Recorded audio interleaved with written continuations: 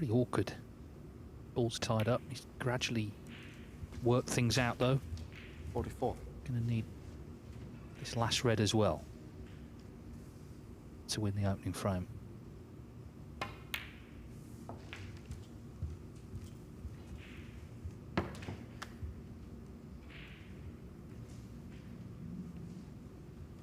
$51.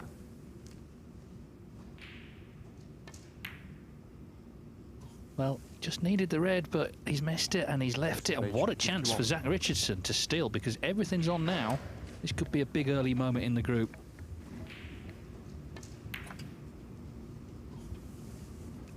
Yeah, didn't expect him to miss that, especially because he's not played for a colour. He's just trying to make sure the red, and they ain't, you know, they're slightly more generous along the cushion than what we're used to on than the star tables. We saw yesterday, didn't we, Barry Hawkins, you know, should have won the first couple against his opponent, whose name escapes me right now, but he didn't, and it cost him later on. John Ashley, yeah. That was it, yeah. Sorry, John.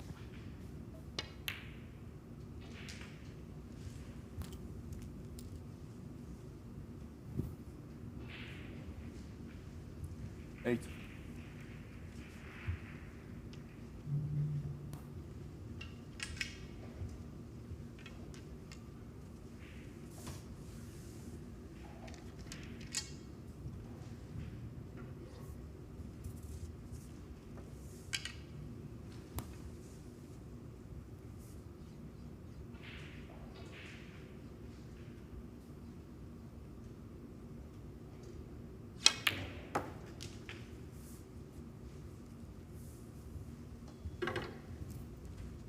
$10.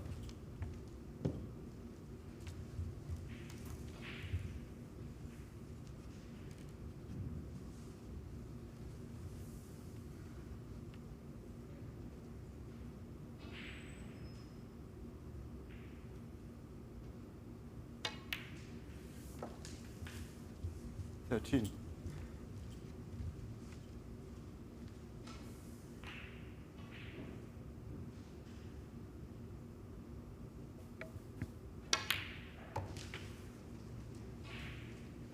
$17. Just overdone that. That's always the key shot, brown to blue, so not quite as straightforward now.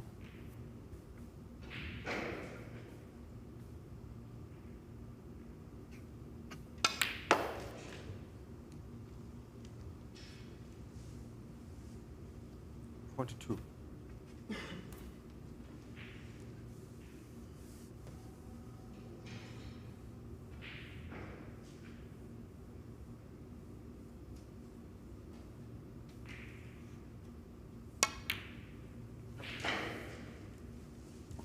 Black for a great steal.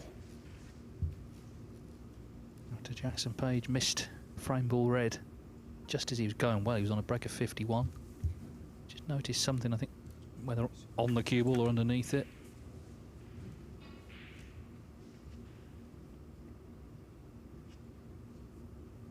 But those couple of black ball losses for Hawkins did set the sort of tone yesterday.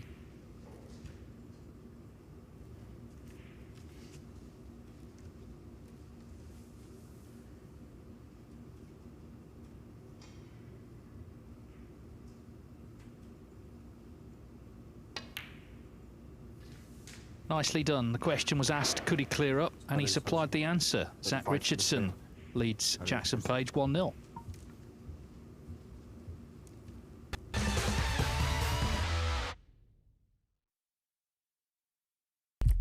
What do you need to become a champion? Vision, drive, discipline, finesse. But what about a world champion? Victor, conqueror, peerless. The history. Reyes is the champion of the world. It's the king of the 9-ball ring. The biggest prize. The crown jewel of 9-ball.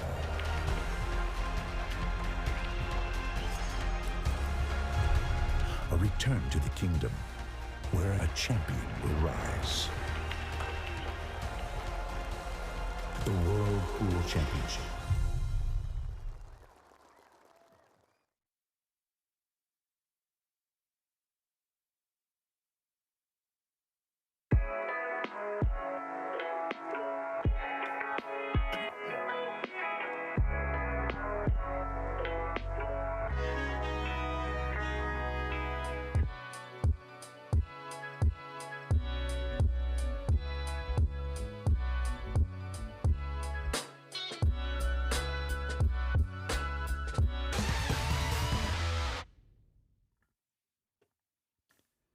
Well, a dramatic start here to our coverage on table one. Jackson Page looked very good in that first frame, but couldn't quite kill it off. Missed the last red, and Zach Richardson made the clearance to lead 1-0. On the other table, Martin O'Donnell, here they are.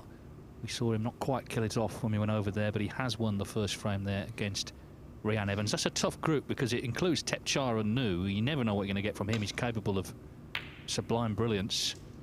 Speaking of which, what a great bot from Ryan. And also Gao Yang, one of the Chinese contingent, of course, got to the final round of qualifying actually for the World Championship last season. So that's an interesting one. O'Donnell, the top seed. And talk about a clash of styles. He's going to play Tepchar and Nu last. That's, well, as I say, a clash of styles. Yeah, you can't get much different than them two. Tepchar is probably the quickest. Well, one of the quickest, or if not the quickest player in the game. So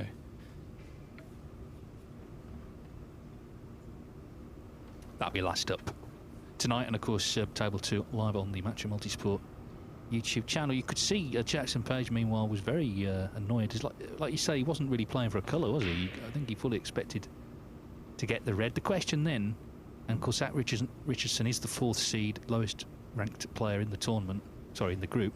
The question was, could he make the clearance? And he did, and that will do wonders for him, and it just plants the seed to Page. He can't afford to not kill frames off when he's got the chance. He might be punished. As I say, if you lose this opening match as the top seed, you don't play again till 5 o'clock, and it gives other players a big chance to steal a march on you. Jordan Brown, the 2nd seed in this group, will play 2 matches before Page plays his next one. Frame. Richardson to break. So this already feels like a big frame. It's only frame 2, but of course if Page doesn't win it, the best he can do is a draw.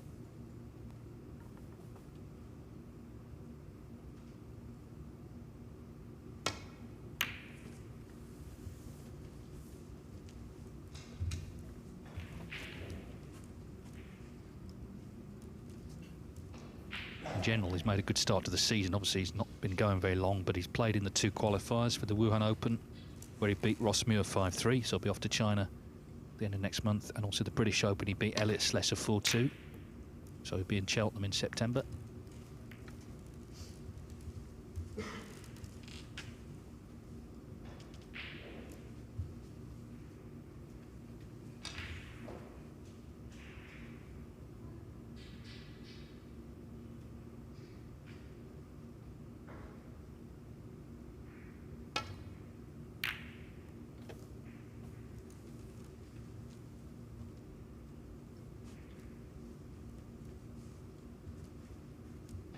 Well, if he can pop this and land on a colour, this is a great chance to get going for Jackson Page.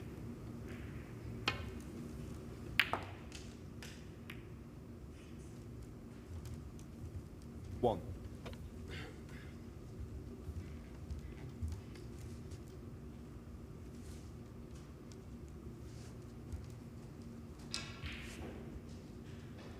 Still needs queuing on this pink, just slightly hampered. But now he could be away.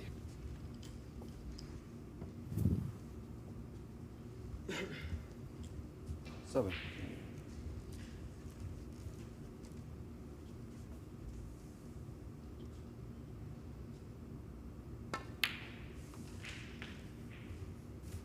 Eight.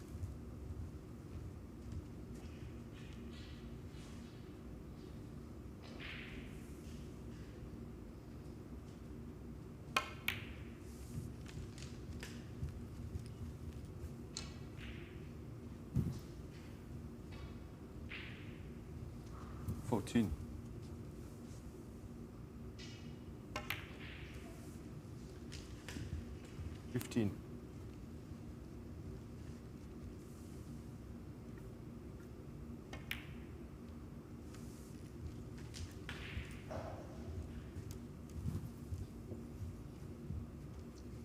$21.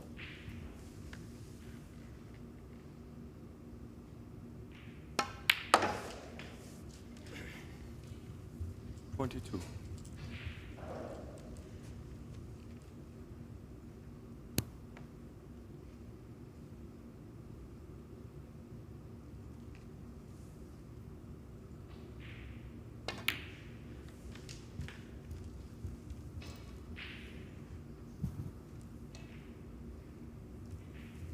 28.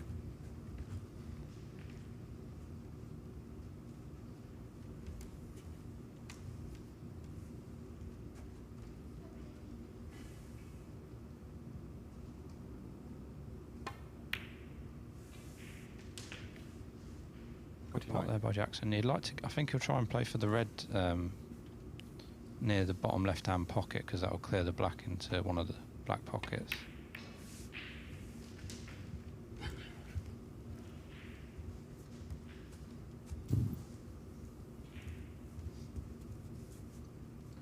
$35.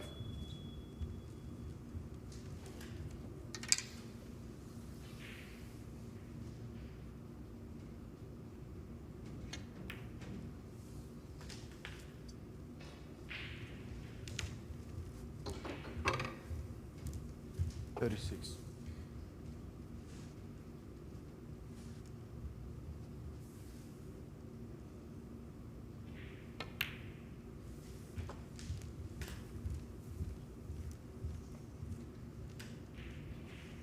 'Just nothing laboured about the way he plays, is there? It's all kind of natural. 42. But you still need to focus hard because anything is missable, 43. or you can lose position if you're not concentrating.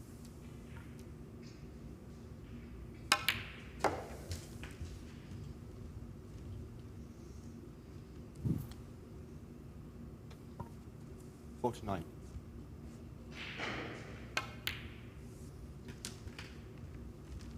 50.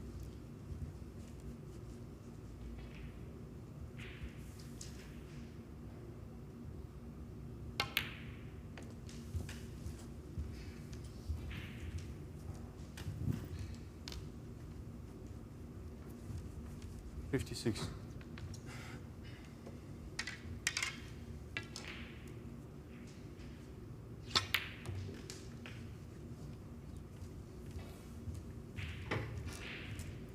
57.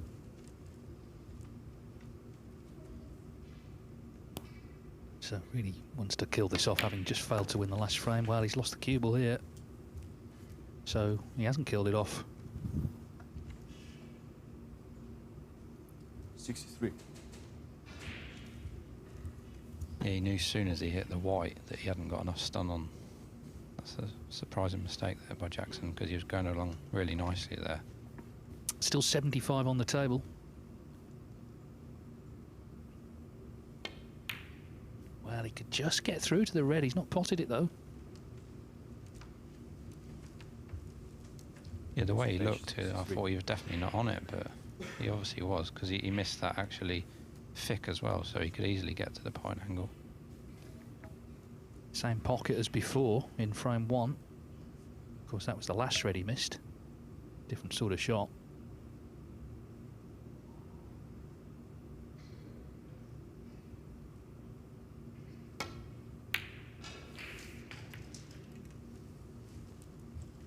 Well, if that had come off, it would have been another golden chance to make a clearance.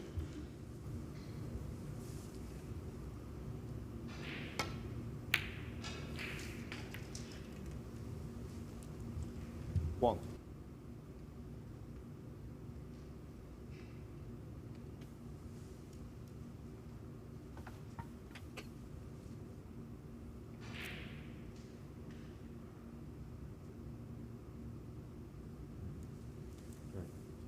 Green ball.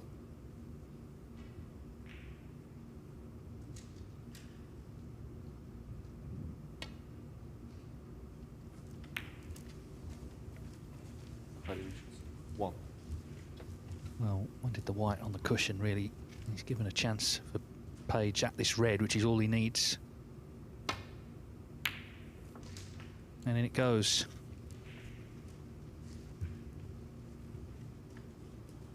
One.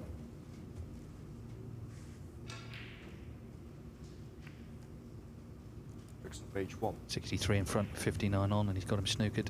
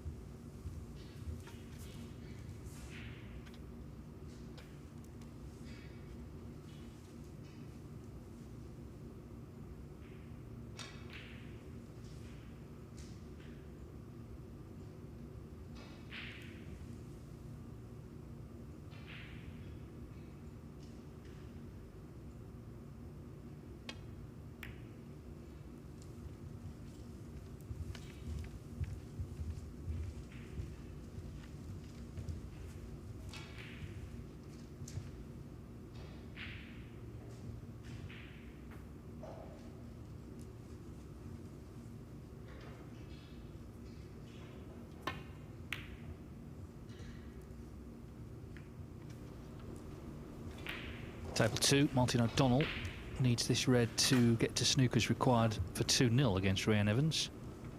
So things going to plan, it would seem, for the top seed there so far.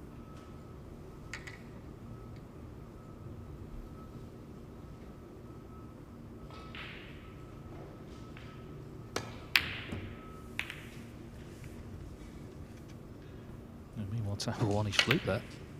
And he's on the black as O'Donnell knocks the red in, so it should be 2-0.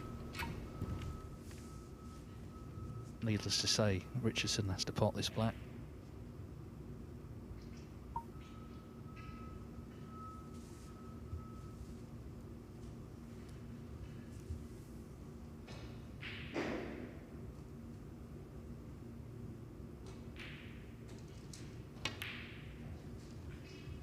Yeah, and he's not done so that's... One. Means it's more likely to be Page's frame. 62 and it 51 on.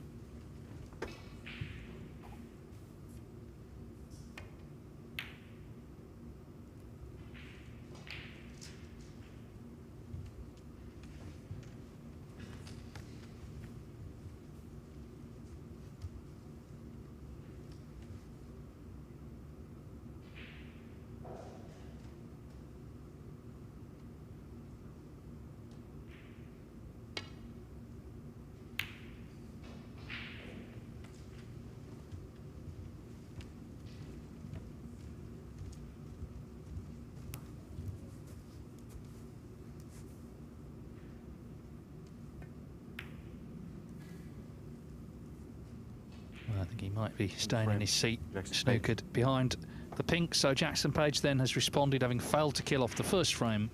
He wins the second, and we're level at 1 each.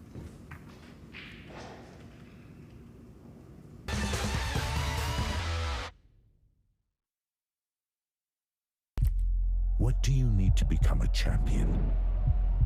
Vision, drive, discipline, finesse. But what about a world champion? Victor, conqueror, peerless. The history. Reyes is the champion of the world. It's the king of the 9-ball ring. The biggest prize. The crown jewel of 9-ball.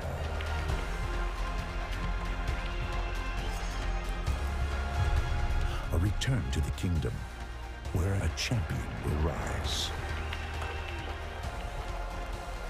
The World Pool Championship.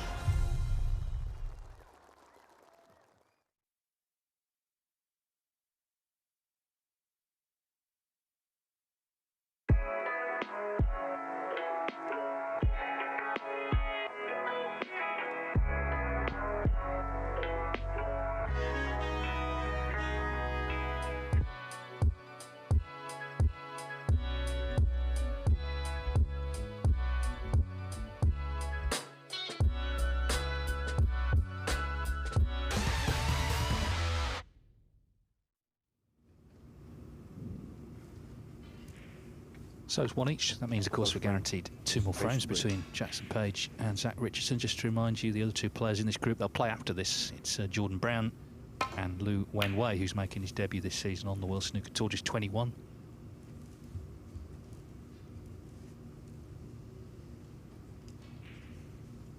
And just to say, Martin O'Donnell has won that frame, the second frame against Rhian Evans with a century. And of course, in this format, uniquely, placings can be decided by high breaks, so he's got a big break in his locker early on.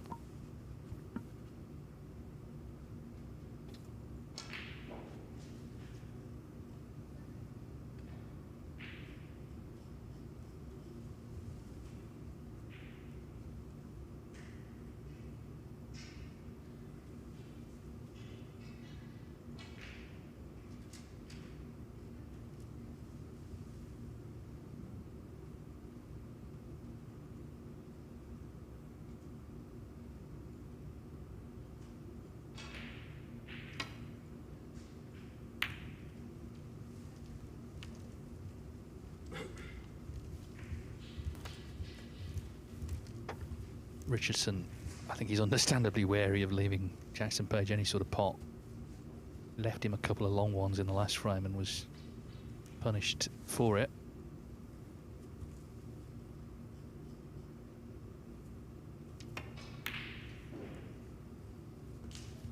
And it could well be a case of similar here. One. Played a sort of containing safety, but it wasn't safe.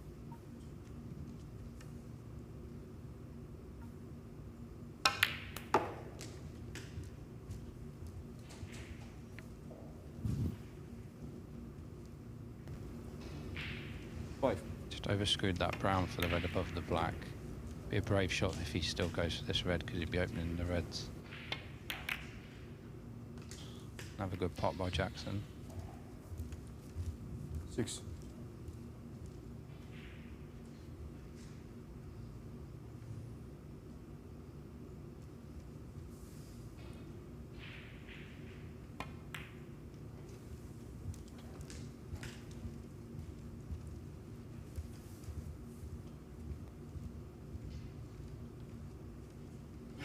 $11.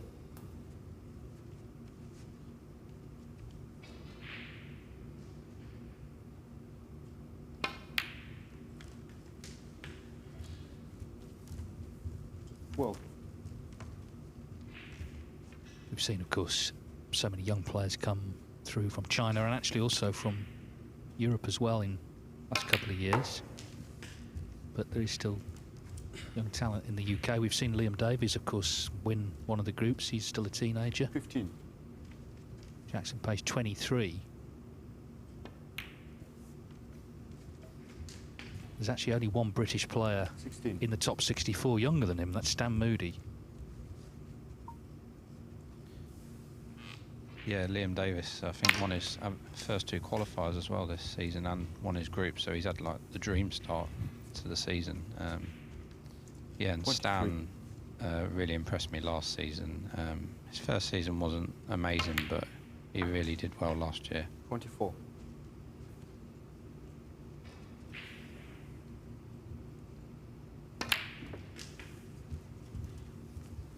Well, Page really sort of hitting his stride now after failing to close out the first frame. Put together a nice break in the second. Chance to do similar here and start to take a grip on the match. 32.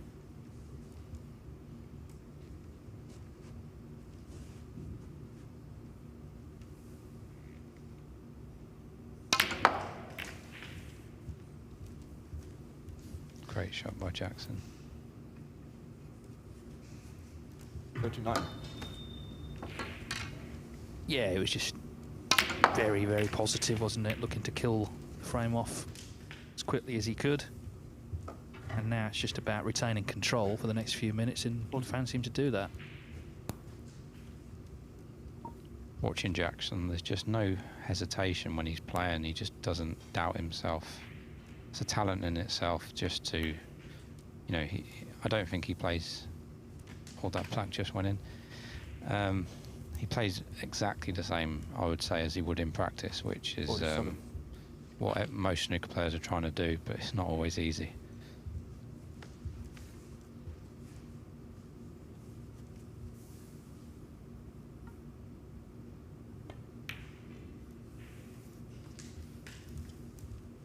Yeah, I think this season will be interesting for him if he can just get a bit more consistency and maybe, you know, win some of those close matches he's been losing. Then I think he could really go up the rankings, which would be great for the game and 53.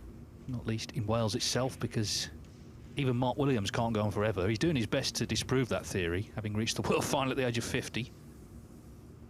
But as ever, they're looking to the next generation. Got young Dylan Emery as well. He's on tour again. And Liam Davies, who we've mentioned already.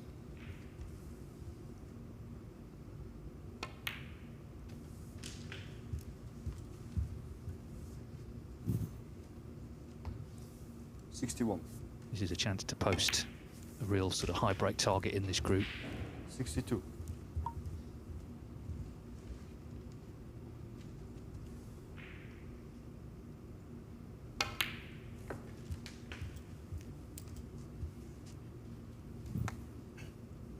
Well, in no time at all. 69. He's won this frame. Snooker's already required. Just needed one chance. As I say, Richardson played a sort of containing safety. Didn't leave an easy red, but Page knocked that one into left middle. Yeah, this break seems to have been 4 or 5 minutes. It's just 77. It's quite intimidating watching your opponent just win the frame so quickly. 78. Thank goodness we've got a young referee who can keep up with him. Yeah, it's nice to see the last week or so having some new young referees. I know that there was, I think this guy refereeing now is from Latvia, and I think his friend was 86. refereeing last week as well. Yeah, this is Fyodor, and we had Dmitry last week, and we've also got Ania. She's from Poland. Yeah, I think Dmitry. 92. Tatiana's got a close friend in Leicester. She's from Latvia as well. And when Dmitry was a lot younger a few years ago, 93. he got in contact with Tatiana just to ask her advice, you know, how to get into snooker. So he started in Latvia, and then he did some Q school and Q tours, and then obviously this is his, you know, first ranking event. So yeah, it's great to see. And can he knock this in? Continue to the century, he can't.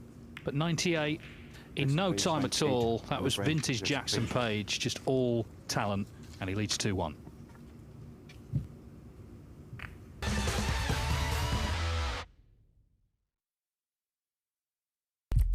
What do you need to become a champion? Vision, drive, discipline, finesse. But what about a world champion? Victor, conqueror, peerless. The history. Reyes is the champion of the world. It's the king of the 9-ball ring. The biggest prize. The crown jewel of 9-ball.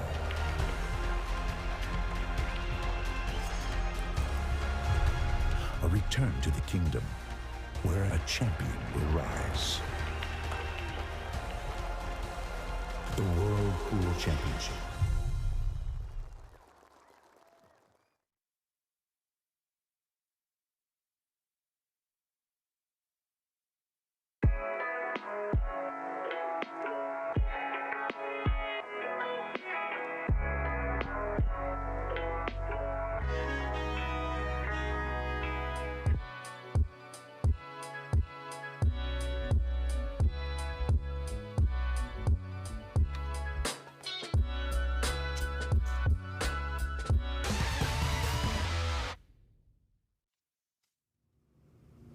Well, 98 in the blink of an eye from Jackson Page, and he leads 2-1, of course, having lost the opening frame on the black, but he's bounced back very impressively. Zach Richardson, I think, just wary now of leaving any sort of half chance because it's costing him frames. Still 2-0 to Martin O'Donnell against Ryan Evans on table 2. Remember, Tepchara Nu and Gao Yang, the other two players in that group.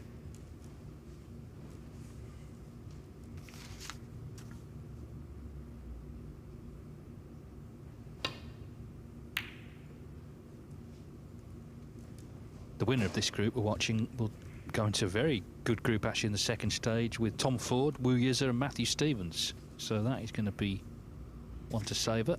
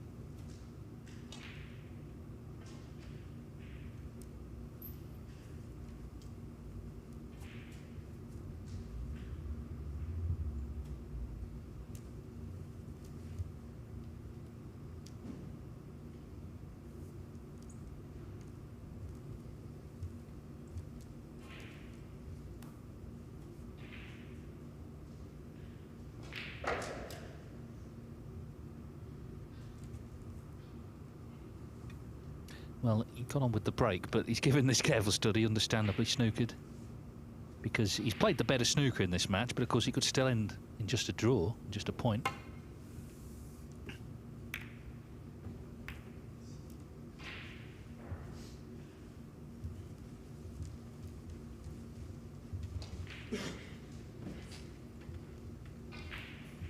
Played that pretty well, Jackson. Bit unfortunate for the red to go near the pocket.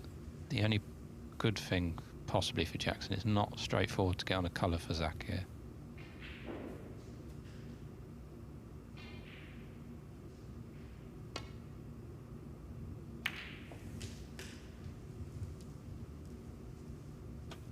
Didn't want to land there.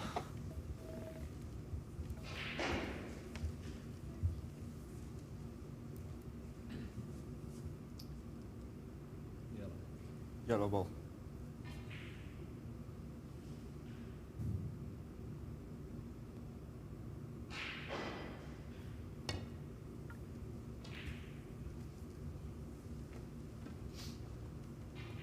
All the miss. Richardson 1. Jackson page 4.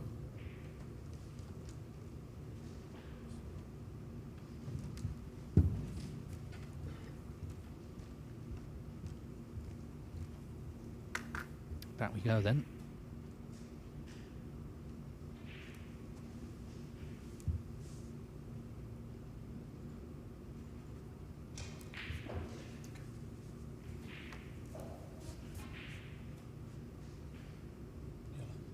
Yellow ball.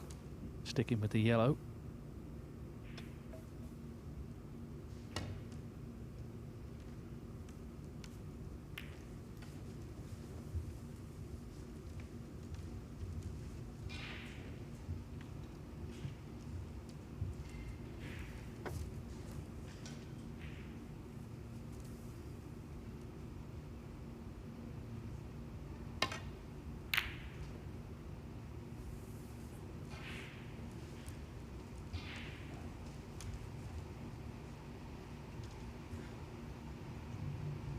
Well, good length on the cue ball.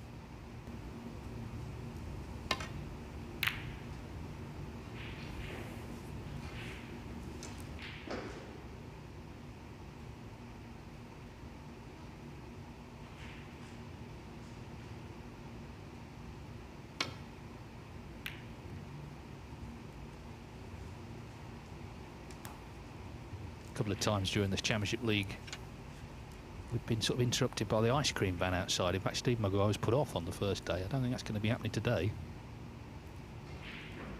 Good day to be an indoor sport.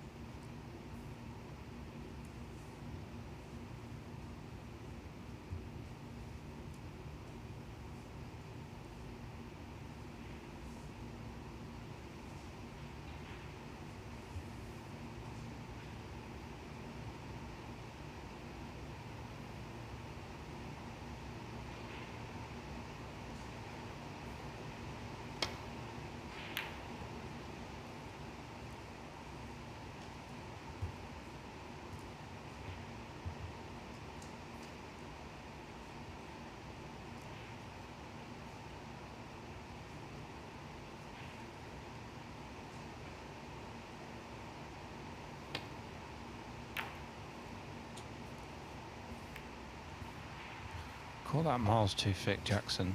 That was a pretty routine mistake there.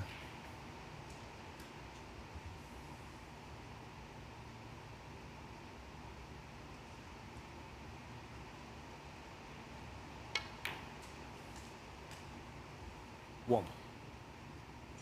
The black's tied up, but once he pots this pink, there's quite a few nice open reds, so it's a decent chance for Zach.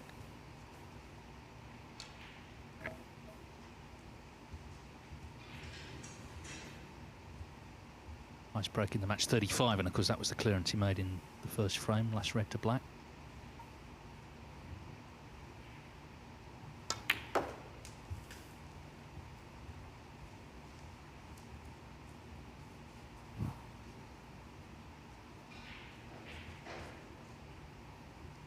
Seven.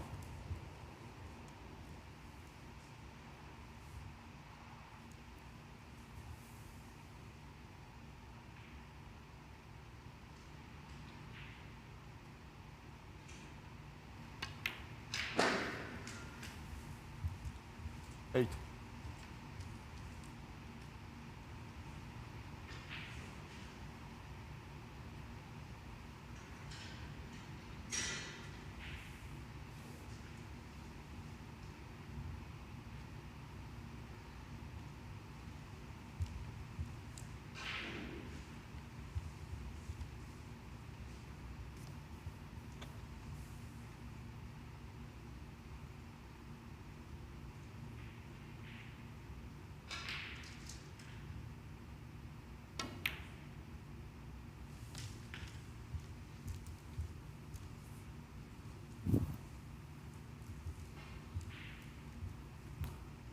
$14.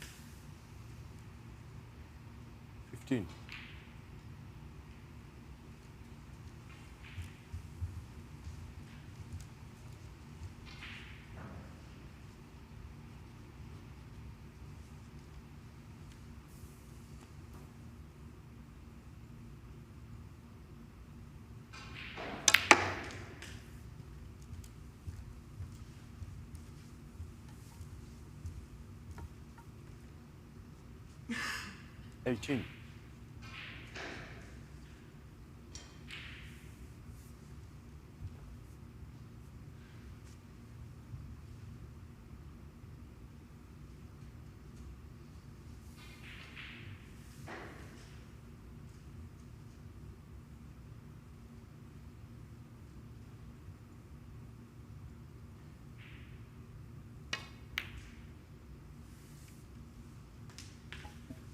Well, it's gone in 19. just about, but kind of sense he's just under it a bit here, having been outplayed since he won the first frame.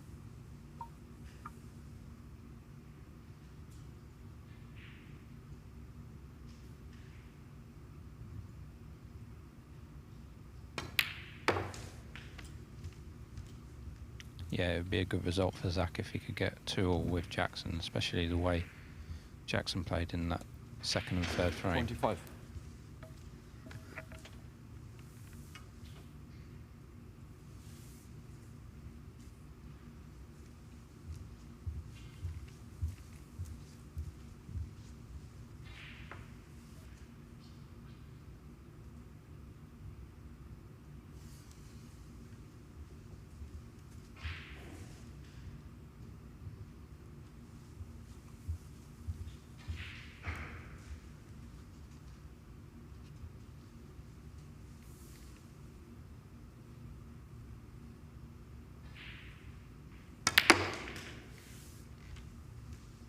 $46.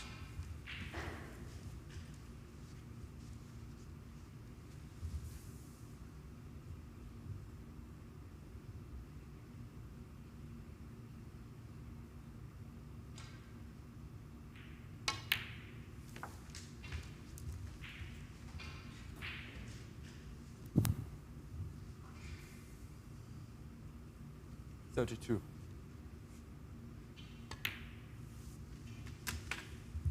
33. Well, shaping up to be a really good chance now.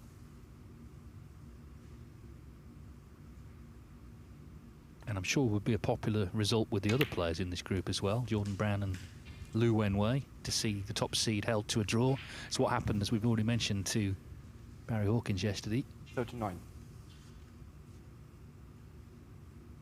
Now, Martin O'Donnell with a chance to win 3-0 against Rhiann Evans. Just needs the blue, and Rhiann is going to need snookers there. So, impressive start for O'Donnell because he is the top seed in that group. But it's a tough group. Gao Yang and Tepchara Nu also in it. O'Donnell made 109 break in frame 2. 6.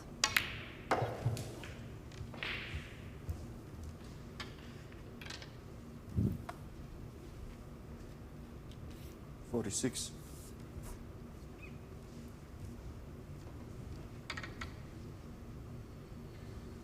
If Martin O'Donnell can pot this red, then there's surely nowhere back. It's already 2 snookers needed. Well, he's not potted it, so there's a glimmer there for Rhiann Evans. The black maybe not in a great spot. Anyway, meanwhile, 47. this has gone wrong for Richardson. 44 in front.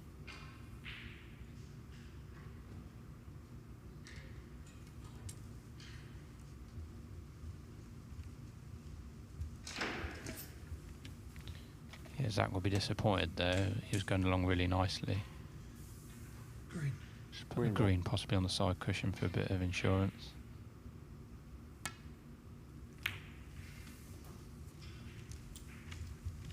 Richardson, 47.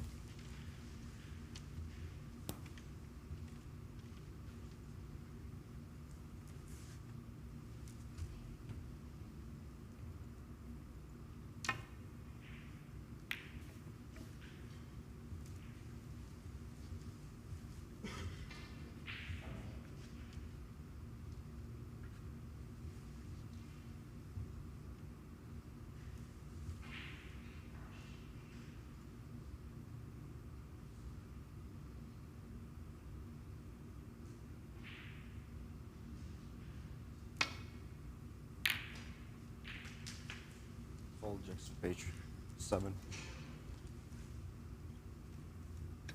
Yeah, this could be a free ball.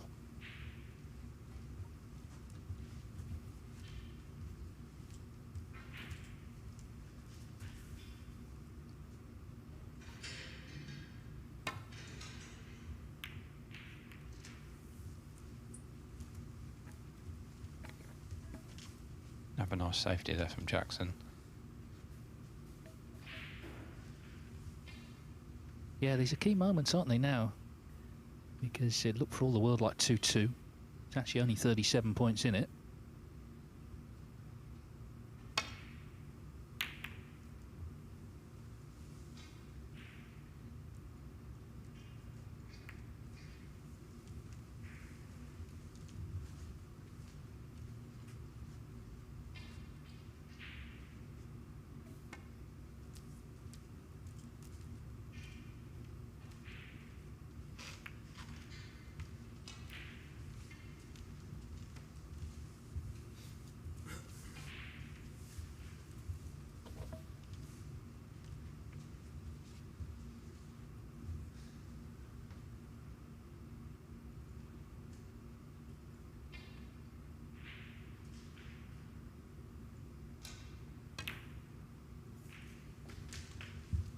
Yeah, it seemed quite unlikely, actually, Page would leave a pot on there, but he did, and it's been nicely potted by Richardson. Top through these 3 reds and hopefully push one over this corner pocket.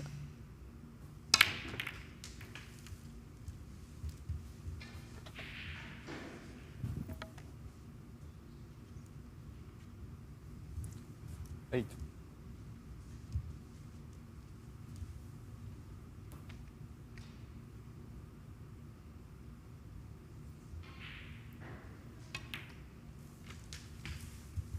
Well, he's done well here because he was outplayed for a couple of frames, and of course he only just won the opener, but it looks like he's going to get the draw. Remember last year, as I mentioned earlier, he drew with Neil Robertson.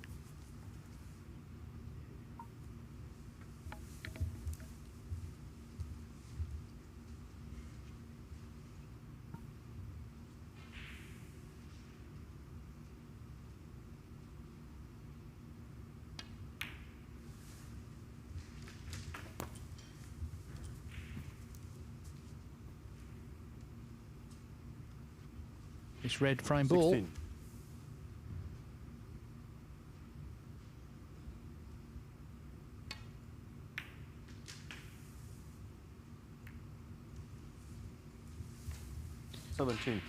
He would like to a colour as well. But the pink goes, so he's okay.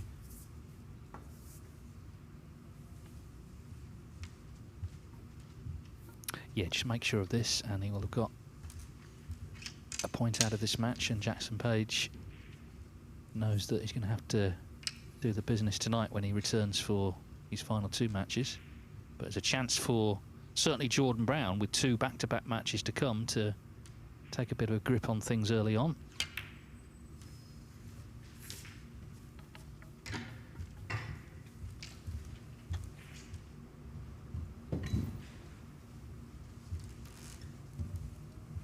Three.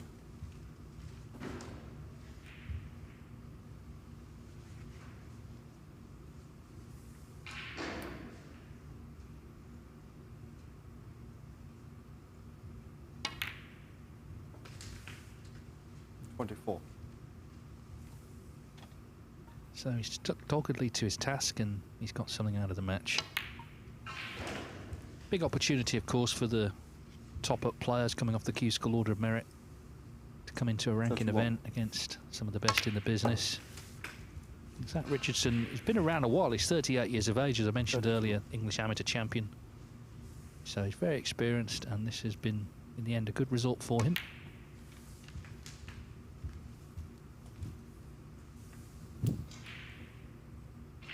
$38.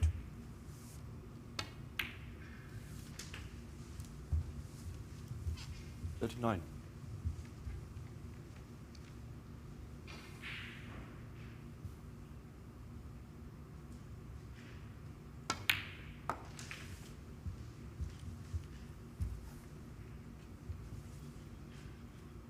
46.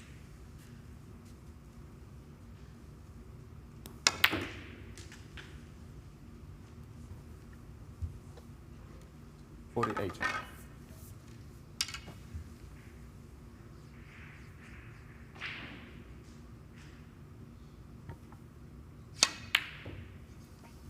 So a strong finish from Zach Richardson. He stole the first frame on the black. Jackson Page played superbly 48. in frames 2 and 3, but it does end in a 2-2 draw, so they take 1 point apiece. There'll be a 5-minute break, and we'll be back with the second match, Jordan Brown against Lou Wenway.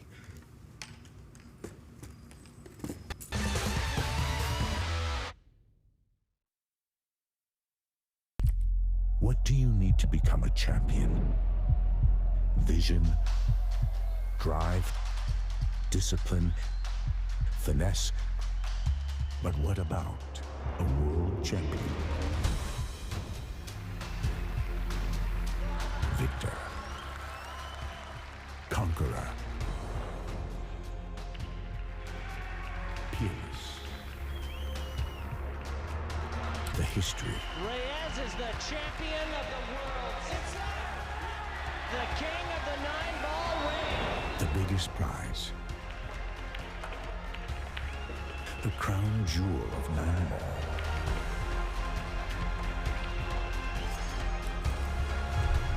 A return to the kingdom where a champion will rise. The World Pool Championship.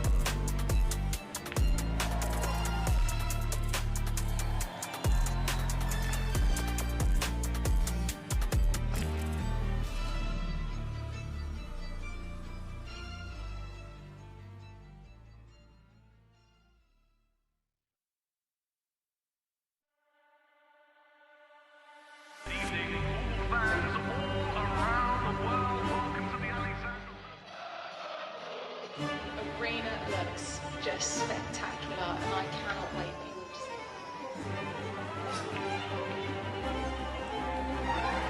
Julius, don't worry. Yeah, but plenty of the guys that need to be ready. We're the champions. You need to come take it from me. You want to follow me in there now? Yeah, I know you're ready. All we've been doing is Can you speak English, but please speak? Because I ain't understood what you said.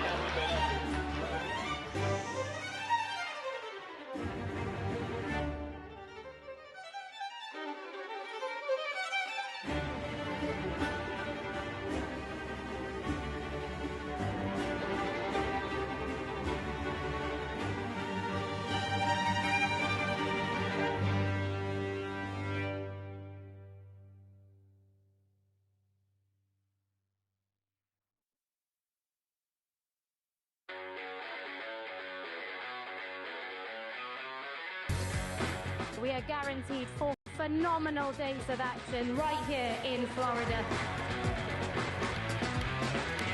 Drama is certainly guaranteed in front of a hugely raucous crowd. The American fans really get into the spirit.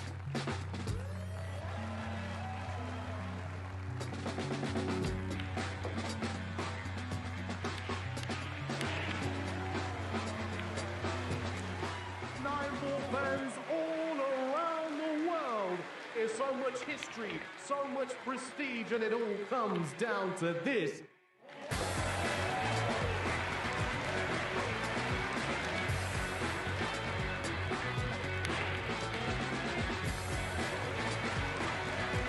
So much action lies ahead at the Caribe Royale in Orlando, Florida.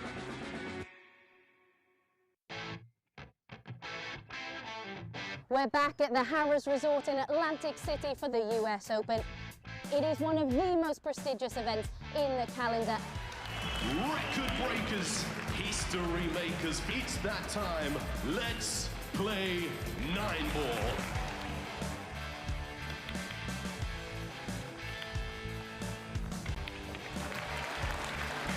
Nine-ball pulls on the growth. And the governor gets on the board.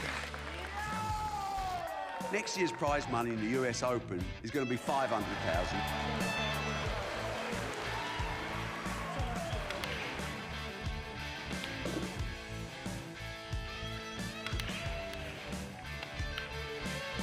The man they call the Ghost has left everyone for dead. We will take this sport to places it's never been, and that's a bloody guarantee.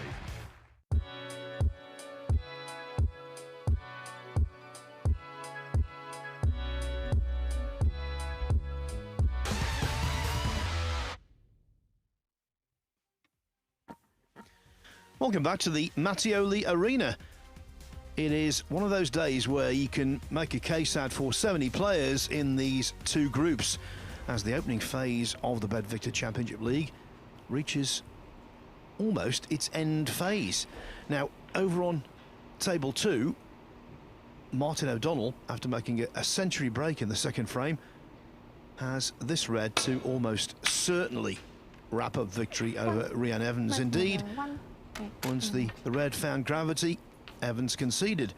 And so O'Donnell, the top seed in that group, has the perfect start, winning by 3 frames to 0. Next up over there, it will be Tepchaya Unu against Gao Yang. As for our second match on table 1, well, it's a very interesting affair indeed, because, as I say, today, so many players have a chance of winning their group, and that definitely applies to the 2 players involved now. Northern Ireland's Jordan Brown, a career defined so far by winning the Welsh Open at the expense of Ronnie O'Sullivan in a major upset in the final, and a rookie from China, Liu Wenway. It's the first time I've seen him play, but in the qualifiers for the Wuhan Open, he showed he can strut his stuff by only losing 5-4 to Jamie Jones after leading 4-3. So that gives you the impression he could be quite a force in this group. With me for this one is Ben Wollaston, and when you're playing a young Chinese player, Liu is 21 by the way, and they've come through Q School and maybe the Chinese Billiards and Snooker Association Tour, you know they're useful. Yeah, any Chinese player, you do expect them to be strong. You know, good potters normally and make lots of breaks. I actually don't know. I've never seen him play before.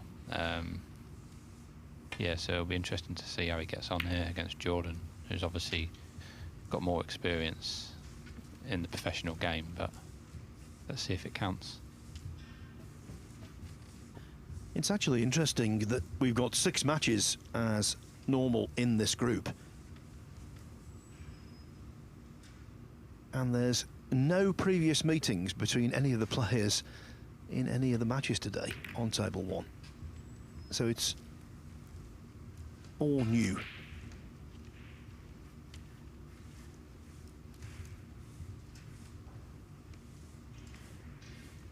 Yeah, you'd have expected Jordan and Jackson Page to have played before. Maybe not the other 2 players, because obviously this is Lou's first year and Zach Richardson's not on the tour. But yeah, it's surprising that Jordan and Jackson have never played before.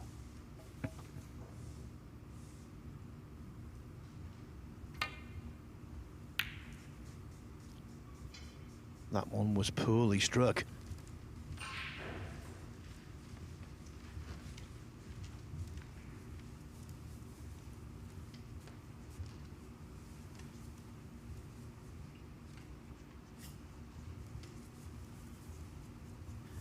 It's inevitable that Brown will always be thought of as the man who beat Ronnie O'Sullivan in the Welsh Open final. Obviously, he's achieved other stuff as well in the game, but that was such a standout moment.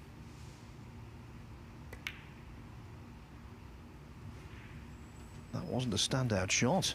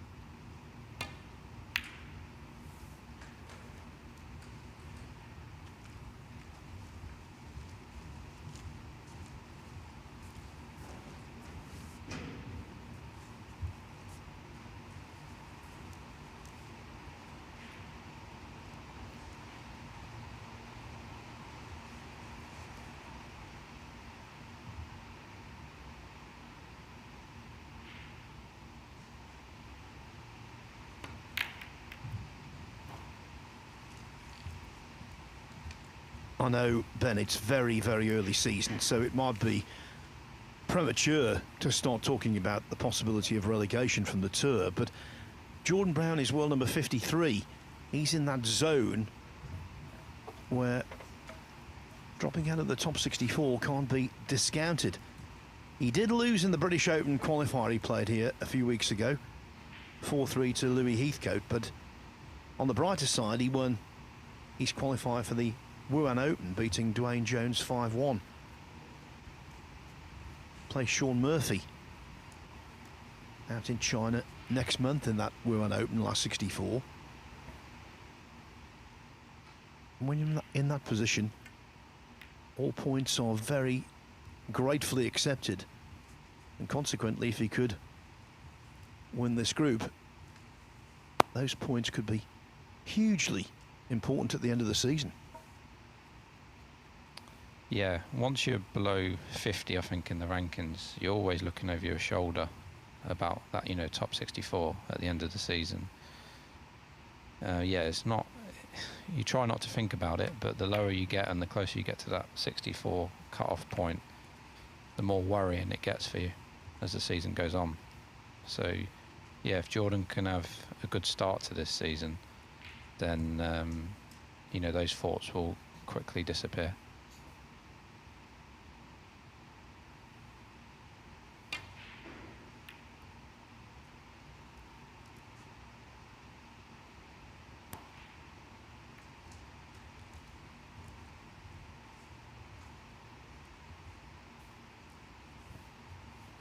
Well, so far, Brown has caught one safety very thick and that one too thin.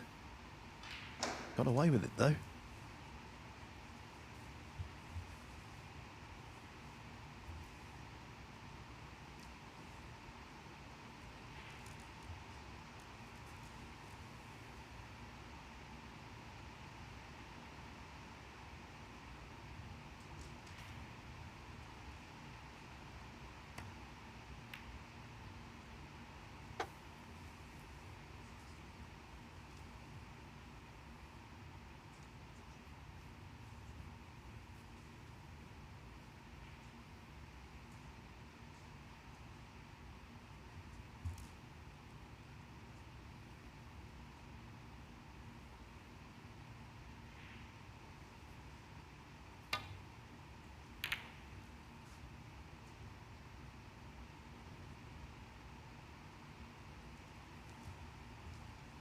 Not convincing on these safeties. That one reverting to being too thick. Cue ball not quite reaching the baulk line.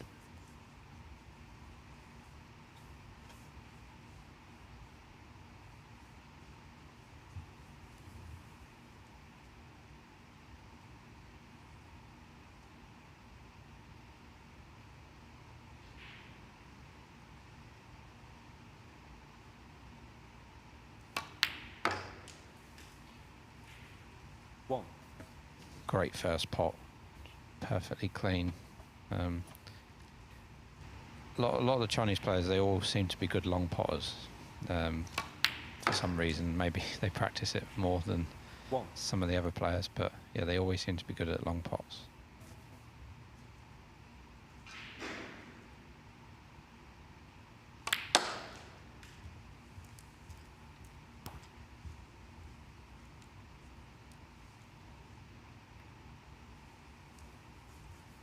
Six.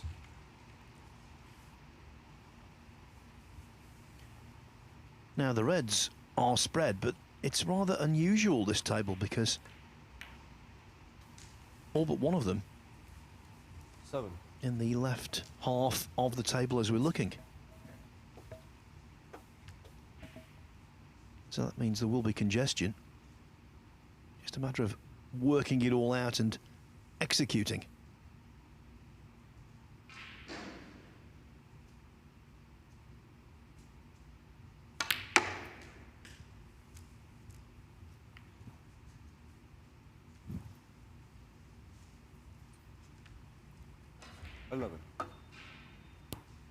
Now, Ben, this might be one of those awkward shots where, because of the cushion,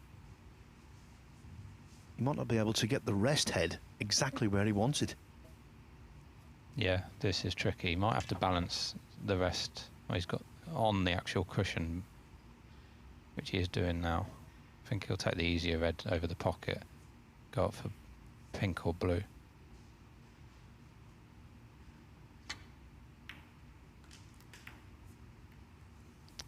And because he nearly missed that, he hit the pot a little bit thin. That's why he cannoned the red and didn't get nicely on the blue. Can still cut this blue in the middle pocket, but the white will be going loose, so not guaranteed to get on a red.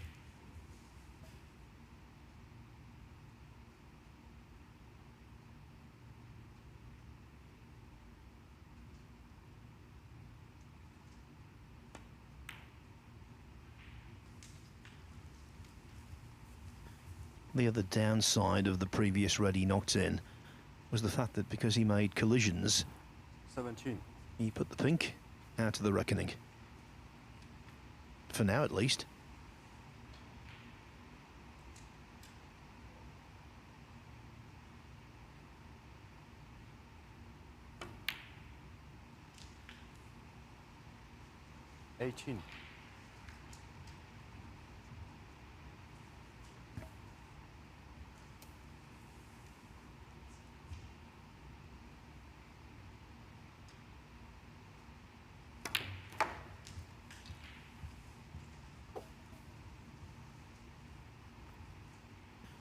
Well, first impressions, Ben. I like his kill action. He gets through the ball nicely. Yeah, he's looked good so far.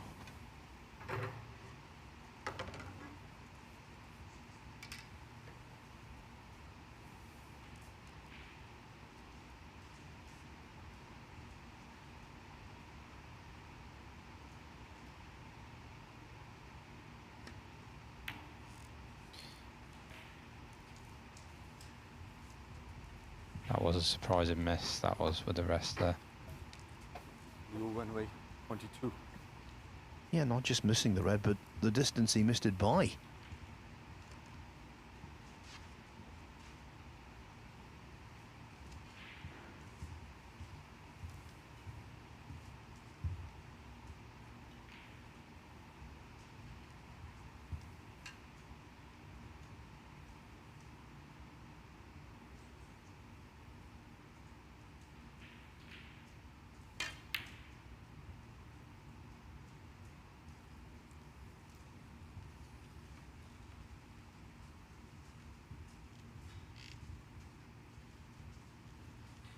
Well, there's been nothing in Brown's game so far to inspire confidence.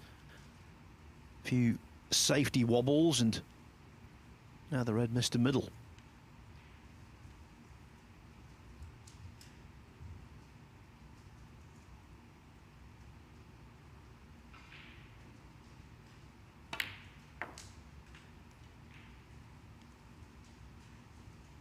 One.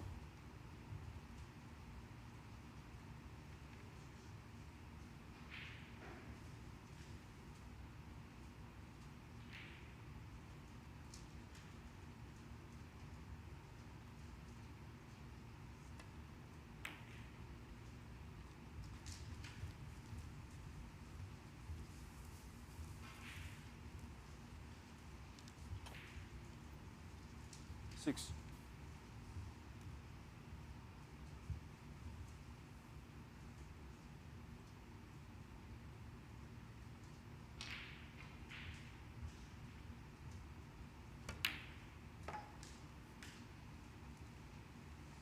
Seven. Wenway came through the Asia Oceania Q School in Thailand in May of this year. Earned a 2-year card as a result of negotiating that test. And talking about Thailand, one of the most appealing, entertaining, smooth players in the game, Tepchaya Anu, who hails from the Kingdom of Thailand. Well, he's 1-0 up on Gao Yang. Officially still the first frame, but there's no way back for the young Chinese player, it would appear. Certainly not now. Frame ball just gone in. Although that's typical of Anu. Just when you think he's flowing, he misses one, pardon the pun, out of the blue. 20. Yeah, I saw Stephen Hendry say last week about his favourite player to watch in the game was Tepchaya. I think he's a lot of snooker players' favourite player to watch. He's so easy on the eye, but I guess frustrating at the same time because he can make a lot of silly mistakes.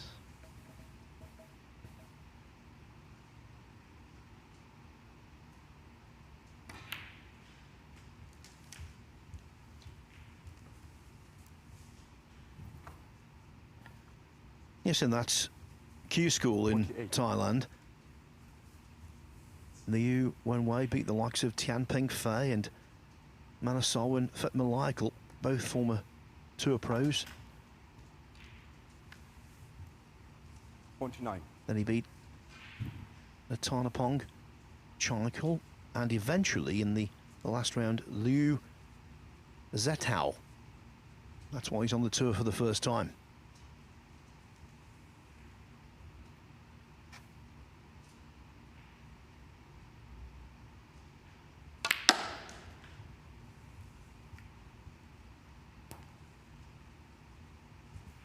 One thing I have noticed with his technique, Ben, in the middle of the cue action, there's a rather aggressive practice stroke. And it's in there all the time. It's well before he delivers the cue, but not the normal address and approach you expect.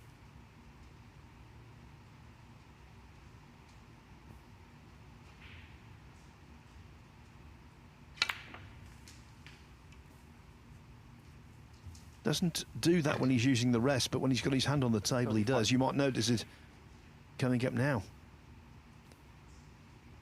as he places himself on frame ball.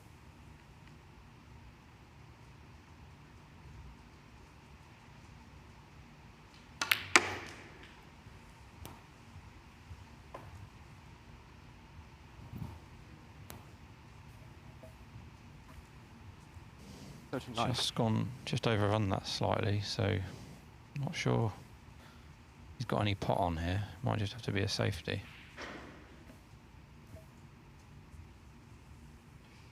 Yeah, didn't place himself on frame ball, didn't get the position, so has to wait to pot that. He's 61 in front, 67 on the table. You Wenway, 39.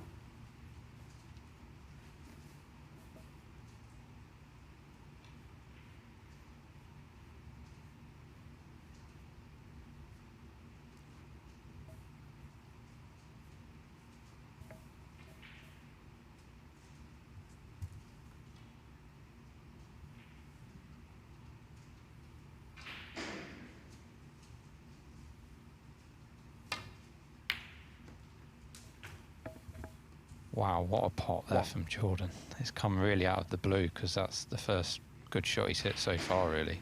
He's hit a few poor safeties, but that was just one of the shots of the day, that will be. 1.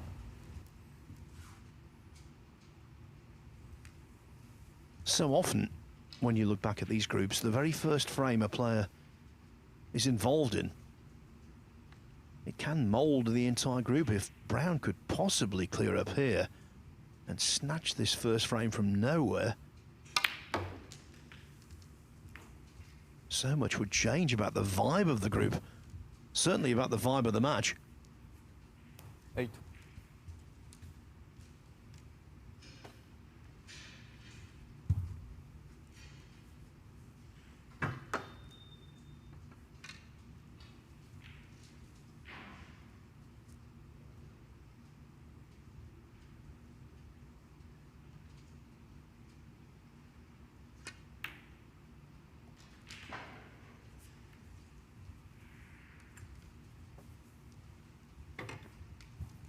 Well, normally 9. you would see Brown tucking up behind the black, but he's 52 behind, so maybe he'll try and pot it. Obviously, if he gets the snooker, that could yield 4 penalty points, but it wouldn't be the toughest snooker to hit. Yeah, this black has to go in.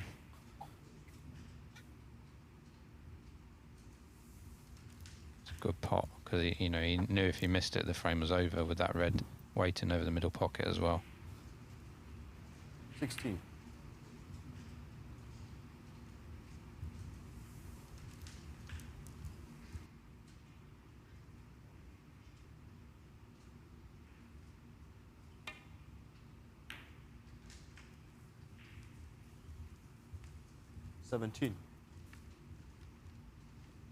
Perfect on the blue.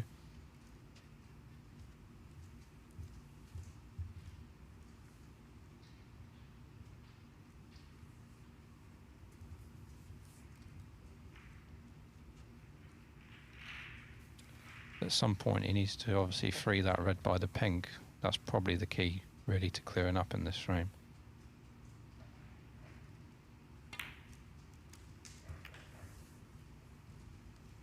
Nicely done. 22. Another thing in his favour here, because he's 39 behind with 43 on, doesn't have to solely concentrate on the black ball, does have some leeway with what colours he can pot off the last 2 reds.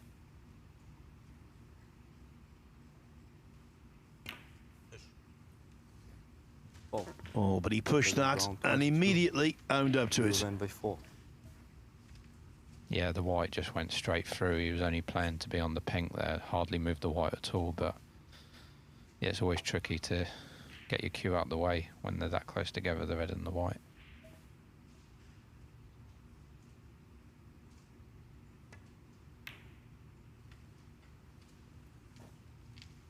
You can only assume that the referee would have given that anyway, but he didn't get the chance to make the call because Brown very sportingly and immediately called the foul on himself.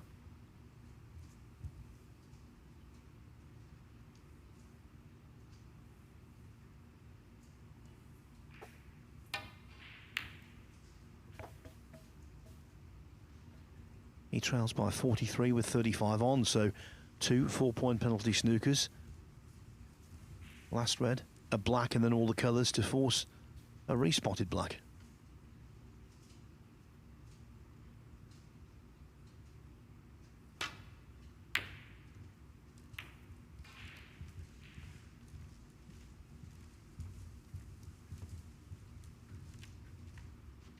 Can tell you that Tepchaya Unu did hang on to win that first frame from Gao Yang.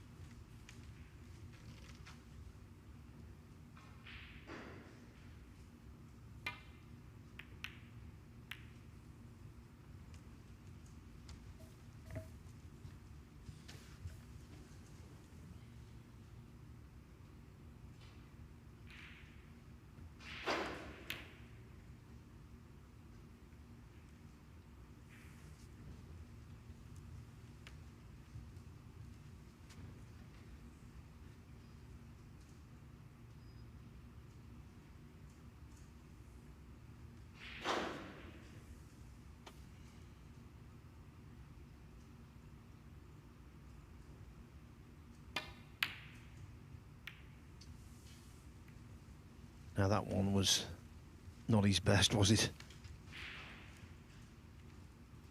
I think, Ben, you feel obligated to carry on in this circumstance, especially against a relatively inexperienced player, but winning frames when you need a couple of snookers, they don't come around too often. Yeah, especially when the last red's on the table, because you've got the chance of the free ball as well. So, however you're feeling, you do feel obliged to carry on, I think. Once you're 47 or less behind on the last red, I think most players carry on.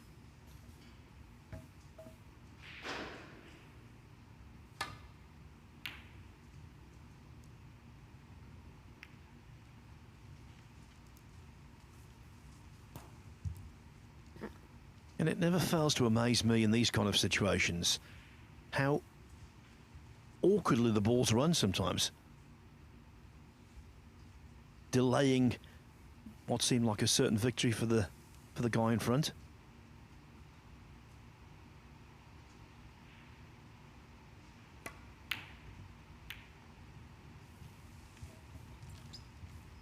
With the pink, black, green, brown, they are a pretty big target for snookers for Jordan, so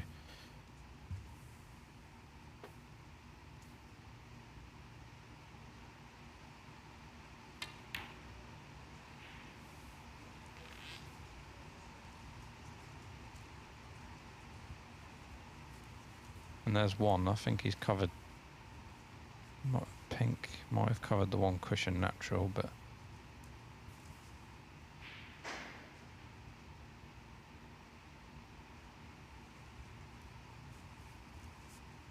it looks like he can swerve it off one cushion, so shouldn't be a problem.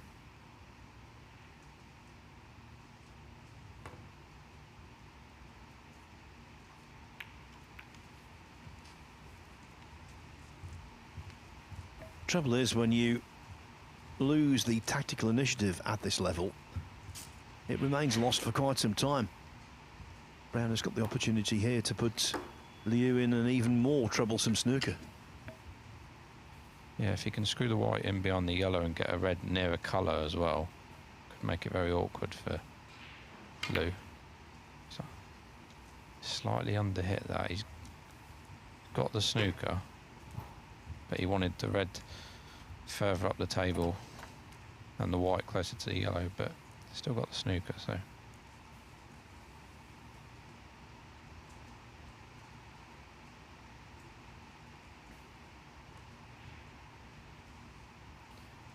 And that's really wide, so. Ball Jordan Brown. Just okay, I think, not left the free ball, but I'd expect him to be snookered again.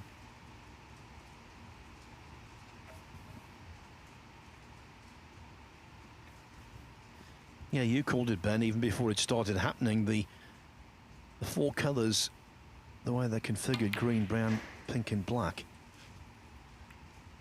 ideal for someone chasing snookers. Now, that wasn't the most penetrating snooker he could have laid. I think that's a chance missed. Okay, it appears as though Liu can't see the red directly, but this should be a simple swerve.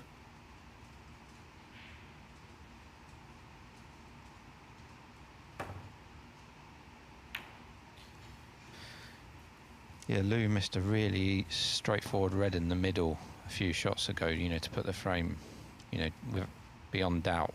And he could have done without this, you know, because I expect Jordan to keep this frame going on for a little bit. So he might find himself in some more snookers.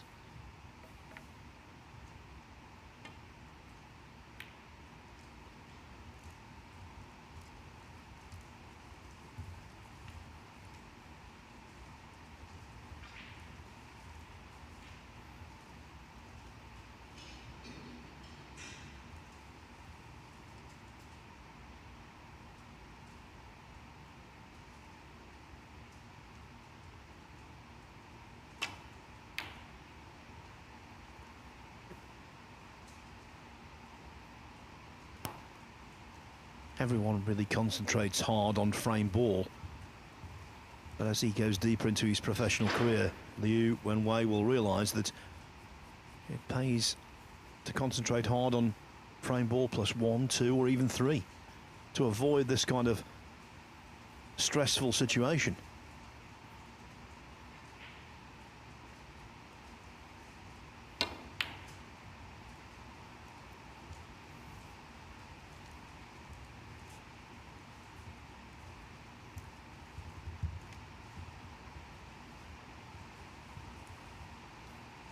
So this is another chance for Liu to put this frame away. If he can pot this red, then Jordan won't be carrying on.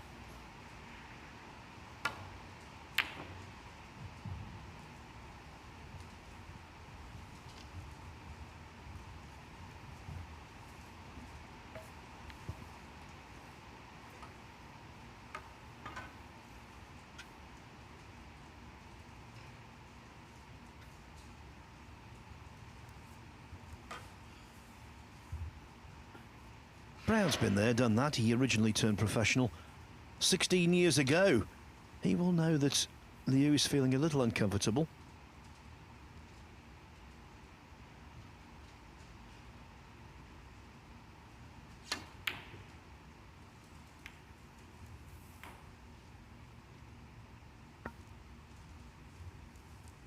Maybe more uncomfortable after that.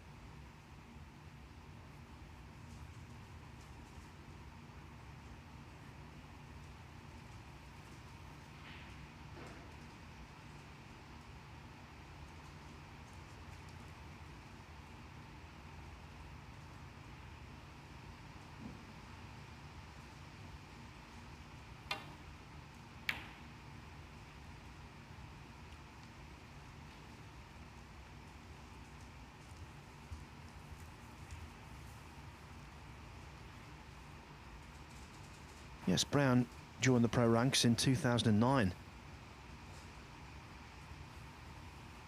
Swiftly dropped off the tour, but regained his place in 2018 through Q School, and he's been a member ever since.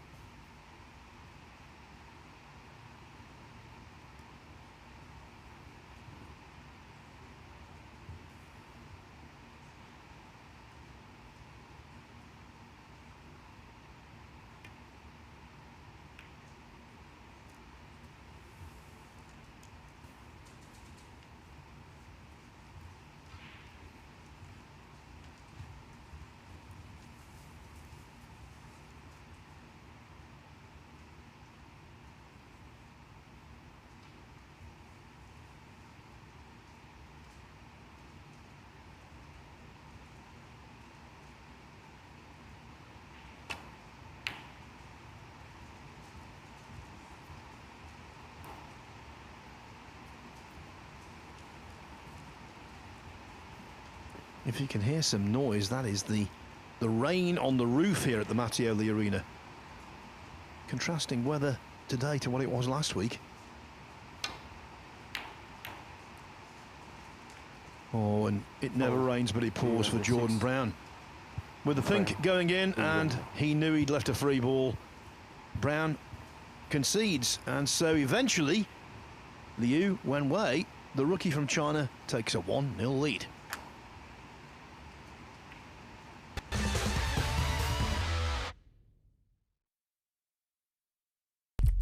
What do you need to become a champion? Vision, drive, discipline, finesse. But what about a world champion? Victor, conqueror, peerless. The history. Reyes is the champion of the world. It's the king of the 9-ball ring. The biggest prize. The crown jewel of 9-ball.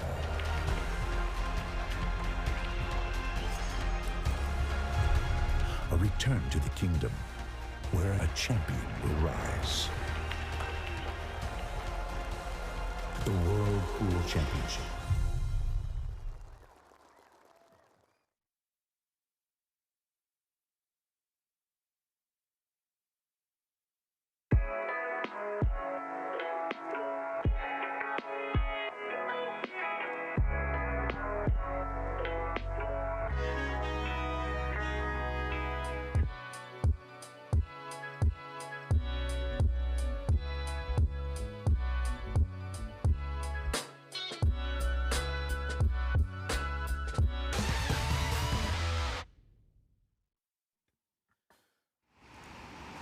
Welcome back to a storm at the Mattioli Arena in Leicester.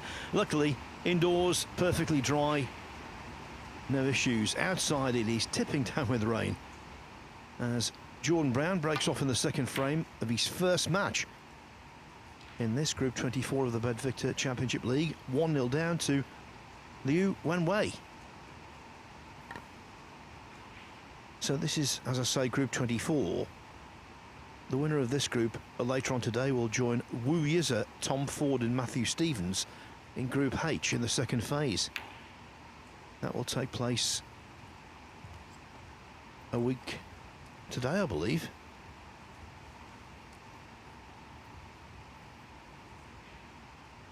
As for the action on Table 2, which you can see on the Matchroom Multisport YouTube channel, that's Group 31. The winner of that later on will join a tough group: Zhang Anda, Stephen Maguire, Yuan Sejun.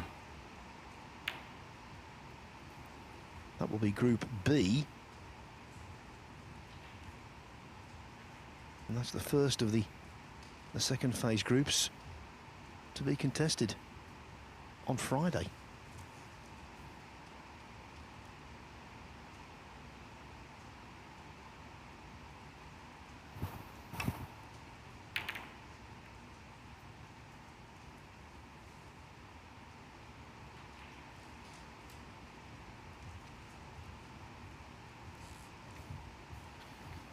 Lou caught that much too thick. You know, it's only just got to the blue spot. He's not left a lot for Jordan, though. Looks like he can only play a safety shot, so got away with that one a little bit.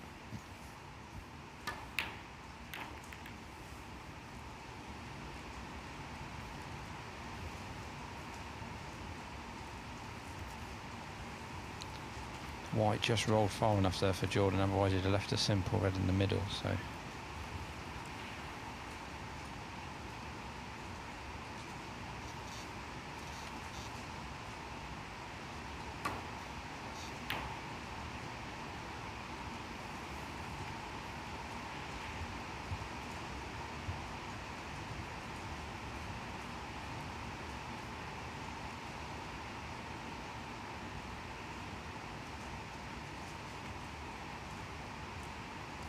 When you see 6 reds like that, all congregating on the right-hand side cushion, You suspect it might be quite a scrappy frame.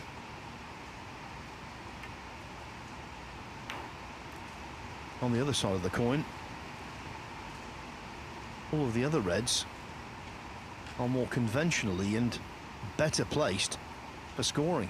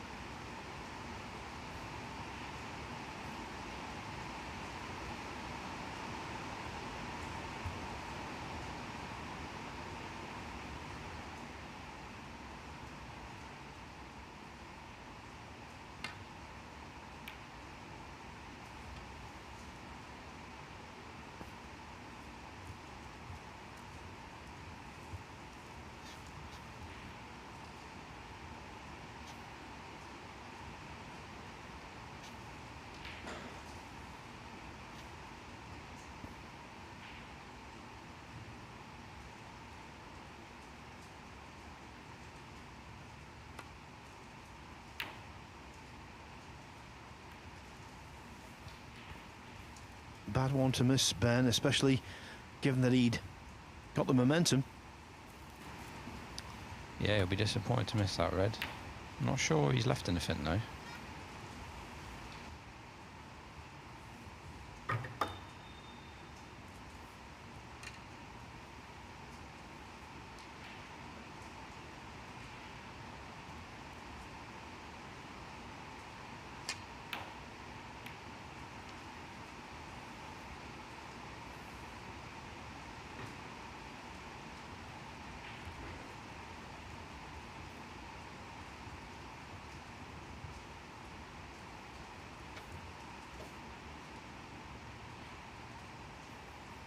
Now, we've seen a lot of this kind of pot overcut during the first couple of weeks of the tournament. That one, though, was stroked in with terrific authority, and look at the position on the blue. He could not have placed that better with his hand. One.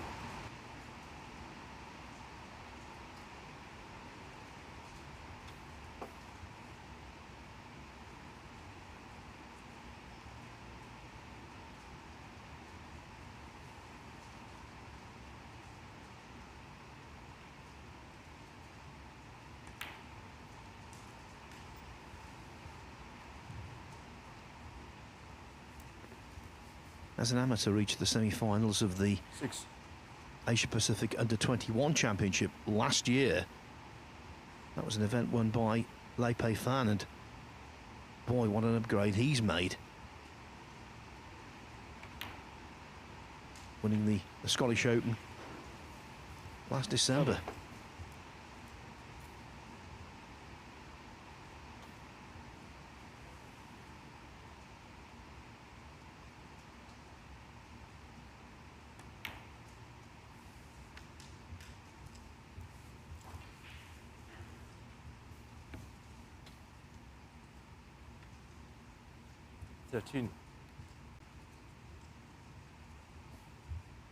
Yeah, he's got 4 or 5 loose reds here. Shouldn't be too much of a problem, but then it will get a lot more difficult because there's at least 7 reds, you know, perfectly safe. So he'll have to develop some of them later on in the break.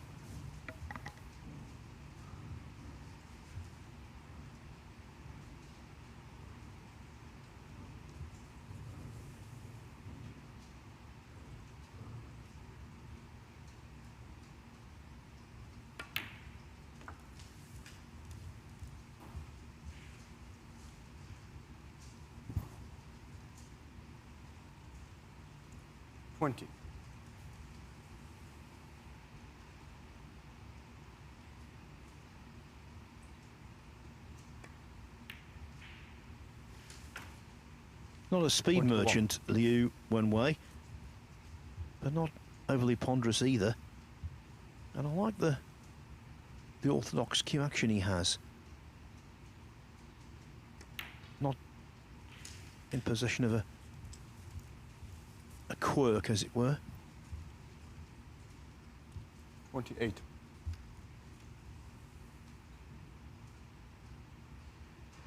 No dominant eye, cueing directly under the chin. 49.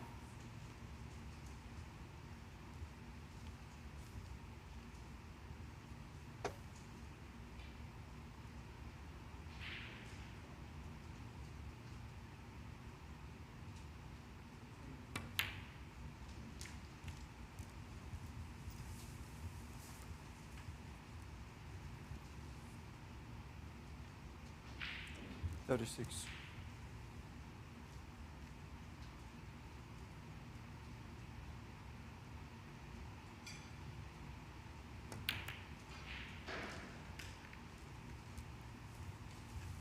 Nice little flick on the blue there, and he's brought one more red into play, but that will be his, you know, the last loose red. But he's building a nice lead here. The blue will take him 42 in front.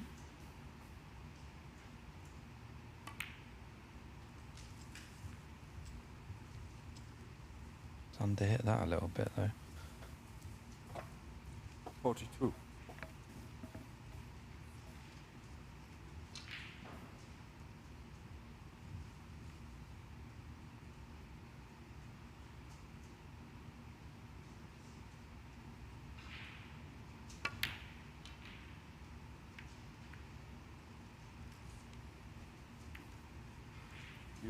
And one thing led to another. 42. Now, normally, a 42-point lead with so many reds on the table wouldn't be anywhere close to being decisive. Here, it's really valuable because putting together any sustained scoring is going to be so tough the way the remaining reds are placed. Yeah, I think if Jordan gets the opportunity at some point, he'll obviously try and free some of these reds, because the way the balls are at the moment, this 42 lead is quite big.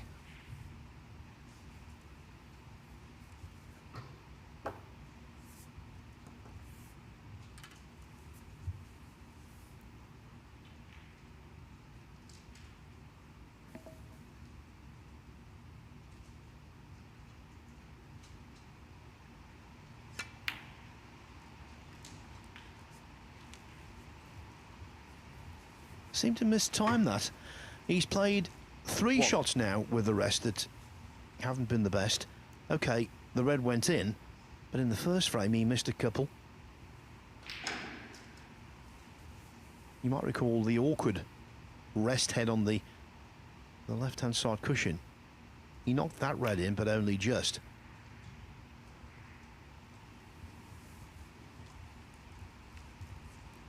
You win with 1.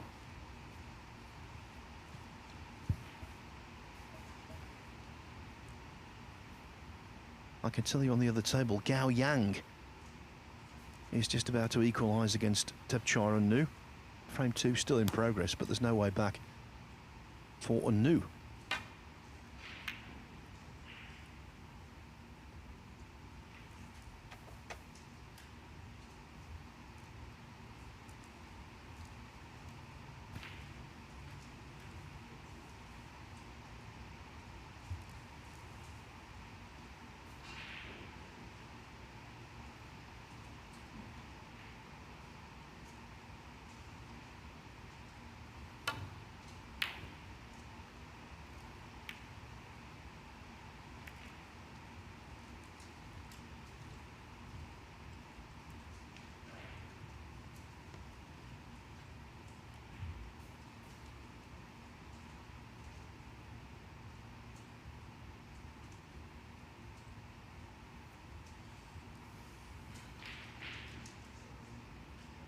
Yeah, Gao Yang cleared up with 67.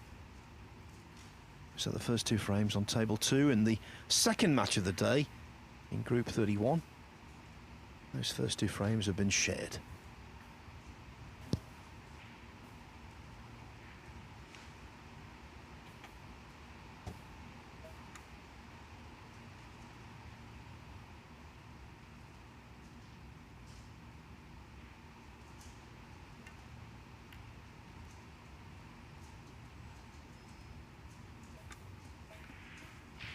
Jordan would want to play that shot again.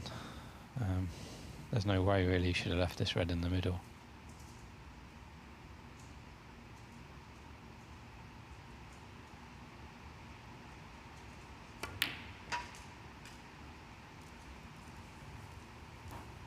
One. Good pot in the middle. He just would like to have been straighter on this black. I think he's actually going to bring a red off the cushion here.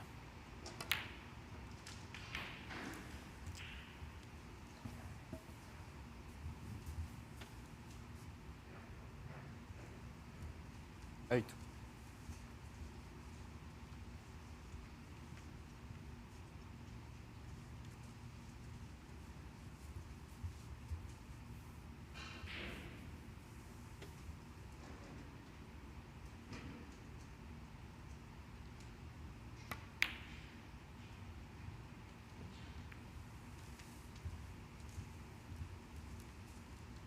Blue Wenway 8.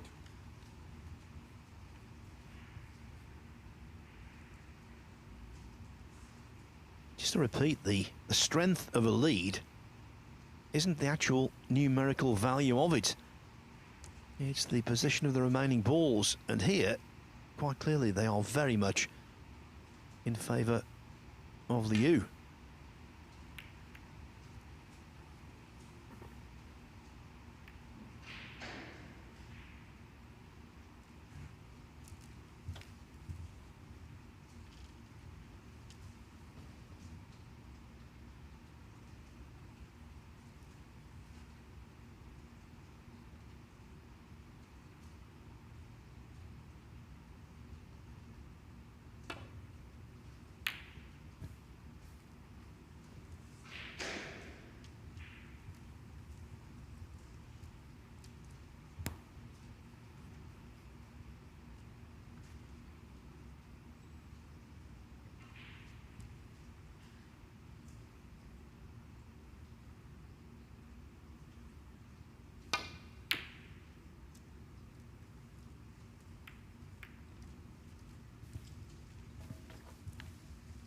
He's a good pro, Brown, but he will fully appreciate the extent of his task here.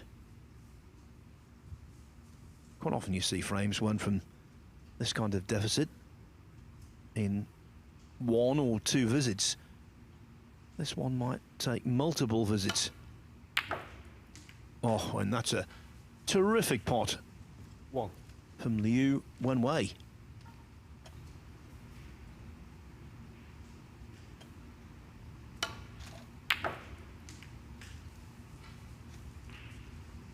One.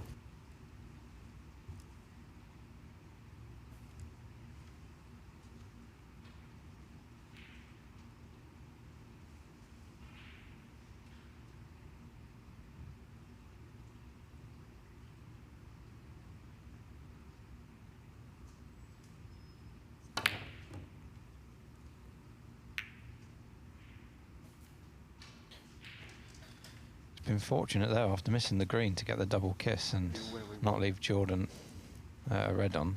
That was a really aggressive shot considering he had 51-point lead.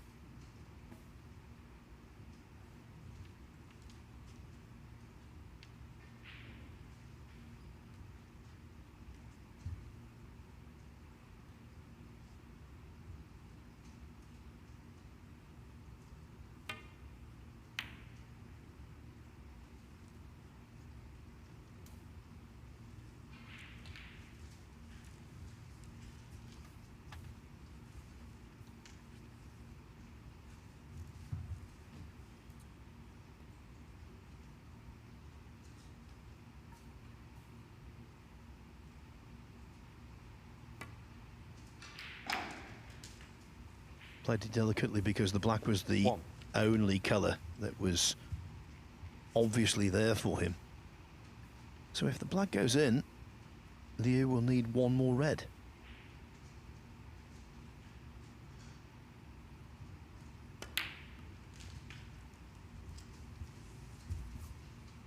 And that red could be this one. Coaxed in with the rest to leave Jordan Brown in a spot of bother.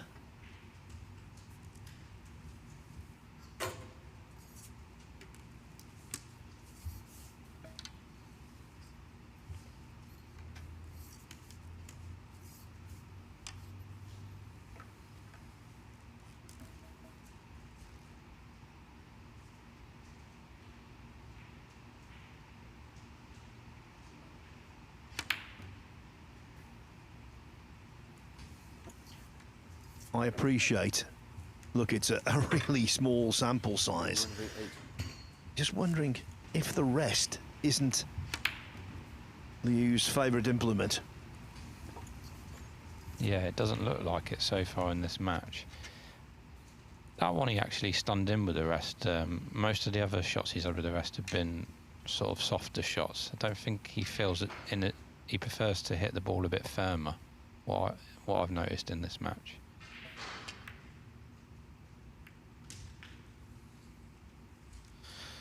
The red just wobbled in, but unfortunately for Jordan, he's put the black safe, so he needs a colour. Otherwise, he can only tie with all blacks. So.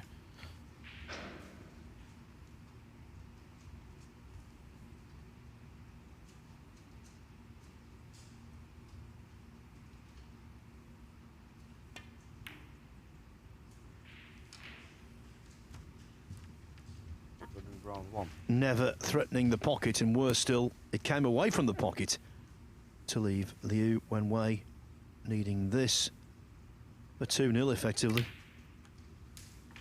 One. Well, no fireworks, but he's getting the job done.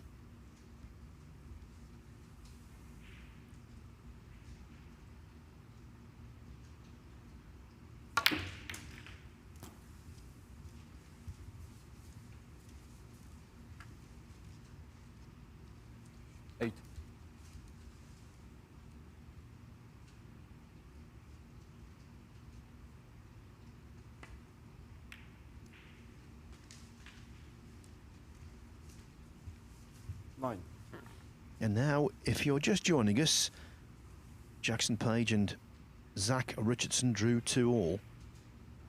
Now, Liu Wenway has a really good opportunity to win this match and move to the top of the table.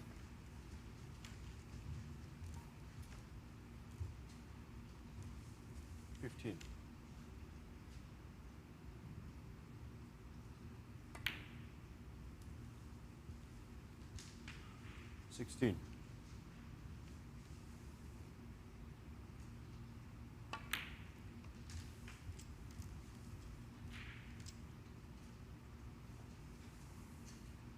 $22. 23.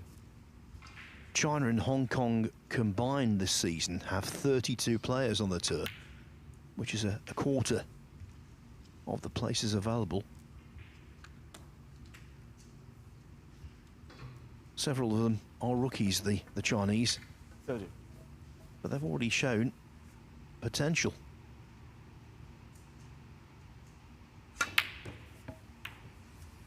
The only thing he's not doing well is potting with the rest. So, Jordan Brown, of course he concedes, and he finds himself 2-0 down.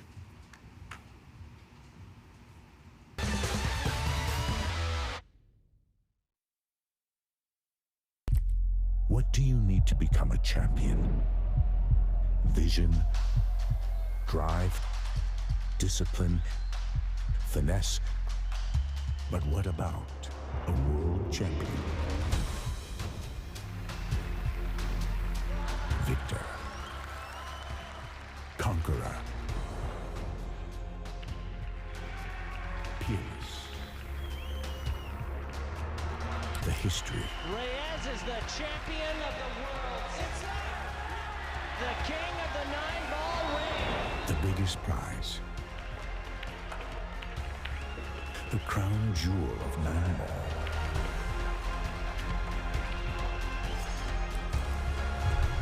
A return to the kingdom where a champion will rise. The World Pool Championship.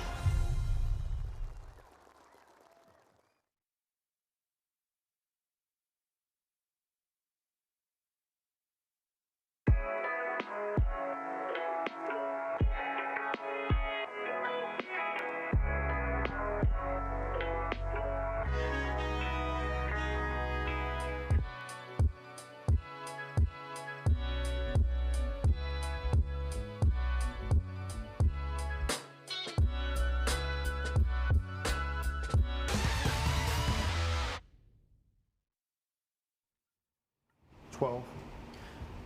Over on table 2 right now, Gao Yang is looking good against Thepchai Unu. Unu won the first frame. Gao won the second with a break of 67. And I was just about to say he could improve on that here. He still could. He's been lucky with that kiss on the brown. Might well have chipped the brown into the pocket. Certainly could have cost himself position. As for table 1 and group 24, which we're concentrating on, the day began with Jackson Page, the double 147 maker in the World Qualifiers earlier this year. This time he had breaks of 51, 63 and 98, but it was only good enough for a 2-all draw with Zach Richardson. Second match on the table is seeing Liu Wenway 2-0 up on Jordan Brown, who's left the arena for a break, maybe to just get his thoughts clear. As for the remainder of this session, well, Brown remains on the table for match 3 against Richardson. Then there's a break and we resume the action at 5 o'clock local time, which is in 2 3/4 hours time. And just a weather report. The skies are grey. 24. The rain is lashing down. That's the normal soundtrack to the Invitational BetVictor Championship League, which is played here in the depths of winter. First frame, we will then let a break. So can Liu complete a 3-0 victory and place Brown firmly in trouble?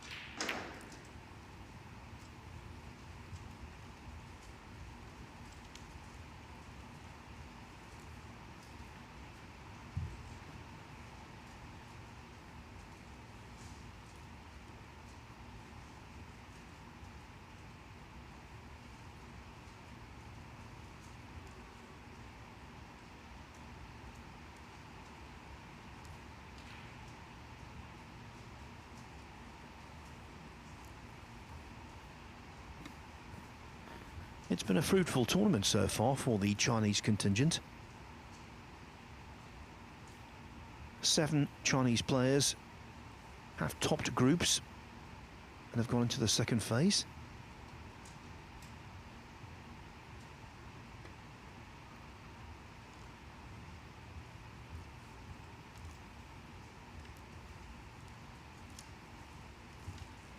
Most successful nation in terms of group wins, England with 12. Wales has a couple of players through. And there's also one from Scotland, Hong Kong, Iran, Belgium and Latvia.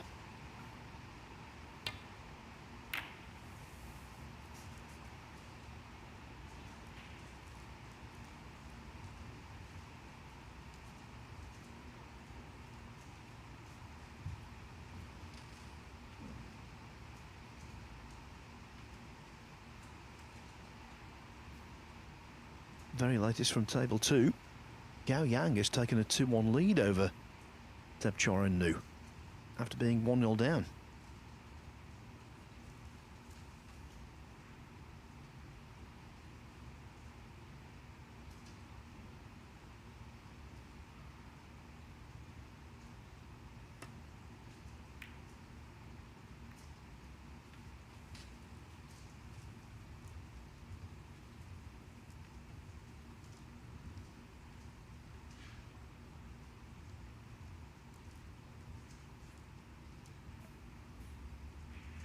Possible, I think, shot to nothing here for Jordan. Just got to make sure he doesn't catch it too thick and catch the red on the side cushion.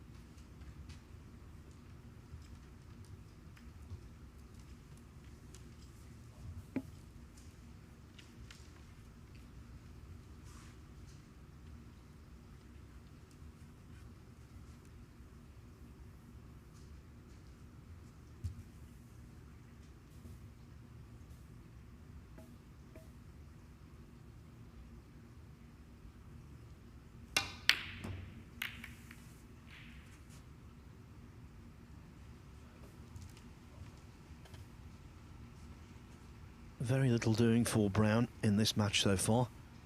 Had the presence of mind to screw the cue ball away from the business end of the table, but by missing the red, it careered into the bunch and knocked one down this end. So Liu had a very simple safety shot.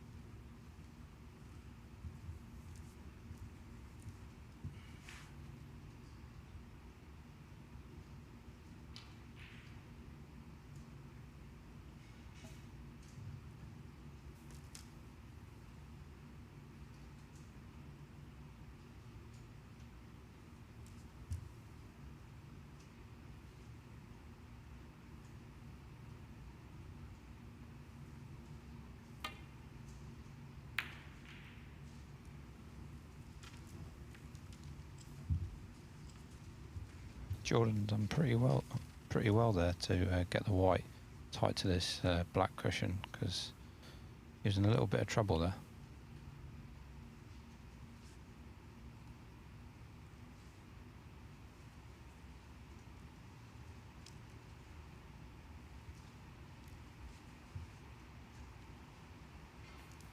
Very cagey start to this third frame.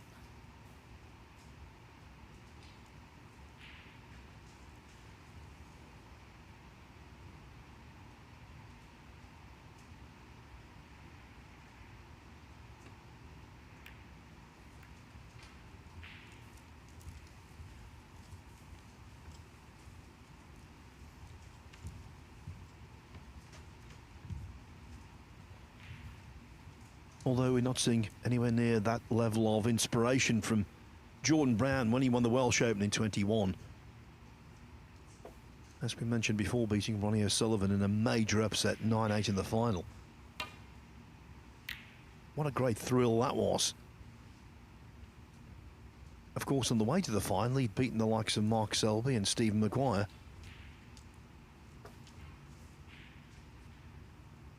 Entered that tournament as the world number 81. Left it with the silverware. Yeah, quite amazing story that was. Bit like Lei Pei Fan in the Scottish Open. I think he was a similar ranking, around 80 odd as well.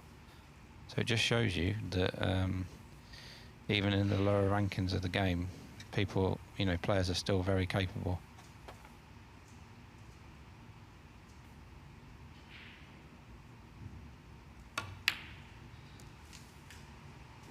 One.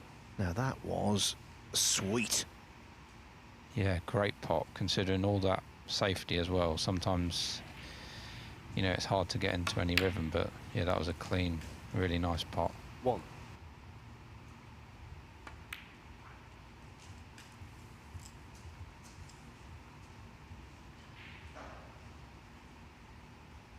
Six. It's a nice little chance as well to build a 40-50 point lead as well.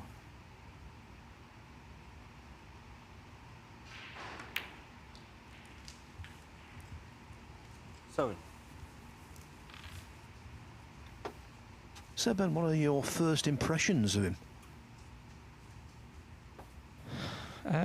Yeah, he's not obviously done anything extraordinary, but what I do like is he's put a lot of concentration into sort of basic safeties that I think some of the players don't. When he's been down near this black end, he knew it's important to get the white in a particular place, and he has put a lot of concentration into that, which is important.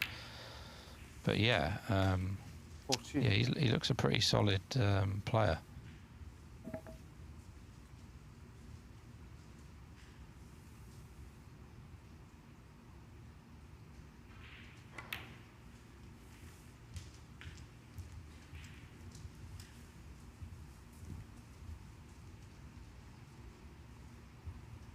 20.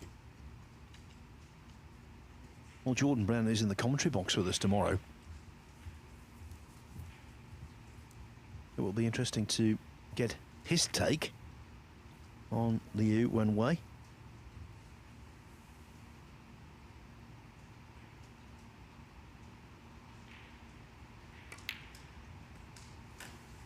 Of course, it is possible for Brown 21. to still come good in the group. We've had a handful of players who have won groups having lost a match. Most recently, Hayden Pinney yesterday. He got 4 points and won the group. Just rubbing salt into the wound, Ben. You got 6 and finished second. Yeah, 27. 4's really unusual. You see 5 happen quite a lot because obviously you've not lost a match, and 6 happens. But yeah, 4 is very unusual. So Hayden, at no point yesterday really looked like winning the group, but he won't care about that now. He'll be delighted to have won that group. Yeah, of course, we had one group where every match was a draw, so the group winner there got 3 points, but that's once in a blue moon. Was that last year? I don't it think was, yeah. All came down to the high breaks. 34.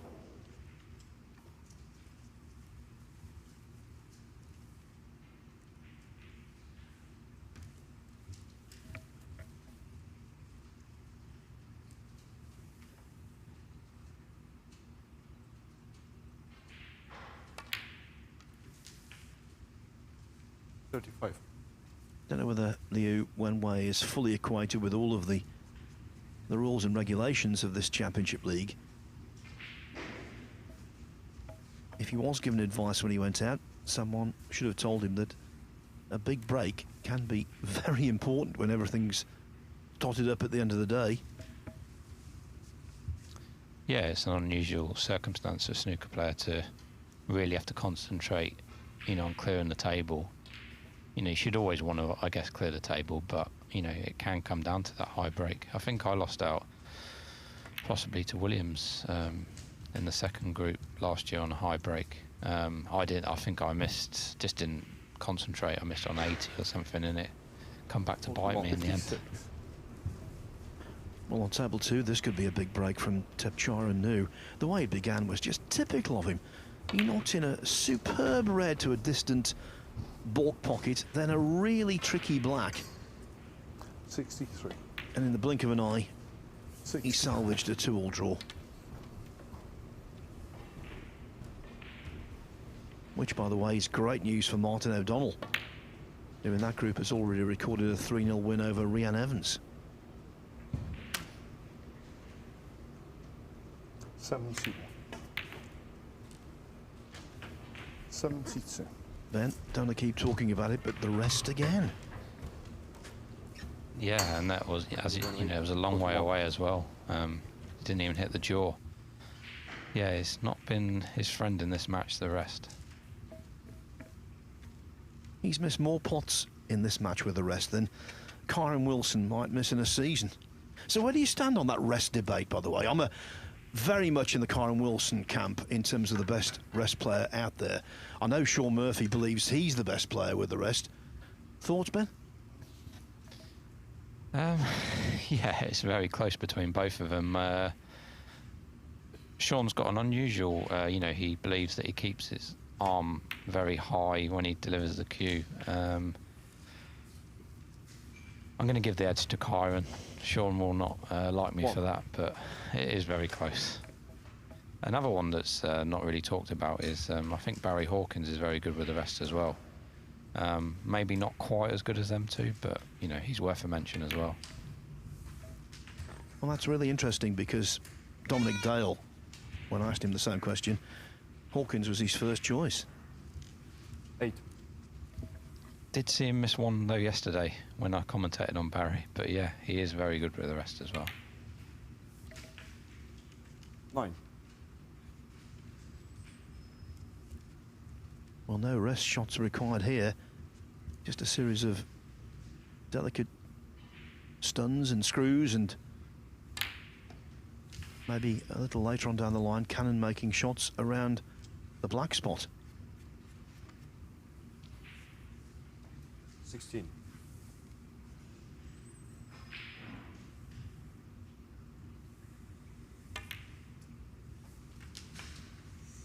17.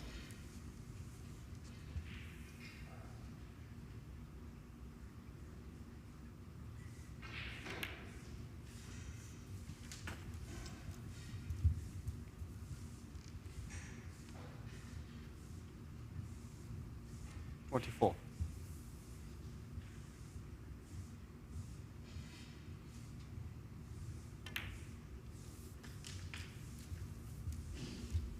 25.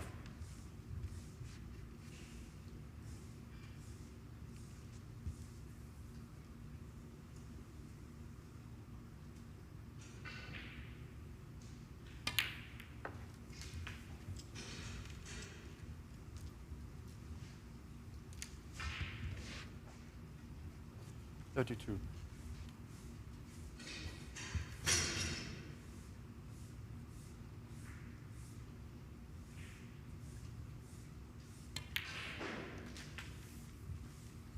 33. Everything seemed to be slipping away. Then came the Liu mistake. And now Brown, he could well salvage a point here. And then nothing would be lost, because in our first match in this group, it was also a 2-all draw between Jackson Page and Zach Richardson. Ooh, that was a less than clean pot.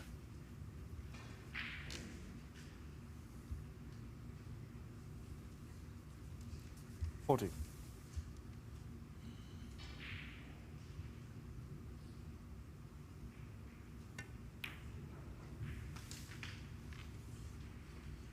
41. It could have been so different, especially with that first frame where Jordan called a push on himself. You know, he could have really hurt Lou in that first frame, nicking that frame.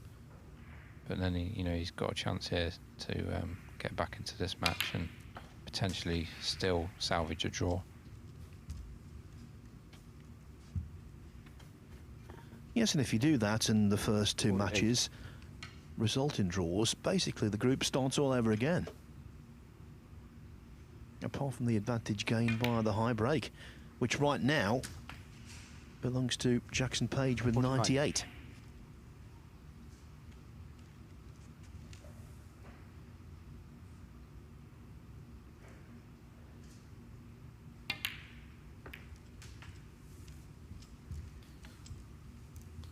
Took a risk there, trying to move to red. I thought, they're not the tightest down the cushion. If he'd have left an angle on that, I'm sure he'd have been pretty comfortable rolling it in, but obviously Jordan's choice. It's gone wrong.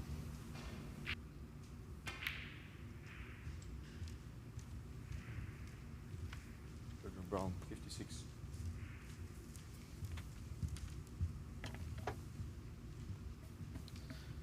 Yeah, and he's left a shot to nothing here for Lou as well, so.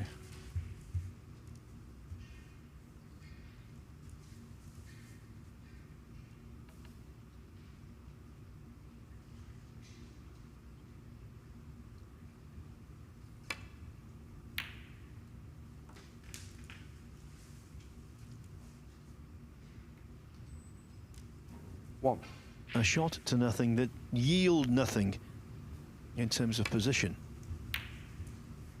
But he could play a very brown ball, spiteful snooker.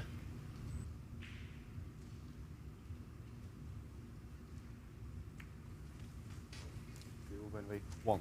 Yeah, and he's got control of the table now, even if Jordan, which is not guaranteed to hit this red and leave it safe, but say he's slight favourite now for this frame after knocking that shot to nothing and laying the snooker.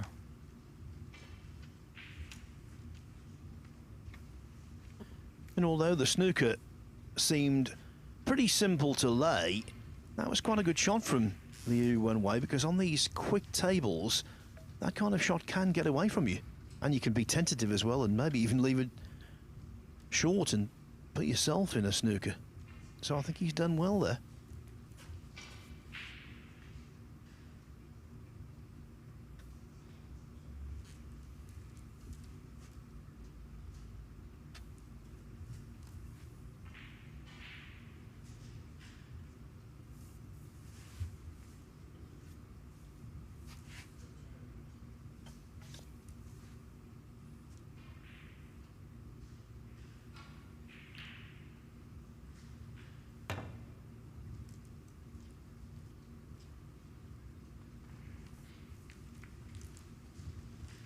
playing at that pace. I just wondered whether the side might have worn off as he got to the top cushion, but it was still there. Yeah, that was well judged by Jordan. It was really good to play the swerve that slow and control it. Lou is looking at this red though. Surely it's a bit risky to go for it into the green pocket.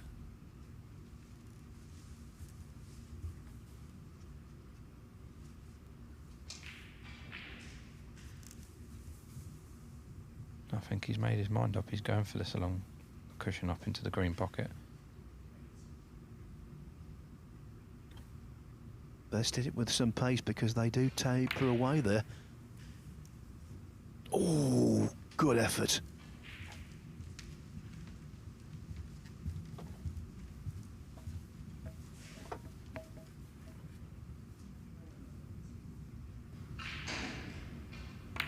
The third and final match of the session has begun over on table 2. Tepchara Nu back in action against Rhian Evans. Victory for Evans essential.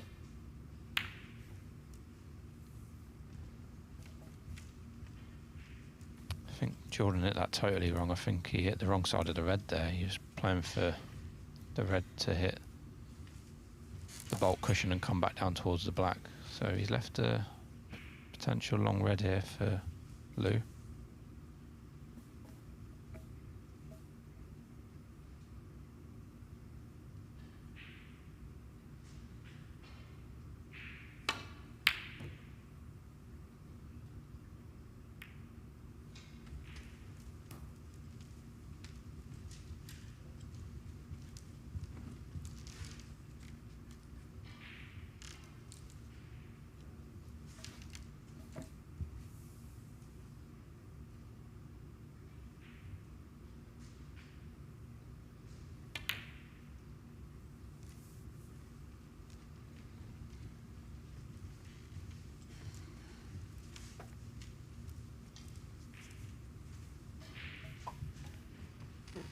It appears as though Liu has got not one but two gaps.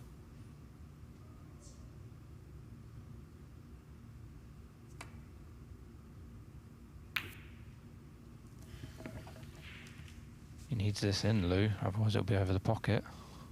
Wow, what a fluke that is. One. And if he pots this brown, you can't see any reason why he won't win this match 3-0.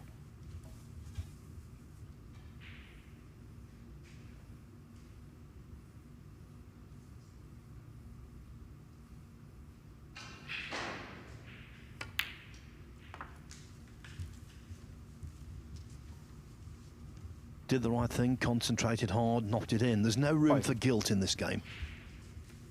But Brown must be feeling as though everything's against him. Maybe not. A lifeline. Wenway, 5. Jordan looked shocked. He resigned himself. I think the match was over there. Once he popped that brown in the middle, I just assumed that was the match over. But Jordan will be relieved to get another chance.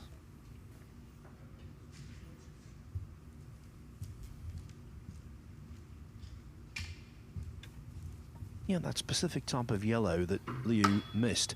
You don't see it missed too often, but when it is missed, it's always when they catch it a little too thick, it seems to me, and that's what he did.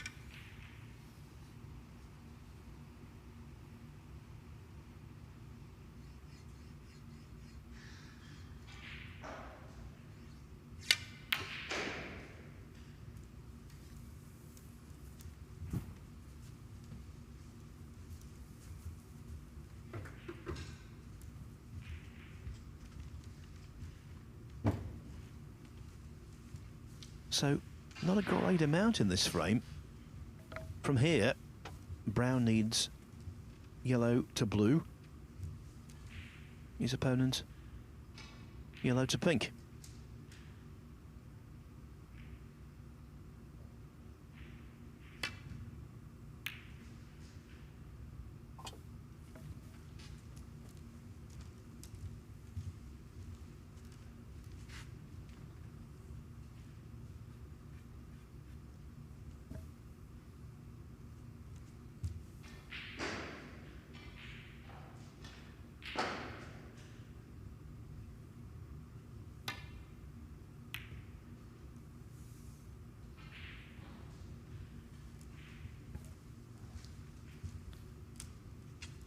caught that a little bit thin. He tried to put the yellow on the side cushion there, so he's left another long pot here for Lou.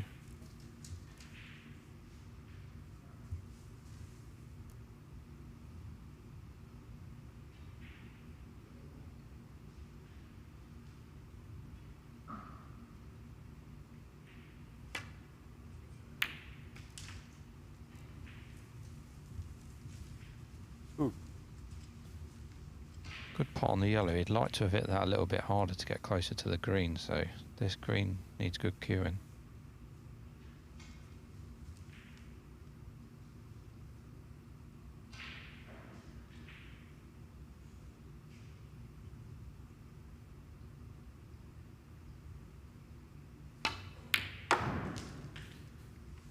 And you can't hit it much better than that. That was absolutely perfect.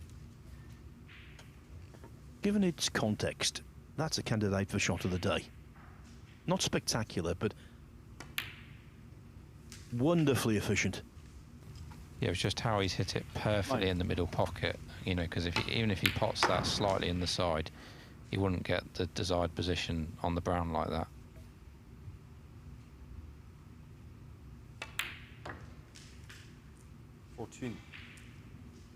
And so we've arrived at frame ball. Stretching a little.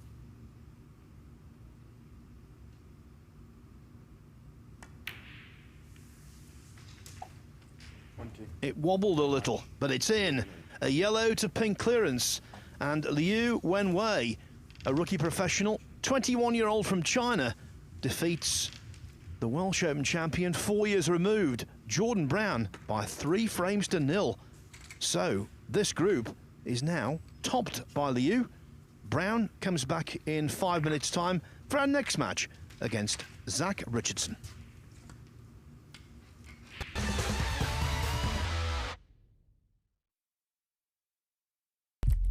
What do you need to become a champion? Vision, drive, discipline, finesse. But what about a world champion? Victor, conqueror, peerless. The history. Reyes is the champion of the world. It's the king of the 9-ball ring. The biggest prize.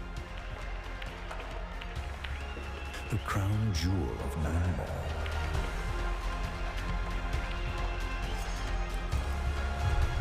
A return to the kingdom where a champion will rise. The World Pool Championship.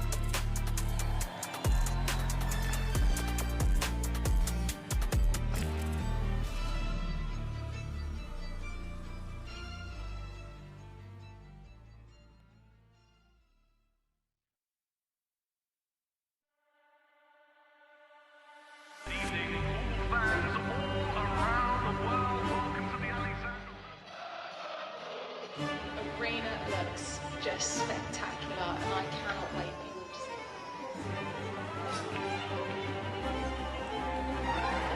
Julius, don't worry. Yeah, but plenty of guys that need to be ready. We're the champions. You need to come take your place. You want to follow me in there now? Yeah, I know you're ready. All we've been doing. Can you speak English, but please speak? Because I ain't actually working.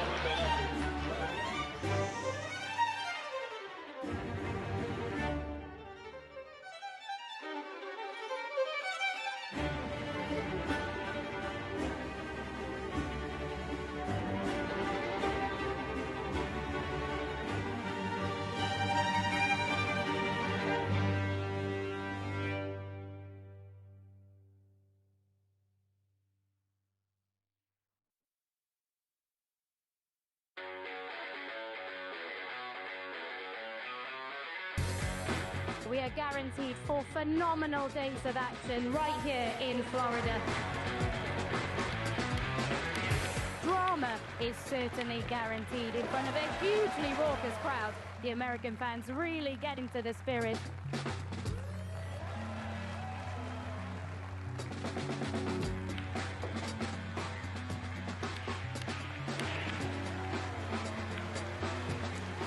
Nine-ball fans all around the world. There's so much history, so much prestige, and it all comes down to this.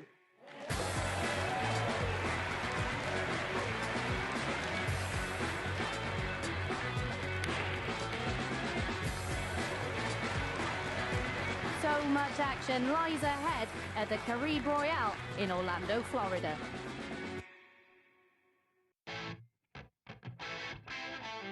We're back at the Harrah's Resort in Atlantic City for the US Open. It is one of the most prestigious events in the calendar. Record breakers, history makers, it's that time. Let's play 9-ball.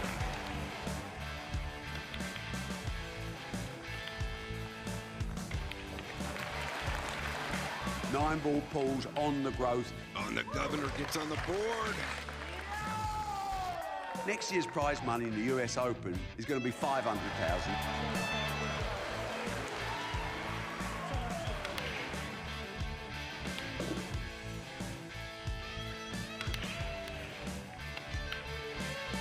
The man they call the Ghost has left everyone for dead. We will take this sport to places it's never been, and that's a bloody guarantee.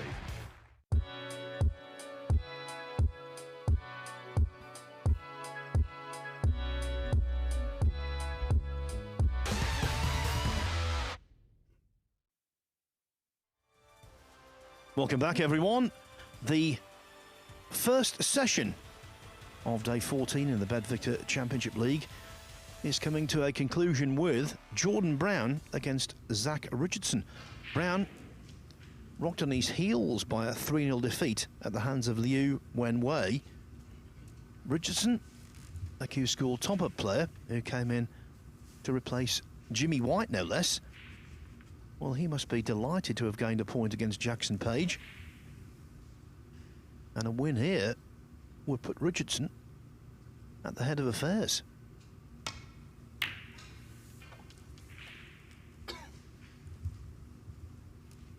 On the other table, still first frame between Tepchara Anu and Rhian Evans. Anu 32 ahead with 1 red left.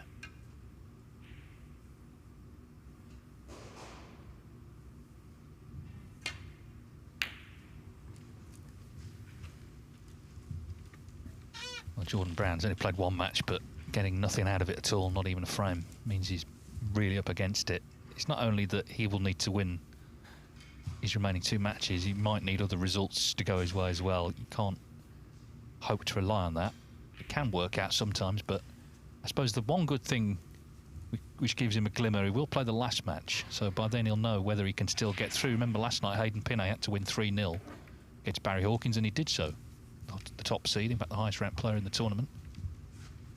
So just got to focus on this match, try and get it won, and then see what happens later.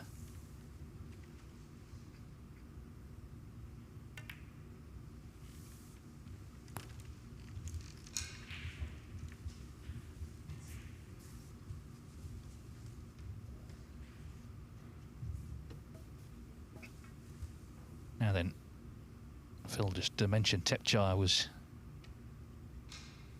needed the last red, but in fact he played a poor safety, left it on, and Rhian Evans with a chance to take out the last 4 colours.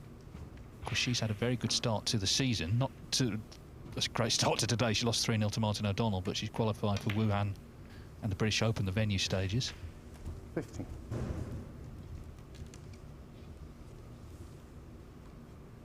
Just wrong side of the blue, so it's just about landing nicely on this pink.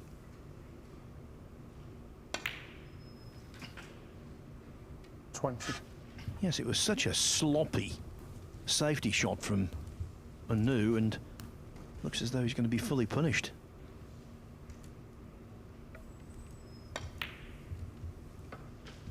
26. Well, she's just overrun the black knot on its spot, so this could have been easier, certainly, for frame ball.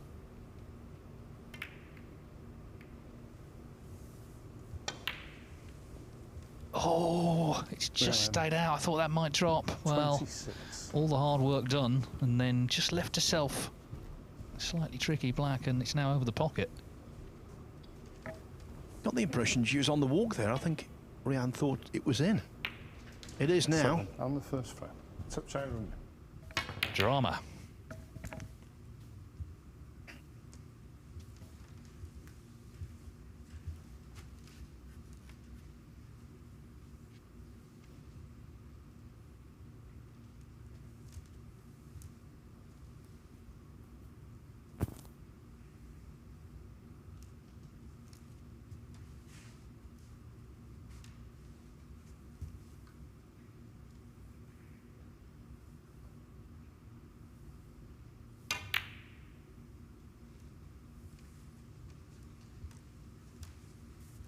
Well, that's covered pretty much everything. These frames can be very tense when reds start going down the bulk end.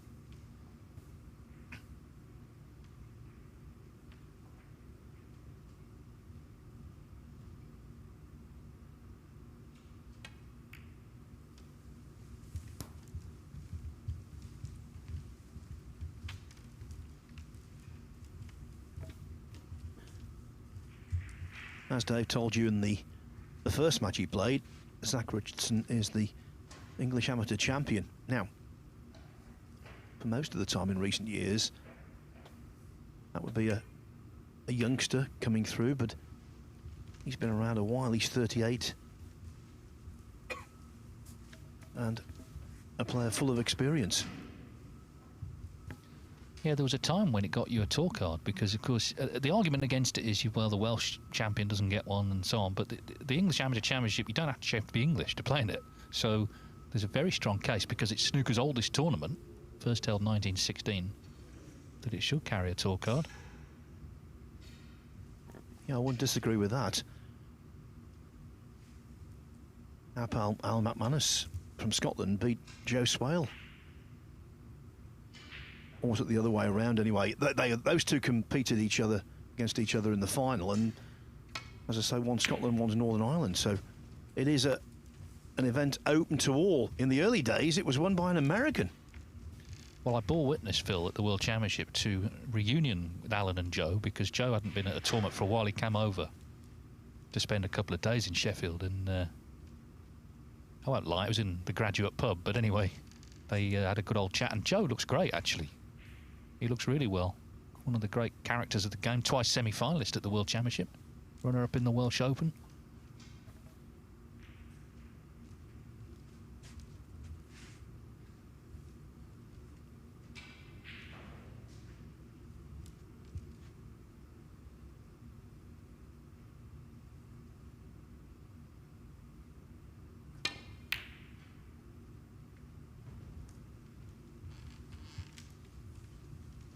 And he actually told me, he said he doesn't play now, but he said he loves watching it. He says he can watch it without the worry about when his match will be or the rankings or any of that stuff. He's let it all go.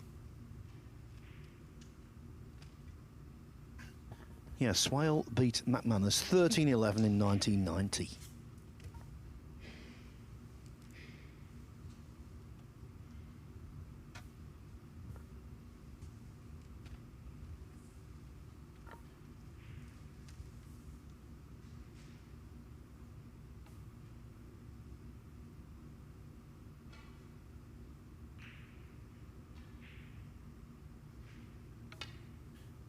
A gap, and that's a terrific pot.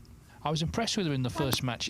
He was outplayed for 2 frames, and it seemed likely Jackson Page would win 3-1, but he showed a lot of steel. You know, he's not, as we've said, new on the scene. He's 38 years of age, and he just doggedly stuck to his task. He made a nice clearance in the first frame, last red to black, and he's in first here.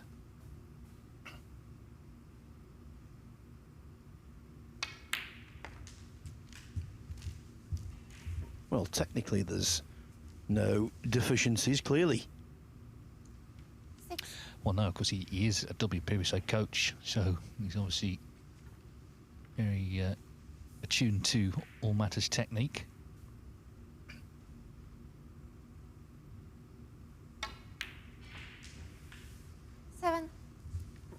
Yeah, just going back to the English Amateur Championship, Terry Griffiths from Wales won it back-to-back years, 77, 78.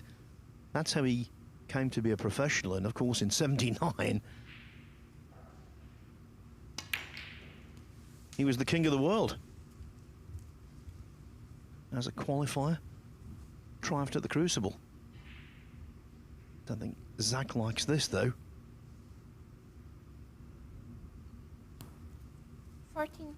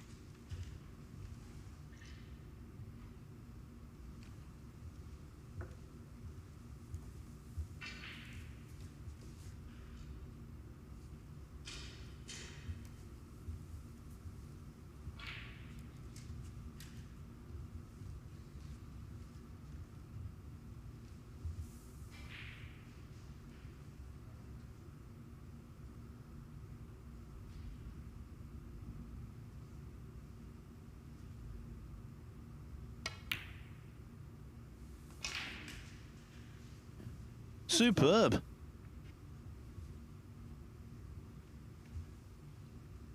He just took his time, didn't he, just to compose himself. Looked like the break was over. Well, the break is over. Richardson, 15.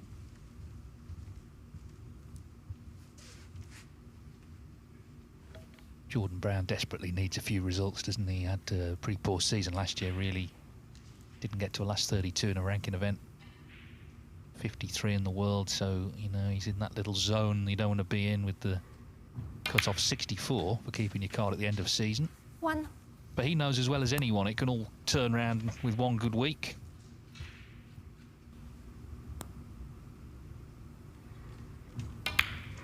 Yes, in our previous match, Ben Wollaston made that point, and of course he can speak from personal experience.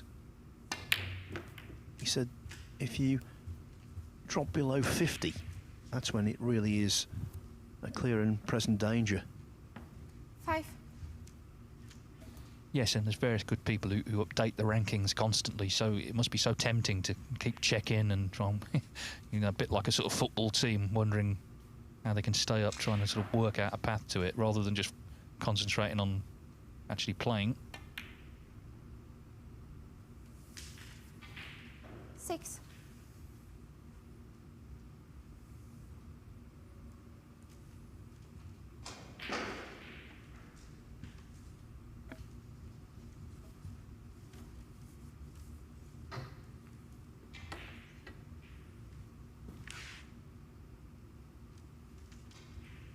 Well, it'll help obviously to get this black back on its spot.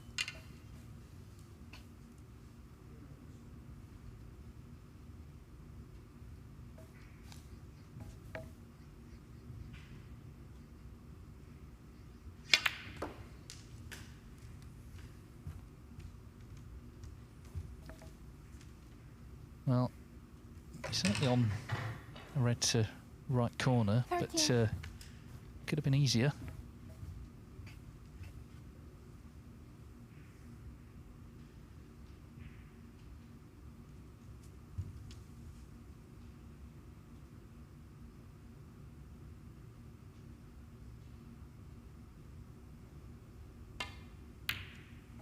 Middle of the pocket though, played it well. 14. Brown will have gained a certain amount of confidence from the fact he beat Dwayne Jones 5-1 to qualify for the Wuhan Open, made breaks of 87 and 58 in that match. But then he suffered a setback, losing in the first round of the British Open. 21.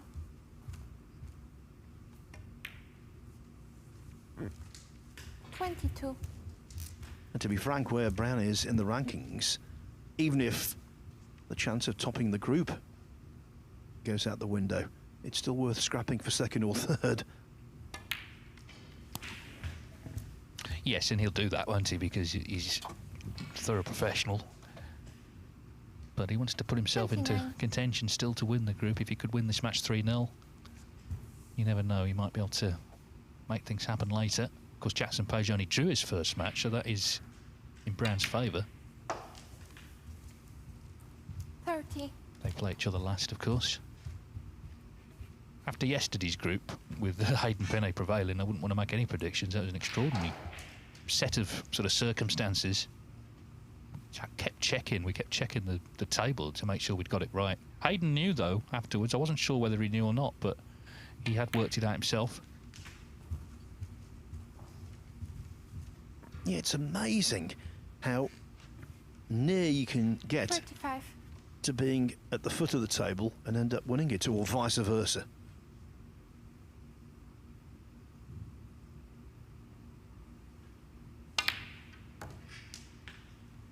$36. Well, there's still a few loose reds, but still a little bit of work to do. He's 21 in front, 26 with the blue.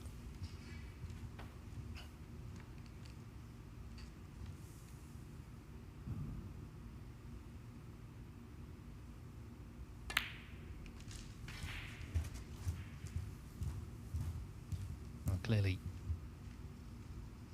by potting one of these reds, it opens up the other one, so this certainly helps.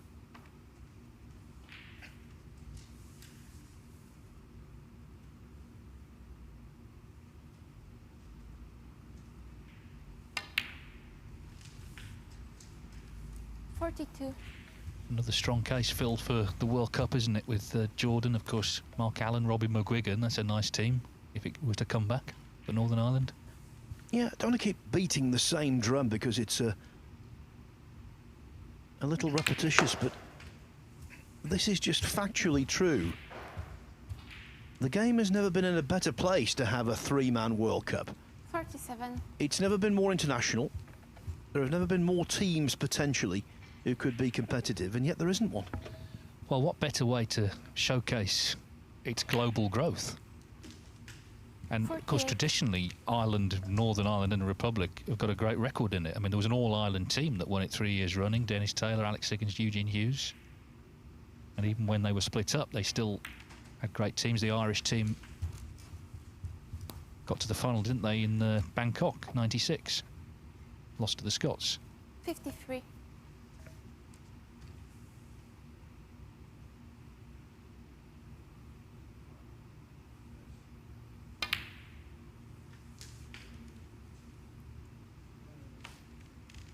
$54. So I'll need another red after this blue. And this is more like it, having lost 3-0, to bounce back immediately, play a good first frame.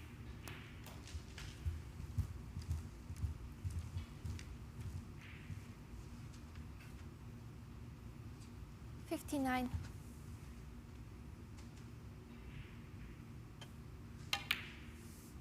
This beats his 60. Best break against Liu Wenway of 56.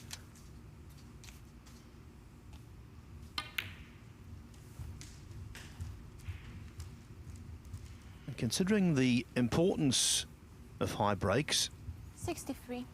next target for him might be trying to eclipse the 98 from Jackson Page. 64.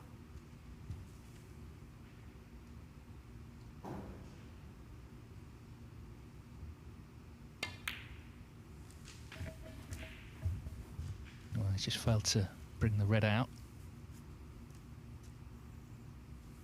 69.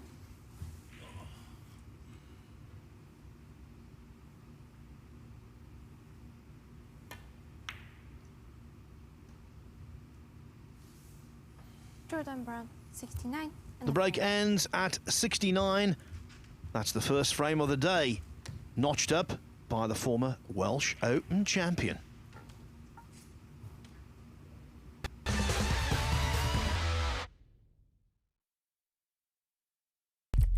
What do you need to become a champion? Vision, drive, discipline, finesse. But what about a world champion? Victor, conqueror, peerless. The history. Reyes is the champion of the world. It's the king of the 9-ball ring. The biggest prize. The crown jewel of 9-ball.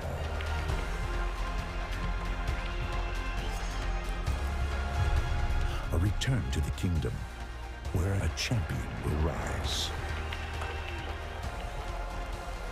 The World Pool Championship.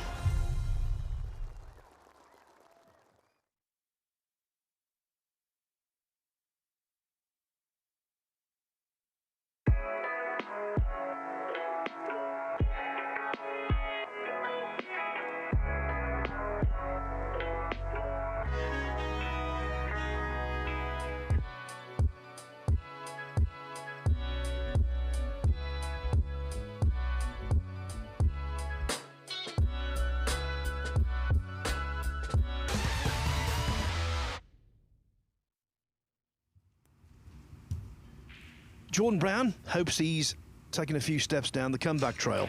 Second frame, Jordan Brown to break. The start of the second frame announced after Brown won the first with a break of 69. Whatever happens for Brown today, he's got a nice week planned. He's got a ticket for the 153rd Open Golf Championship at Royal Portrush on Friday. Those famous links about 10 minutes from where he lives, apparently. But even better than that, Phil, he's with us tomorrow. Yeah. Well, there's been I don't think any of our co-commentators have yet won a group, have they? So, don't know whether it's some sort of new curse. Well, don't appear on the poster. Don't commentate with us. That's the advice. Chris Wakelin is playing tomorrow, will be commentating Thursday. Now, of course, he's the top seed in that group, so we'll see if he can beat the hoodoo.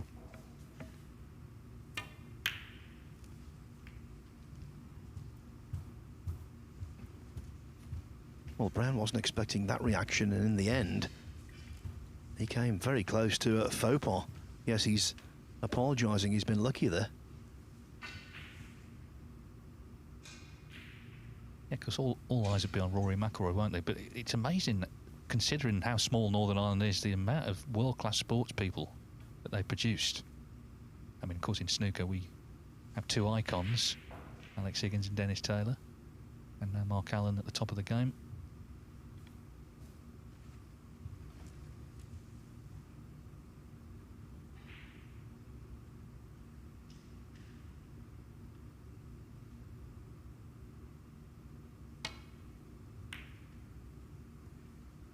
Needs to avoid the double kiss, which he's not done. I'm going to say, Phil, and it's a pub argument this, but I think you can make an argument the two most iconic images in snooker, they're going to be from the World Championship, aren't they?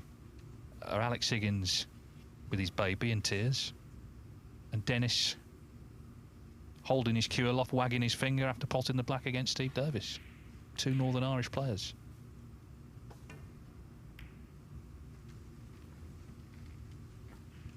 Yeah, I wouldn't actually dispute that. Although the Championship League's not over yet, so who knows? It could be superseded here.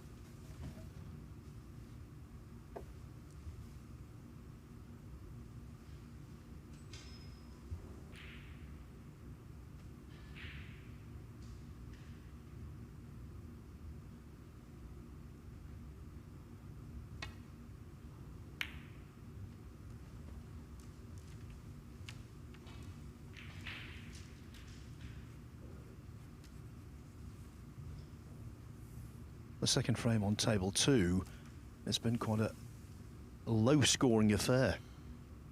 Looks as though Tepchai Anu is going to win it, though. Just as he misses a pink to middle. He's the best player to commentate on and the worst player to commentate on simultaneously, because he's so entertaining but also incredibly unpredictable. Well, I think he's the strangest player on tour. I mean, a few years ago, he was in the top 16. He actually played in the Masters during the lockdown. And then about a year later, he was having to get a result at the World Qualifying to stay on the tour. As Richardson nails the long red. Stephen Hendry actually recently, on the World Snooker Tour podcast, they asked him for his top 5 players he would pay to watch, and Tepchai was number 1. 1.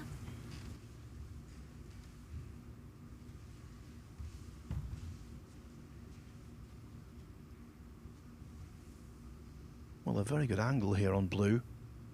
Gives him lots of options.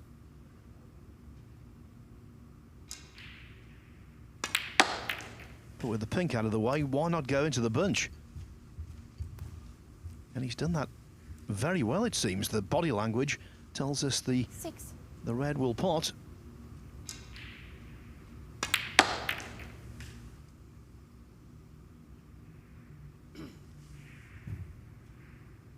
.31st on the Q School reserve list. So I would hazard a guess that this will be his only start on the tour this season. Even the shootout seems unlikely.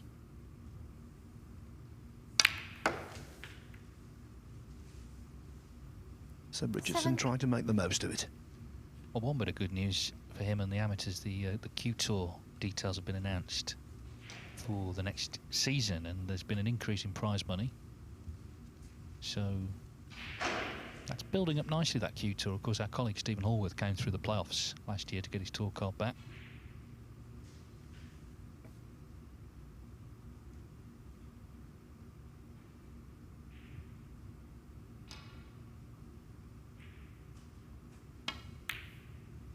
Also, they don't have to worry this year about Zhao Xingtong.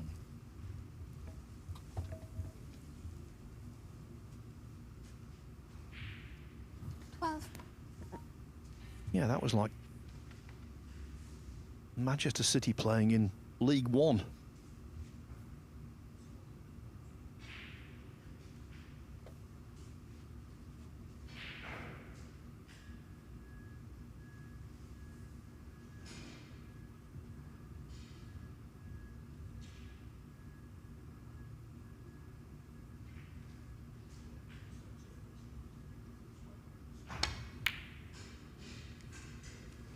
Undercut. Richardson, 12. So when he went into the bunch successfully, Richardson really should have made more than 12 from that.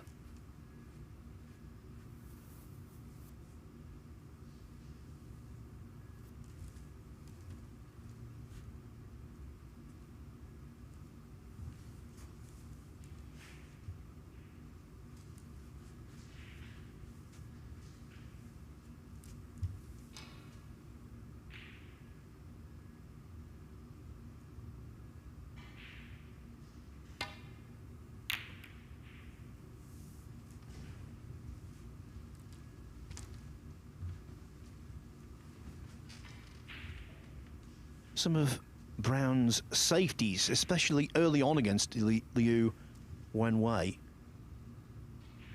weren't well hit.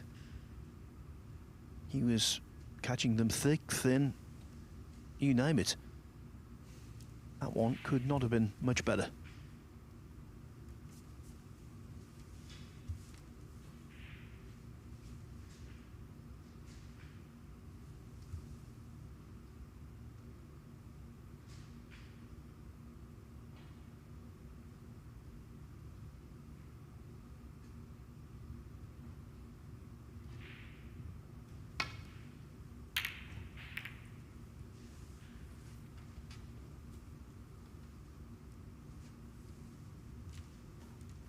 Well, merely to get the cue ball back into baulk was a pretty good reply, although a red has been left. Not an easy pot, mind you.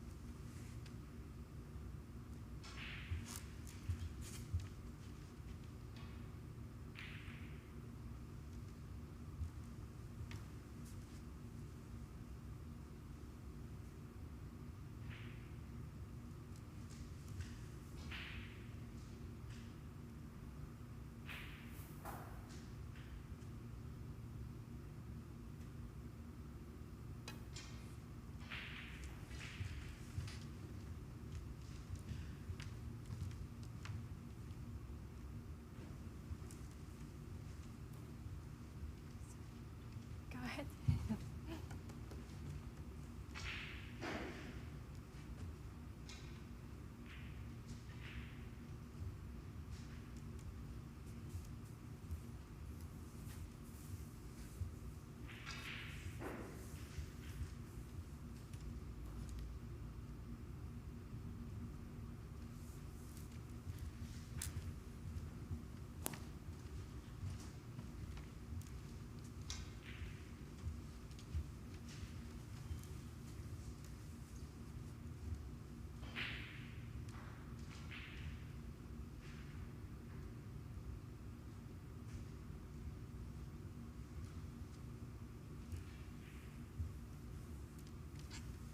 Well, not a lot happening here, is there? Tippy-tappy.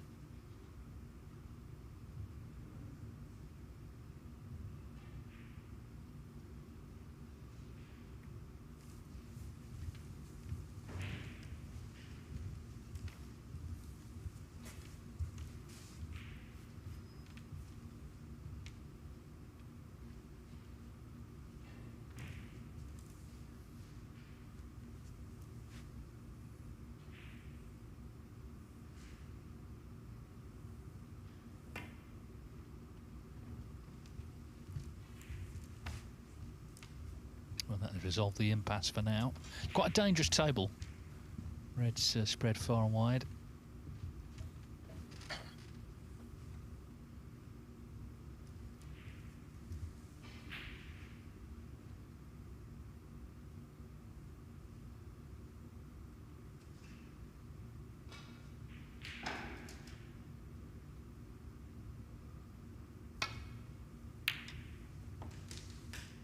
Well, that's a terrific pot. I mean, there's obviously safety in mind, but in goes the red. Yeah, it really was from where the cue ball ended up. Brown ball.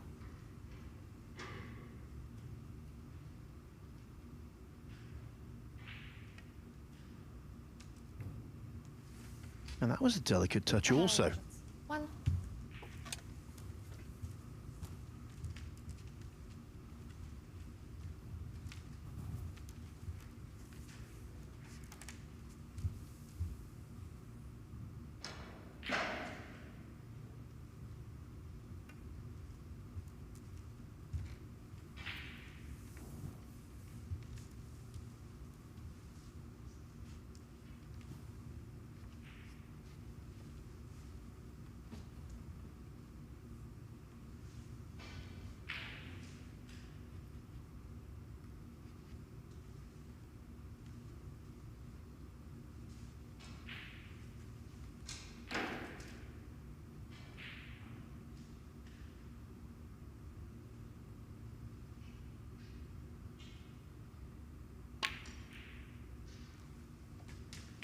He's done well there, because when white and the object ball, in that case red, are so close together, judging the potting angle can be difficult. Now, he's hit this as well, as thick as you can hit it to pot it, and that really helped him keep the cue ball on this side of the baulk line, i.e. in position for the brown.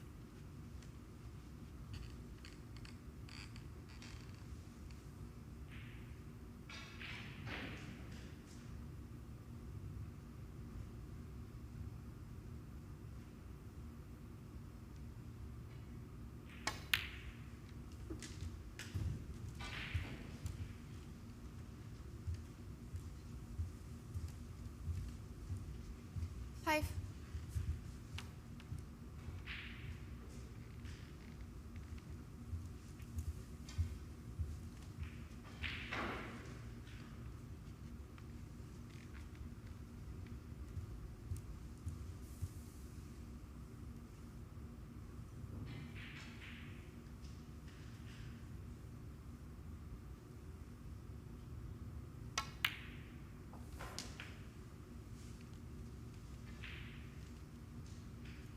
Six.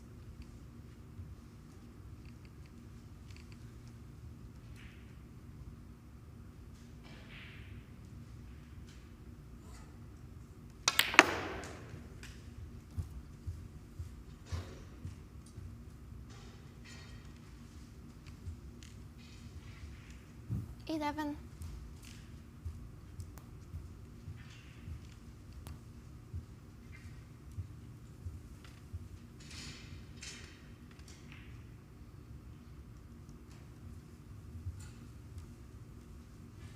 Over on table 2, it really does look as though Debchara Nu will take a 2-0 lead over Rhian Evans. Evans on pink and black, needing a couple of snookers. She needed a snooker on the last red. Actually got it and could have pinched the frame. But then Nu scrambled over the line on the green.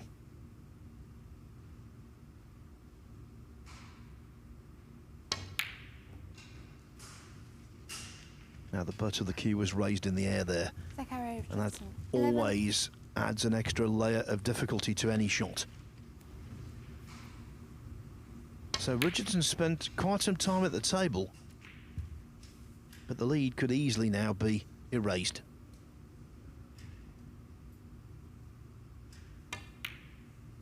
Yeah, Jordan Brown made a nice break in the last frame and has a chance to do similar here. It's quite a favourable table.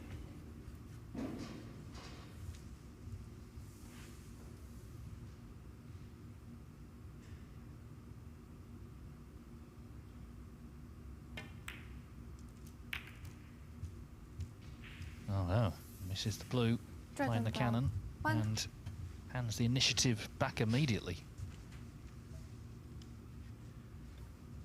The only grain of positivity for Brown there, the blue went safe, really safe.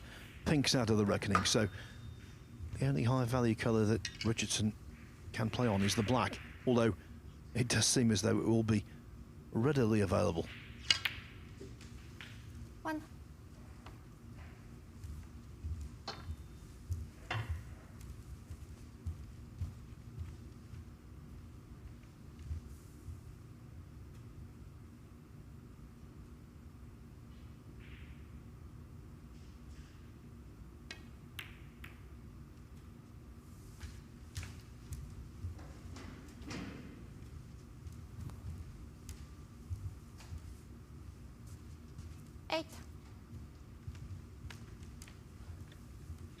Would love to remove the red that's just to the southeast of the black, which would free up the highest value ball on the table into both of its natural pockets. Normally it wouldn't be a great issue if pink and blue were on their spots, but they aren't.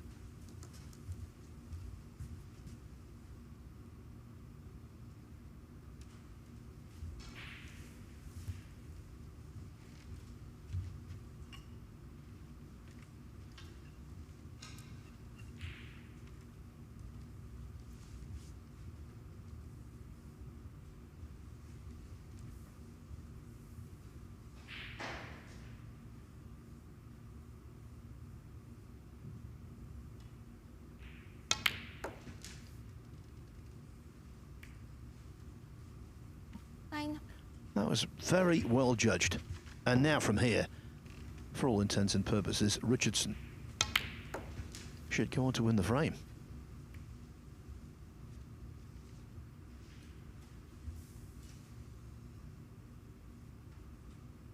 Yes, I mean, he can't be accused of being rash. He gives a lot to every shot, doesn't he? Maybe that in some of those Q School matches, when the tension comes on, it's almost like you're trying a bit too hard. 16. He got to the penultimate round of Q School 1, last 16. 17. This year, there's only 2 events though. Only 8 places available.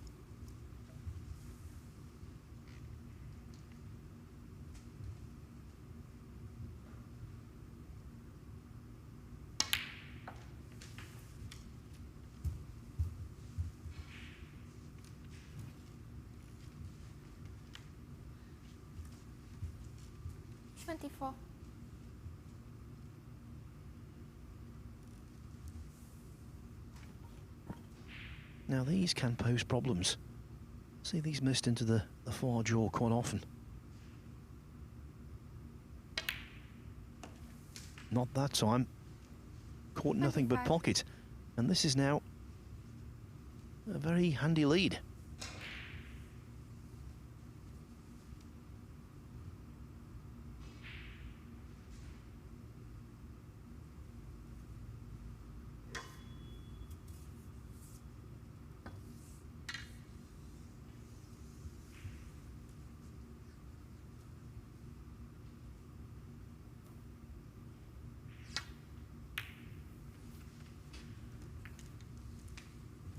Well, ultra conservative. There's already 3 colours safe. There's a 4th. 25.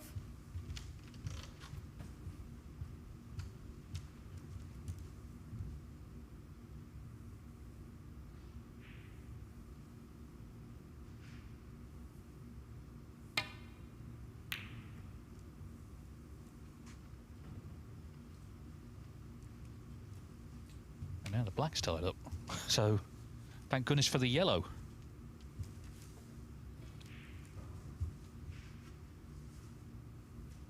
Reminiscent of that famous frame at the Masters a few years back when Yan Bingtao had every single colour on the cushions.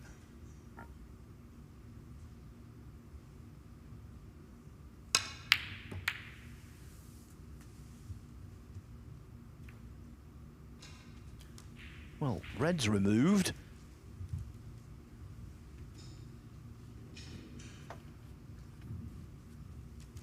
Well, if Jordan Brown can knock in the first red and make a winning clearance, I'll personally go and give him the money myself. Don't know how much that would be, but he would deserve something. Going to move the red from the black, though. He's not going to sort of push the boat out here. Just trying to open things up a bit.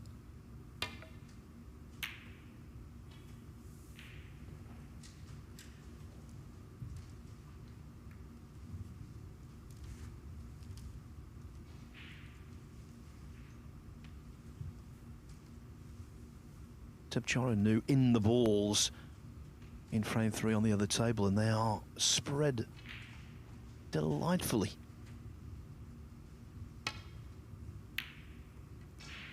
So if I come back to you in about 4 minutes' time and tell you he's won, don't be surprised.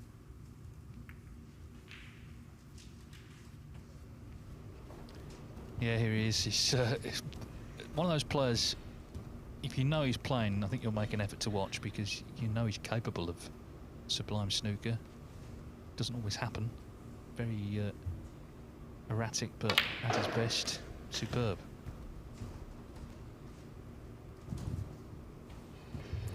I mean, Hendry, as I mentioned, said he, #1 on the list to watch. When he came back and played in the UK Championship, Tabchara made 5 centuries against him. So, I mean, he literally was watching.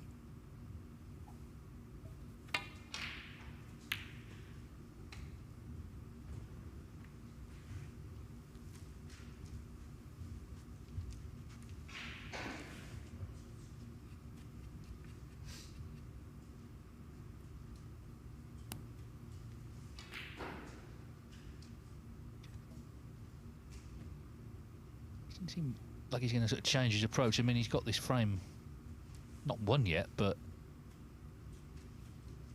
he's holding all the cards. But he still doesn't seem to want to take any sort of undue risks, even though he's got 4 colours nailed to cushions. Well, 5 if you include the black.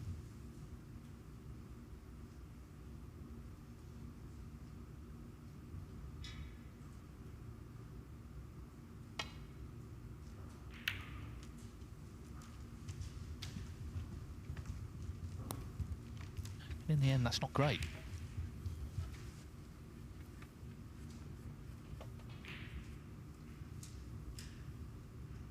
Yeah, the tactics here have been a bit like the tourist who goes for a walk in the Sahara and packs an umbrella just in case. You used the word, Dave, very conservative from Richardson. But ultimately, he's still got balls to pot himself. Yeah, and he's got to take this red on now. He's dodged a bullet here, Brown missing this. 48 in front. Red's in the open. Ball's as safe as you want them, so got to press now, surely.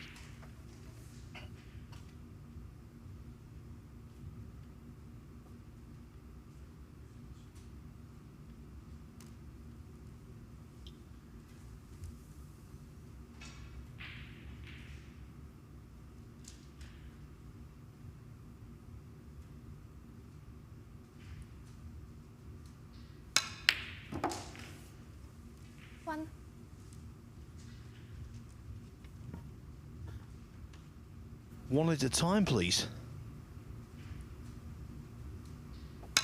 Yeah, I mean, even that, it was heavy degree of safety in mind, wasn't there? It was a good pot. Green ball. But now it's back to, well, I say closing the shot. The shutters have been down for a while, actually. Richardson. 1.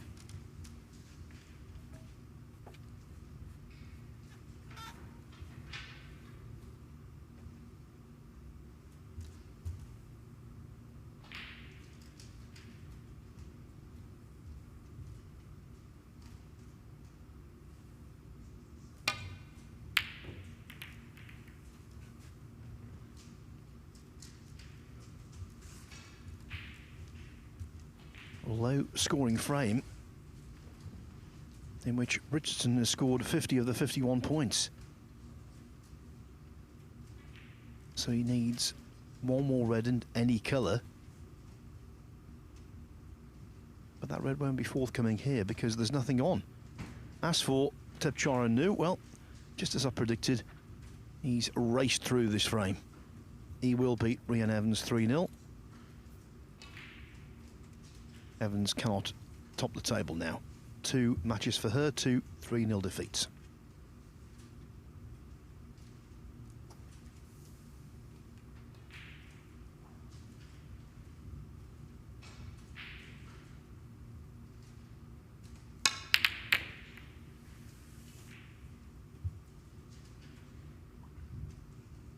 Well, that was all about the cue ball, but a lot of other balls moved and the table feels a bit more open now. Still massively in his favour, but not quite as locked down as it was.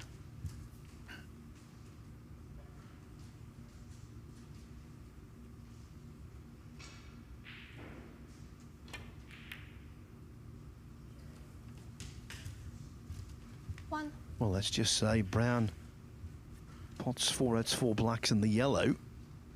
He would be right back in the thick of things. Yeah, I mean, Richardson got into a winning position, but he didn't really press for the win, did he? Very, very cautious. Will it come back to haunt him?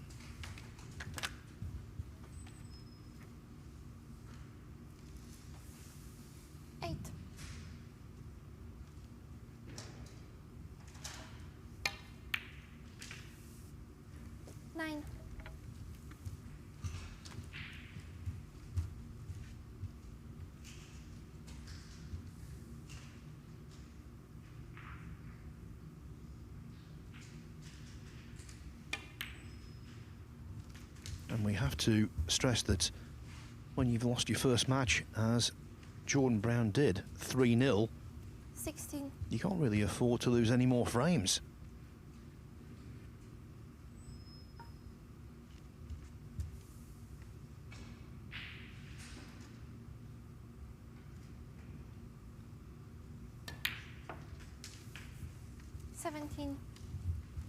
Well, the bottom line here is that the various balls Richardson has put safe, he's going to start to need them soon.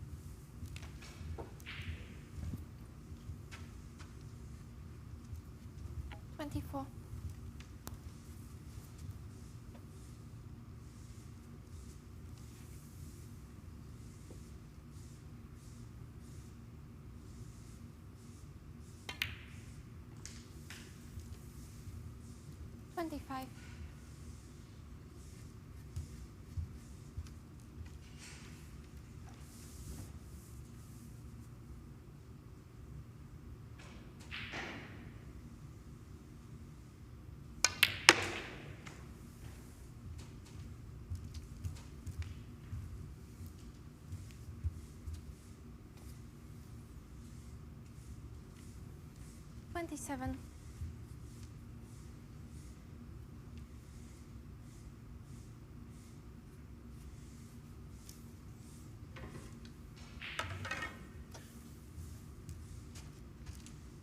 So a steal is still on. But Richardson, the balls are very much in his favour still.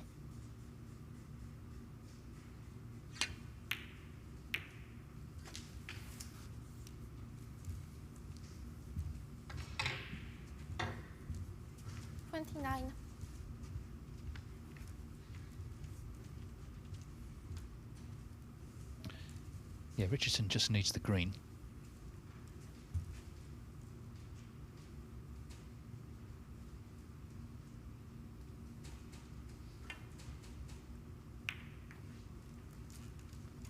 Clever shot though, isn't it? Because the blue's potable now, but he's got the snooker.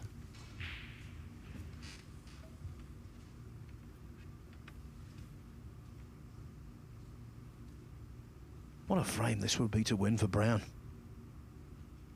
And a cautionary tale for those who try and preserve a lead. Instead of being bold. Well, he's hit the green and he's not left it on, but Brown retains the tactical edge. He'll take the cue ball well away from the green here and place his opponent under more pressure.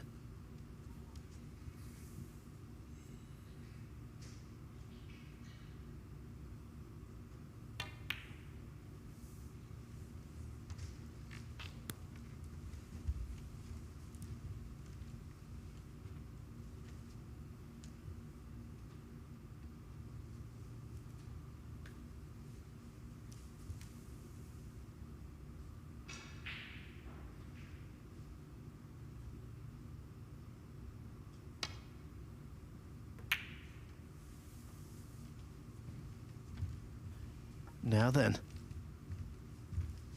bear in mind Brown needs the lot. Taking the black closer to the pink is a good thing for Brown. And especially when you think if he can dolly the brown down the side rail, position on blue is guaranteed. What a turnaround, Dave. Well, I mean, it was just completely locked down, wasn't it? But Richardson was still seemed disinclined to sort of take balls on, even though he held all the cards.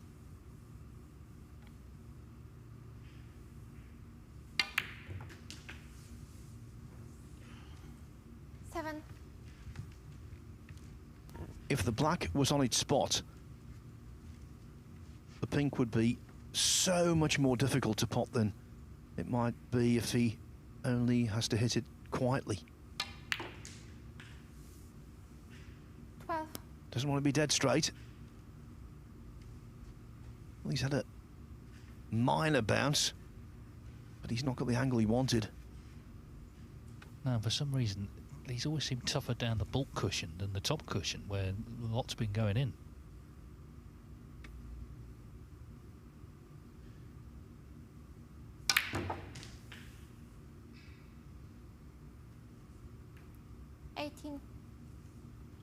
Well, that was an absolutely sterling effort.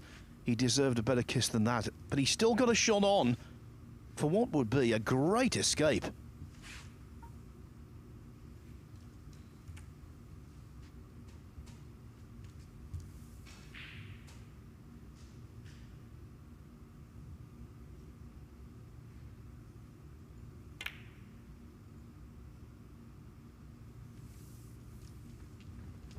Jordan Brown, 18.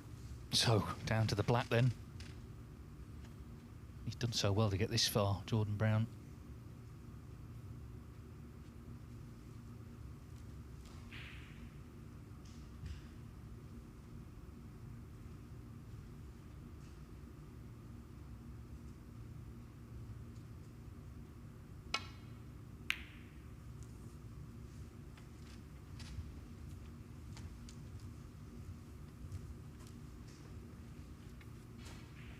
Over the course of the first 14 days of this tournament, we've seen some real dogfights on the final black.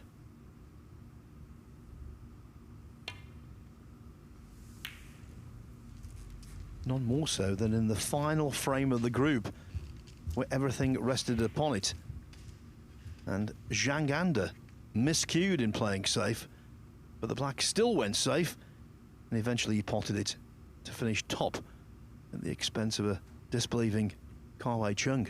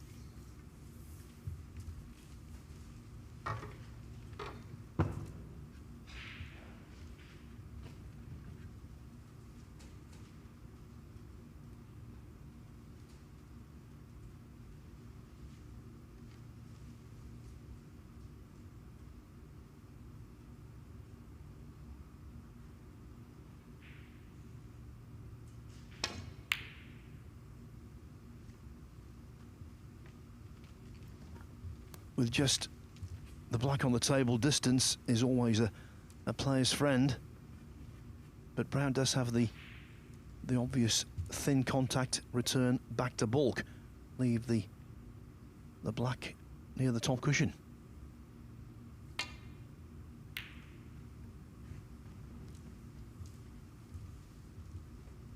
So will Brown knock it down, or will Zach pot the black?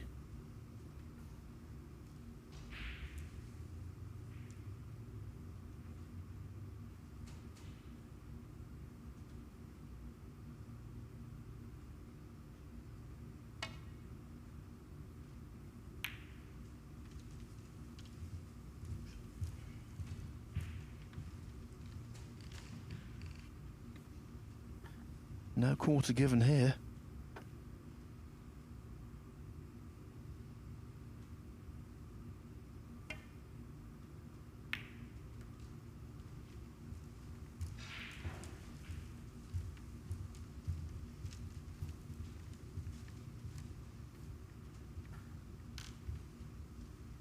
Has Brown been the first to blink?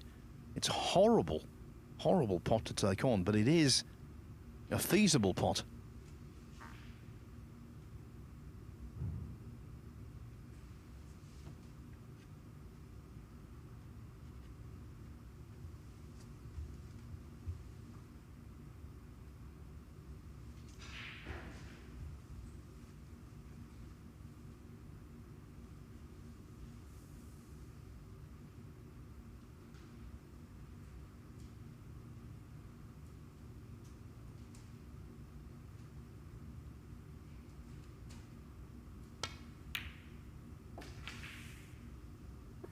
Where's the cue ball? Where is the cue ball? Oh, that was a mere fraction away from going into the pocket. Normally you can tell when it's a foot away whether it's going to go or not. Merely 2 inches away. I've got no idea. It's on the lip, and the match is on the edge at 1-1.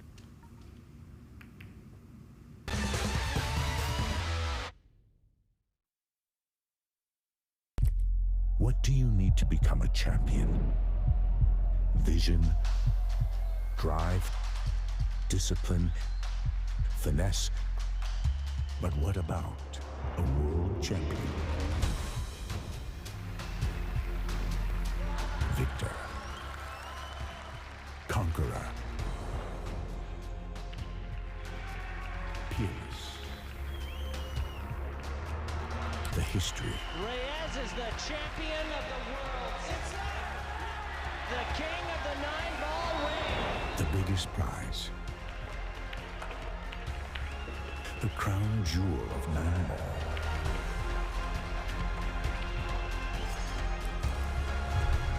A return to the kingdom where a champion will rise. The World Pool Championship.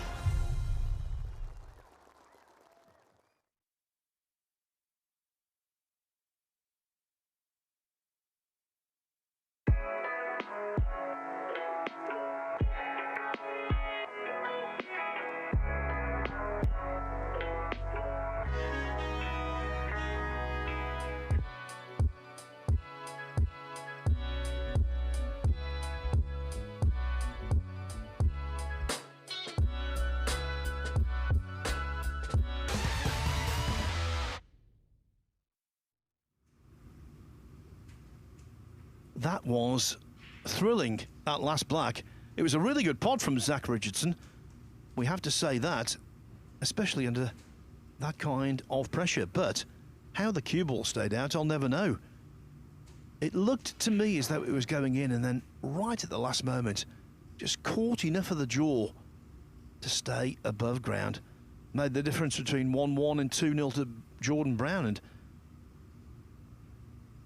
that kind of thing, Dave, can determine a whole group. Yeah, and as you said, with Brown losing 3-0 in his previous match, he can't really afford to be losing frames. He certainly needs to win this match, and of course now he needs to win the next 2 frames. That's the position, because Lou Wenway beat him 3-0. Jackson Page, the top seed in the group, drew 2-2 with Zach Richardson. So Jordan Brown, with back-to-back matches, is hoping to sort of take control of the group, but it's going the other way, isn't it? The moment he's bottom of the table. Two more frames to be played in this session, but the session on table 2 is over. You might expect that, actually, with Tepchire and Nu involved in a couple of matches. He does not waste any time. He's at the top of the table. 1 win against Rhian Evans, 1 draw against Gao Yang. Martin O'Donnell, though, will be fancying his chances. He's only played 1 match, the group's top seed. He highlighted a 3-0 win over Evans with a break of 109. As for Gao, yeah, he's still got hope. At times he played nicely in that draw against Unnu. But for Rhian Evans, it's a case of trying to win her last match against Gao and finishing in 3rd spot. So, Dave, the first phase is drawing ever closer to its conclusion. Tomorrow on table 1, we've got a very interesting group between Chris Wakelin, Daniel Womersley, the big Belgian Julien Leclerc, and Mitchell Mann. 3rd frame, Zachary Richardson to break. So after that dramatic conclusion to frame 2, here we go. Frame 3, Zach Richardson proving a stubborn opponent today. He already got the draw with Jackson Page. It's 1-1 here with the 2nd seed in the group, Jordan Brown.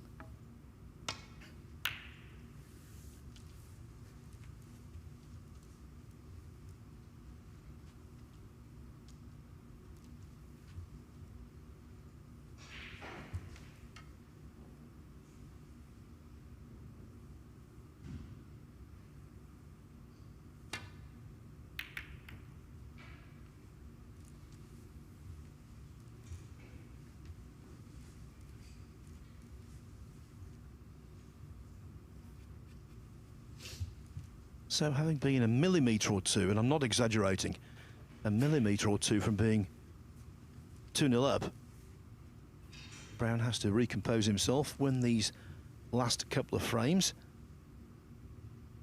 and then hope he can beat Jackson Page as the curtain comes down on the group later. For Zach Richardson, if he loses these next 2 frames, he can't, of course, top the table.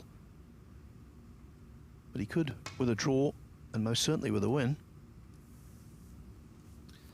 Yeah, and I mean, there's so many machinations and permutations, but Page Brown, that's the last match, the top 2 seeds, but it could be all over before then, because Lu Wenway, of course, he could win all 3 matches, be on 9 points. He's made the perfect start, the newcomer, already beating Brown 3-0.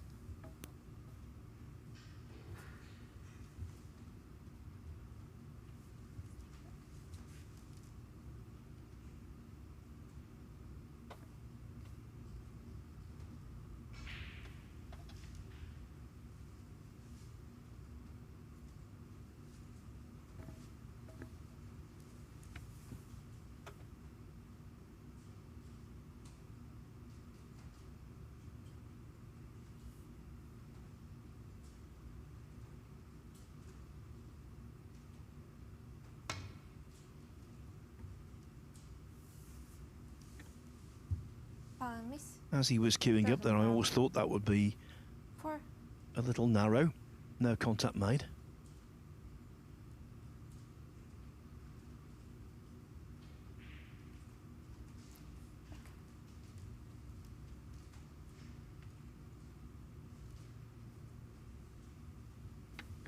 Can he see a red full? Is the question.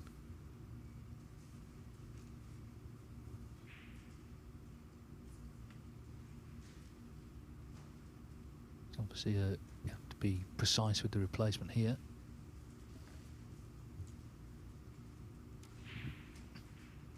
But the referee will know after the first attempt.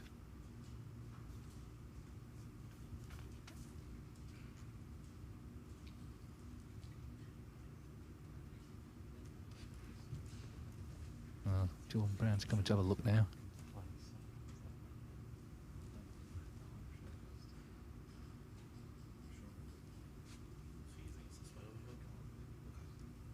Which way?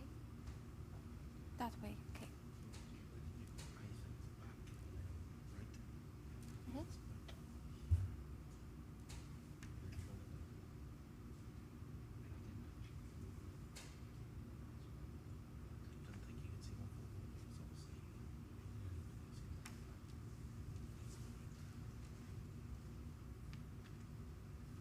Take a look right now.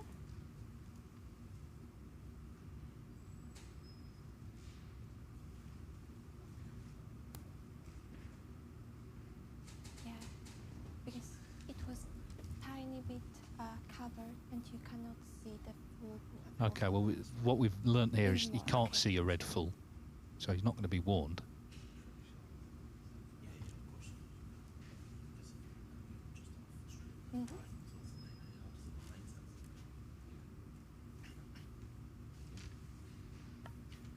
It seems like a minute thing, but it could be very big.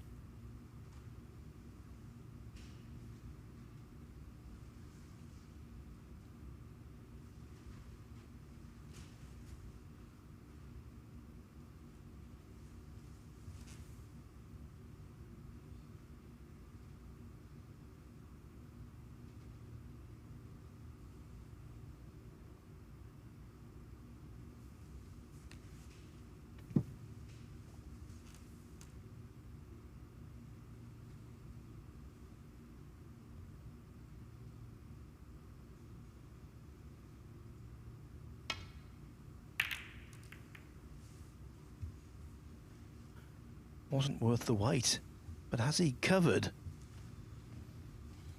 the path for both obvious reds? Yes, there's a red on, but position from that red would be questionable. Looked from one moment as though he'd left a choice of 2 reds that now will not go. To a large extent, he's got away with that, Richardson.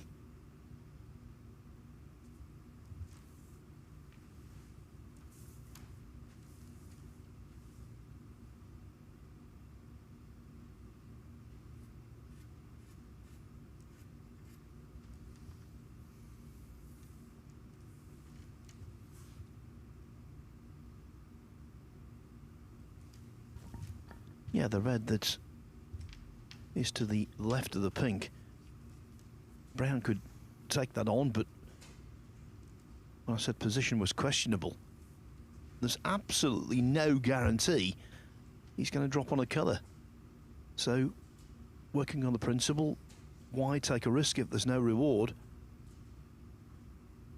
Not even thinking about it. It's hard to refuse a ball like that. But I think sometimes you have to be disciplined.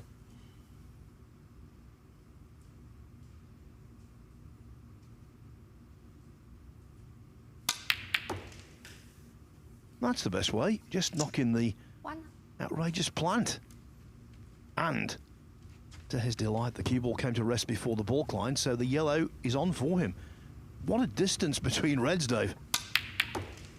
Yeah, I mean, an unusual plant for sure. Obviously, sort of screwing back for some safety, but as you say, he's landed actually okay on this yellow.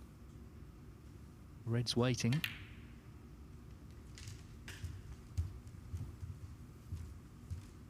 Snooker, as we know, is such a mental test, and Jordan Brown did so well to take the last frame to the black. He did have a shot at it, of course, initially, off the pink. It wasn't easy to right middle, but he put all that work in. It was a long frame, and then ultimately it looked like he might win it with the in off, but the cue ball just held up.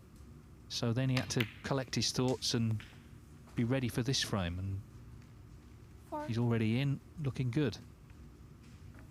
In what, of course, in the wider context of the group is a really important match for him.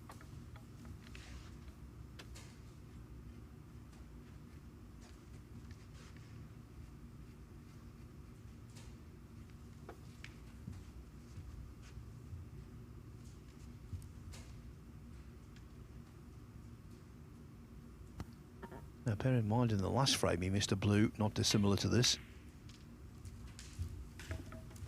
Much better.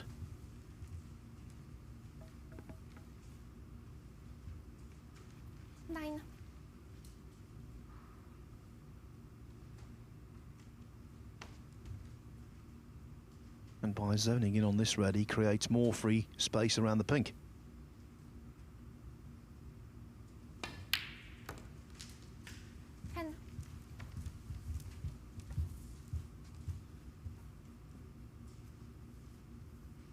I'd go so far as to say this is his best scoring chance, and not just this match, but of the whole day so far.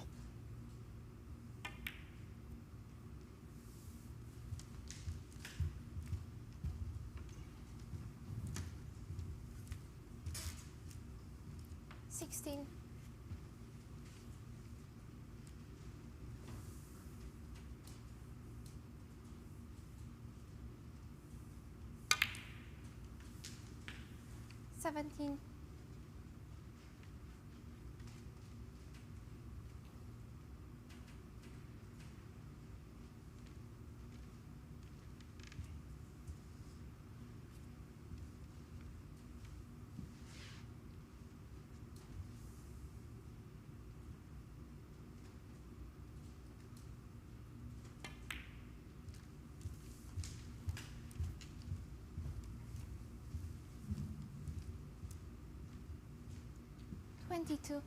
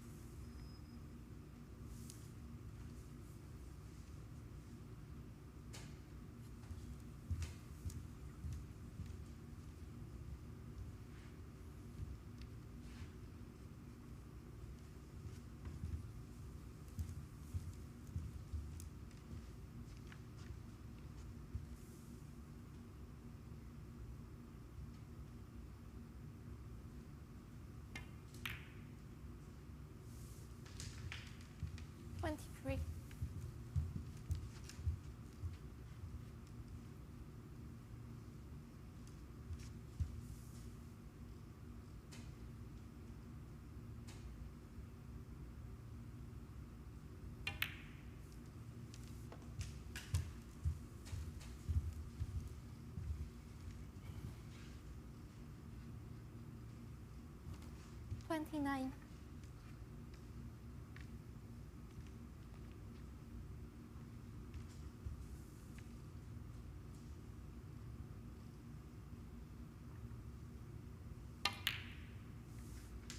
Inevitably, given what he achieved at the Welsh Open 4 years ago, that's what we always associate Brown with. But in 2023, he got to the semi-finals of the International Championship in China. He has played at the Crucible.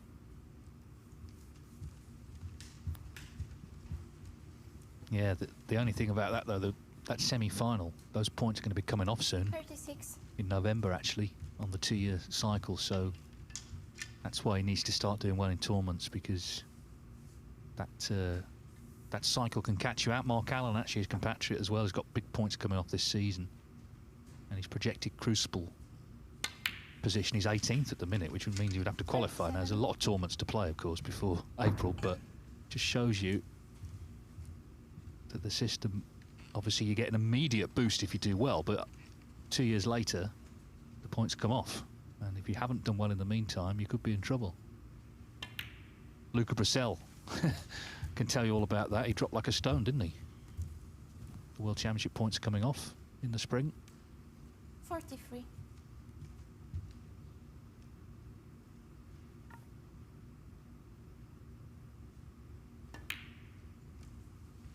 Well, from this tournament 2 years ago, Sean Murphy will lose every single one of the 33,000 points he earned in 2023 because he not only failed to win his group, he actually finished last in the group, so didn't pick up anything. He actually, though, after winning it, didn't have that good a season, so he's not got many other points coming off, so he's kind of okay. But yeah, it's a system that it's much better than it used to be, where you just rank the same all year. That was a very cosy sort of arrangement. This is different now. You can make an immediate climb doing well, but equally, if you've done well 2 years prior, you can sort of fall away.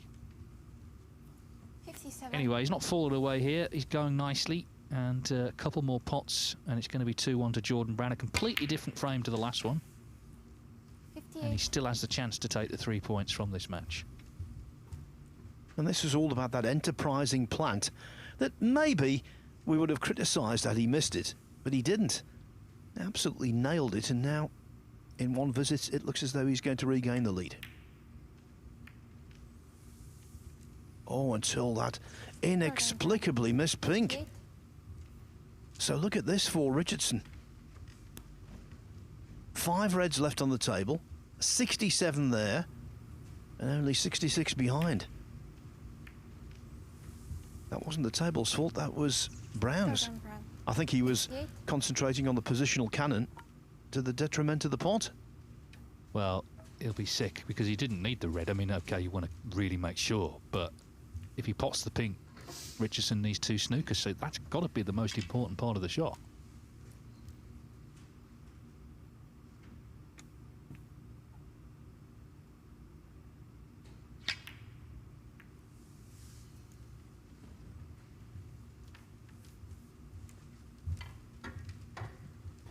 Now, the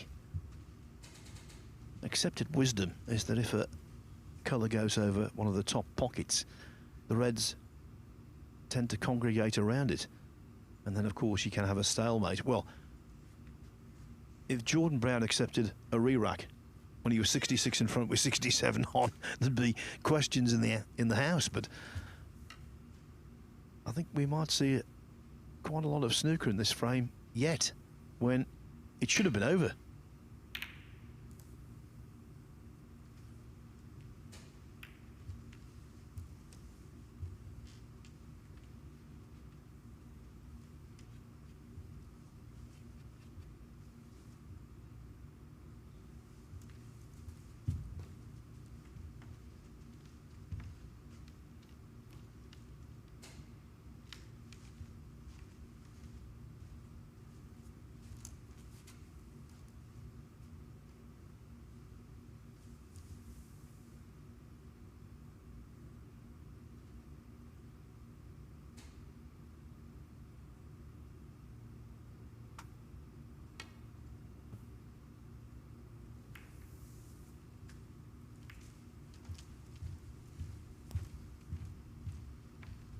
Now, that was the reaction of someone who thought that cue ball might have drifted off slightly. Maybe it did. Yes, the black not favourable now, is it, for Richardson? He needs blacks off all the reds to win by a point.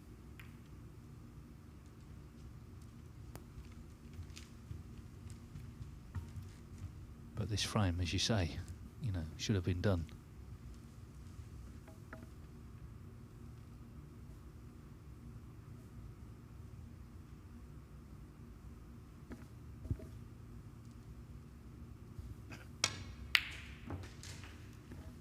So he's going to take the pink. That ends that impasse. But now, of course, he can only tie.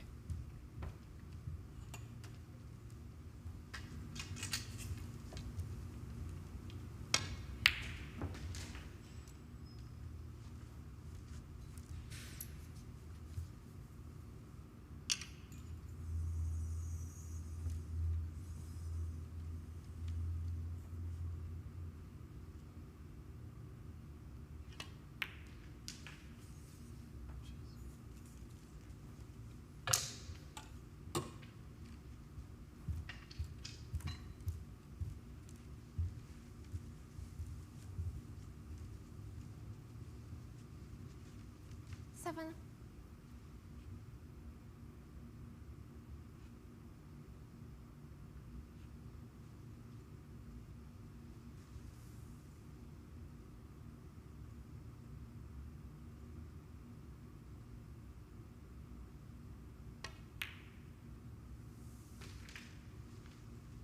Eight. And so this is a must pot. If he doesn't get the black, he'll need 2 snookers. If he plays it by just rolling the black at slow pace, I can't imagine he would miss it.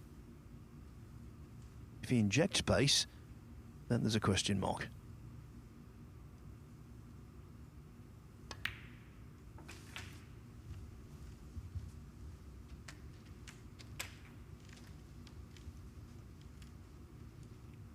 Well, the black back on its spot is in his favour, and of course at the moment, barring any snookers or penalty points, he can force a respot.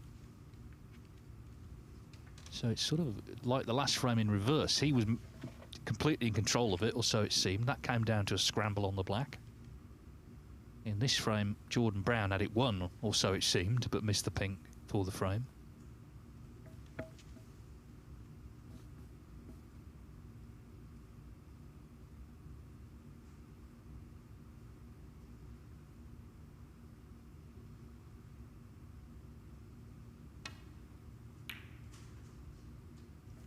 Oh well, that is surely that.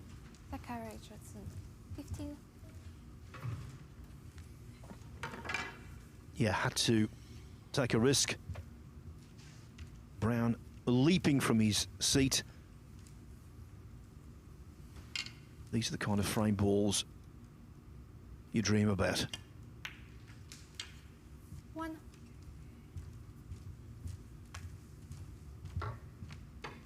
And I'm sure if there's a high value colour to follow, Richardson will not bother coming back to the table if he gets the chance.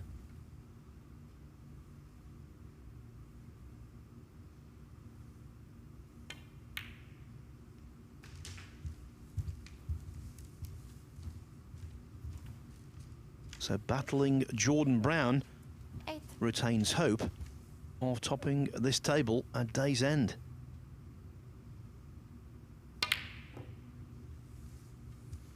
Jordan Brown, 8. Well, Richardson just toying with the idea of coming back to the table. I'm very surprised he is. 59 points the difference, 43 on, 4 snookers required. I think the fact it's a gimme snooker to start, that might have influenced his decision.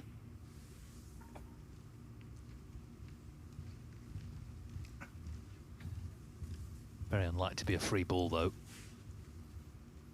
which is what you're looking for in this scenario.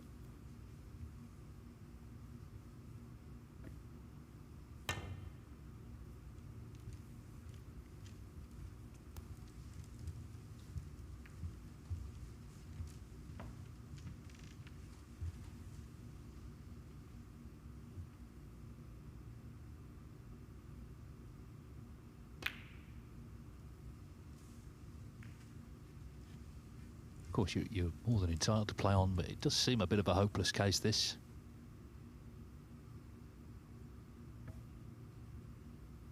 But as I say, with the red on, I mean, I guess he wants to pop red and black, take it down to the last red. The free ball then could come into it.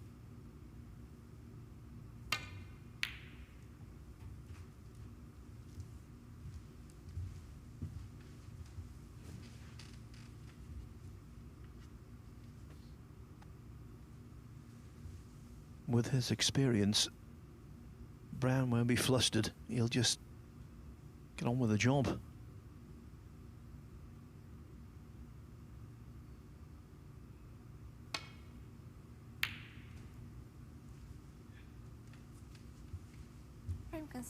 And now Richardson does concede.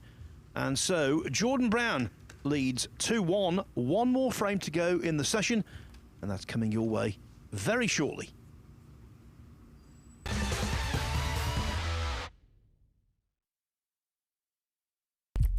What do you need to become a champion? Vision, drive, discipline, finesse. But what about a world champion?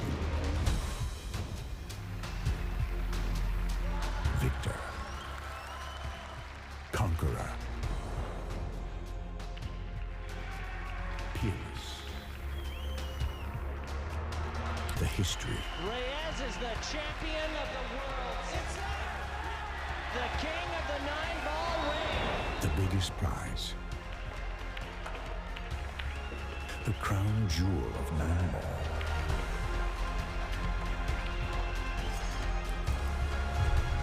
A return to the kingdom where a champion will rise.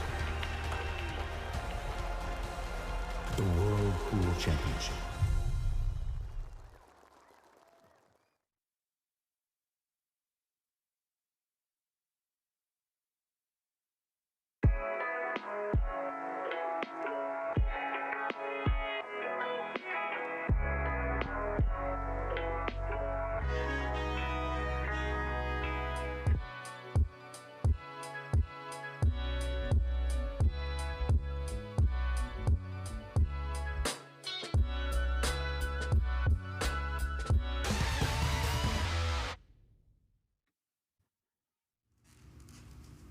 Here in Leicester, the first phase of the BetVictor Championship League has only just over a handful of groups still to be decided. This is one of them, Group 24. Top seed, Jackson Page. He started out with a 2-all draw against Zach Richardson.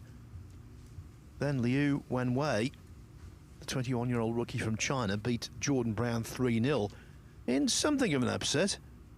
And now Brown is trying to bounce back by overcoming Richardson. One thing we do know for sure, Richardson has to win this frame to retain hope of being the table topper.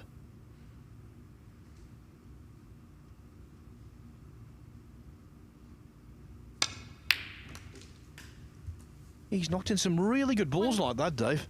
Very good indeed. Well, that was one of the shots of the day. Got a real sort of steel about him, I think. And has a chance immediately here to get that draw.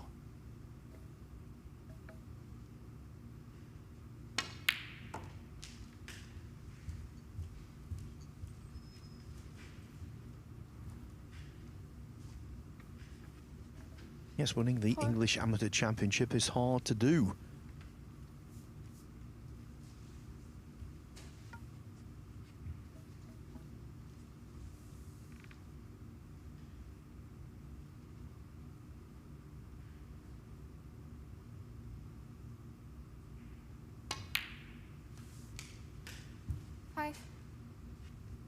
Back in the early 90s, it was best of 25, the English Amateur Championship final. Now it's best of 11. How times change.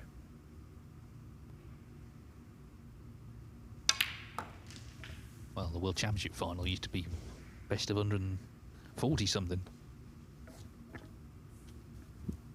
12. I think think it might be difficult to sustain the dramatic interest in it if it was that long now.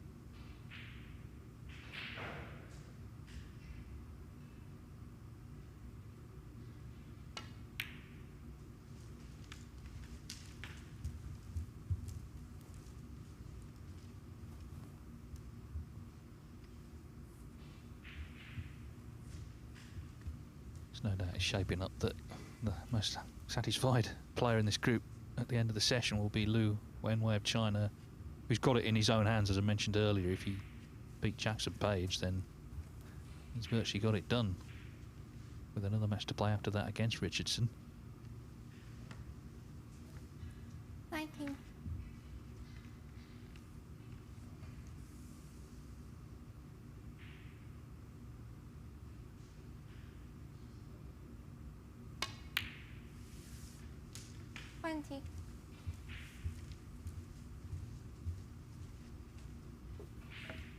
So, at the moment just picking off the loose reds, but soon he's going to have to get amongst them.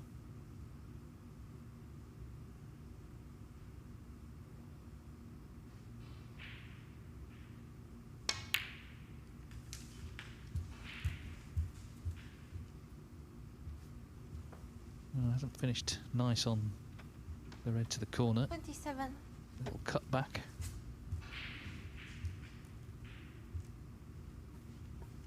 So often you see this kind of shot overcut.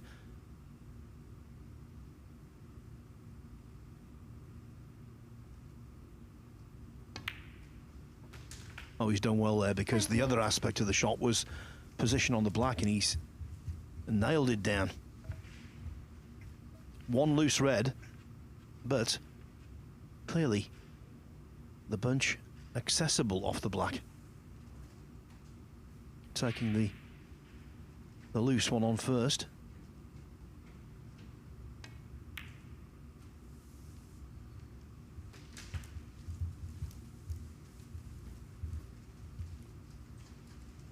And with the pink off its spot, 35. underneath the bunch, if you like, could be advisable here to go up for the angle on the blue to go into the remaining reds.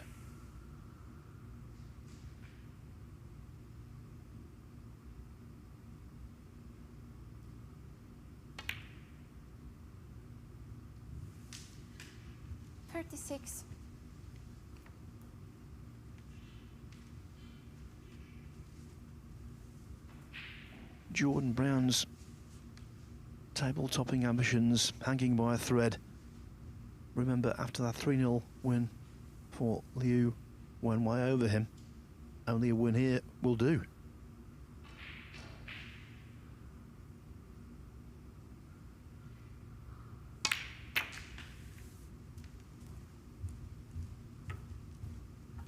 Good split.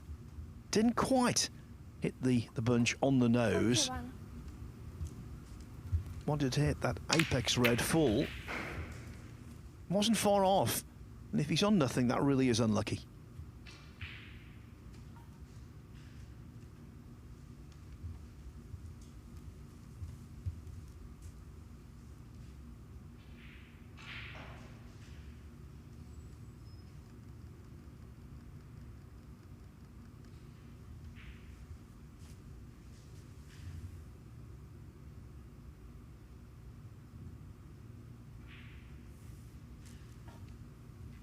The red down the right-hand side rail will pot, but it's one of those really smelly shots no one truly fancies. And again, the point has to be made that if you take it on and pot it, there's no certainties when it comes to position off that.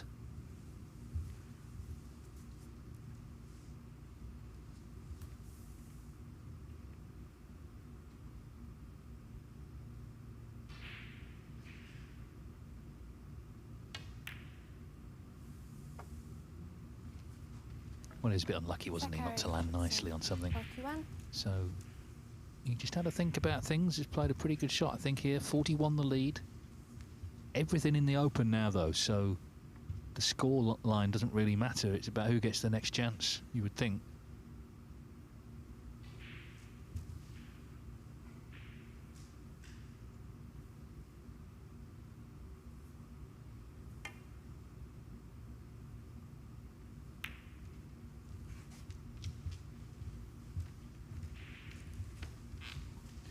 One of those days where there's not going to be a great amount of time between sessions.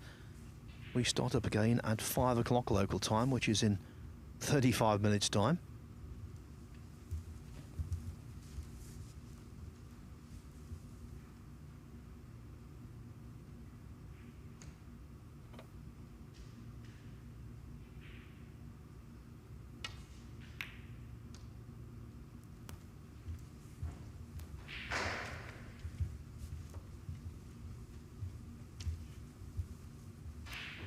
Well, Richardson turned away. I think he assumed he was definitely going to cover the red closest to this top left-hand corner pocket. He hasn't covered it.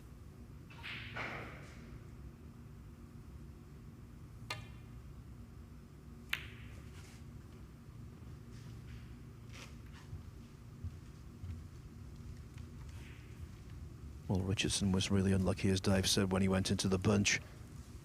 And now he's been unlucky again. When Brown missed that, he would have expected to leave something.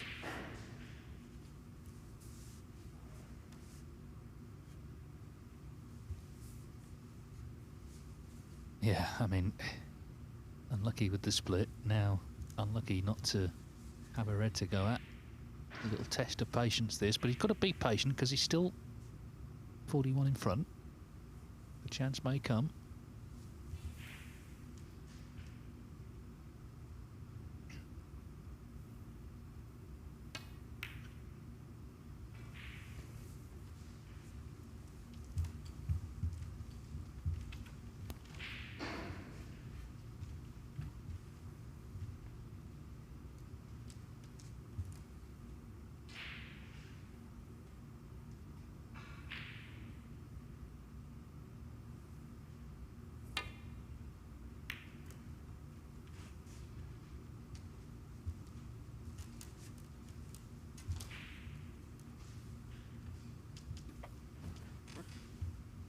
Good safety, line and length combined from Brown.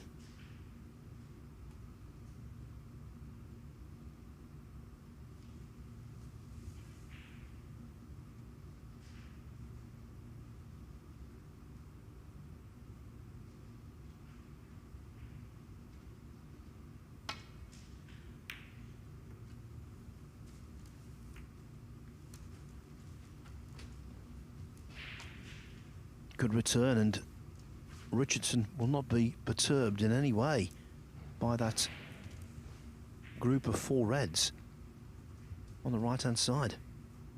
The more awkward the table, the better for him with that 41-point lead.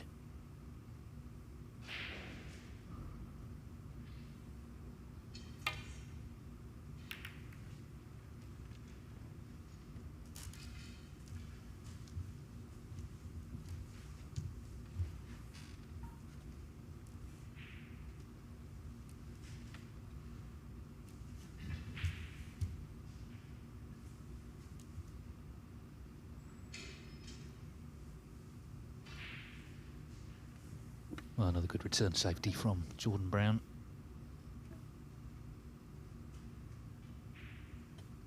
Been a tough old match, this.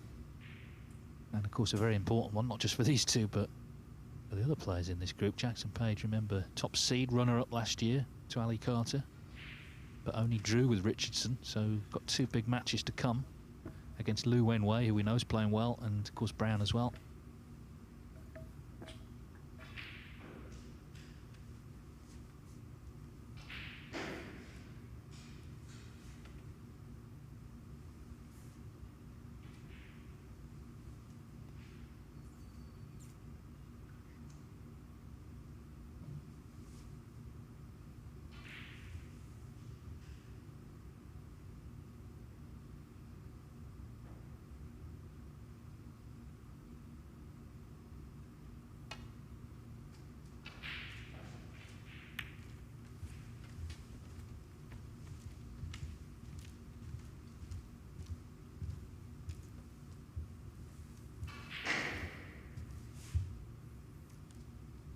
Now, if Brown could guarantee a good outcome here by going off those reds and splitting them, I'm sure he would do that.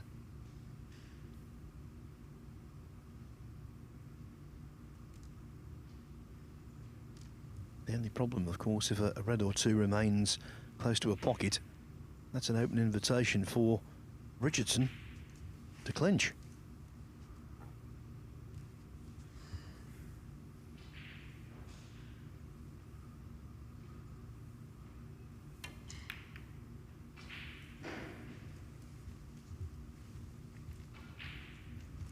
So that was something of a compromise. The little cluster opened up to a degree.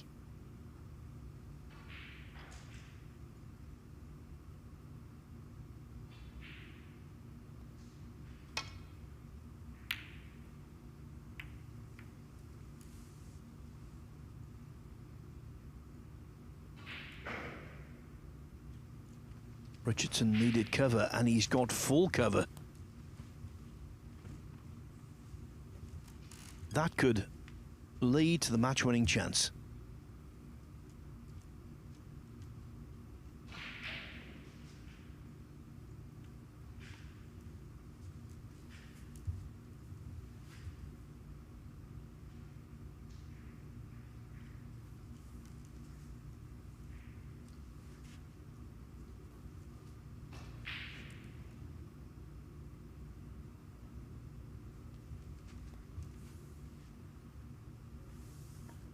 No wonder Brown is taking his time. This is a real predicament.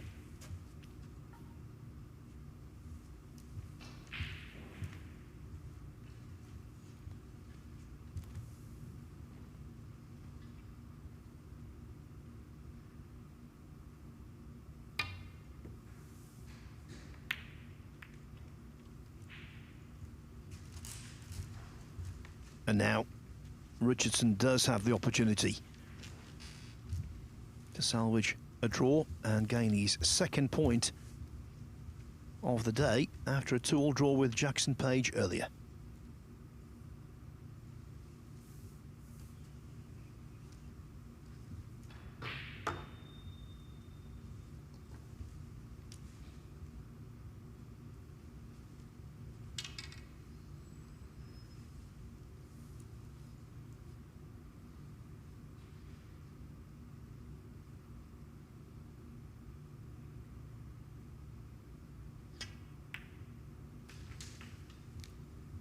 One.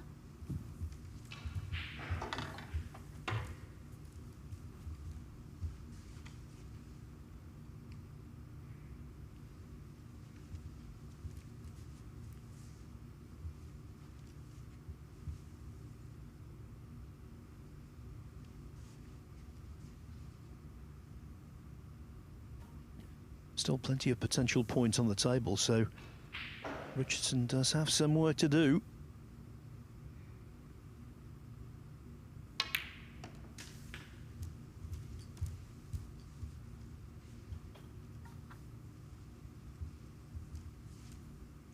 Seven.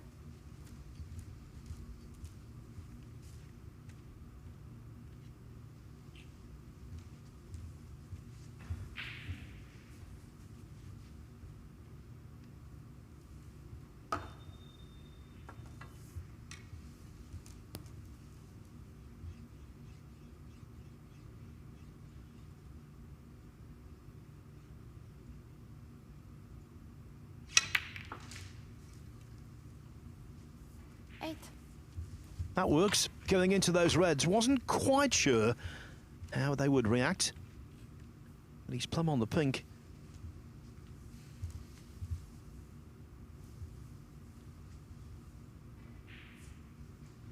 In an ideal world, would have liked a little more angle to stun over for the loose red behind the two closest to the pink.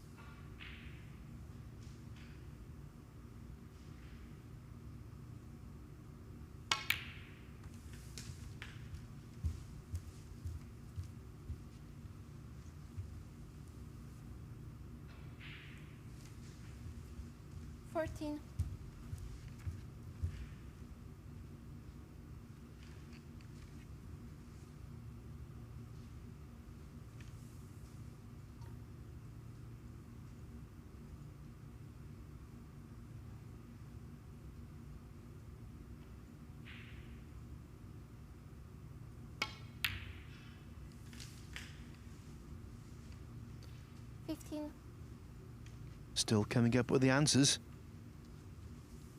The blue takes him 61 ahead.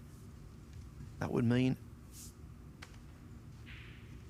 red and either pink or black to follow would leave Jordan Brown requiring a snooker.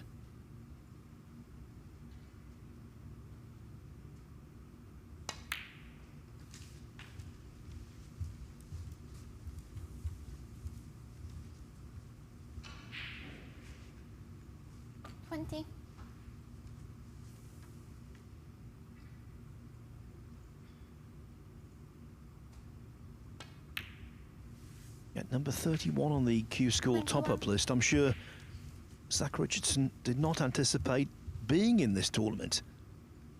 But he got the call up when Jimmy White withdrew.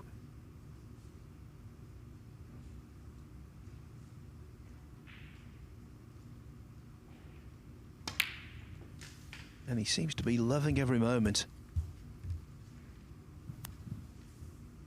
This simple red 28. Really should seal it. 29.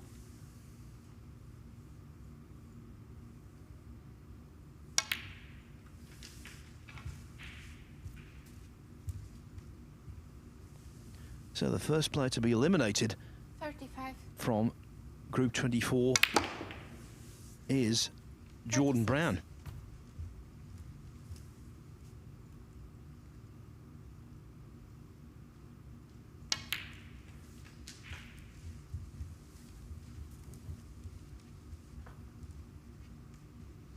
But you can't take anything away from Zach Richardson. He's played a really solid frame here.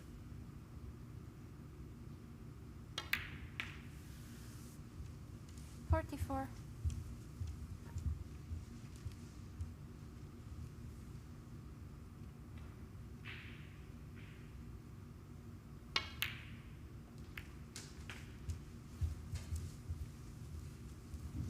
$2-2 it will be. 51.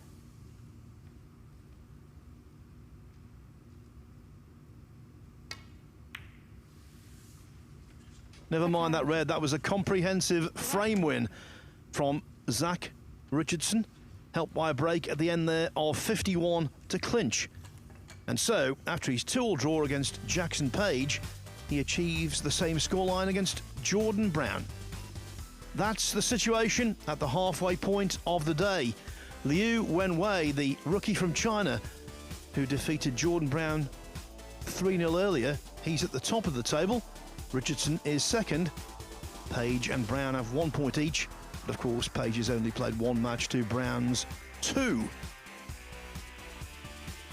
This is the bill of fare for this evening. We start off on table 2 with Martin O'Donnell up against Gao Yang. Here on table 1 in around 20 minutes' time, the action resumes with the group's top seed, Jackson Page, runner-up in this BetVictor Championship League last season, against Liu Wenway. Just 20 more minutes to wait for more snooker from the Mattioli Arena in Leicester.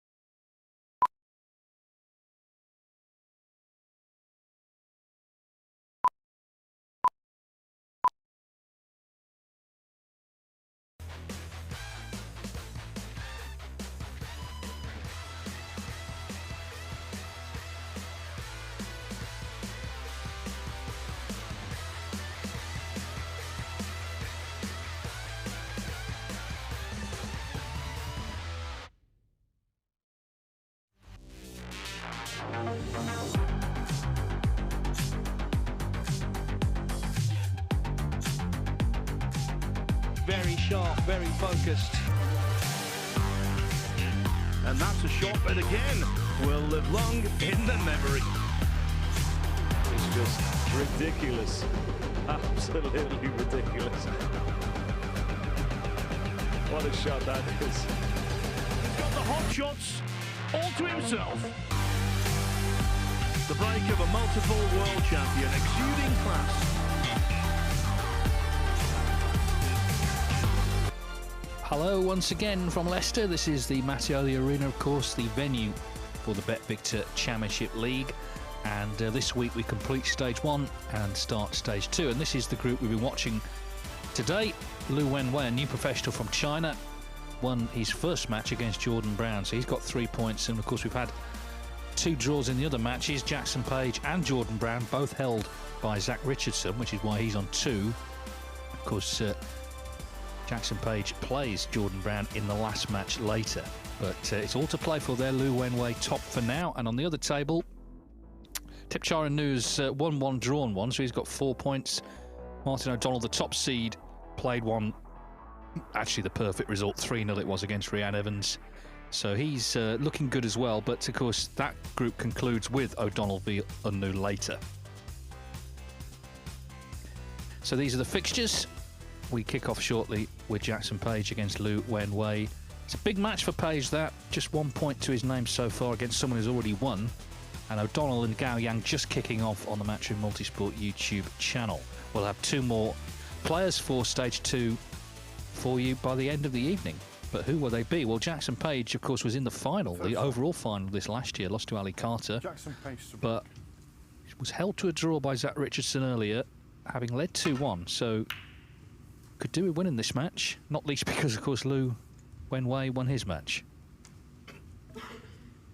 This time, Ben Williston alongside us again, that you start to sort of think of all the permutations. But I guess from Jackson Page's perspective, just go into the session like any other, just try and win, and then he should win the group. Yeah, if he wins this match, he'll be back in a very strong position. So yeah, I think he'll just be not thinking about anything else but winning, not even draw. Draw wouldn't obviously take him out of it, but the win would get him back in a strong position again. And he played pretty well in that first match. The first frame, he just failed to kill off. He missed frame ball. It was the last red. Richardson cleared up. Then he dominated the next 2. He had a 98 break. But Richardson, to his credit, got the draw. Lu Wenway was dominant against Jordan Brown. He's new on tour, just 21. Came through the Asia Oceania Q School.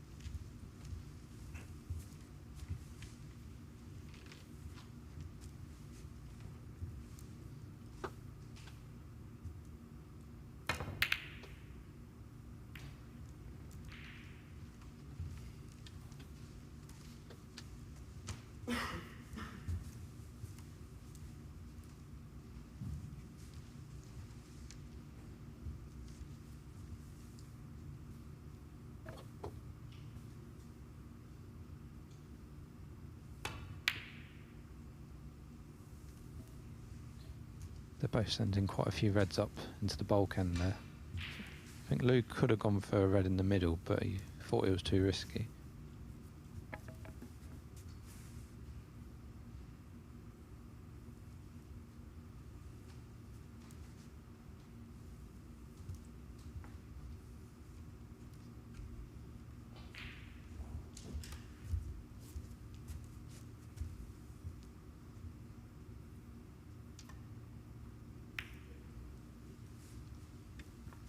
Already one of these cagey frames where reds have gone towards bulk and both players desperate to cut off any sort of pot.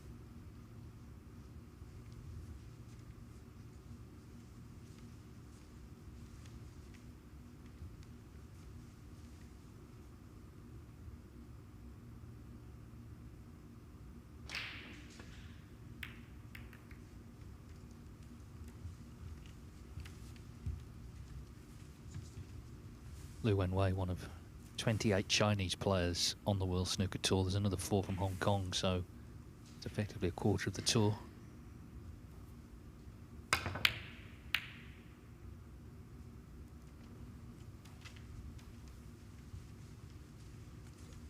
And you feel there's only going to be more in the coming years with Zhao Xingtong now world champion.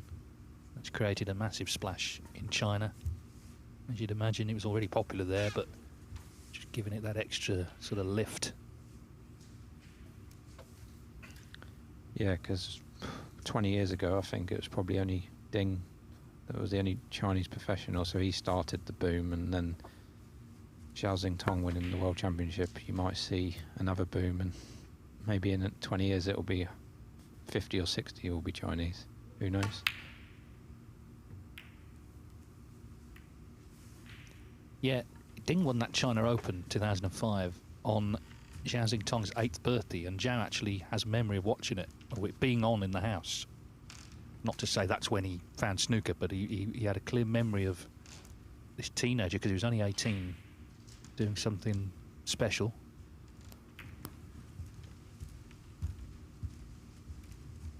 This frame very cagey with all those reds spread far and wide.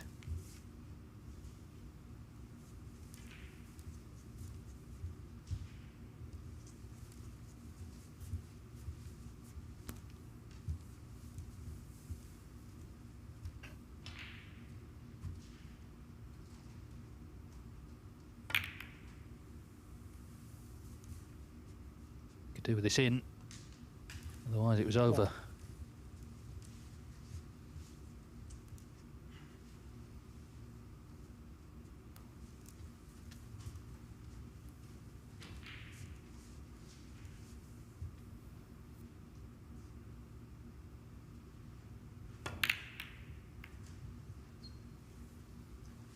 Wenway.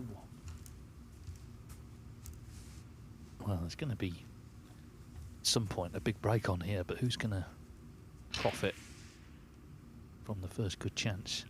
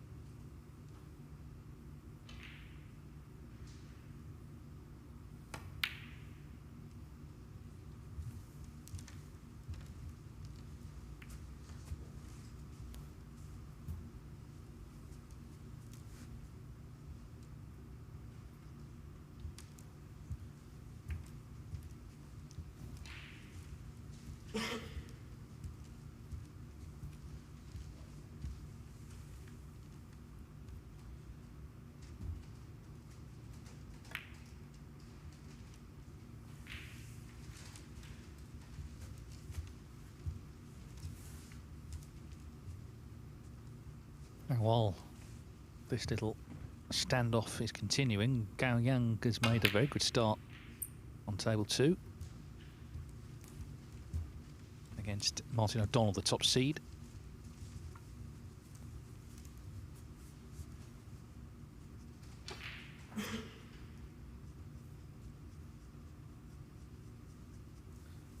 I think we're getting closer in this frame to breaking the stalemate. I think in a few shots' time, somebody will have an attempt at a pot. There's table 2, so Gao Yang has dominated the opening frame. He drew with Tepchara Nu. He's got 2 matches to play in this session, though. He's still a bit of a danger man, I think, in this group. And he's demonstrating it here in the very first frame. 84.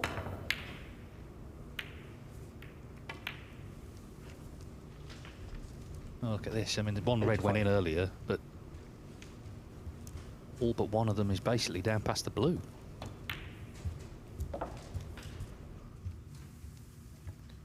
Got to be really delicate on this Jackson, just to roll up to this red.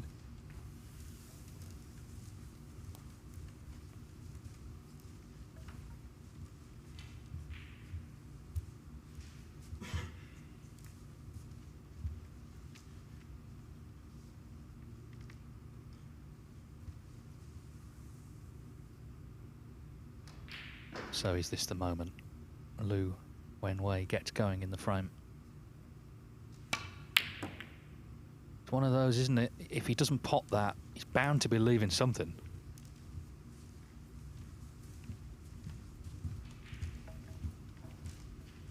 And that is what's happened. So after all that, Jackson Page gets the best chance here to get going.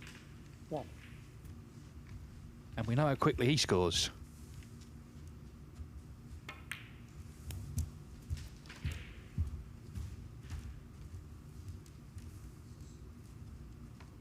Six. 7.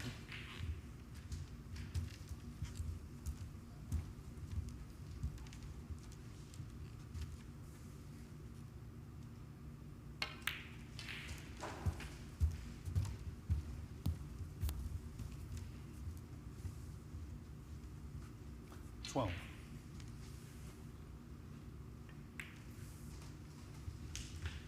13.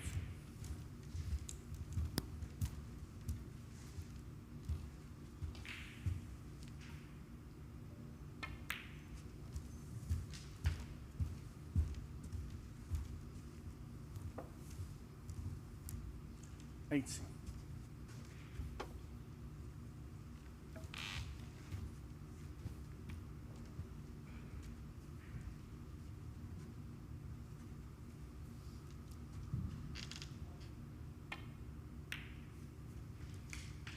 19.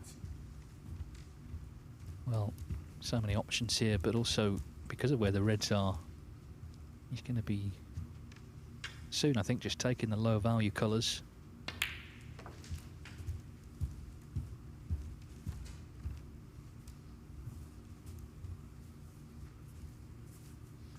$25.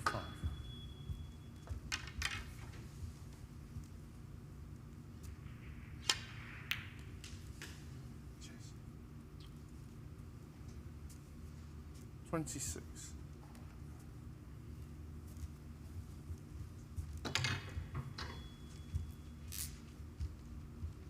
Just finished wrong side of the blue. Having not finished great on the previous red, but this one seems potable. 31.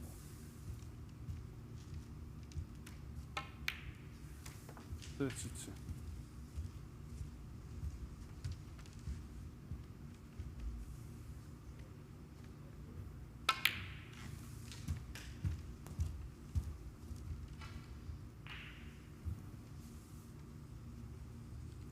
38.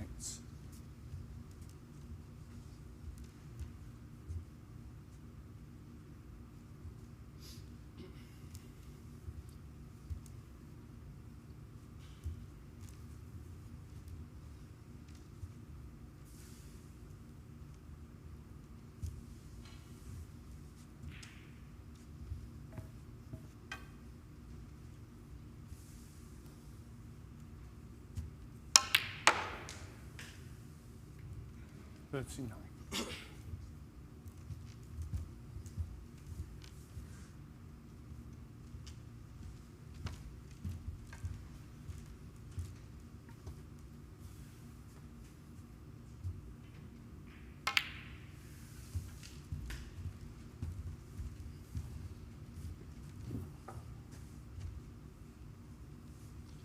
44.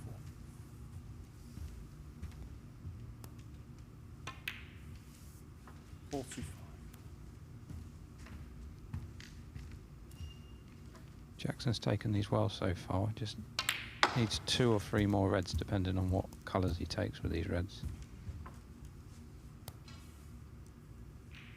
50.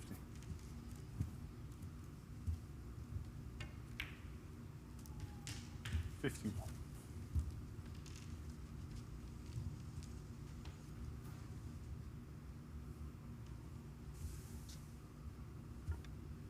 Yeah, Wenway had the first chance, but the blue hasn't reached. He's going to get another chance. About to say it was not straightforward and there was pressure on it because the red this is because he knew he'd be leaving Page in. Well, Page was broken down. And of course, because he took quite a few low value colours there, he's not close to being over the line in the frame.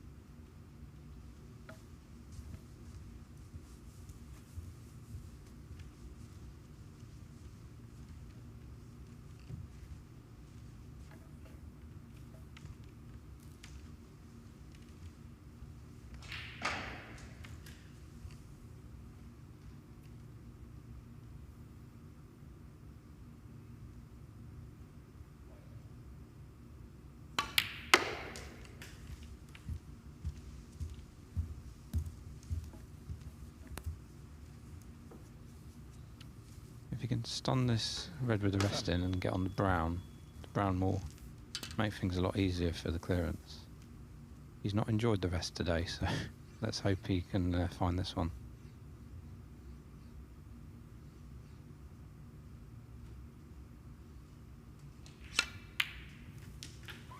Thank you. Safely in. 8.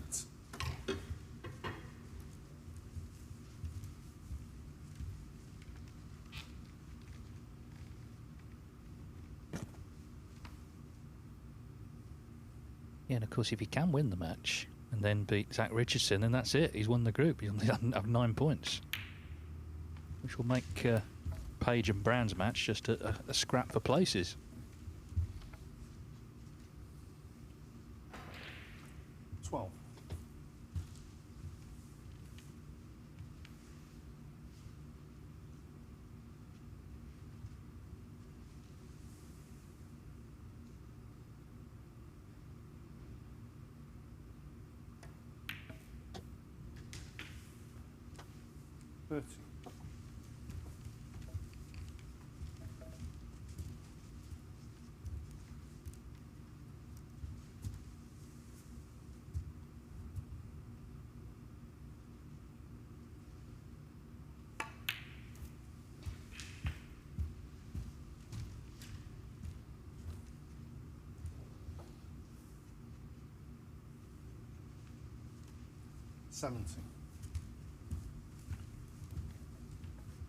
Would have liked the white just to go a little bit further down there because he's hampered now with the yellow.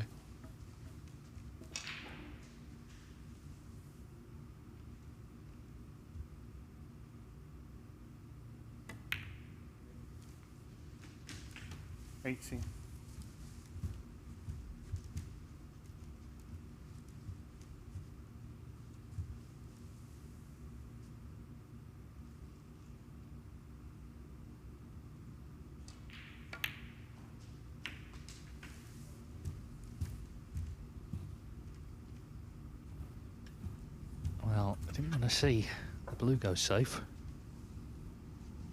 22.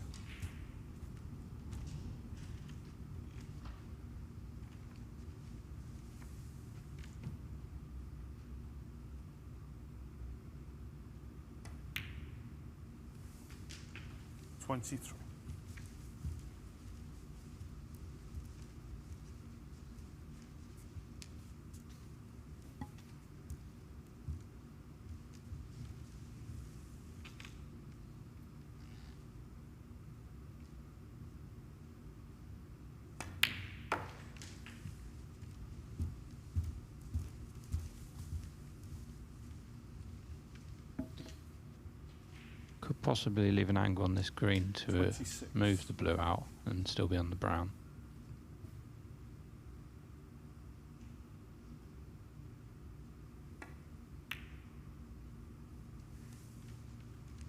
It was just never in, that was it? You could see from that camera angle. 26. So what a reprieve for Jackson Page, who just needs the yellow now. Having missed the blue, of course.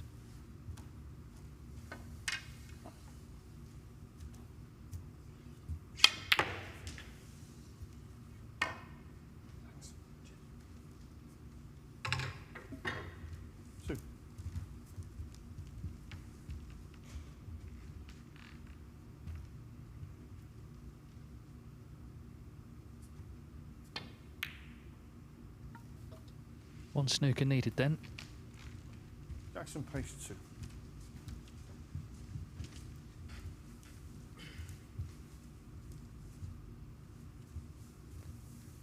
Doesn't help being in one.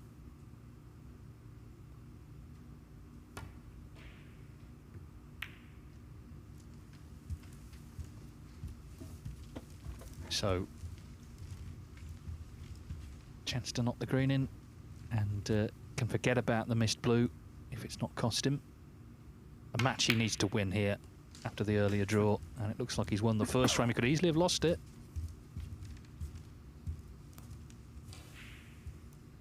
Needs to be in a position in the last match against Jordan Brown where he can still win the group. So needs to win this match to give himself a chance.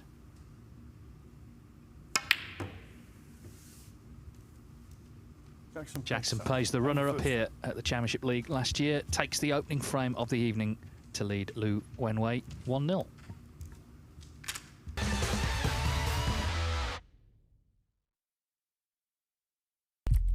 What do you need to become a champion? Vision, drive, discipline, finesse. But what about a world champion? Victor, conqueror, peerless. The history. Reyes is the champion of the world. It's the king of the 9-ball ring. The biggest prize. The crown jewel of 9-ball.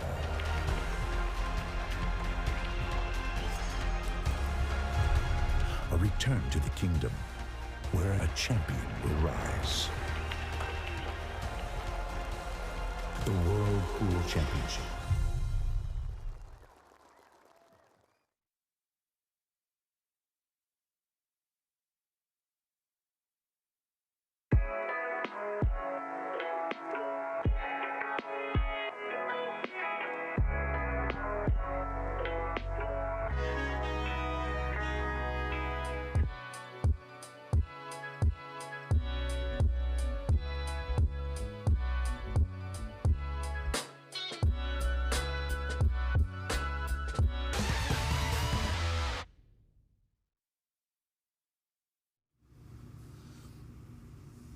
Well, it was an eventful first frame. All those reds sort of went down to the bulk end, and it was a bit of a standoff. Jackson Page looked like he was going to clinch it. Then he broke down, missed a blue, but Lou Wenway eventually missed that yellow. And Page delighted to have really unmissable frame ball. So it's 1-0 to the Welshman. Still 1-0 to Gao Yang against Martin O'Donnell on the other table. Matchroom Multisport YouTube channel, of course, for table 2. There are only, including today, actually 6 places available now in the next stage. This is Group 24 of the 32. And the winner will go into already a great group: Tom Ford, Wu Yizer and Matthew Stevens.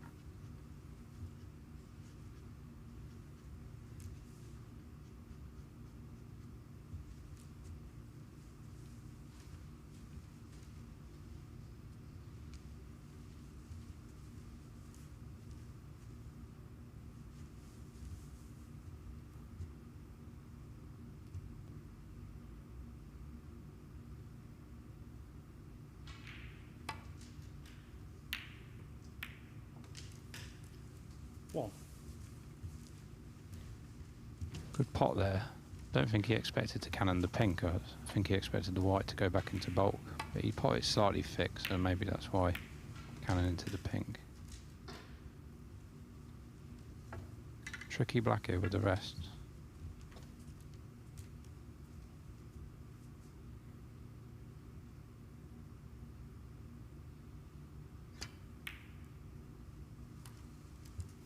Nicely done there.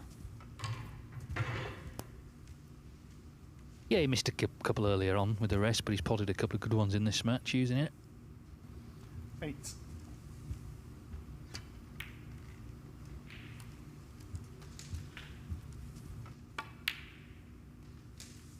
It's always fascinating to see, and we've seen quite a few in this tournament, new players on tour, just trying to work out their sort of strengths. And that's the great thing about the Championship League, you do see everybody. There's nobody out on table 8 or has already played a qualifier before we've got here. It's a level playing field.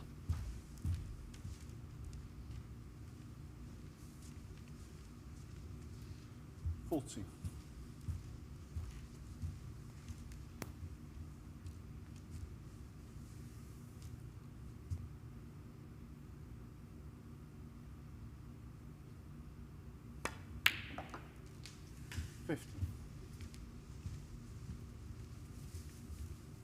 Of course, everyone's got on tour in a different way. Lou here has come through the Asia Oceania Q School, which was very competitive. He actually beat Tian Peng Fei in an early round. Of course, he's been a very established professional.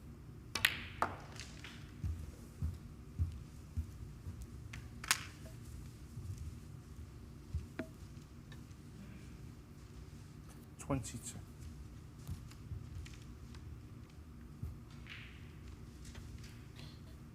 Got this red at the bottom of the pack. He's going to be moving all the reds here, top through, hopefully get on blue or bulk colour.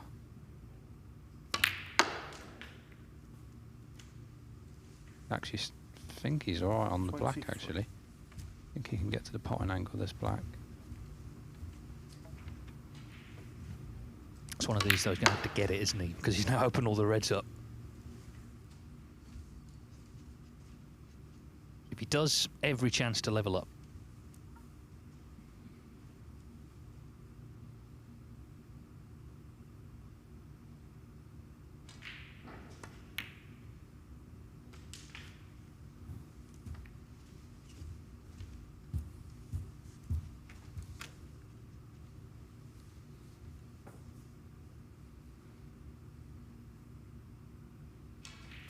$30.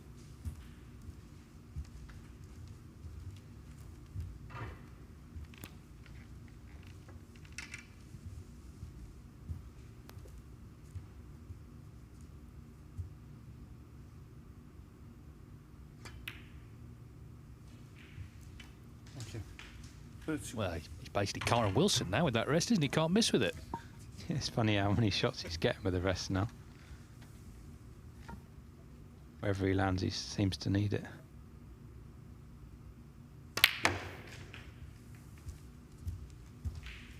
He's done well so far a few times because he's had a couple of tricky blacks where there was a lot of pressure on them because he had left Jackson a real straightforward chance. So he's got to make sure now that he finishes this frame off because everything's in the open. 39.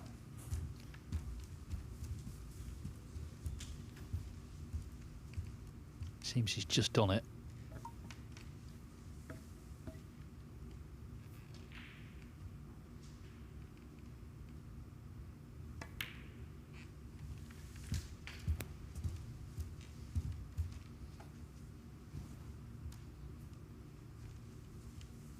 $46.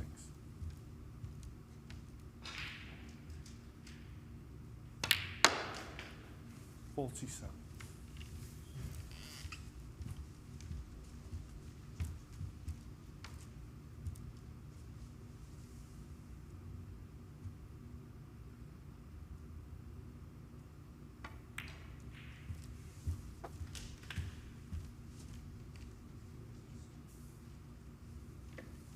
$52.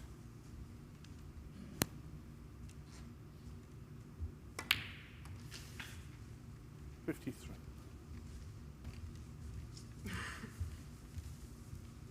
Just under hit that a bit. You'd like to be further away from the cushion than this.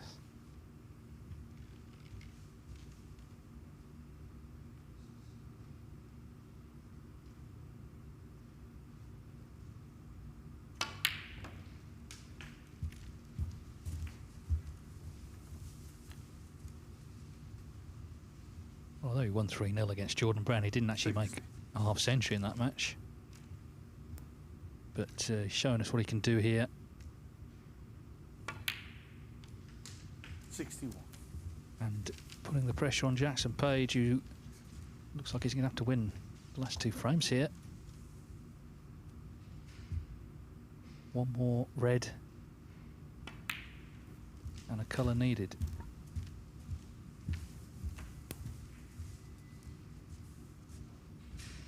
One all, Martin O'Donnell and Gao Yang. O'Donnell levelling up there. Of course, he beat Ryan Evans 3-0 in his first match.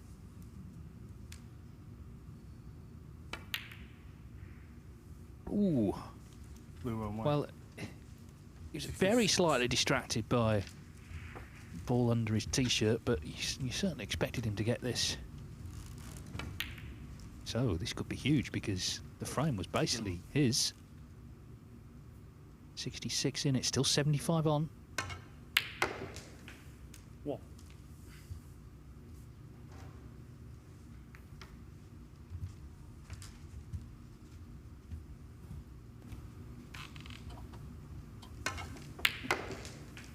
What?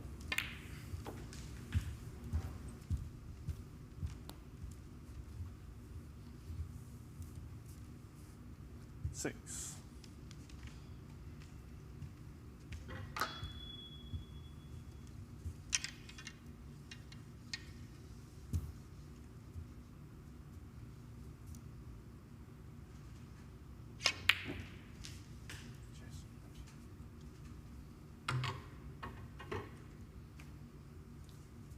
Seven.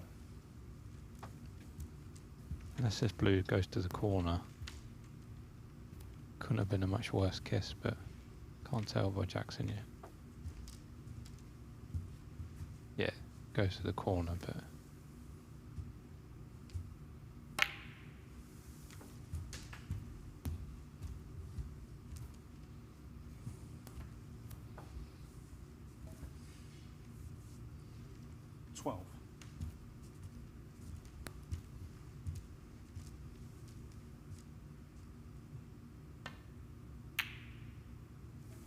Jackson Page 12.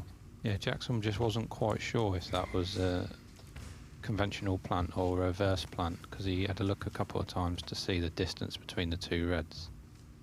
So I think it reacted different to what he expected, that's why he missed it.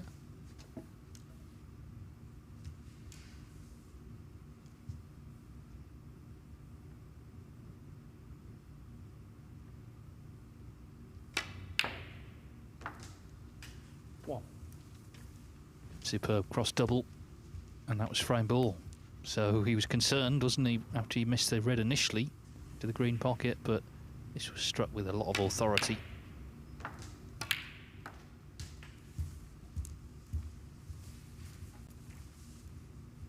He's starting to look the favourite now in this group. 8. Jackson Page, the top seed, was favourite coming in this morning.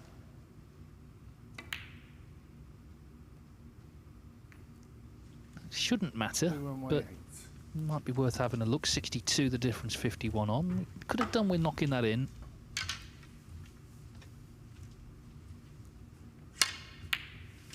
What?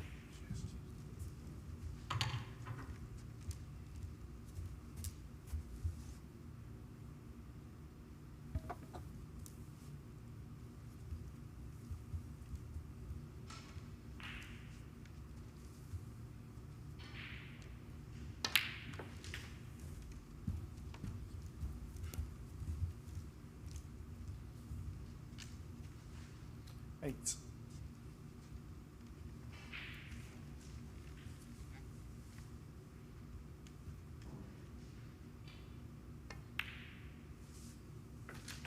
Nine.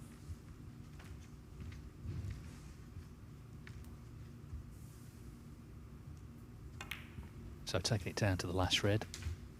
And there are various spots for snookers here. 60.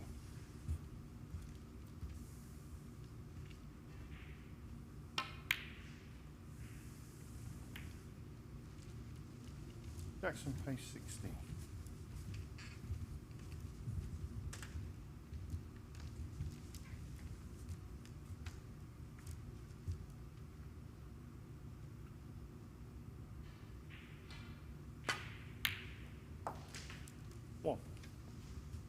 Well, that ends any hope for Jackson Page in this frame.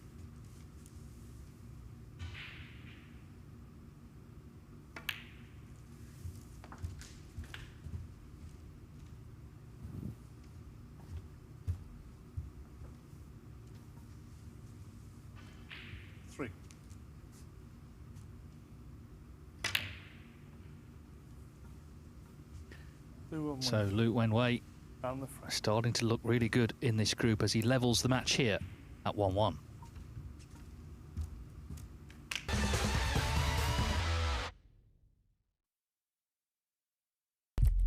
What do you need to become a champion?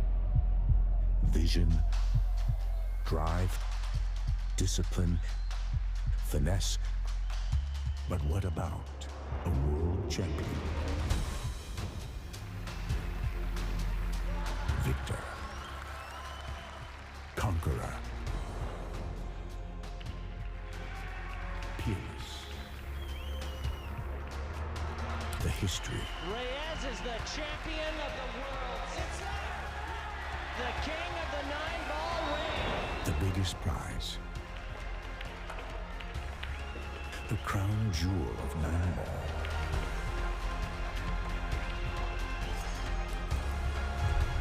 A return to the kingdom where a champion will rise. The World Pool Championship.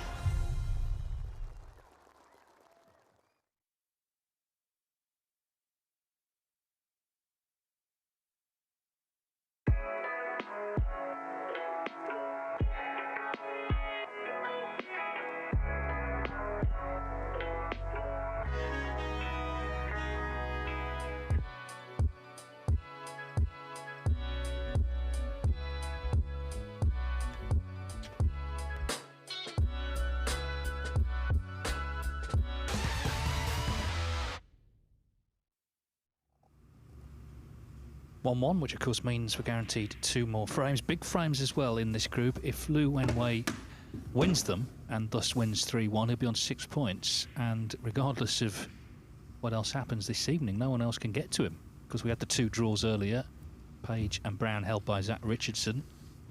So these really are big frames for Jackson Page.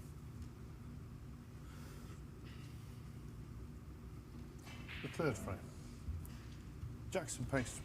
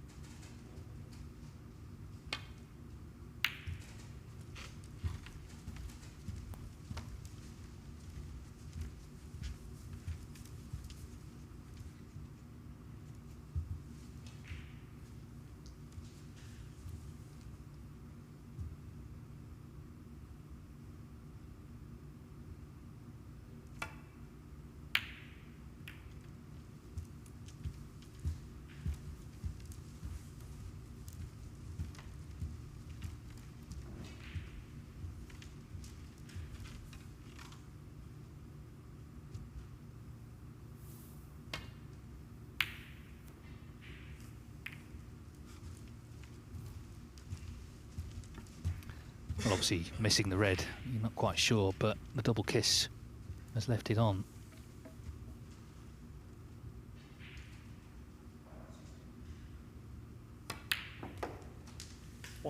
Yeah, you always rely on luck when you miss the pot, but as a snooker player you think there, I can only leave the red I'm going for. Anything but that double kiss and it would be safe, so you could see Jackson was a little bit frustrated that he left that red. Must be said though, overall in this match he's not been at his brilliant best. 8. And they'll be concerned now. Lu Wenway will be full of confidence, you would think, already with the day he's had. If he can win this frame, he guarantees the point. 9. And that means, of course, the most Jackson Page can get to is 5 points.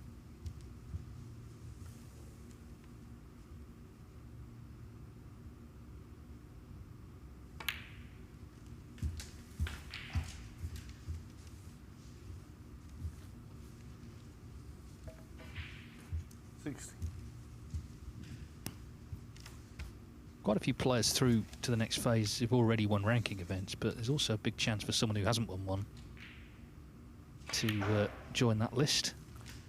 70. We've got a real mix of established names, people like Stuart Bingham and Dave Gilbert, Ricky Walden, Stephen Maguire, Zhang Anda, but also, you know, some youngsters, Ben Mertens, Liam Davis, Artemis Sissons, and various others as well, who would love to make their breakthrough in the pro ranks at this event. And Lu Wenway, of course, would love to be on that list.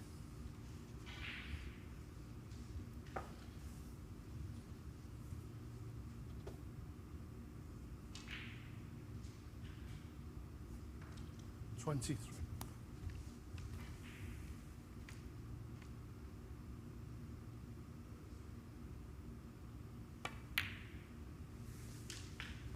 24.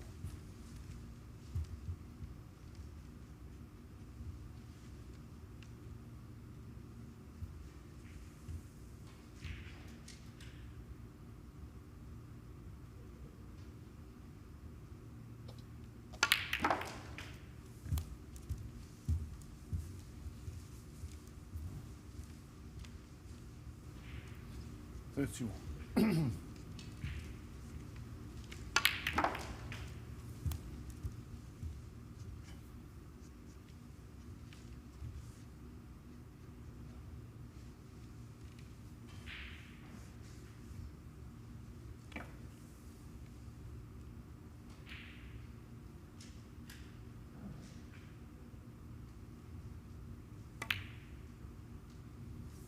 32.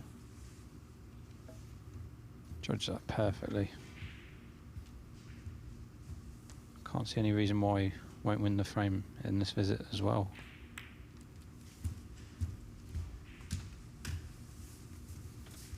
Tell me, Ben, have you spent much time in the academies in Sheffield, where, of course, the Chinese players tend to be based? I haven't, because I just like playing in clubs, and my mum's got a snooker club here. I've only been to Victoria's once. I've never ever stepped foot in Ding's academy, but I assume they practice a lot. Been really impressed with this Lu today. He's been really steady and measured. So yeah, I've liked what I've saw of him today. Yeah, the thing is, I mean, there's a great charm to the sort of British snooker club, but there are places where there are distractions as well. I get the feeling in the academies it's all business. He's just playing and playing and playing.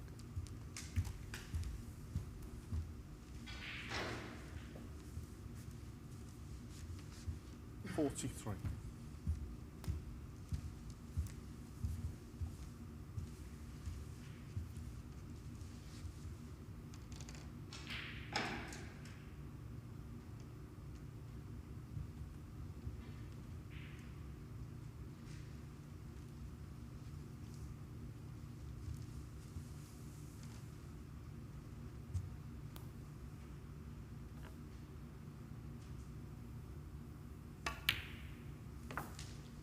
40. He does seem calm, doesn't he? I mean, even there, he just took his time over that.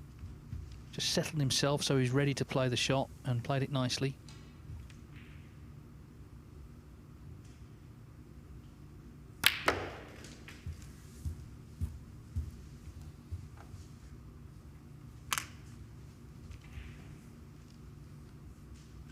51.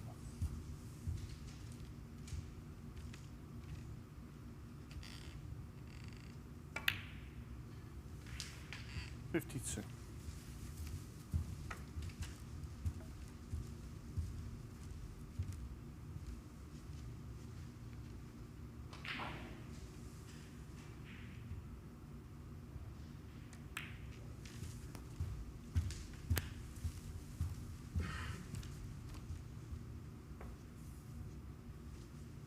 'Well, you recall in the last frame, he was a couple of balls from securing it and then missed a red unexpectedly, so just looking to put these next few pots away.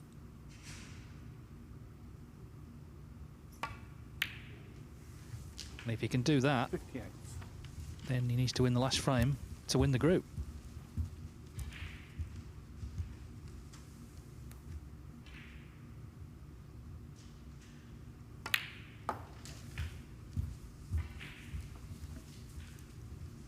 Yeah, that'd be a great feeling for him, you know, playing 65. a match knowing you've already topped the group.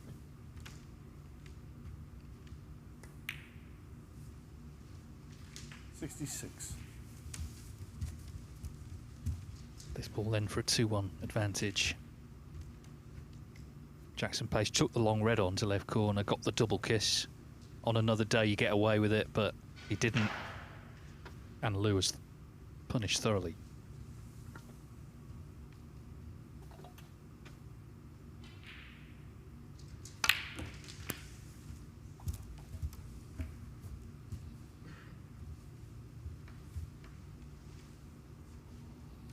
$73.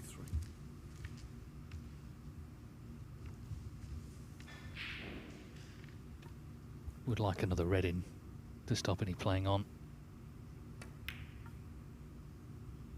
And that's going in. 74. Can he make his first century on the World Snooker Tour? He's only been a member for a month or so.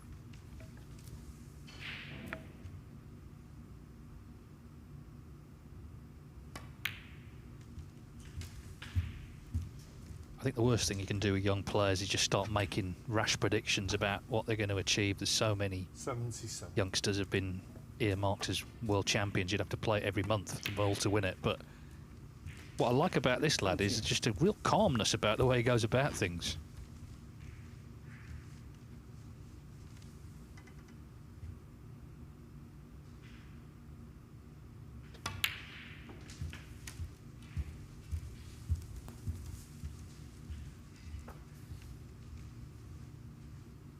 $85.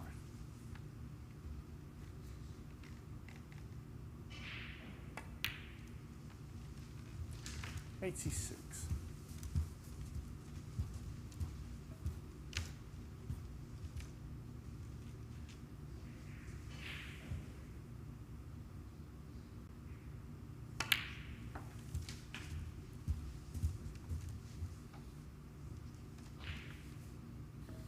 Yeah, so red or pink or red or black for his first century as a professional. Yeah, what a nice moment for Lou Wenway. You get the feeling there'll be many more in the years to come.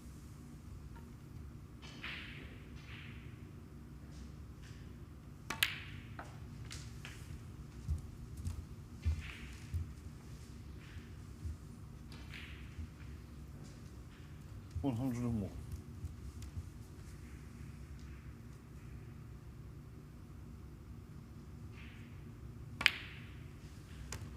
102. So we've got a big final frame to come. It will decide whether Lou Wenway has won the group or whether there's still a glimmer for Jackson Page and the other players. But of course Lou stays on anyway to play Zach Richardson, so he could wrap it up in that one. Starting to look unlikely that he won't be the group winner one way or another tonight.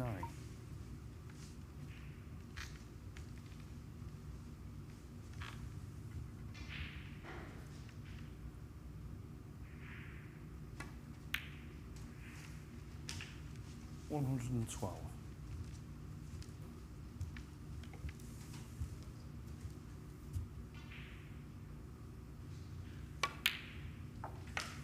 $116.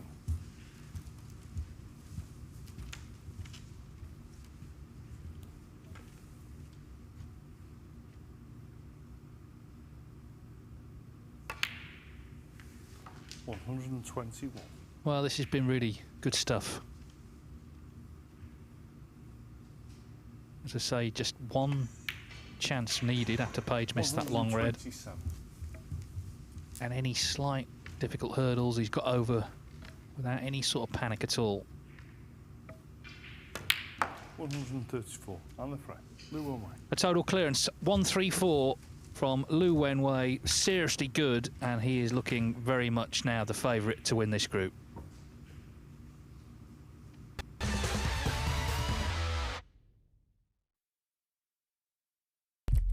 What do you need to become a champion? Vision, drive, discipline, finesse. But what about a world champion? Victor, conqueror, peerless. The history. Reyes is the champion of the world. It's the king of the 9-ball ring. The biggest prize. The crown jewel of 9-ball.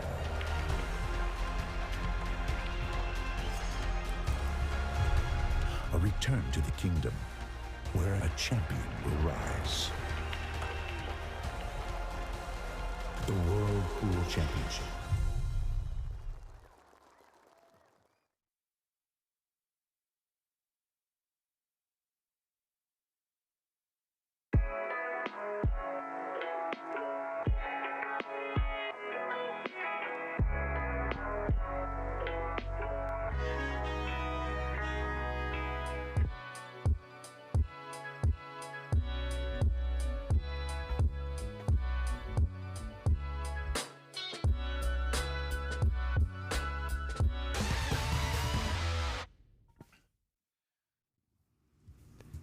Last night, the group on this table came down to the last frame of the night.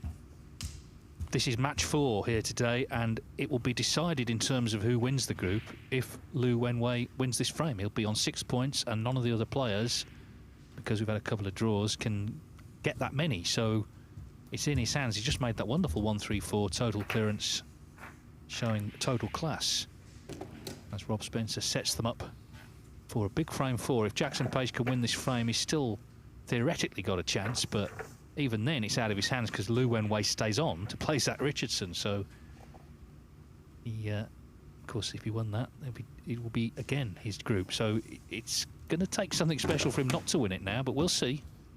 This is a tournament of twists and turns, but that was a very nice break he just made in that last frame, and he must be feeling so good coming into this one.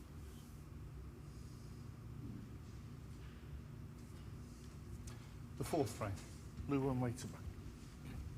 So Lou Wenway, a new professional on the World Snooker Tour, 21 years of age from China, with the chance to win the group.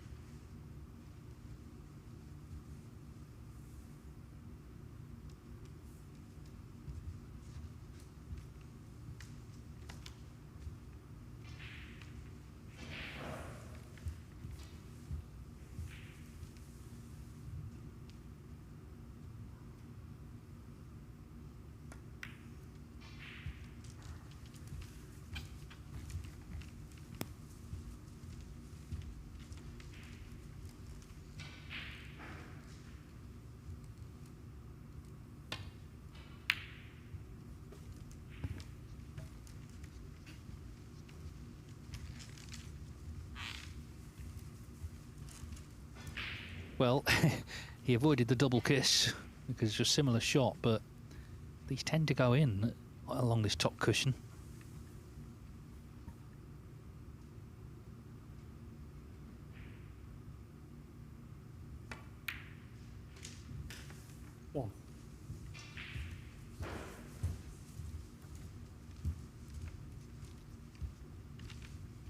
Page has got to be concerned after what happened in the last frame. Didn't get another shot when he missed to that left corner.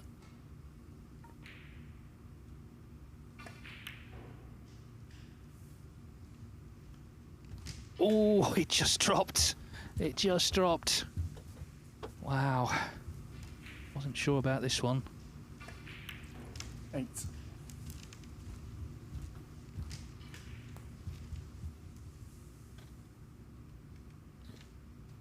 Can open a lot of reds here, so if this goes well, this would be a good chance.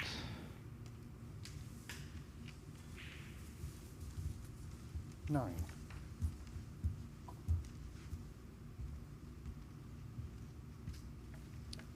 This is a big shot as well. He put a lot of tricky blacks in the last break that he made. But he'll need another good one here.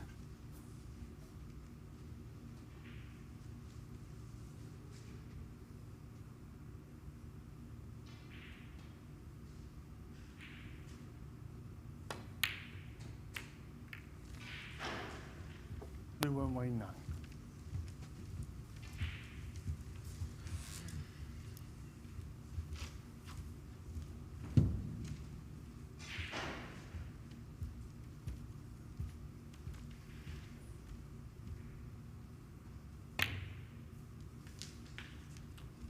One.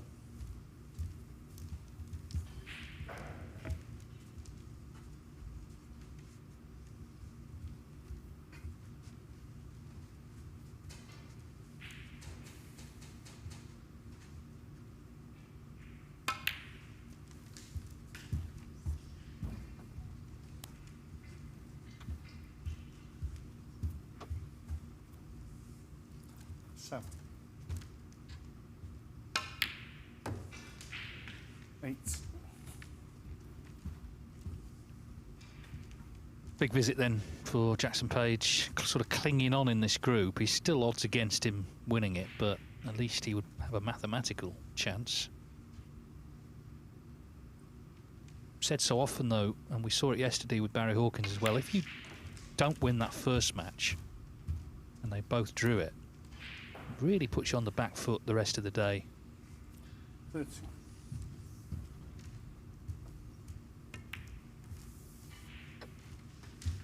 40.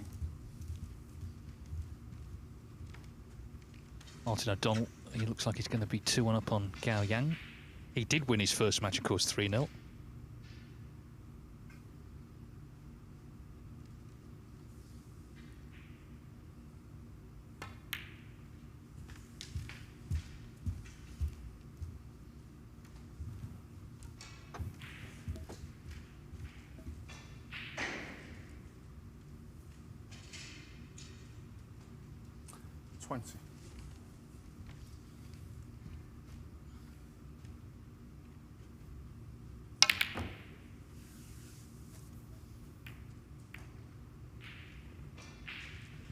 Jackson Page 20.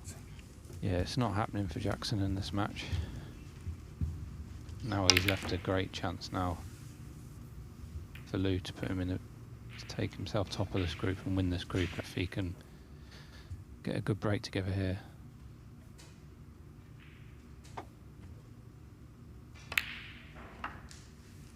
One.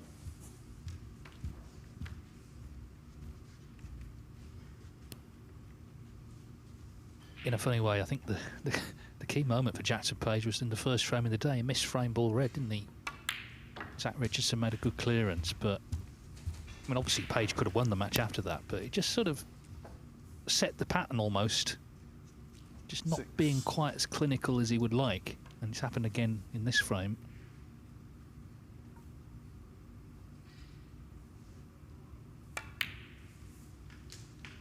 Seven.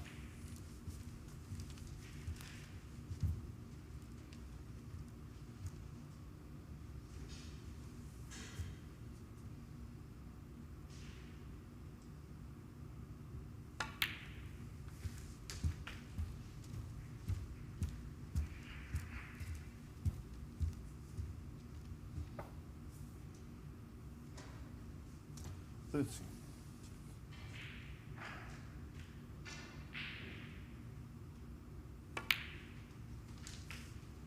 40.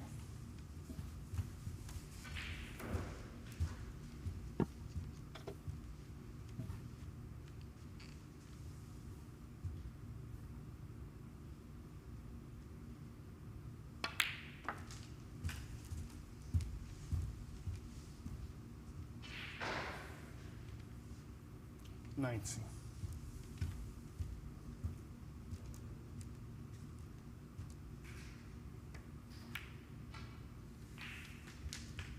$20.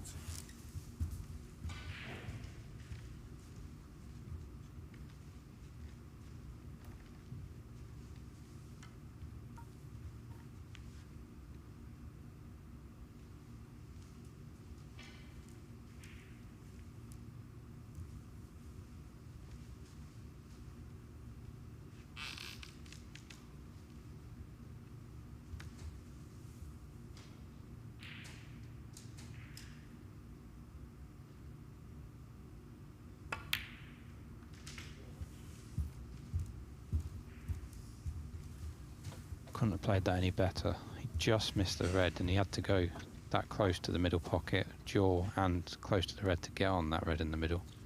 26. A good shot that was.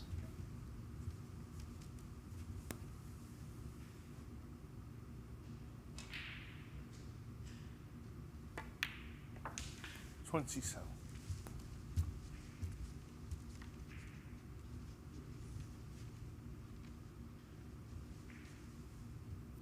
A little cannon, medium pace on this pink, and he could open everything up. Just didn't quite hit the pink full enough, and that's why he's lost the white to the to the black cushion. 32.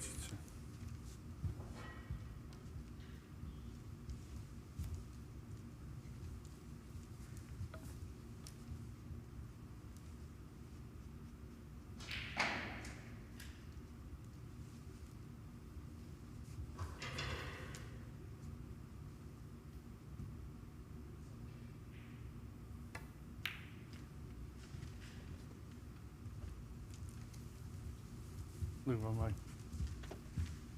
32. Jackson Page hanging on then, 21 behind.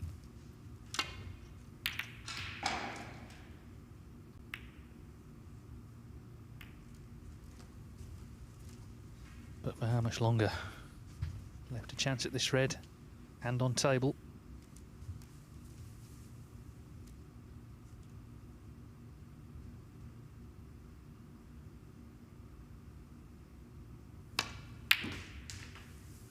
One.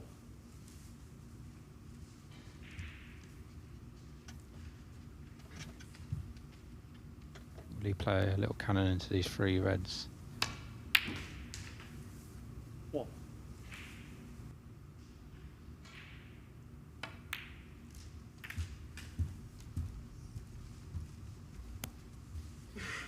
It's not too bad, it's just he didn't catch them full enough again, that's why the white come to this top cushion, but he's got an angle on this red to go back up for blue or pink.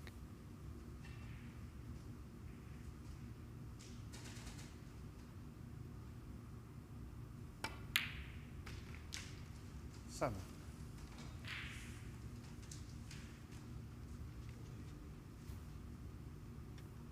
Well, it's in his hands to get this one now. The green puts him 31 in front, so just two more reds needed.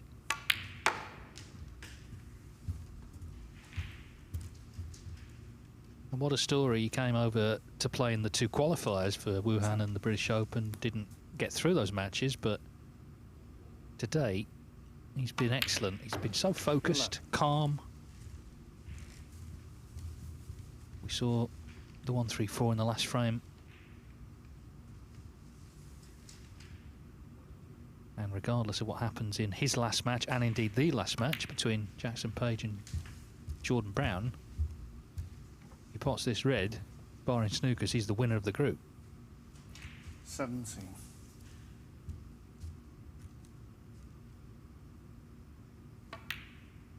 And he'll be coming back later in the week for stage 2. Another young player, rising star in the mix here at the Championship League.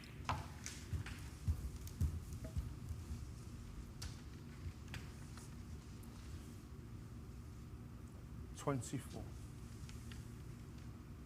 Jackson Page now playing 4 places. 25. The runner-up, of course, last year, but this is the end of the road after tonight for him.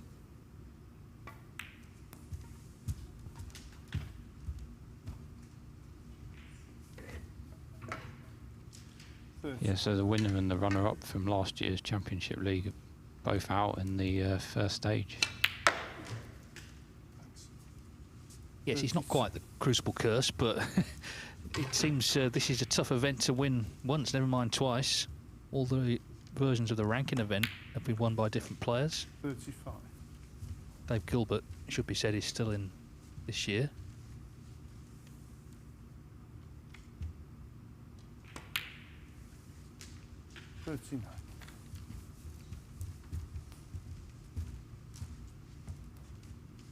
What he didn't do in the first match against Jordan Brown was score, but he certainly has here. The 1-3-4 was the highlight. 44. But overall, he just struck the ball with great authority. He may not even know he's won the group. And maybe that's a good thing. But I'm sure he'll be told very soon.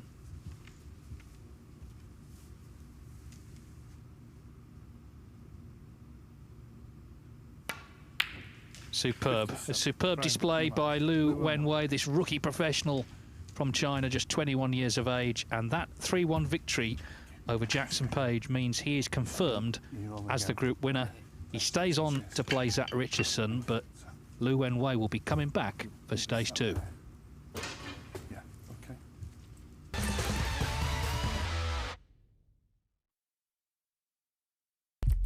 What do you need to become a champion? Vision, drive, discipline, finesse. But what about a world champion? Victor, conqueror, peerless. The history. Reyes is the champion of the world. It's the king of the 9-ball ring. The biggest prize. The crown jewel of 9-ball.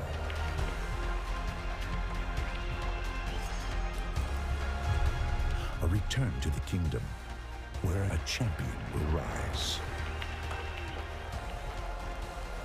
The World Pool Championship.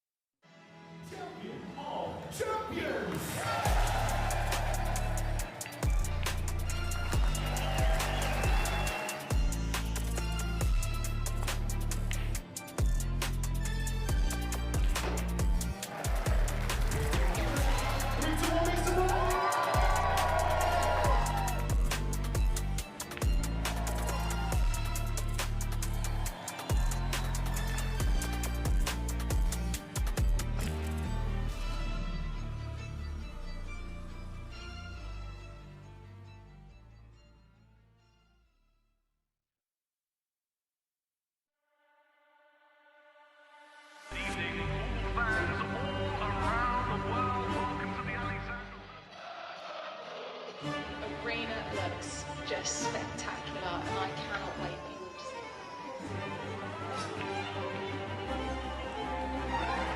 Lulus, don't worry. Yeah, but plenty of the guys that need to be ready. We're the champions. You need to come take your foot. I mean, you want to follow me in there now? Yeah, I know you're ready. All we've been doing is Can you speak English better, please speak? Because I ain't sure what you said.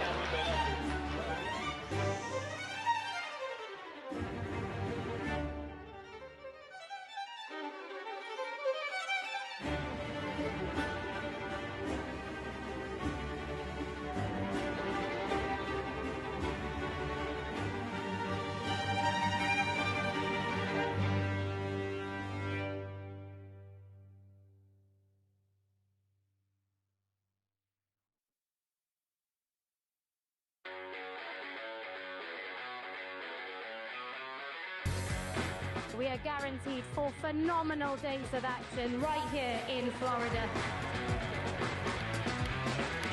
Drama is certainly guaranteed in front of a hugely raucous crowd. The American fans really get into the spirit.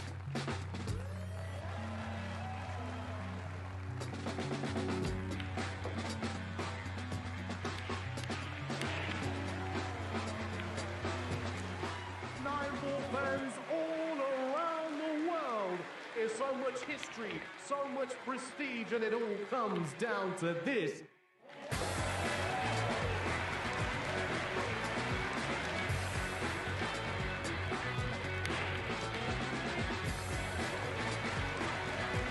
So much action lies ahead at the Caribe Royale in Orlando, Florida.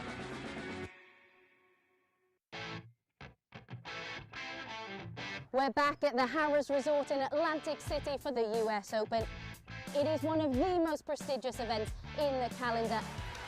Record breakers, history makers, it's that time. Let's play 9-ball.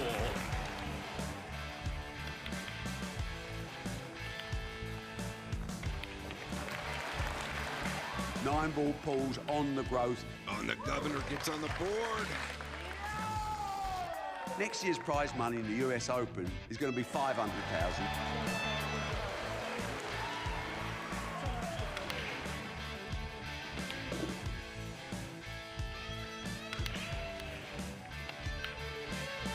The man they call the Ghost has left everyone for dead. We will take this sport to places it's never been, and that's a bloody guarantee.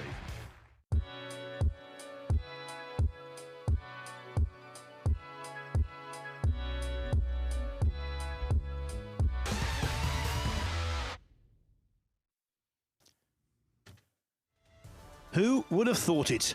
What a day for Liu Wenway. Rookie professional, just starting out on what he hopes will be a very lengthy journey in the paid ranks. And he's won both of his matches against two fine pros. Jordan Brown was beaten 3-0. Jackson Page beaten 3-1. And consequently, Liu Wenway will go into the last 32 of this world ranking event, into the second stage, because regardless of what happens now in the last two matches, Zach Richardson, Page, nor Brown can catch him. Extraordinary stuff.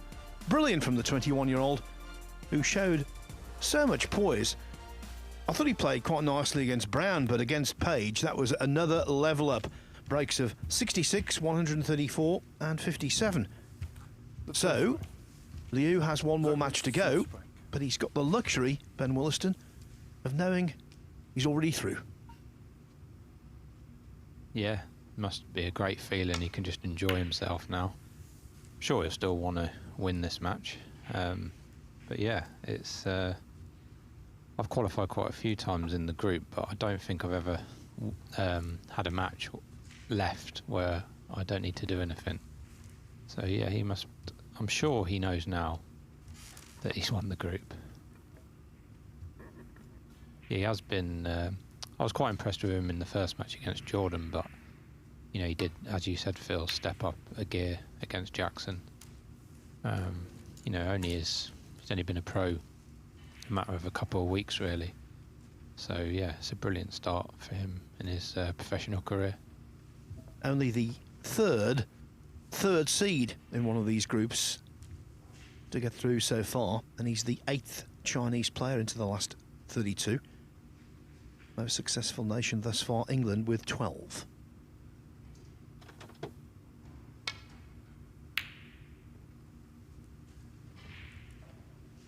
Financially, though, a lot riding on this for Zach Richardson. If he were to win the match, he would definitely be second, and that would be worth £2,000.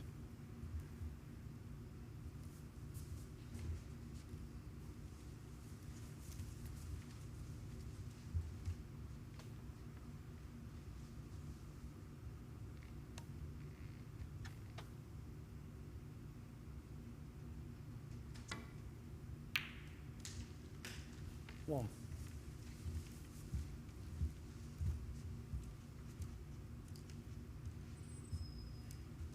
Yeah, it's been announced today about the new Q Tour dates for the amateur game. So I'm sure Zach will be playing in those tournaments this season. The prize money is more than double what it was last year, so it's definitely improving for the amateur game.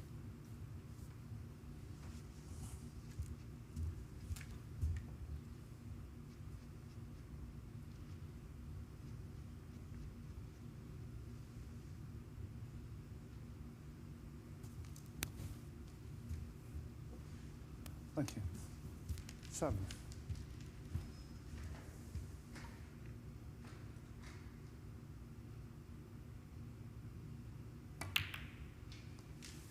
I was reading earlier that Richardson has been trying to qualify for the main tour since he first entered Q School in 2013.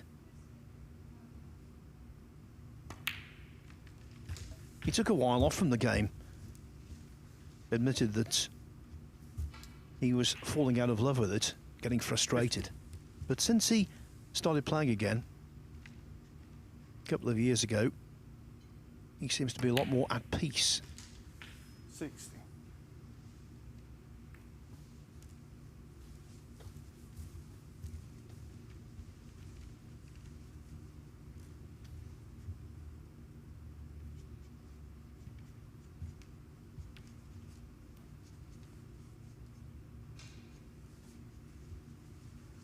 Oh, excuse me.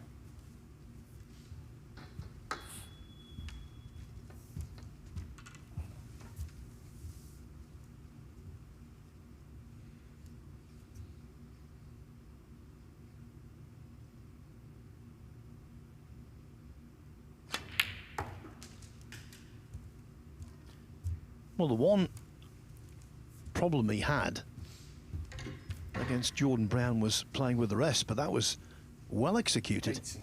By the way, Martin O'Donnell did complete a 3-1 win over Gao Yang on the other table, just a few moments after Liu Wenway was successful against Page. So now Gao Yang is back on table 2, taking on Rhian Evans. The group decider will be O'Donnell against Unu last.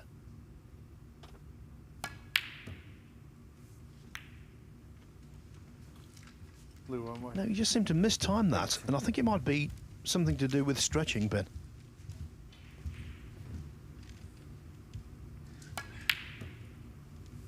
Yeah, possibly. Or Blue one. just lost concentration because he possibly knows he's through in the group. Yeah, normally when you're stretching, it's hard to push the cue through the same as you would if you're not stretching. Touching ball. I'm glad you said possibly knows he's through, because I don't think it's an absolute certainty. We've had instances in the past where players are unaware one way or the other, and not just inexperienced players either. I recall in this event last year, Jamie Jones not realising he was okay and playing very hard in the last frame of the day when he didn't need to. I think there is a chance he won't know, just because obviously he's gone straight back on. If he'd have had a break after this match, I'm sure he'd definitely know, because probably look at his phone or someone would have told him. But there is a slight chance that he might not know.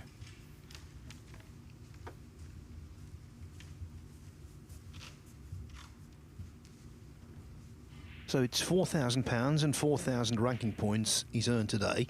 £3,000 for winning this group. But if you progress, you're then guaranteed another £1,000 for being in the second phase, even if you finish last in that group.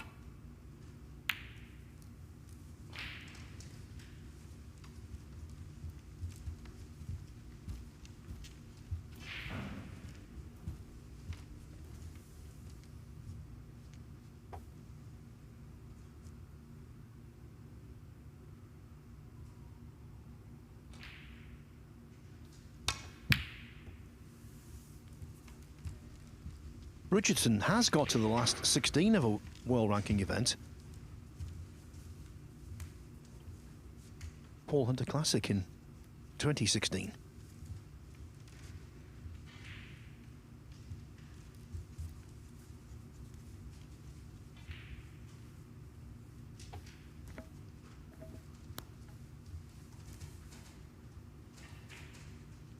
That was a really popular tournament with a lot of the professionals. They remember that tournament fondly. It's a shame we still don't go there.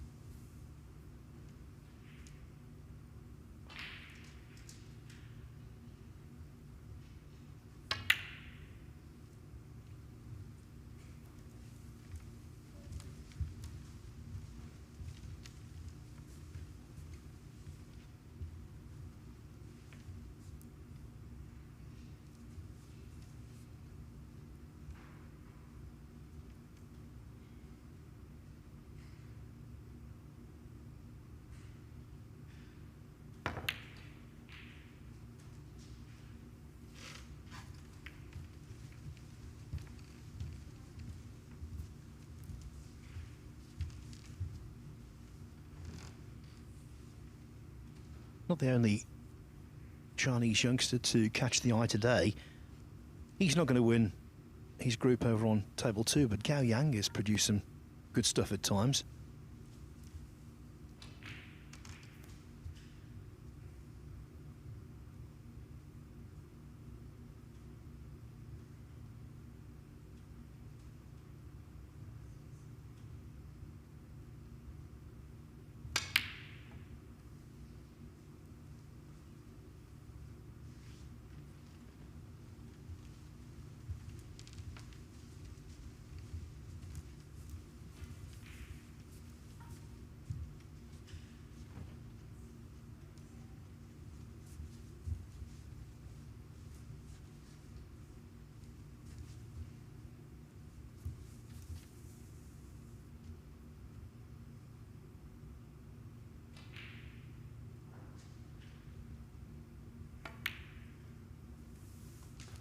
One.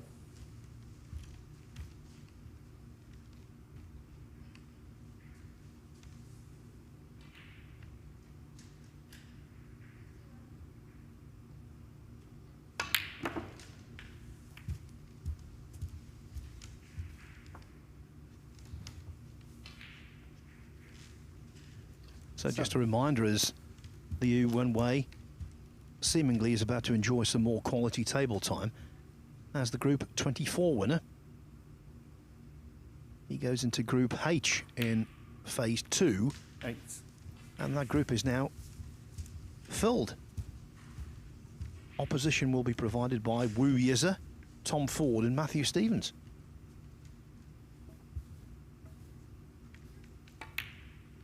Yeah, that's a very strong, pretty entertaining group, I would say. I'd say that would be, without looking at the other groups, I'd say that would be one of the best groups 40. to watch.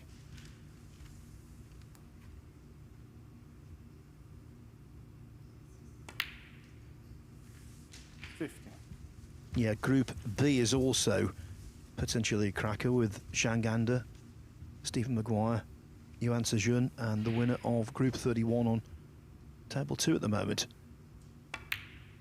being the last one in.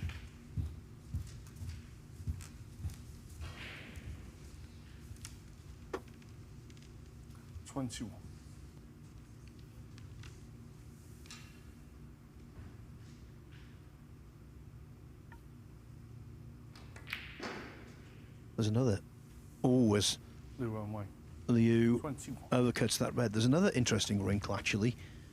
Of all the different group winners we've had, and bear in mind, Liu is the 27th so far, only one of them has got a chance of being in the Champion of Champions before this event, which was Alfie Burden as World Seniors Champion. He's got an outside chance of being there. All the rest of them, whoever wins the event, that would be their ticket to that big event back here at the Mattioli Arena in November. Yeah, that's a massive extra bonus, for winning this tournament. It's just not just winning the tournament, which is, a ranking event, but all the little extras you get, well, big extras with the Champion of Champions. More or less certain, really, to be in the Grand Prix, I would say, unless you don't win many more matches. So, yeah, you get a lot of extra things with winning this tournament. Yeah, the World Grand Prix is open to the top 32 points earners on the one-season list. And Ben's quite right. Mathematically, you're not in by winning this, but your form would need to fall off a cliff to avoid being there in Hong Kong.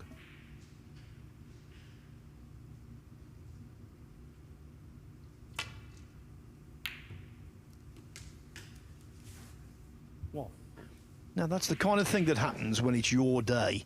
That red jingling and jangling around in the jaws of the pocket and deciding to drop. When it's not your day, they stay on the lip.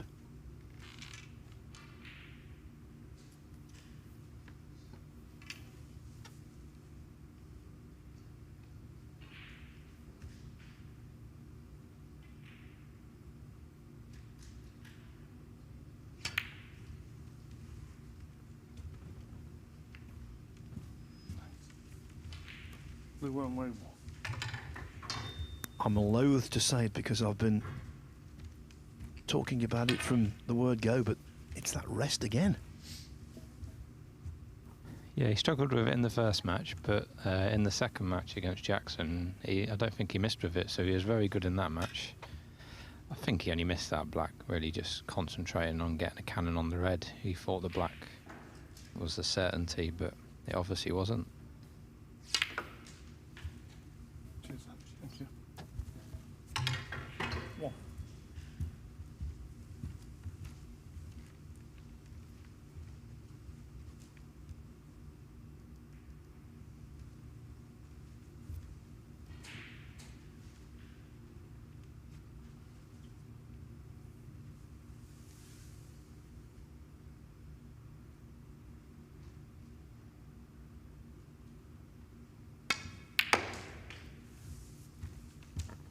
In a knockout match, the burden of pressure is pretty much equal. This is one of those rare encounters where one player can be carefree, the other one has lots riding on it.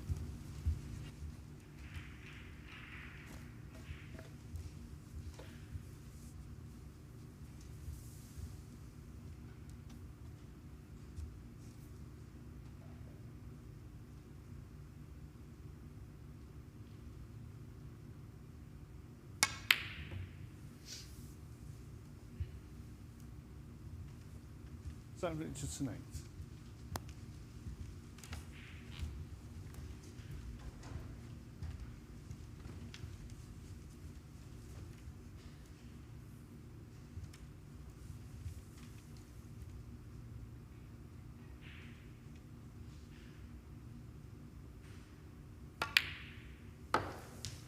One.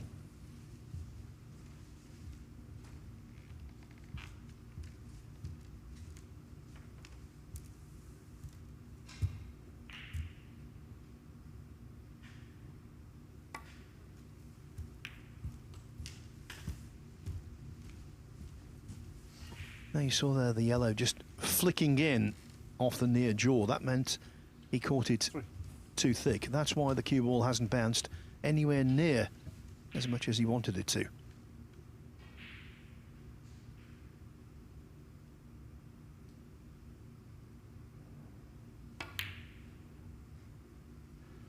Blue Wenway 3.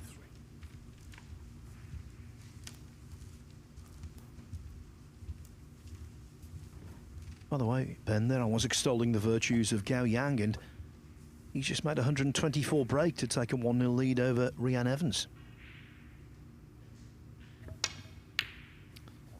Yeah, he's another Chinese player that could have quite a big future in the game.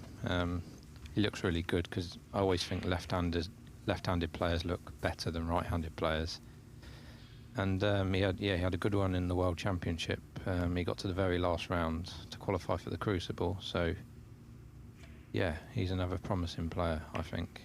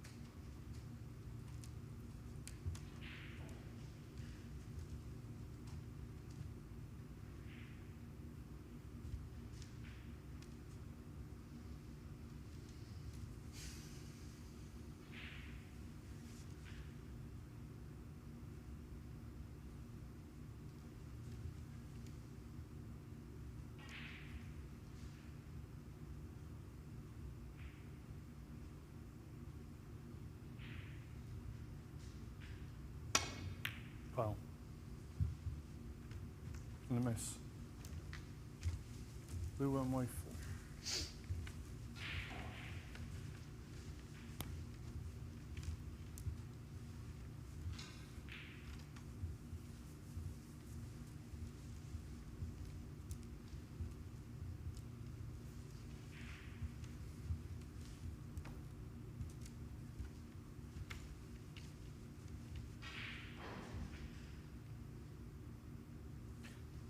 where the balls are. 38 is a really useful lead to have.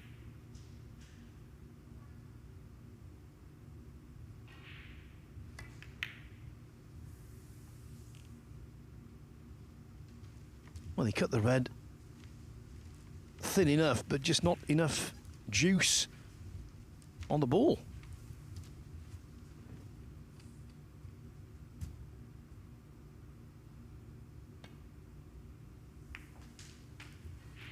One.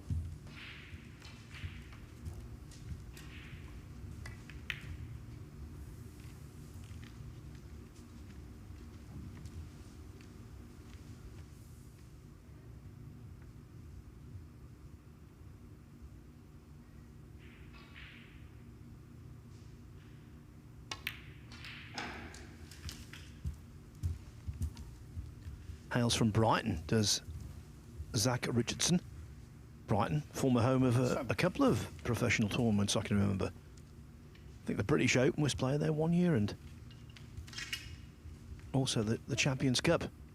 And it was a port of call also for the old Matchroom League stroke Premier League.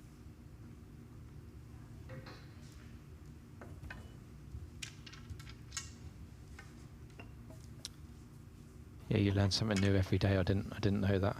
I remember going to a tournament in Bournemouth once, the UK Championship. But yeah, I never knew there was a professional tournament in Brighton in the past. Thank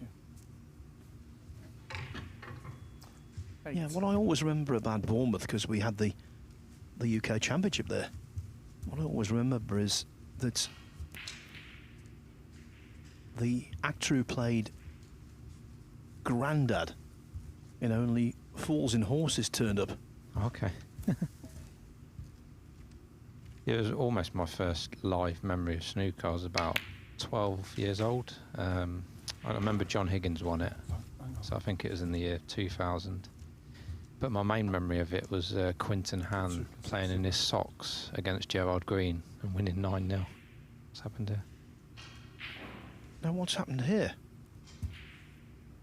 You've put a red, pink, red. You've just put another red. Oh no, he spotted two reds on the trot, and we were discussing other things. Okay. We should have told him. Yeah. Not allowed to, of course. Wow, you don't see that very often. I'd like to see it again, actually.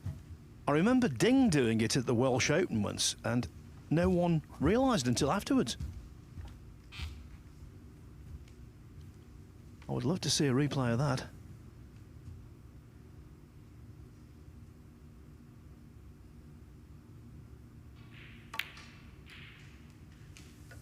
What?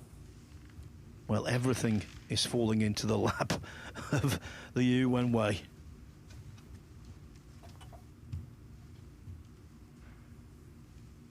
Most embarrassing time to pot a red, and then another one would be if you've got a chance of a 147. Talk about scuppering yourself.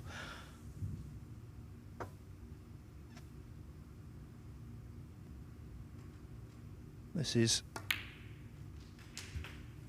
Oh, well, that was effectively to wrap up the frame, no ifs, buts or maybes. What? Blue Wenway 1. What a turn of events here.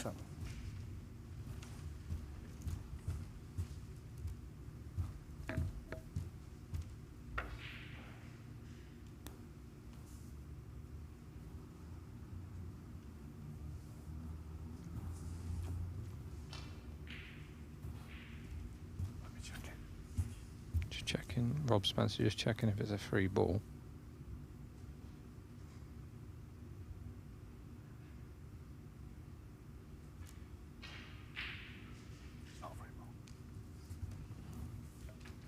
An example, I think, of very good refereeing, first with a free ball, and also, of course, to be aware of the fact that Zach was spotting successive reds, because it's something you don't even think about, is it? Yeah, it's in hand, yeah. Zach just having a bit of a laugh there, checking that he could move the white into the D, because obviously he put in the two reds. I think it shocked him that he did it himself.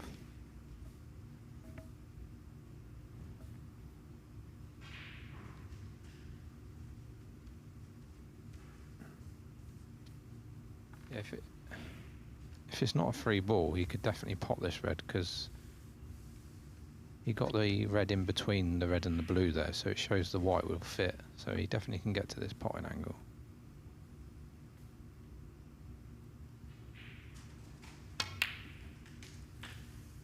What?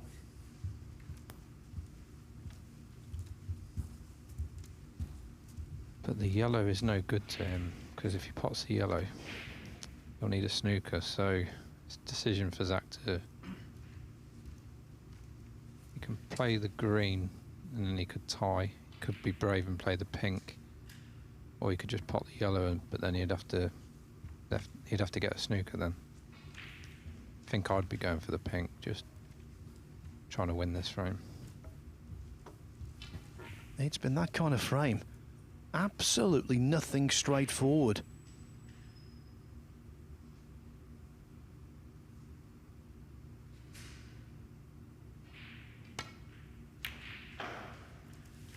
Oh, very well done. That really was a good pot. Salmon. Now here's...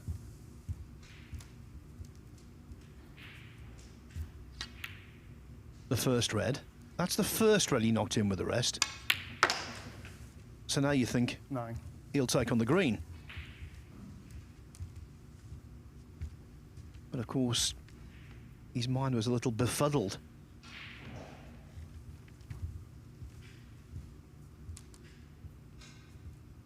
Ben and I were happily chatting away about Bournemouth.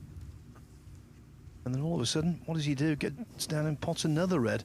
So Rob Spencer, every credit. Wow.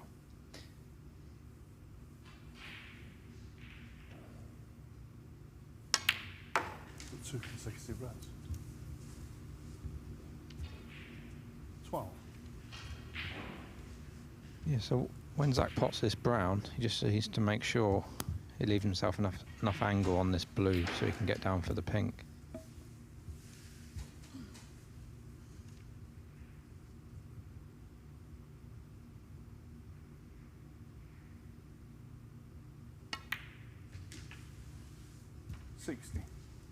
It's a horrible shot, but as Ben said, a really good angle.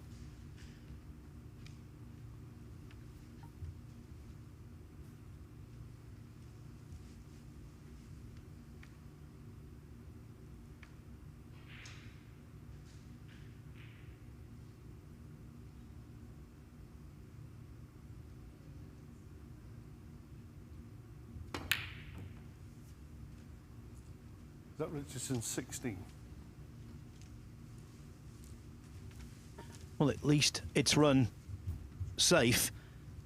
And the way things went, it's a minor miracle he's still in the frame. Bear in mind, Liu Wenway was looking certain to win the frame, potted a black and went directly in off, which is really unusual at this level.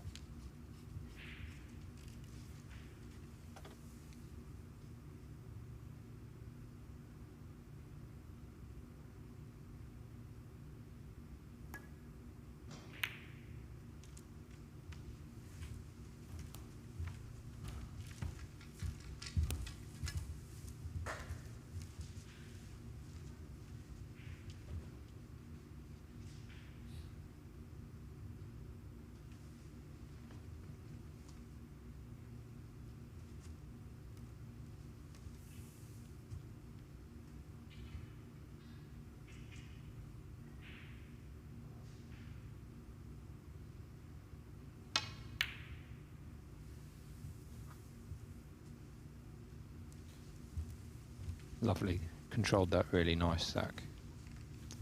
So now he's got control of this frame. Lou's not only got to hit this blue, he's got to get it safe. And it's right in the middle of the table, so makes it quite difficult.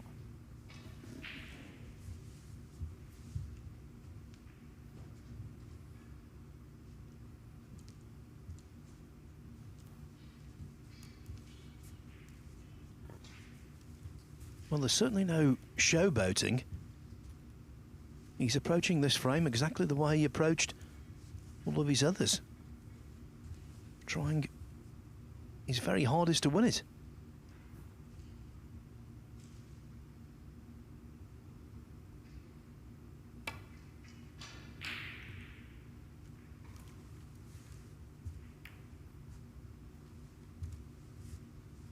Foul and a miss.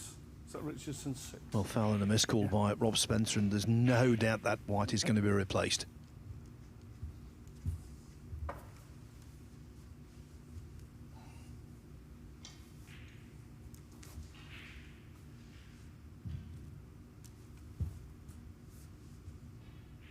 Is that, yeah? Okay.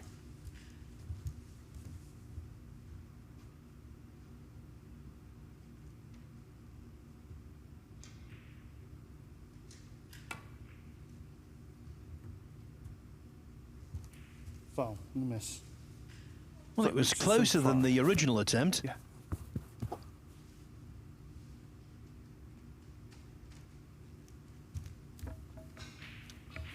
I expect him to hit it this time.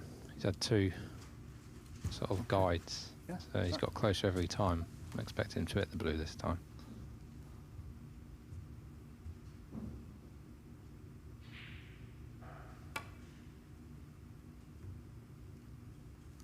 Maybe not. He's gone the other side now. Foul and a miss. Is that Richardson 5? Yeah. And that means, as it stands right now, they both need blue and pink. So Richardson's stock is dramatically risen. Yeah.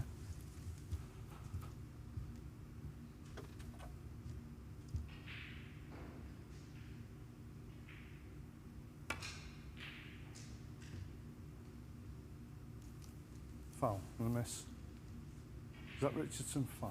Yeah. Missed it by a fraction. So that's 21 points. I think 3 plain misses. Yeah, and he hit the pink on and the once on the pink, yeah. Okay. Touch more. Must be further back rather than touch more. Yeah? Okay. What? That way now? Yeah. Okay.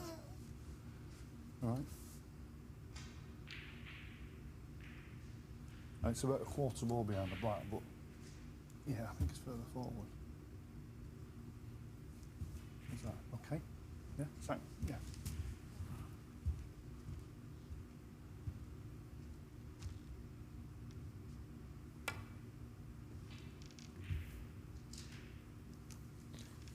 Foul and a miss. Is that Richardson 5? Yeah. I bet Zach, when he laid the snooker, didn't think it's possible that Lou might need snookers by the time he hits this blue. He's only got 2 more goes now. That way. Yeah. Yeah, so he can afford to miss it this time, but should he do so, he has to hit it the next. Yeah, that might be a bit further back.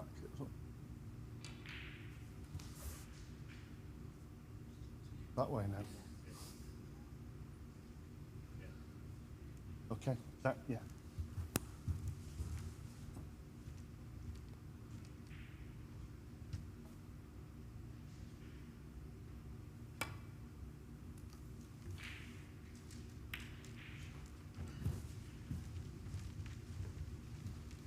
Well, where the blue was, you might make a point and say, were the penalties worth it to get the blue safe in the end? I think they were. You know, the main thing was getting it safe. So it was probably worth the wait.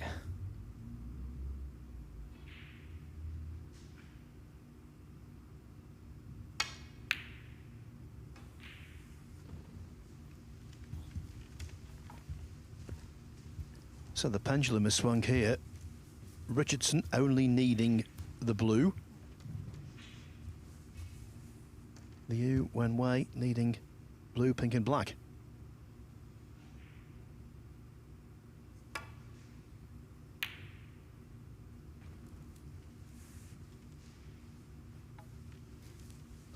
And that's a bit of a gift. So Zach surely's won this first frame now.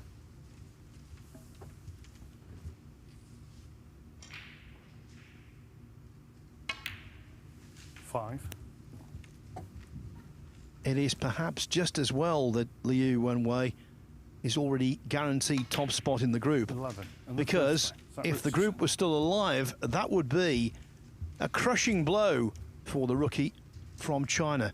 He got the frame well and truly in his pocket. He potted a black and needlessly went in off. And in the end, Zach Richardson shades the frame on the blue.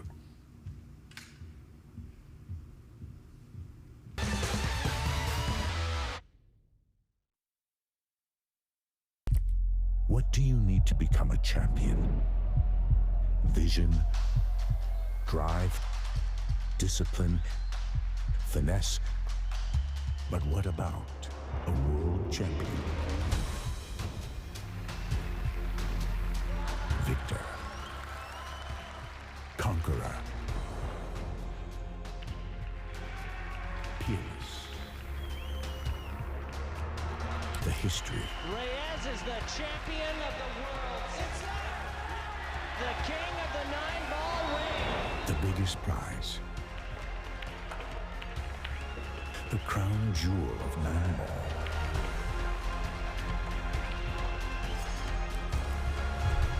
A return to the kingdom where a champion will rise.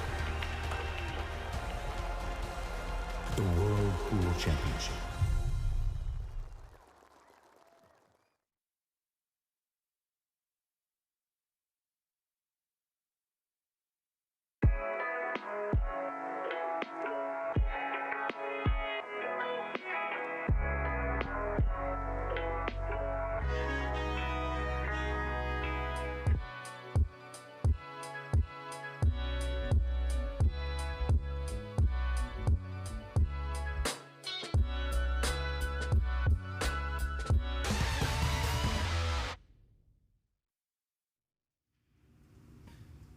Zach Richardson maybe has left the arena briefly to clear his head. In that last frame, he potted, would you believe, 2 consecutive reds.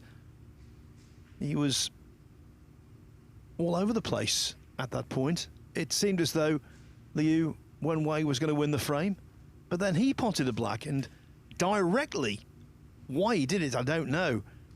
How he did it, I don't know, but directly in potting the black, the white went in off to the middle. Then we saw a snooker on the blue that yielded over 20 penalty points, and in the end, it was Zach Richardson who won the first frame. So 2 more needed by him to claim second place in the group. On table 2, young Gao Yang has just taken a 2-0 lead over Rhian Evans. Gao has made some nice breaks today,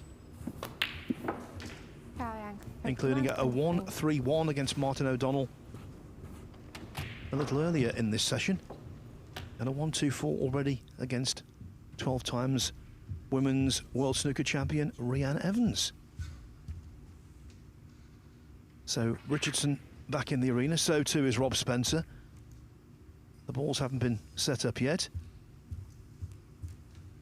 and that gives me the opportunity to tell you what's coming your way tomorrow. On the main table, it will be Chris Wakelin, who I thought played 2 wonderful matches to reach the quarterfinals of the World Championship back in the spring. The opposition for him will be Daniel Womersley, Mitchell Mann, and Julien Leclerc, who is an absolutely terrific potter who whacks the ball so hard when they hit the back of the pockets. Let me tell you, they make quite a sound. Over on table 2, it is Group 16. Liam Pullen, good prospect. Andrew Paget, who has played at the Crucible himself. He was just telling me he's back from 6 weeks playing pool in Asia, and he's going to use his pool cue to play in this group. Also taking part in Group 16 from Leicester, so it's a home fixture, Joe O'Connor, and for me, one of the most improved players in the game. I thought towards the tail end of last season, he played some brilliant stuff, Zach Surety.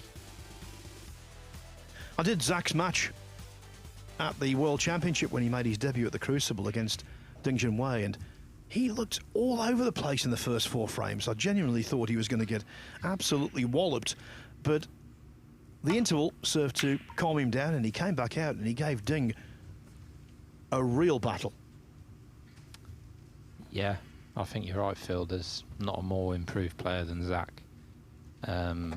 His match against Lazowski in qualifying, he was so sharp and so impressive in that match too. Such a likeable guy, really understated. So I think a lot of people want him, want him to do well. Yeah, he's got a very unorthodox stance. He bends both of his knees when he's playing. And you think, well, okay, let's see what he does. And then magic is produced.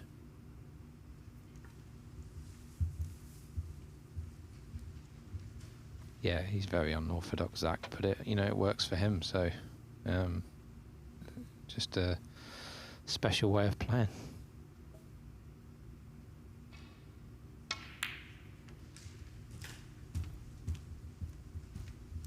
And it's not very often you see someone with his career progression. He'd been around for quite some time and not done a great deal. Then all of a sudden, he starts playing simply tremendous snooker. 7.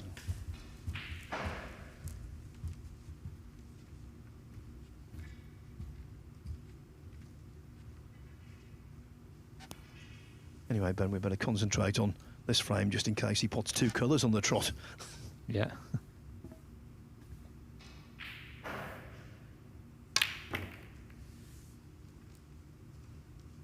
Is that Richardson 7?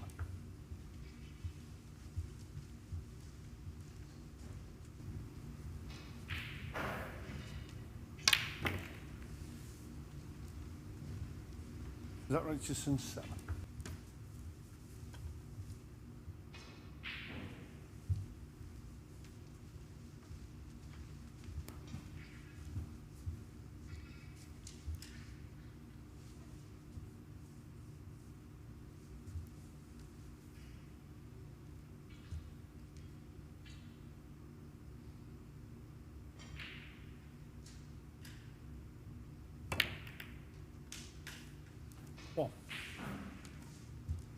Well, if he played that kiss, and I've got no reason to think he didn't, that was both ingenious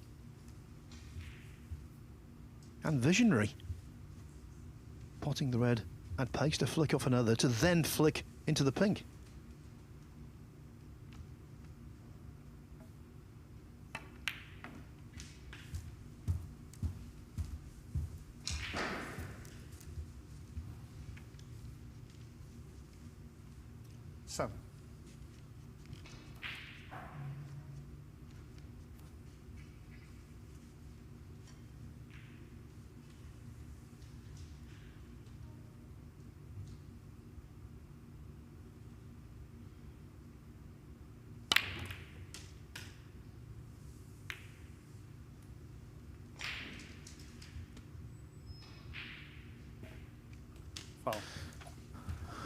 Don't know how that blue's gone in.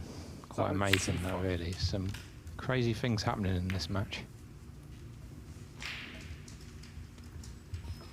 Yes, when he went in off the black in the previous frame, that was entirely down to him. But that was cruel. Richardson not complaining, though.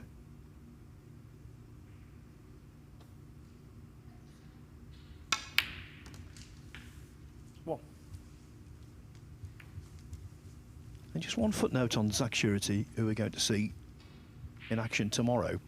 He came so close to getting to the final of the World Open in China towards the tail end of last season, losing out to John Higgins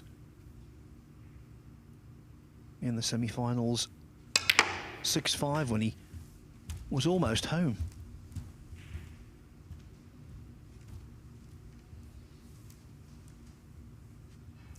Right.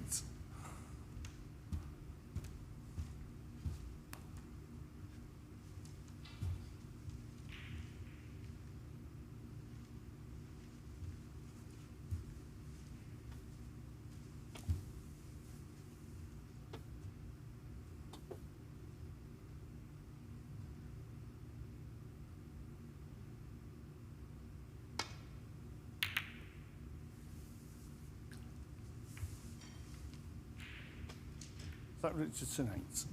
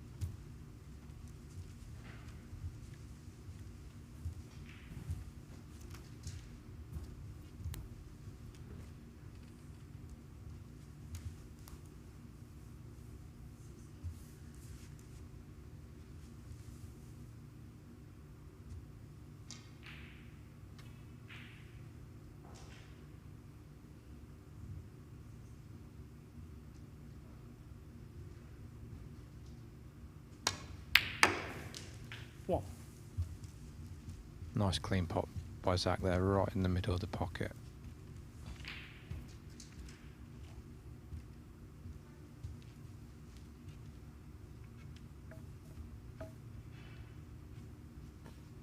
Of all the qualifying school top-up players we've seen, Alfie Burden, yes, he won his group, so has to be top of the list.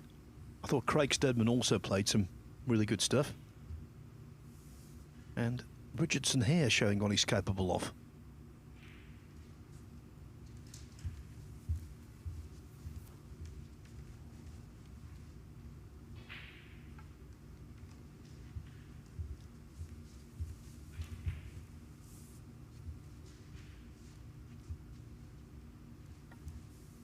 George Pragnell played nicely as well. It would be remiss not to mention him.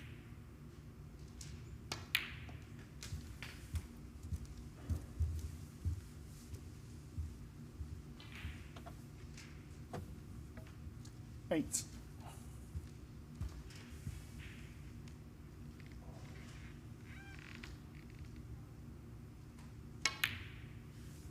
Nine.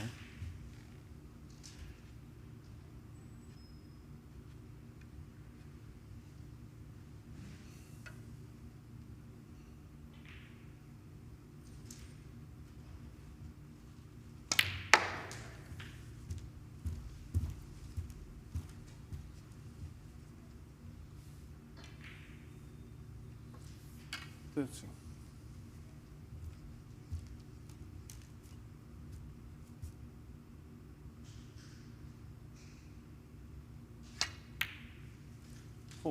Cheers, thank you.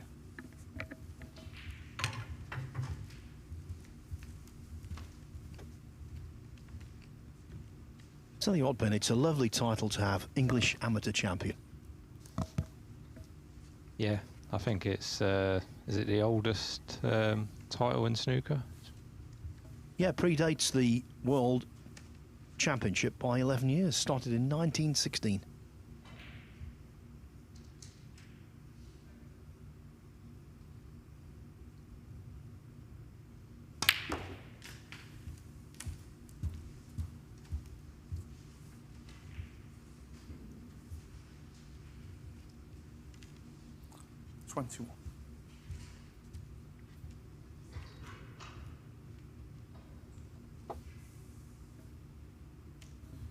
Just a safety shot from Zach. He just played a cannon on the red to the right of the pink, but he just got too much stun on it. That's why he missed it. Is that Richardson 21?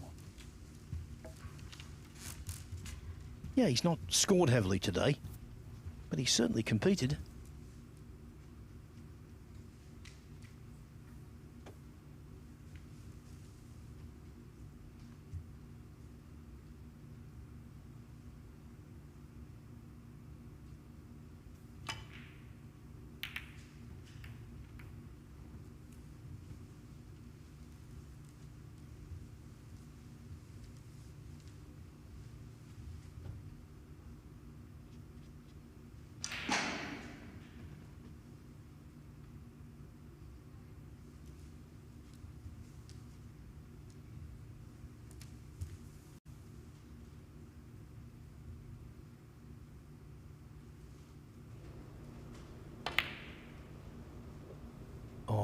Our arrival on table 2 was badly timed for Gao Yang. He was well behind in the third frame. He'd just taken the lead, tried to clear up, and the green was always going to be the major problem ball. Can't top the group, Gao. But if you were to win this, and why not after that poor safety from Evans, if you were to win this match 3-0, he'd have a chance of occupying second in the group. You would then need Martin O'Donnell to beat Tepchai Anu in the last match today. Of course, that will be the group decider. O'Donnell needs only a draw. Anu has to win.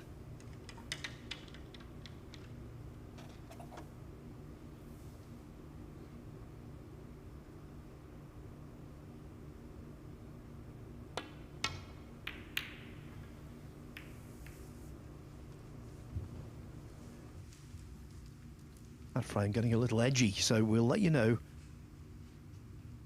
how it finishes.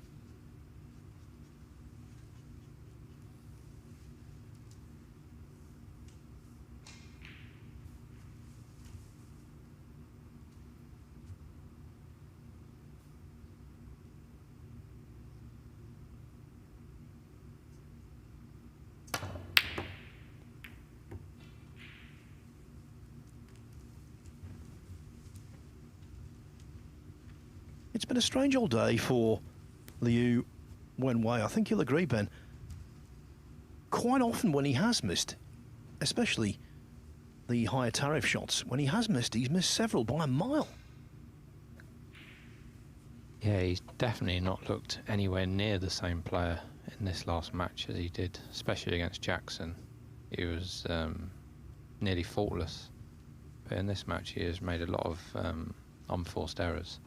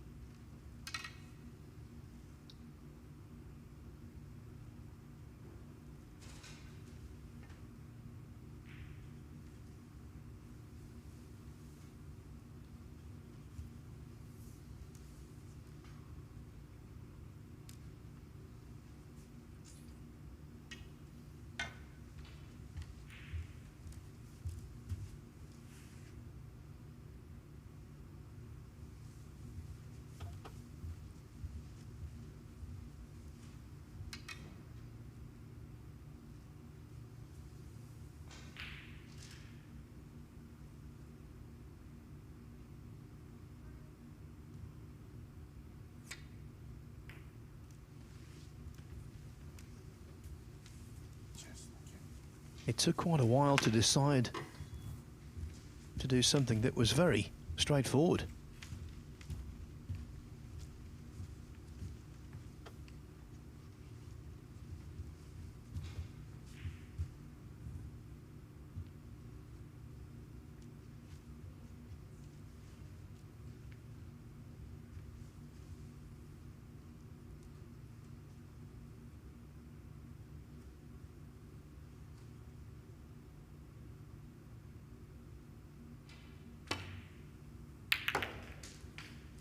One.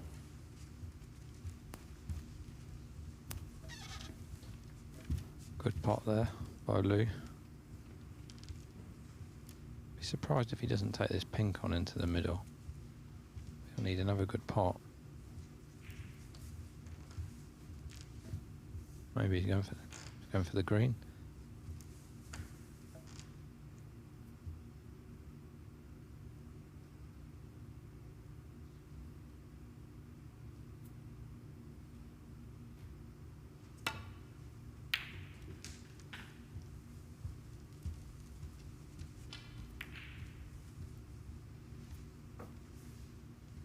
Well, let's hope he's dropped on something, because after a pot like that, he deserves it. Yes.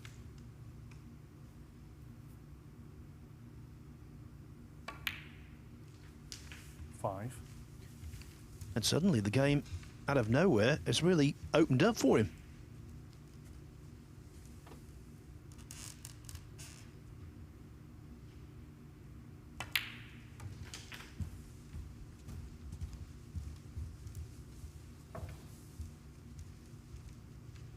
Eleven.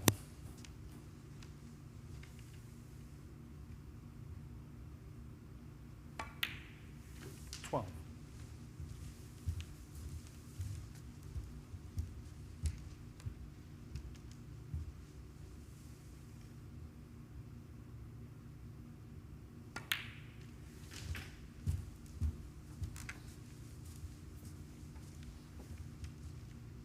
Well, if he can pop the three 90. obviously open reds with high value colours, he will go to that last red above the middle pocket. That's awkward.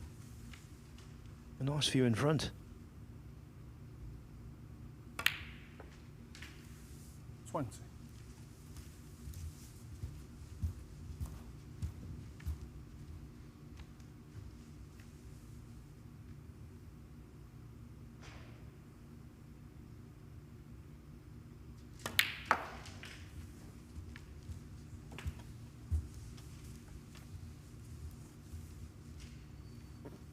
I can tell you, after a couple of 3-0 defeats, Rhian Evans has won her first frame of the day. She won the third frame against Gao Yang on the pink. So Gao's lead reduced to 2-1. 28.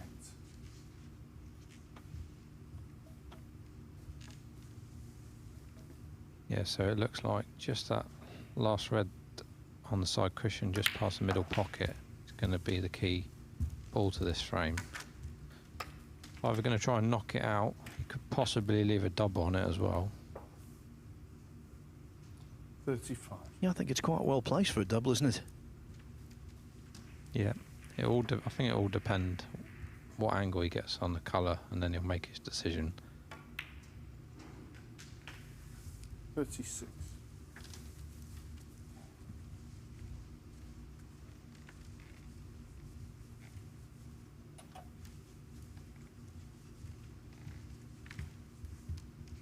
Try and cut this blue in the middle, go white in between green and brown.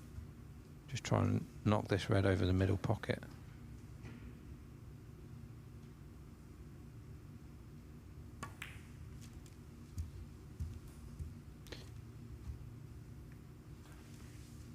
Didn't expect him to miss the blue, but at least he didn't bring the red out either, so he's not left Zach the red. At the top end of professional snooker, there are some wonderful doublers. I think in that instance, John Higgins might well have had his eye on just knocking that into the opposite middle pocket. Yeah, I think all the players would pick John Higgins if they wanted someone to get a double. You just almost, with John Higgins, you think when he's got a double, you just almost resign yourself that he's going to get it.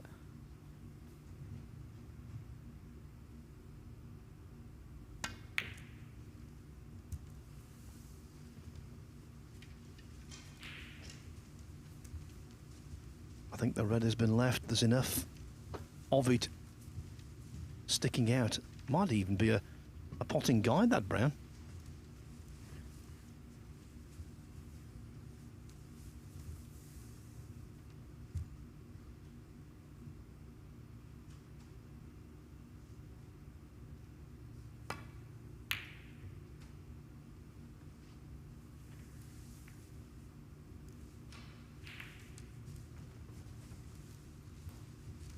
Yeah, just on the subject of doubles, obviously, John Higgins, one of two players from Scotland who've absolutely excelled at this game, the other one being Stephen Hendry. And in terms of their ability to double a ball, they could not be more apart, because Hendry freely admits it's the worst part of his game, always has been.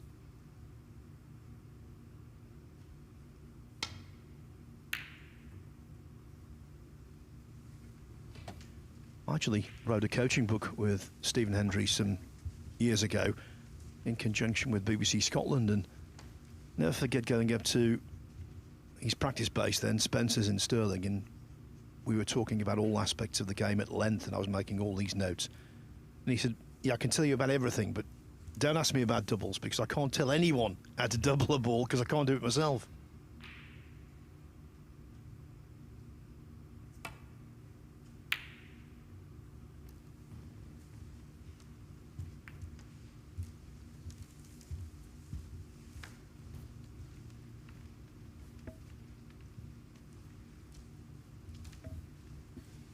He's got the snooker. I don't know if it's full ball, then it's going to be hard to swerve, but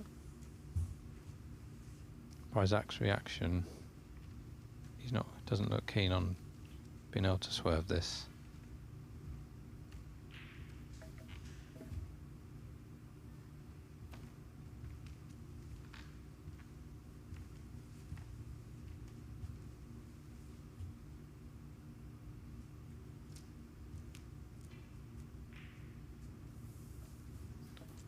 I think it's his, even though it's very, very difficult, I think it's his best chance really of potting the red.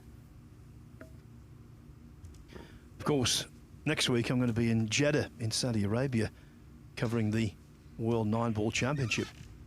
They just get down with the jump cue and jump the intervening yellow and green, but that is not allowed in snooker.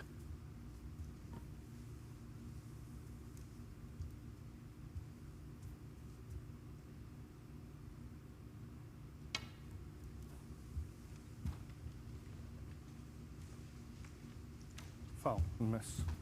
I think it's a blue one way. I think it's a free ball. Free ball.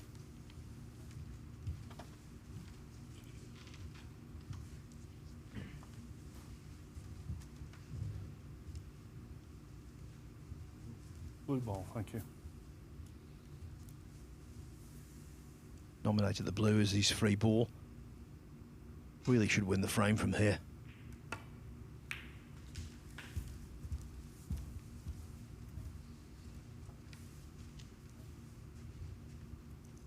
One.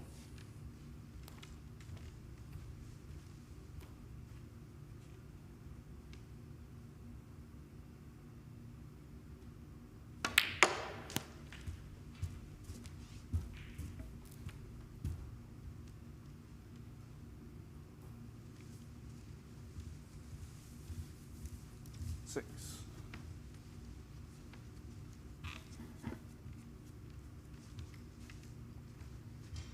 As the blue came back down the table, I think he was a little bit concerned he might have snookered himself, but it stopped in time. 7.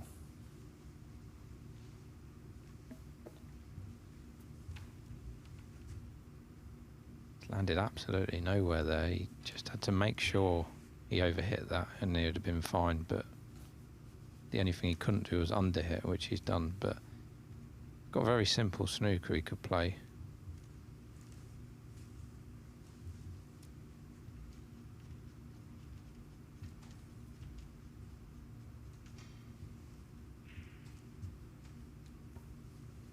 I think we're seeing one of two reactions we often see in the Championship League. When a player has already wrapped up the group, they go either one of two ways. They either absolutely buzz because there's no pressure on them and they're feeling so good, or because of the adrenaline leaving the body, their performance dips, and right now it's the latter with Lou.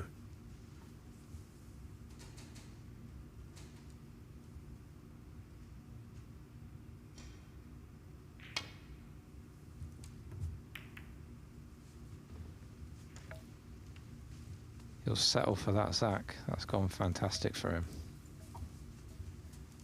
Thank you. Can't remember which frame it was, but you had one like that against Mark, didn't you, at the Crucible this year? He put you in a trademark Selby snooker and you got out of it and put him back in one, and his face was a picture. I'm not sure. Yeah, it felt like more or less every frame felt like that, to be honest. Foul. That it was loads of snookers and playing safe. Is that Richardson 4? Yeah, I did have a few little bits go my way, but I'm sure he'll probably remember it more than me. Yeah, I'm sure too.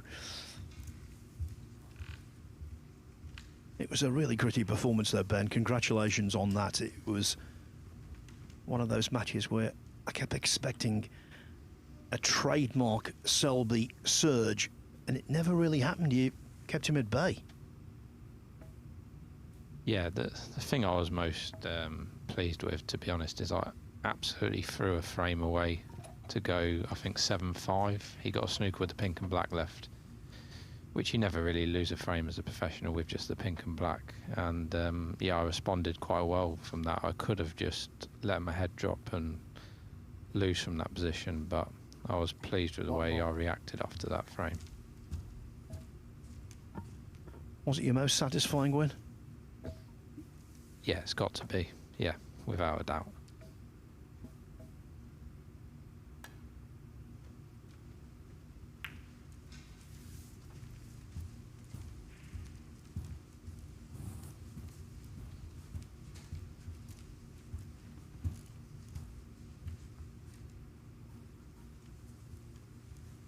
That's another pretty good snooker. Getting the blackout wasn't important for Richardson. He's only 9 behind, so yellow to pink would do for him.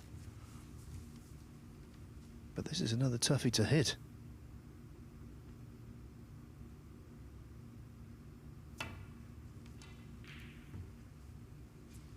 Foul. And a miss. Is that Richardson 4? It's not quite a natural angle off 2 cushions, so I think he's got to play it with a little bit of check side to straighten it up off the second cushion. So.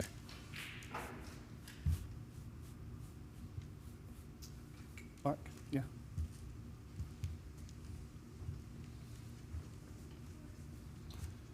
This is like the opening frame. This side, and it was just not quite with the black, yeah.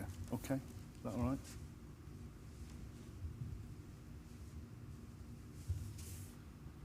Closer, okay, yeah, like that, yeah. Zach, yeah, thank you.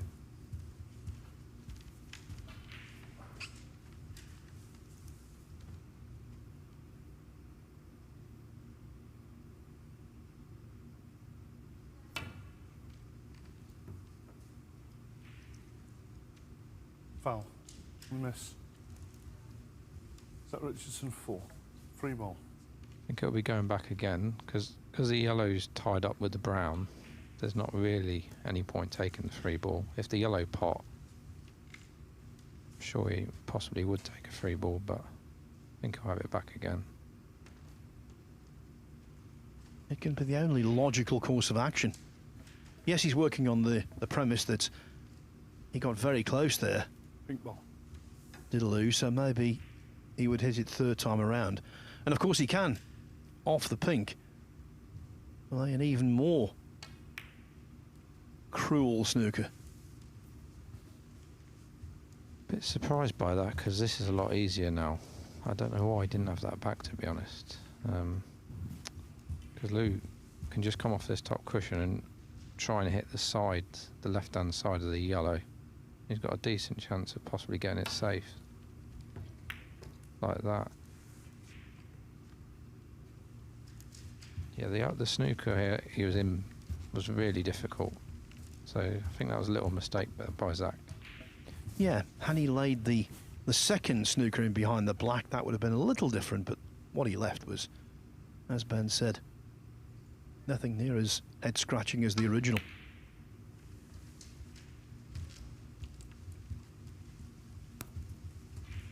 Well, even though the group was decided before they broke off, this remains serious stuff. A frame that's lasted half an hour and counting.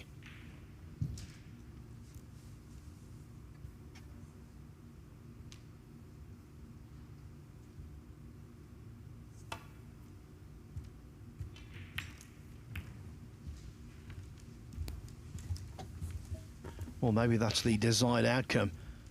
Richardson only 1 point behind.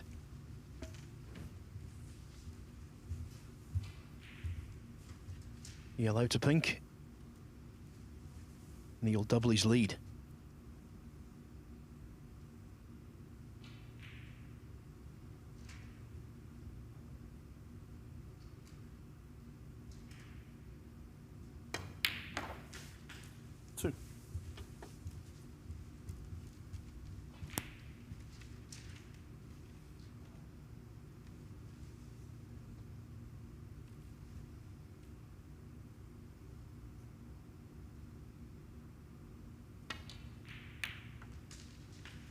5.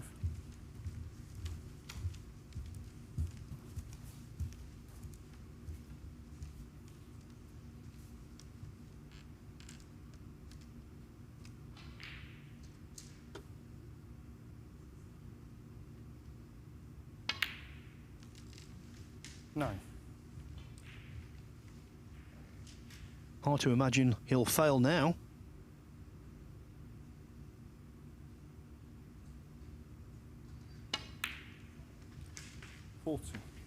Zach Richardson is an amateur.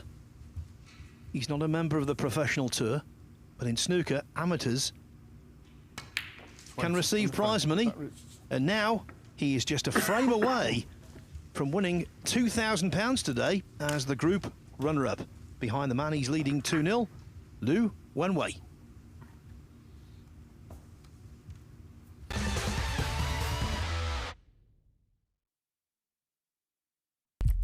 What do you need to become a champion? Vision, drive, discipline, finesse. But what about a world champion? Victor, conqueror, peerless. The history. Reyes is the champion of the world. It's the king of the 9-ball ring. The biggest prize. The crown jewel of 9-ball.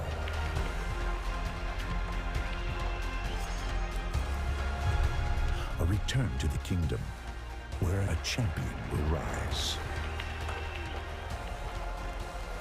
The World Pool Championship.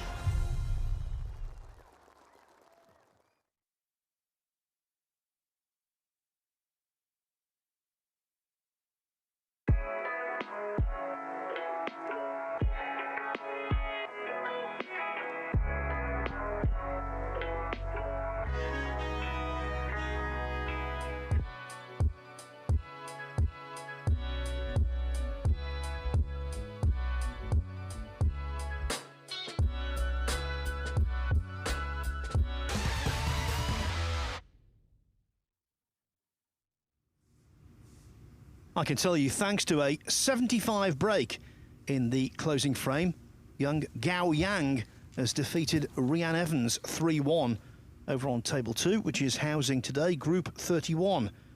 So, next up over there, it is the Minister of Defence, Martin O'Donnell, up against Thailand's Thepchaya Unnu. O'Donnell only needs a draw to top the group. Unnu must win to stand any chance of advancement to the last 32. And although he's completed his fixtures, Gao, he could yet be promoted into second place. If O'Donnell were to heavily defeat Unnu, then it would be Gao in the runners-up position. Rhian Evans is in fourth.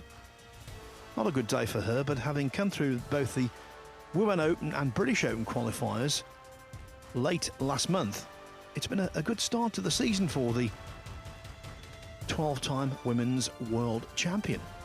So as we like it in that group, top seed and second seed will be battling it out for supremacy. That won't be the case in the group we've been concentrating on. Jackson Page and Jordan Brown, seeds 1 and 2 in Group 24. They can't stop Lou Wenway going through. He's got 6 points. He can't be caught. Even if he loses against Zach Richardson in the match that we're covering right now. Richardson leading 2-0. If he wins this next frame, the amateur from Brighton will finish in second spot.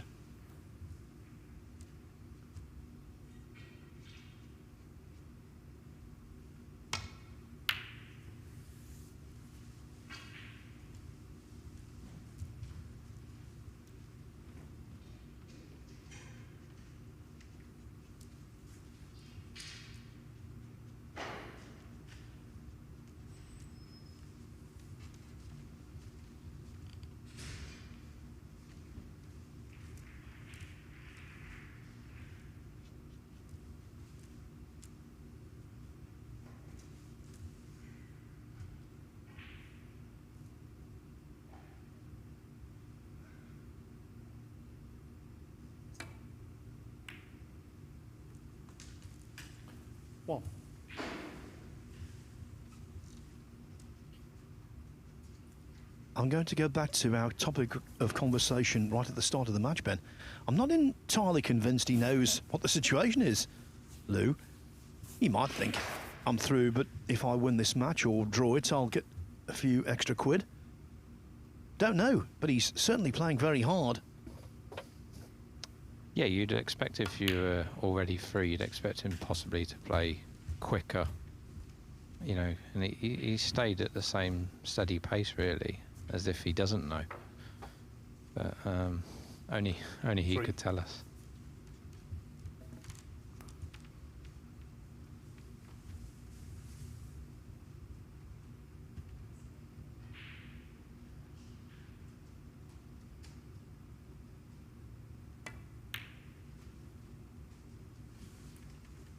Blue Wenway. 3. On table 2, what some might call the ultimate clash of styles. It's literally just broken off. Martin O'Donnell against incredible speed merchant Depcharan.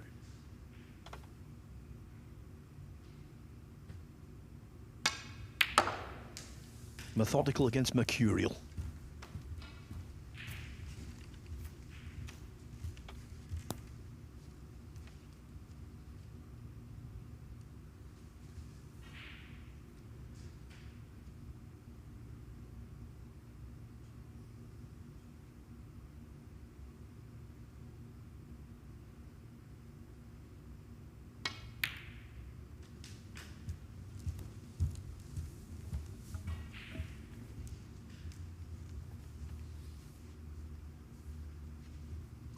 Sam.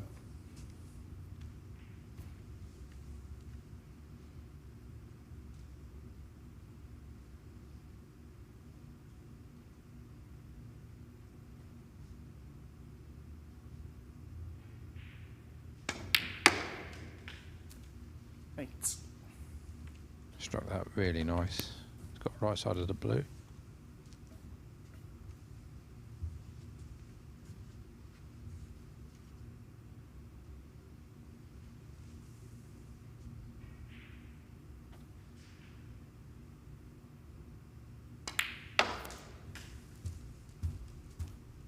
That, though, was clumsy. Choice of a couple of reds to zone in on, and he's on neither. Touch him on.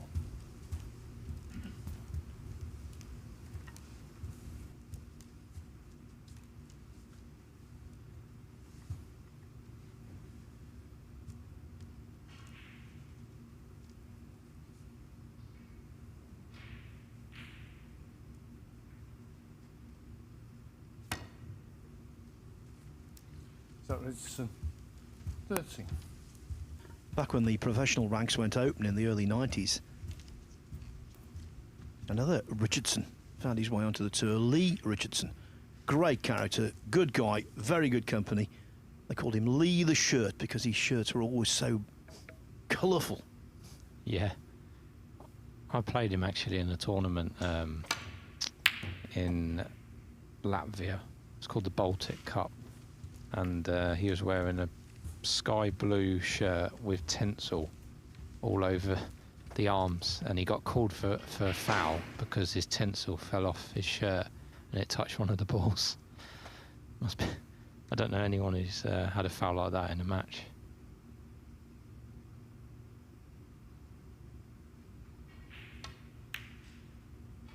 It looked like a blue Christmas tree. What?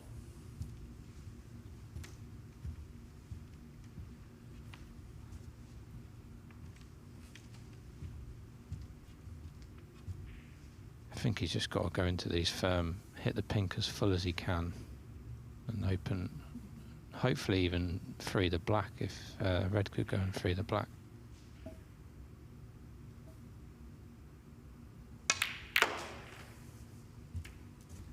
Now that was unlucky.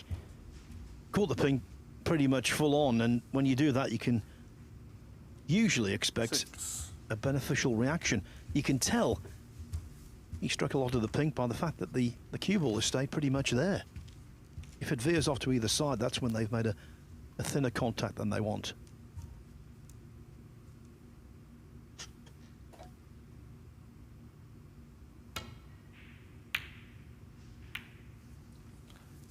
Is that Richardson 6?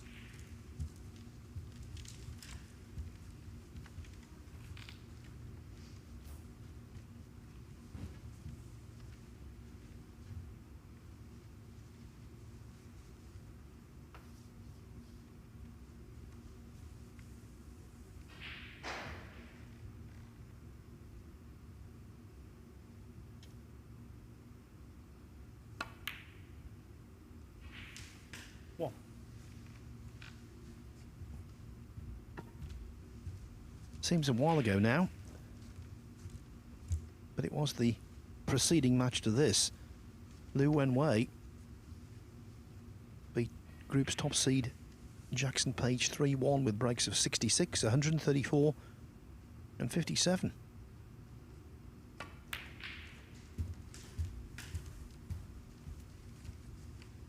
No indication of that scoring might in this match yet. 6.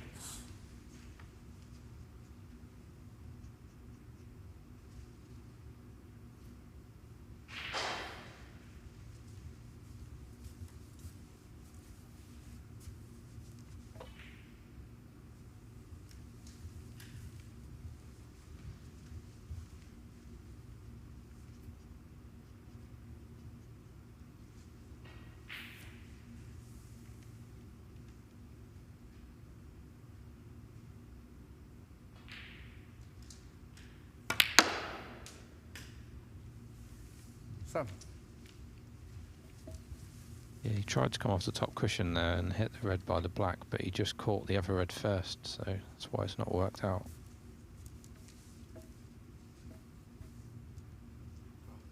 Brown ball.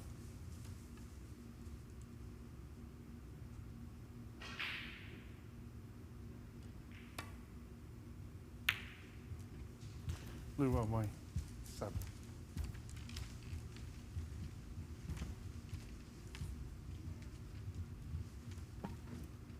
First good scoring chance in the group decider on table 2 has fallen to Unnu.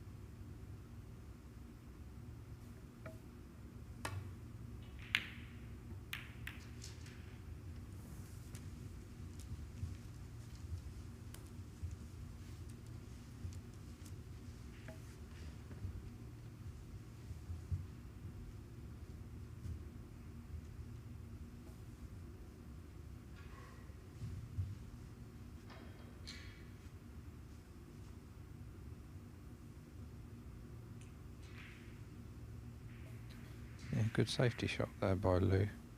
Played that with a lot of right hand side to get the white that side of the table, because he realised being this side of the table makes the safety a lot more difficult for Zach.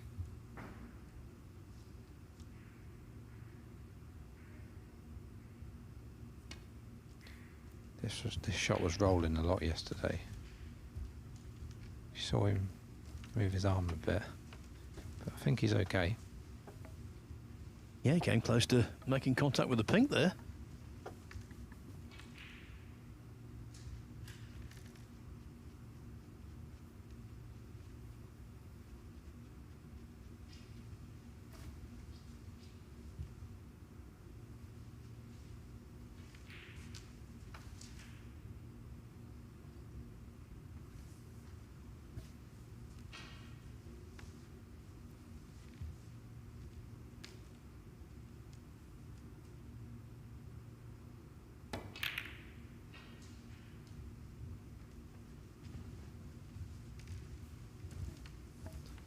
Pushed a red over the pocket there, but I think he's got cover with the green.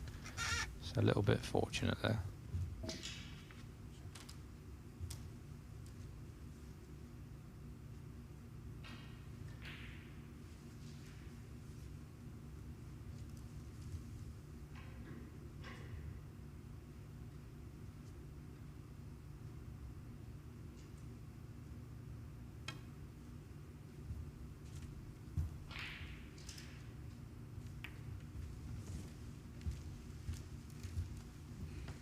That shot was about one thing and one thing only. Containment.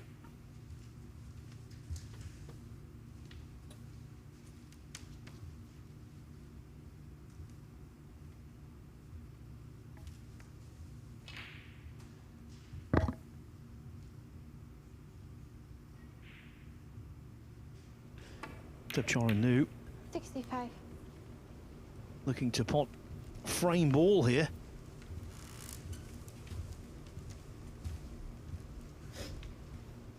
Remember, he needs to beat Martin O'Donnell to be first in the group. O'Donnell needs only a draw. So it was pretty important for Anu to get off to a successful start, and that now looks almost certain. One.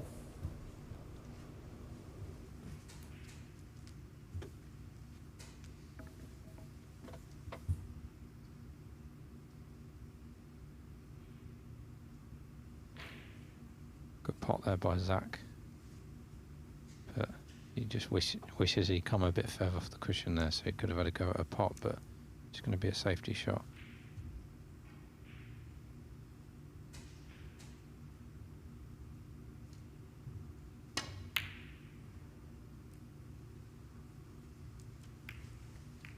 Zach Richardson one.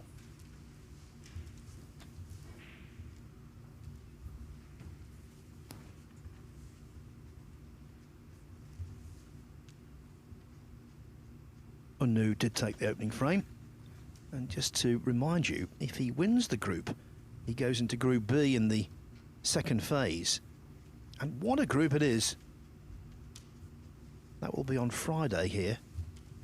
Zhang Gander, Stephen Maguire, Yuan Sejun, and maybe Tapchira Nu.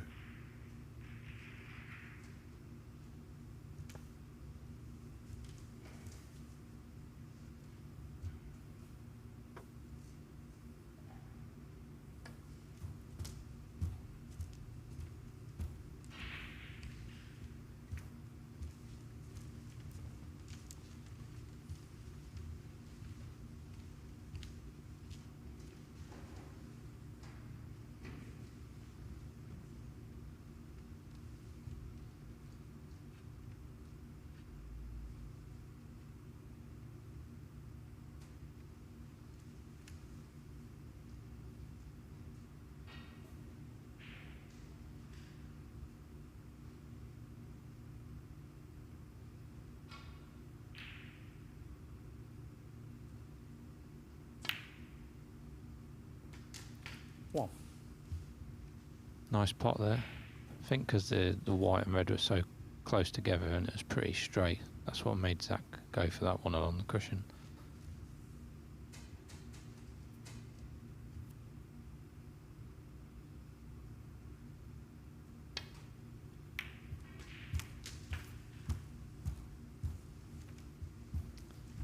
Yeah, so he's 14 in front here. He's got 4 reds. Pretty nice in the open. He'll probably take them with brown and blue, but he'll still need 1 or possibly 2 of the awkward reds.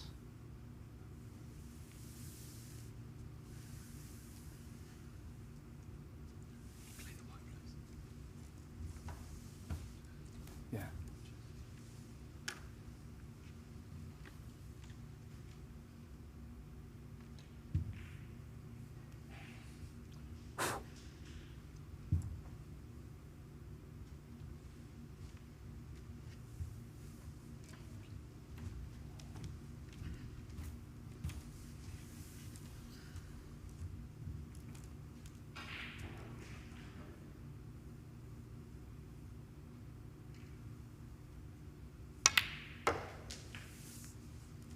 5.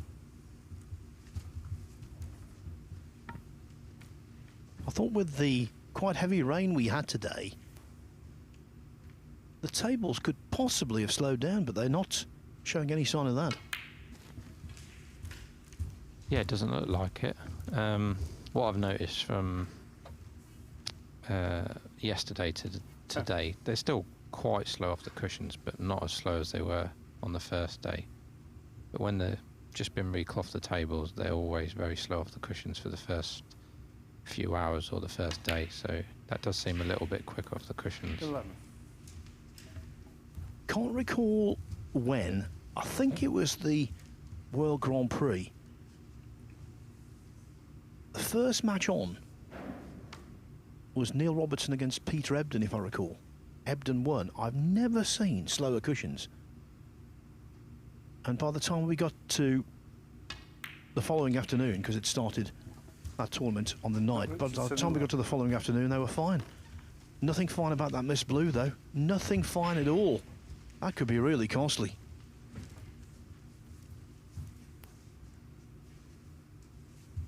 Yeah, yeah, it's unbelievable miss from Zach. You expected him to get those 2 loose reds, and then I was just seeing if he could get, you know, one of the awkward reds, but that miss come really out of the blue. What?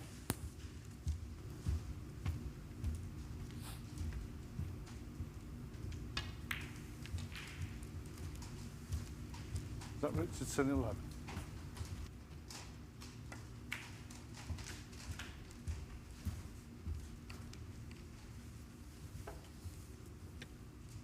Well, let's put it this way. 6. If he doesn't win this match and he doesn't finish second, he will be kicking himself. And the one shot he will remember would be the blue.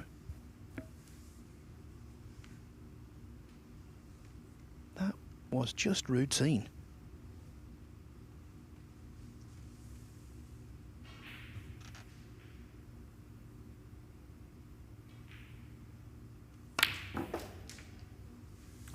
Seven.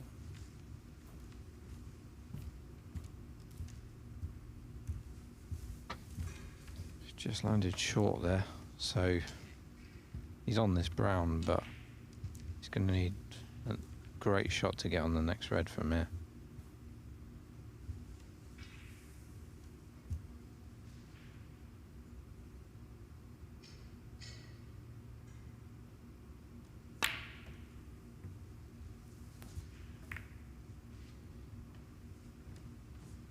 Blue Wenway. Now, that's another potential weakness I've noticed with Lou, and I'm not being hypercritical. Quite a few times when he's been playing with side, he's missed a ball that should have been knocked in with no issue at all.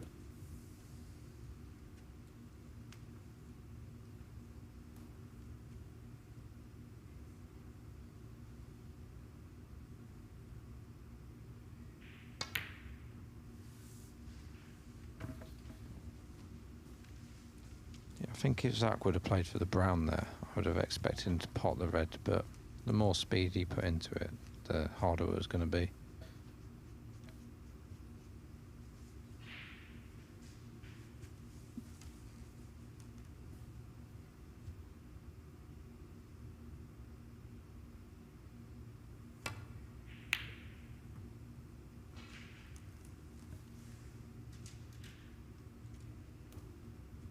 Oh. Possibly got him. Can he get to this red just past the brown?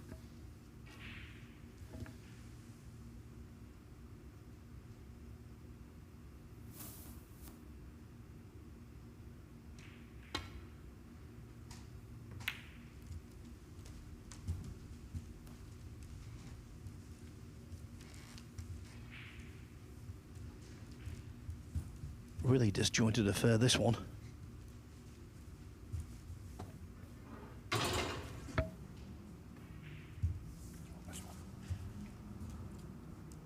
Not gonna argue.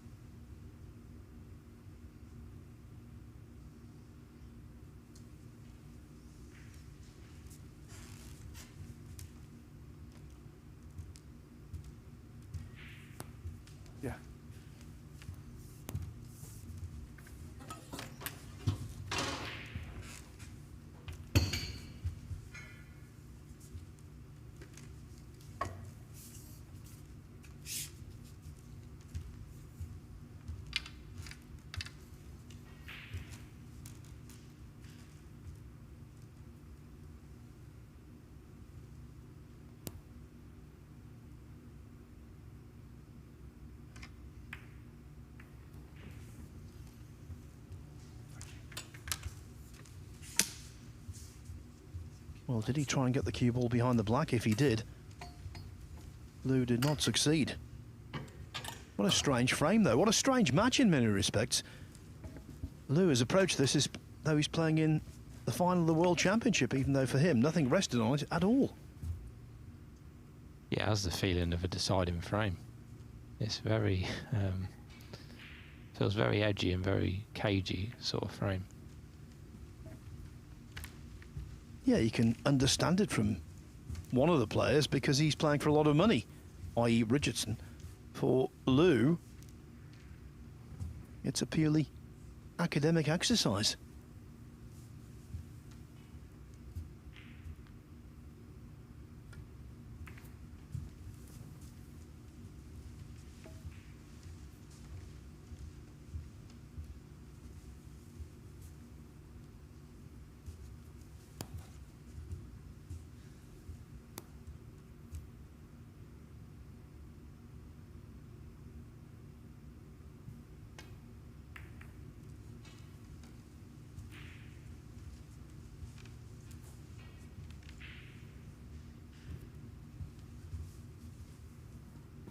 I'll tell you the truth, a couple of times I've checked the tables to make sure that we've not forgotten something or missed something.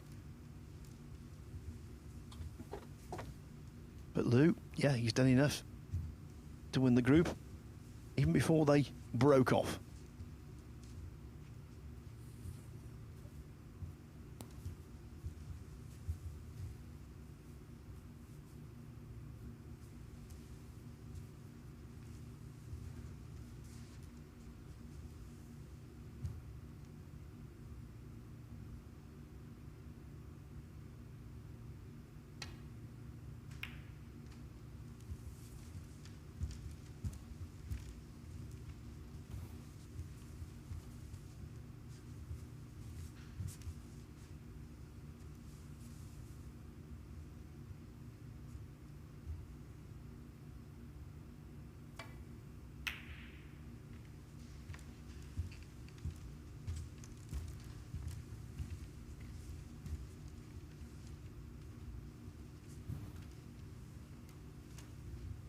I'll tell you what, if Richardson does win this frame or the next, if that is necessary, and he finishes in second place, who would have thought Jackson Page against Jordan Brown last up, seed 1 against seed 2 in the group, and that would be for third place money. Who would have thought that?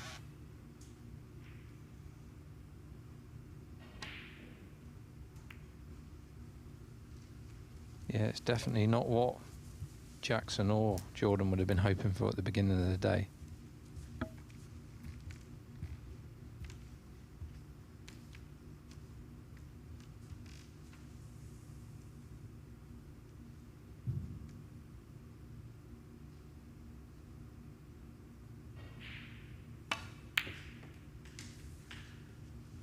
One. Well, that was a super pot, it really was.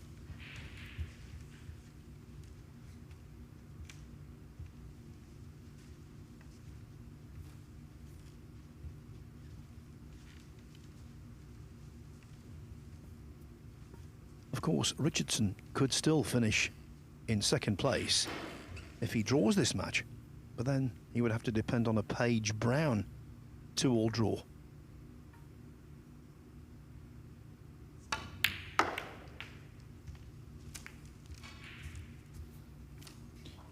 Foul. Lou Wenway 1. You could never guess. Richardson 4. You could never predict where the white was going to go in off there. Very unlucky for the white to go in there.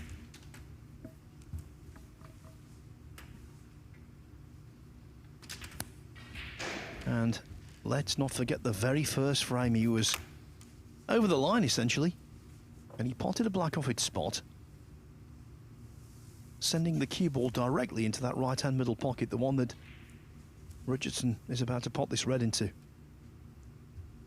Could have all been so different had that not occurred.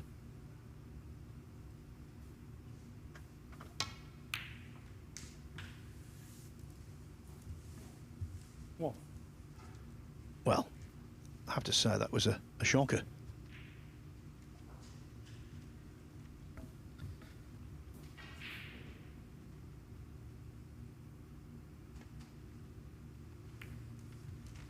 Is that Richardson one? I feel like he didn't have really any intention of trying to get on that red. So I think once he popped that red, I think he'd already made his mind up he was going to play a snooker. Yeah, well, get closer to the ball he wants to snooker behind.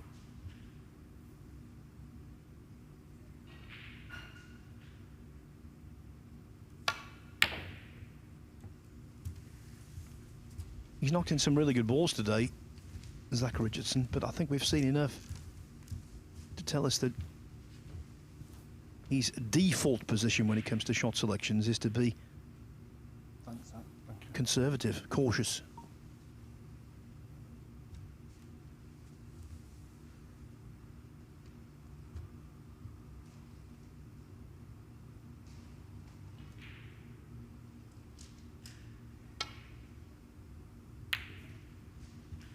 Wow, that was some gap between the green and brown, and he's played it really nicely. He's got a snooker back.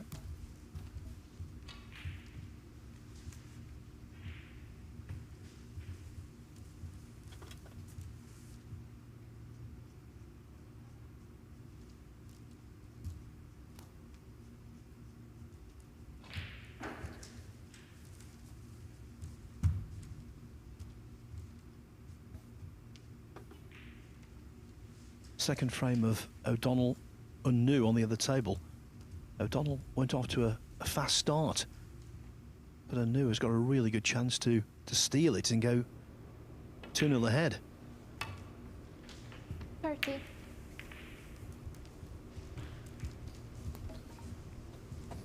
Good hit, and it's gone safe for Lou as well, so he'll be happy with that.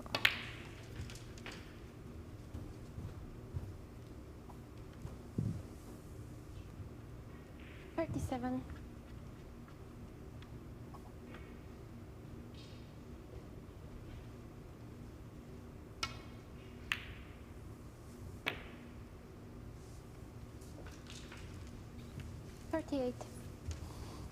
Zach will be disappointed with that. He just caught it so thick, and that's why he's brought the red over to the green pocket.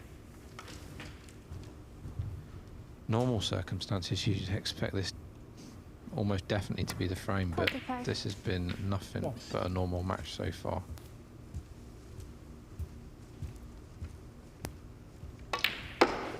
Yeah, when incidents start to occur, they normally come in bunches, and as Ben said, just when you think something's going to happen, the opposite does.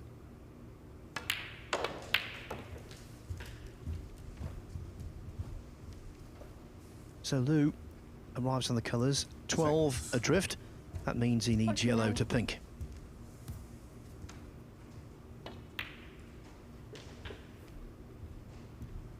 $51. 8.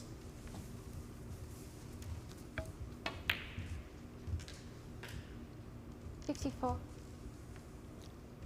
On table 2, Tepchara Nu has spotted frame ball green. The brown in addition. 58. He will lead 2-0, one more needed. And he will pip Martin O'Donnell for top spot.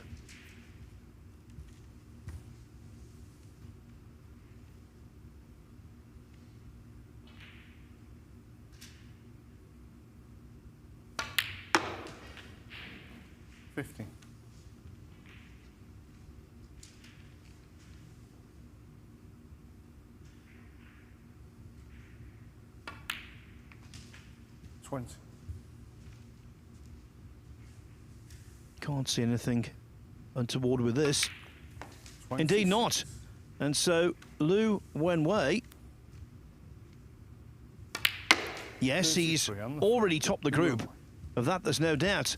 But he wants to top the group, clearly unbeaten. As for Zach Richardson, his chance of winning 3-0 and definitely finishing in second place, that's gone. But a 3-1 win would do just the same. Let's find out what happens after the break.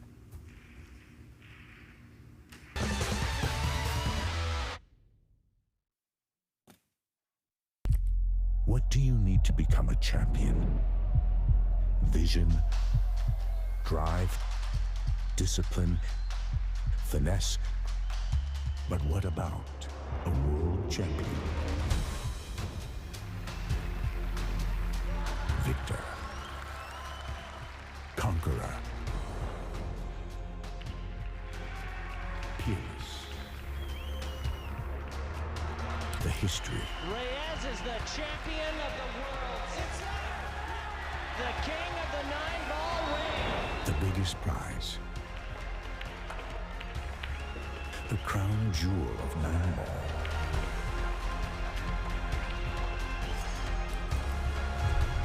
A return to the kingdom where a champion will rise. The World Pool Championship.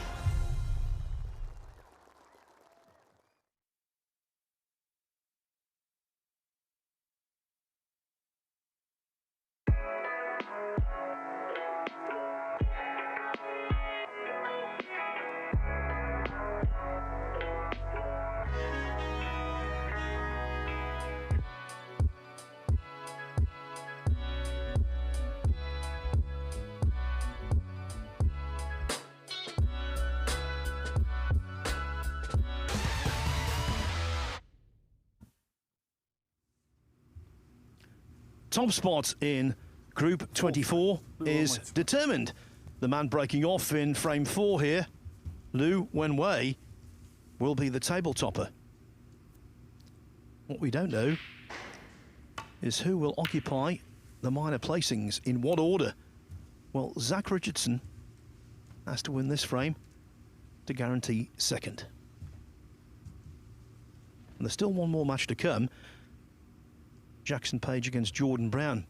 When the day began, we thought that would be the group decider. It most certainly isn't.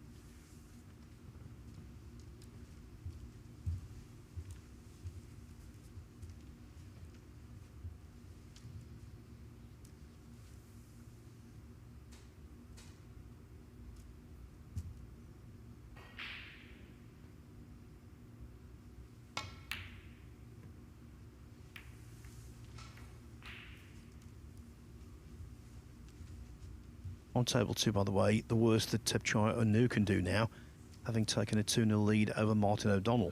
The worst he can do is to pick up a point, so he will be guaranteed second. Gao Yang third, Rhian Evans fourth.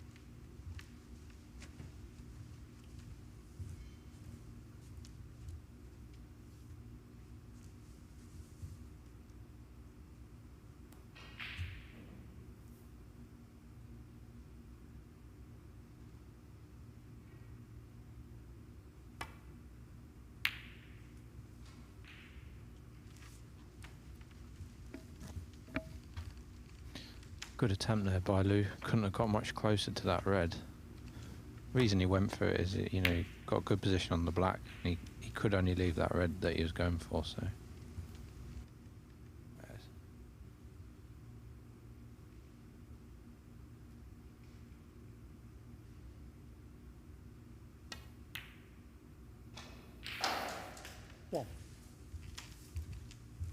Now, on the vast majority of tables, on the vast majority of days on the World Snooker Tour, that red would not have fallen in. No, it always looked a little bit high, but just about went in.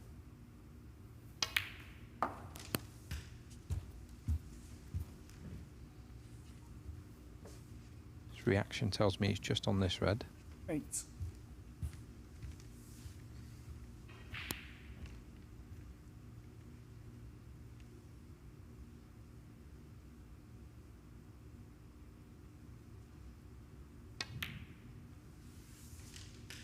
No.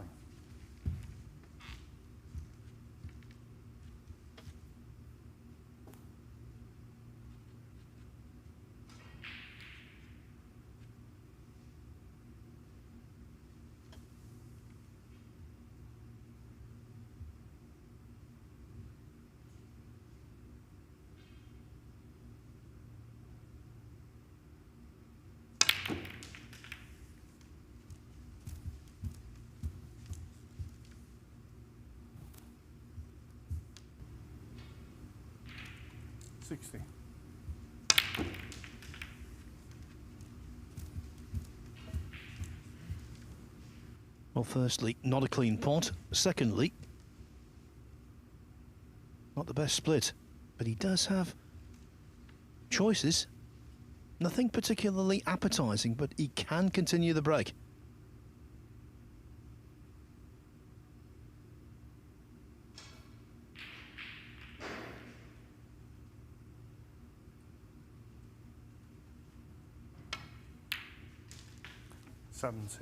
Nice recovery there by Zach.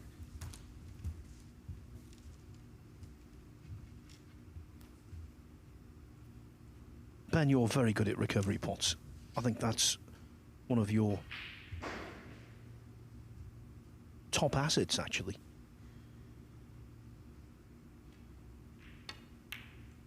Because when a player's on a break and they fall out of ideal position, naturally the player in the other chair sits up and thinks, might be back in here. And so if you can consistently grind them down by knocking in those kind of balls and lower their expectations, dash their hopes, psychologically that is a good weapon to have. Yeah, I don't do it deliberately, but yeah, I understand that, yeah, it can be frustrating for some players because they think they get another chance, and if I do keep potting them, yeah, it definitely can be frustrating for them.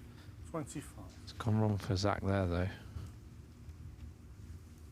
Now, obviously, you pot those recovery balls because you are a very good potter, but there's also, I think, a psychological aspect to it in the sense that you don't allow loss of position to get under your skin, as other players might do.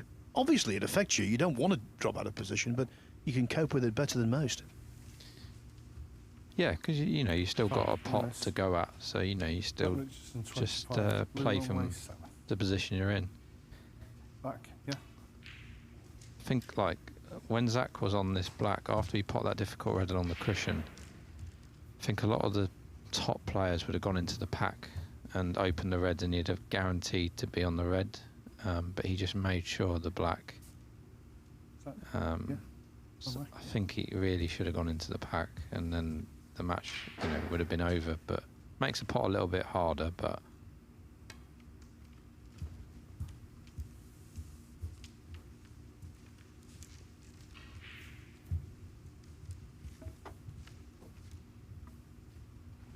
because day in, day out, week in, week out on this tour, you learn one lesson, whether you're playing or watching.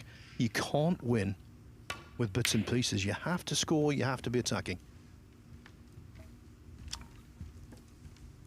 yeah, I think you know, if your safety's good and you can get away with it against some professionals on some days, but if you're going to consistently beat the top players, they all play attacking.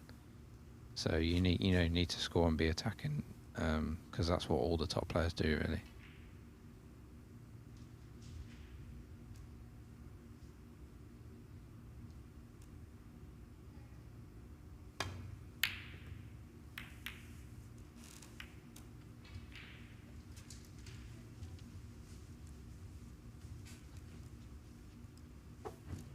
fans of Tebchira Nu will be delighted to know he's banging amongst the balls, hurtling towards a 3-0 win over Martin O'Donnell and table-topping status. He's not there yet, he's only 39-0 ahead, but it's a wonderful chance.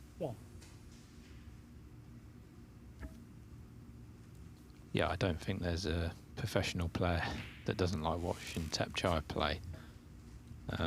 Even professionals that say they don't like watching snooker, they still will watch Tebchira normally if they get the chance. Blue Wenway 1. How good a potter he is, it was remarkable. Both he and Nopon Sangkarm were drafted in very late to play for Thailand in the World Cup of Pool a few years back in Brentwood. And I thought, these could be useful. And they struggled like you wouldn't believe. Could hardly pot a ball. But when it comes to playing snooker, he's a joy to behold. There is more skill to American pool than people think, and it's getting used to, playing with bigger balls and a bigger tip, and the side is different and everything. So that, there is more to it than people think.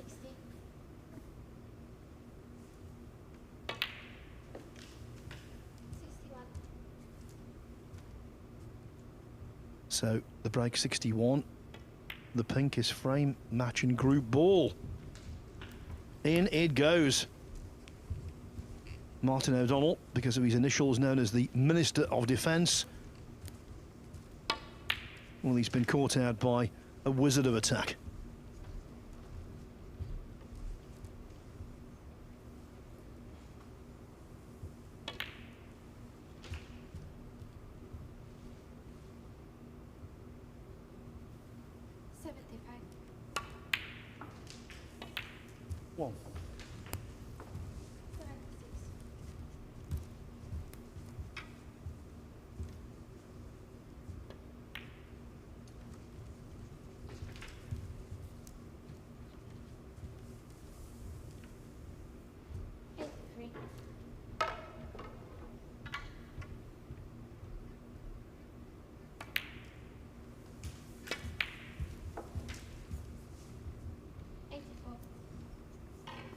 Just has that knack, Ben, of making the game look so much easier than it actually is.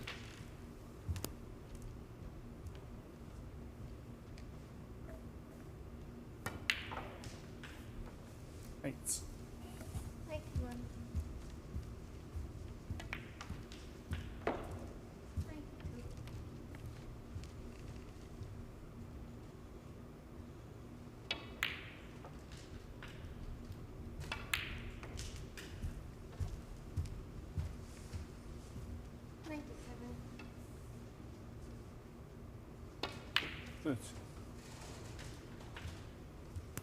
He's going to finish the group, it seems, with a century.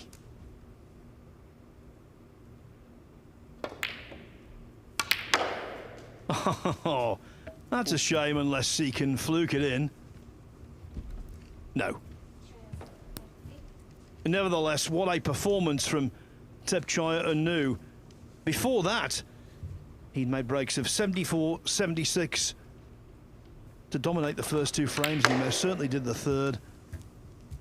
The Group 31 winner hails from Thailand. 90.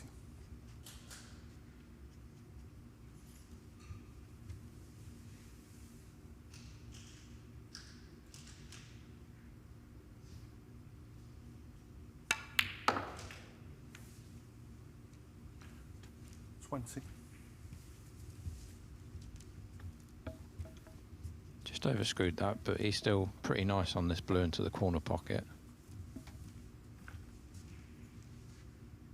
Just play for the red, I would assume, next to the pink, to the right of the pink.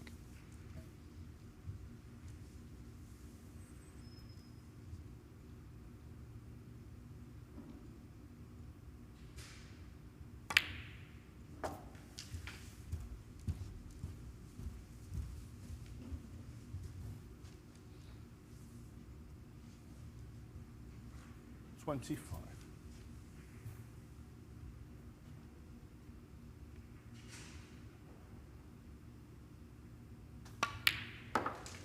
$26.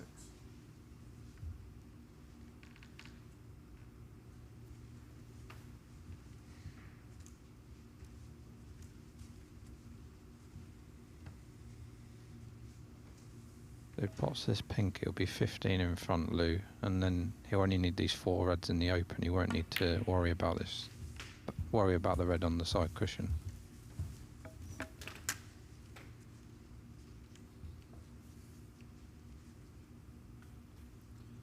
$32.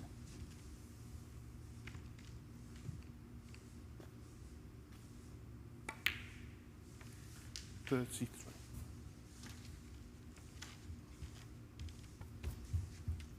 Zach Richardson in the third frame came so close to winning 3-0.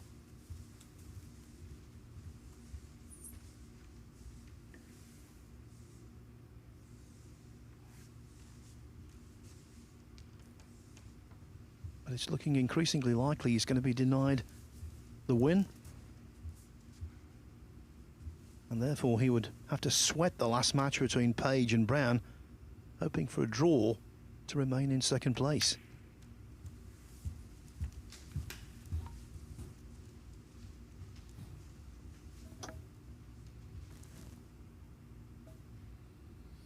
$39.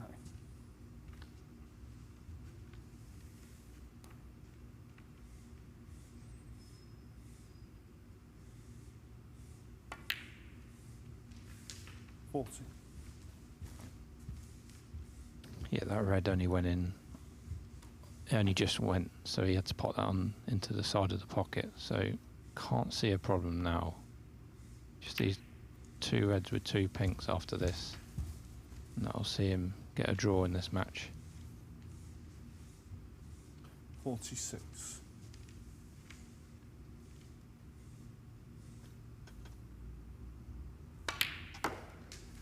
$47. And if he does get to 7 points, that is the most popular points total to win a group in this year's tournament. It would be the 12th time 7 points has got the job done.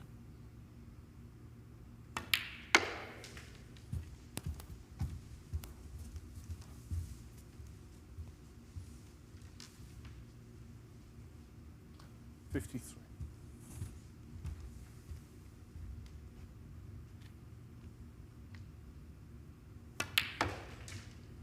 $54.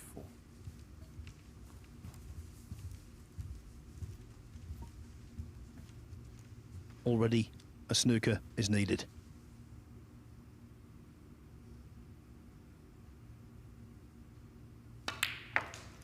Make that 2 snookers required.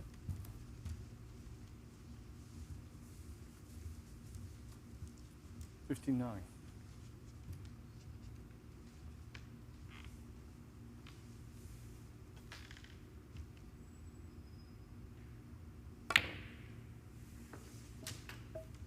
$60. Nice double there in the corner. So that'll stop Zach carrying on. So it's definitely going to be a draw this match now. Yes, and young Lou Wenway now knows he hasn't just topped the table, he's topped it undefeated. 2 wins and a draw. What a day's work.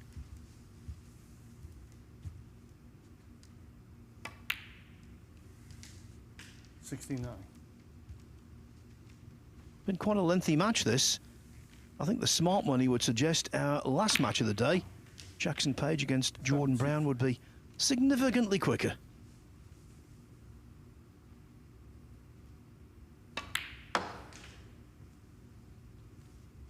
$78.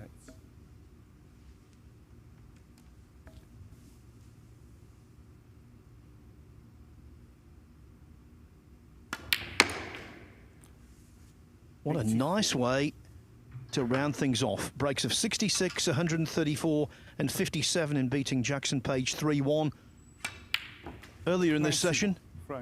And that lovely clearance to salvage a 2-all draw with Zach Richardson, who is clearly disappointed he didn't get the win, and therefore he didn't bowl down second spot.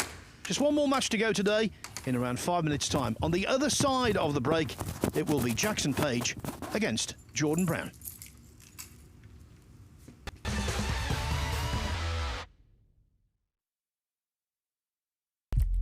What do you need to become a champion?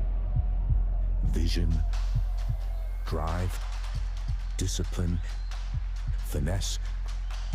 But what about a world champion? Victor, conqueror, peerless. The history.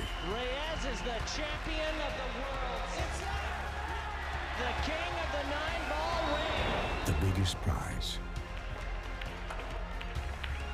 The crown jewel of 9-ball.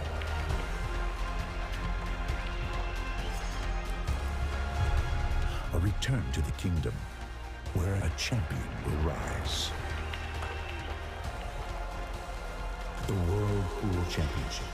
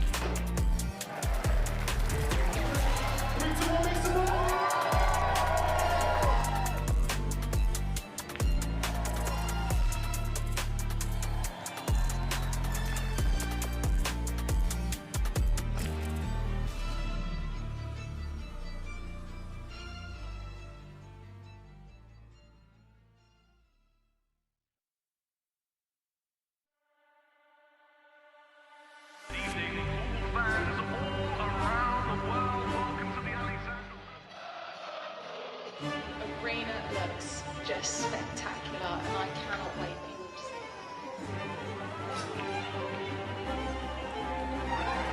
Lulus, don't worry. Yeah, there's plenty of guys that need to be ready. We're the champions. You need to come take it. I mean, you want to follow me in there now? Yeah, I know you're ready. All we've been doing is Can you speak English better, please speak? Because I ain't understood what you said.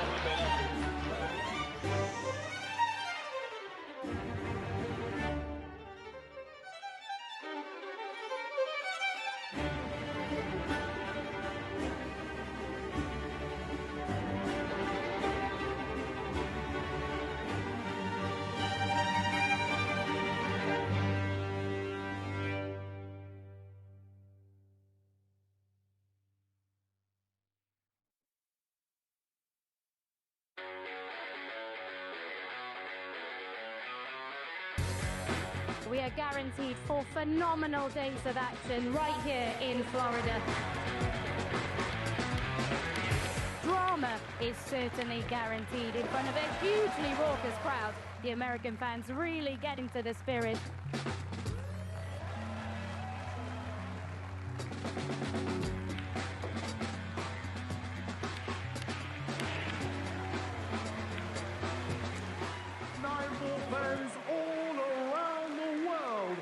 So much history, so much prestige, and it all comes down to this.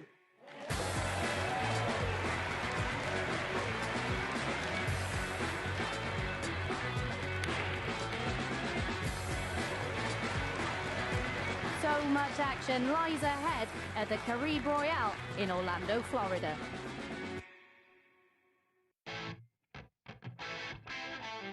We're back at the Harrah's Resort in Atlantic City for the US Open. It is one of the most prestigious events in the calendar. Record breakers, history makers, it's that time. Let's play 9-ball.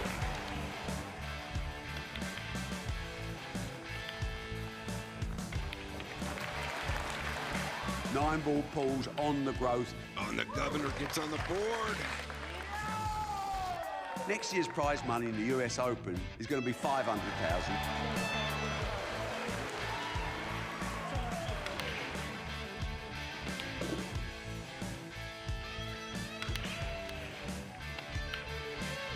The man they call the Ghost has left everyone for dead. We will take this sport to places it's never been, and that's a bloody guarantee.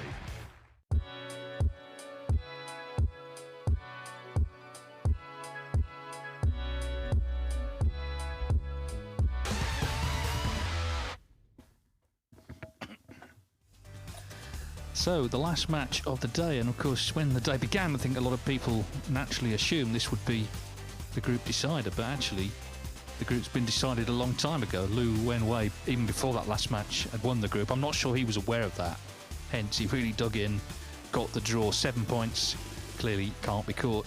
So now the question is, can either Page or Brown go past Zach Richardson and claim second place, or is this just a battle for third? Jackson Page needs a draw to make sure he doesn't finish last. If he wins, of course, he will finish second. He was the top seed, runner-up last year to Ali Carter. But that early draw with Zach Richardson and, of course, Jordan Brown's defeat to Wenway put both of these players on the back foot.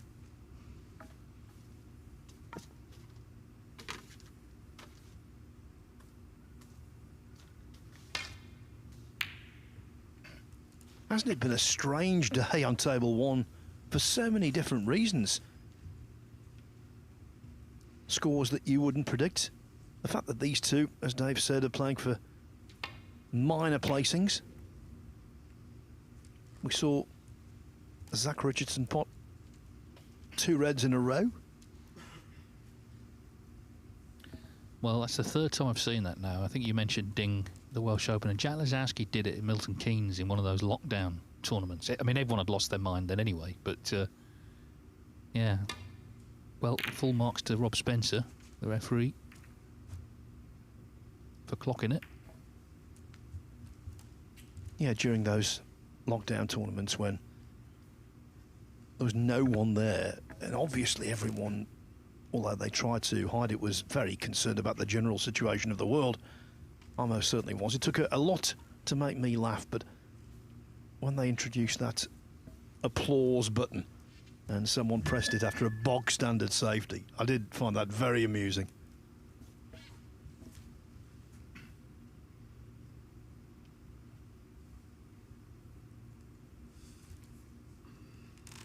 Well, maybe we could have it here. We've got no audience. Anyway, Jackson Page, he'll be disappointed because it was a good tournament for him last year and it's an opportunity to start the season well, but it's just one of those things. That early draw in the first match, I think. We saw it yesterday with Barry Hawkins. He really is the top seed under it because you don't play again for about 4 hours. Other players can go past you and you're under pressure in the evening to do something, and he didn't play great against Wenway, really. Anyway, chance here for Antrim's Jordan Brown. Nice pot. 1. I guess either one of them, well, both of them, but I mean, it's going to be a winner. Wants to just finish the day strongly. And of course, avoid 4th place. Yes, and without wishing to be too dramatic, where Brown is in the rankings, if he were to win this match and earn an extra £2,000 and points as a result, that would be nothing to sniff at.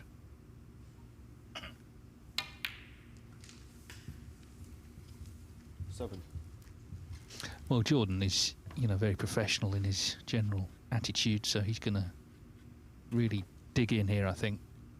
And as you say, try and get as much out of it as he can. A win would mean he does finish second.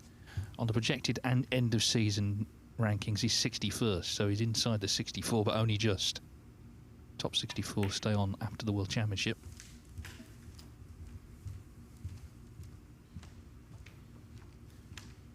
There's some well-known names who could be struggling to keep their cards. Robert Milkins 71st on that list. Anthony McGill's down at 59. Yeah, McGill chose not to play in this. Jamie Jones, 62nd. 13. But there's a lot of tournaments ahead of us. The one in, of course, Jeddah. I know you're off to the pool, Phil, this week, but the Snooker next month, that's a huge tournament in terms of prize money and rankings early in the season. If you do well in that, it really takes pressure off for the rest of the campaign. Well, people talk about £500,000 for the first prize, which of course it is. But if you win that, there are so many ancillary benefits. You're in the World Grand Prix, you're in the Players' Championship, you're in the Tour Championship. And if you've not already qualified, you're in the Champion of Champions as well. So I think the actual reward is closer to £600,000. Yeah, and you'll be in the top 16 for 2 years, won't you? So you'll get in the Masters 2 years running and those other events. So Shanghai. So yeah, I mean, it's like you say, it'd be an absolute bonanza.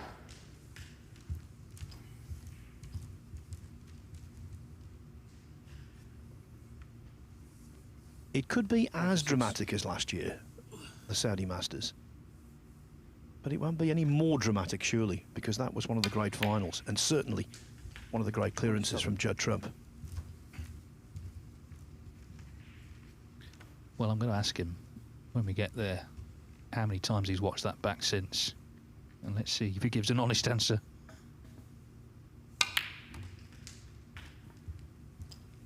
Well, guess how many times Mark Williams has watched it? 0. 34.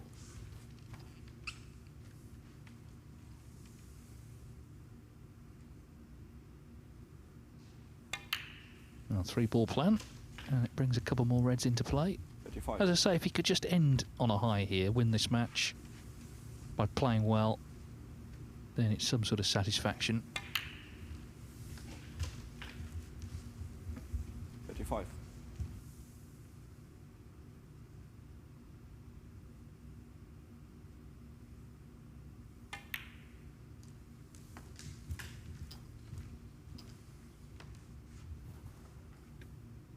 Not completely been without fluency today. Brown made a 56 break against the Wenway and put together runs of 69 and 58 in drawing 2-2 with Richardson. 42.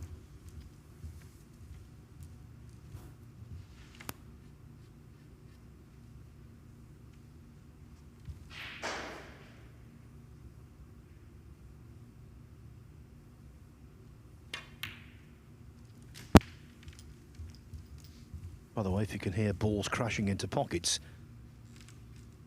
of course, table 2 for the day is over, but the practice tables are still being used by players involved tomorrow. And also, actually, I noticed today, young Artemis Zizins came in for a knock. Yeah, it's Daniel Womersley at the moment. Well, it was 10 minutes ago. Now then, can he... not much angle here. Can he get into these reds? Oh, that's a terrific shot off 2 cushions. Well, this is more like it. He'll be thinking, why didn't I start the day like this?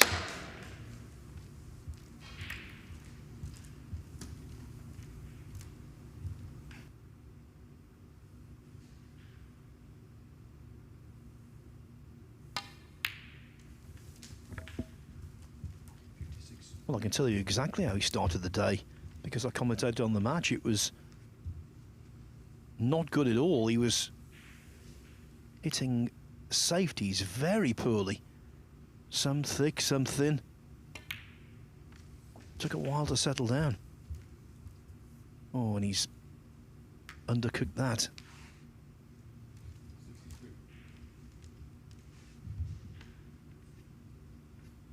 Wanted to let the cue ball maybe 3 or 4 more inches.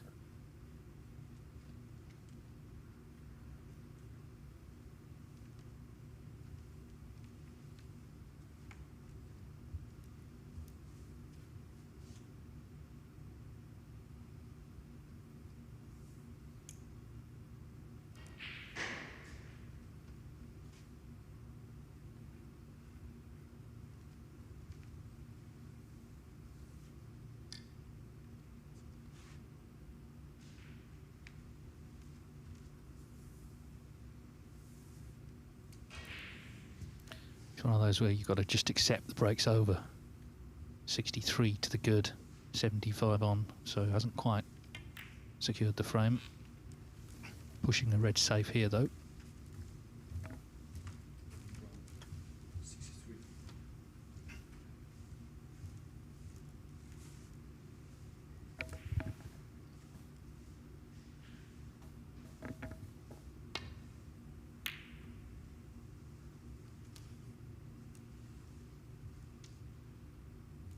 Technically, they aren't the same, but I think Jackson Page and Tepchire Nu share many common traits, one of which is inconsistency. But when they're on, they're a match for anyone.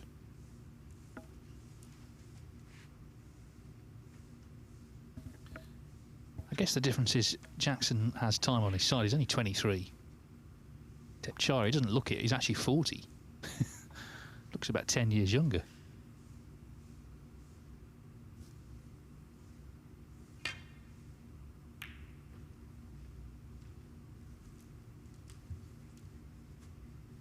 Well, I've actually got the age breakdown of all our group winners so far, including today's two. We've had 2 teenagers win a group, 10 20-somethings, 6 30-somethings, and 10 40-somethings. Oh, Page, now then, as he turned this frame on its head.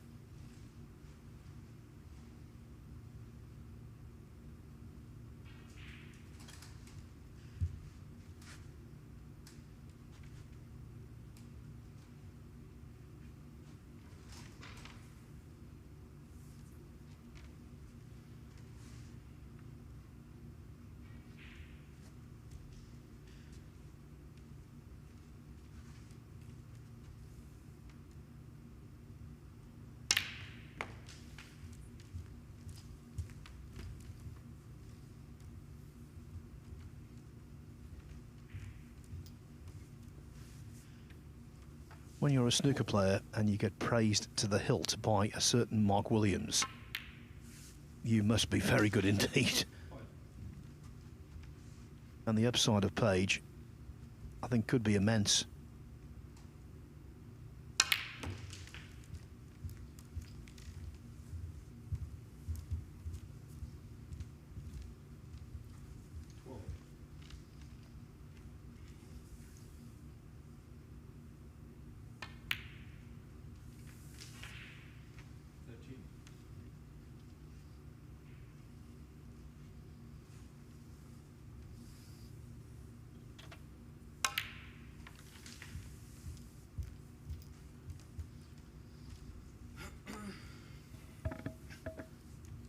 Well, still work to do here. Well, he's looking now at the plant. Didn't make a meal of that, did he? But it's going to be about landing nicely on the red, just off the right-hand side cushion. That's the one Brown attempted to push safe earlier.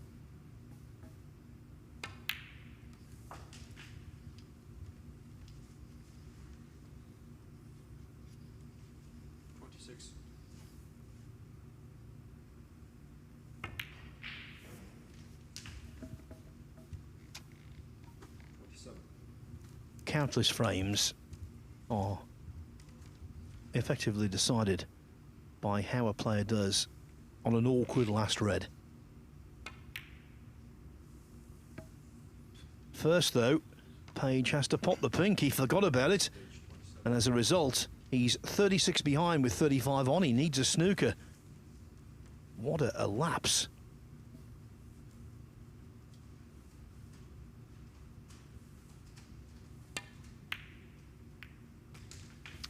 The big pocket has ended the frame. Jackson Page not in the mood to hang around here. So it is Jordan Brown who takes the opening frame.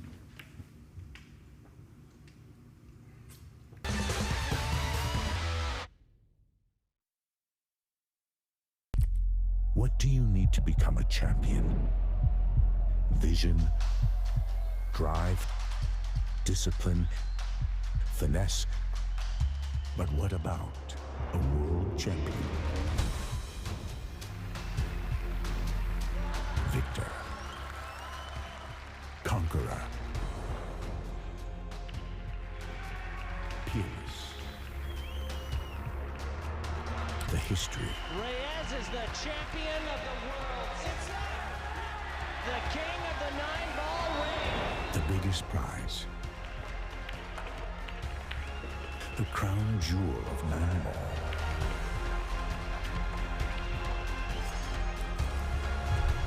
A return to the kingdom where a champion will rise.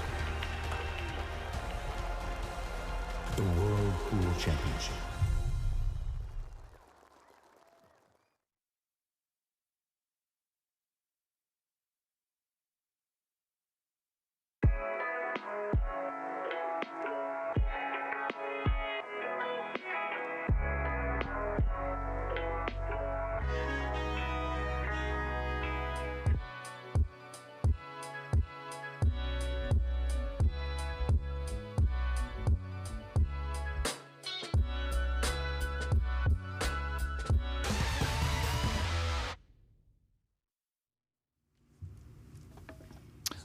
To Jordan Brown, and of course this is a match between the top 2 seeds in the group, but the group has been won by Wenway of China.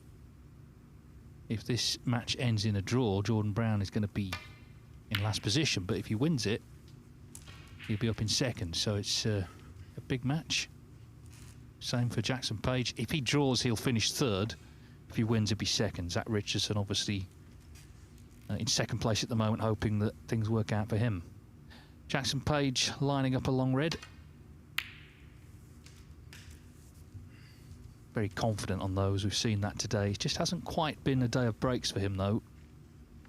He has been getting in, but just not really doing the business. But there's still time to, as I say, end on a high.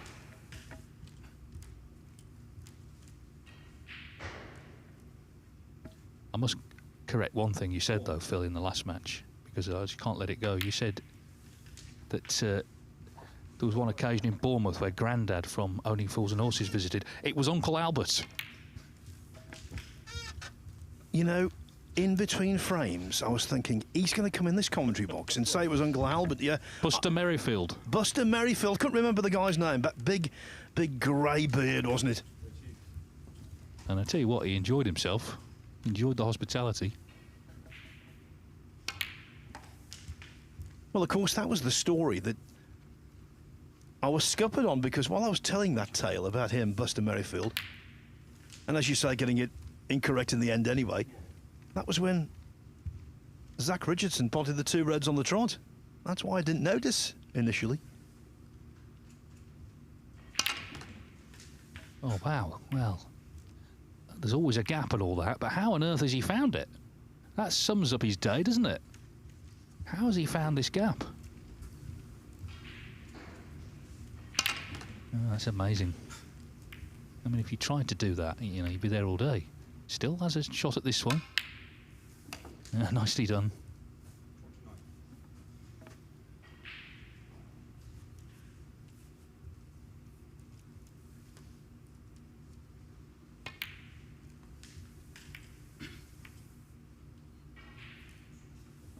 That's okay. 33.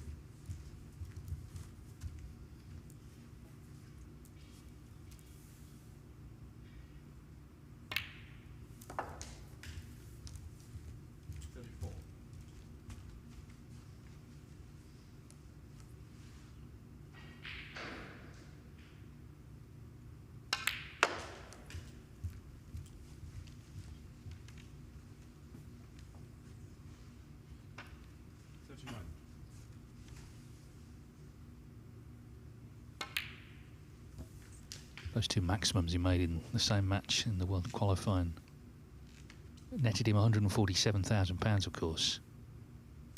Outside of that, for the rest of the season, he earned £148,000. So he earned basically another exact same amount on top of what he'd already earned during the campaign. But he deserved it, because what a feat. Now then, this is the shot that could win him the frame into the reds. Well, in fact, there's a red that pots on the right-hand side, so he's not gone into them.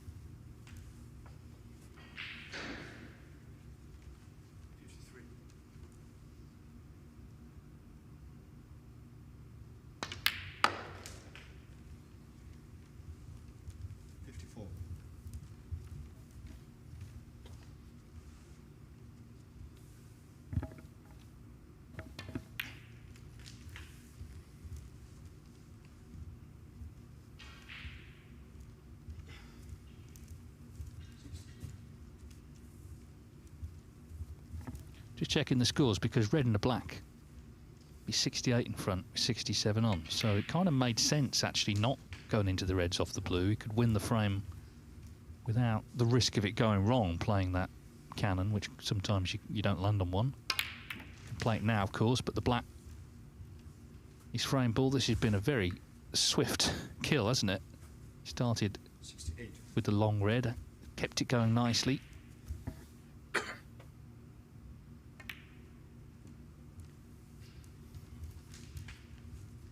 69.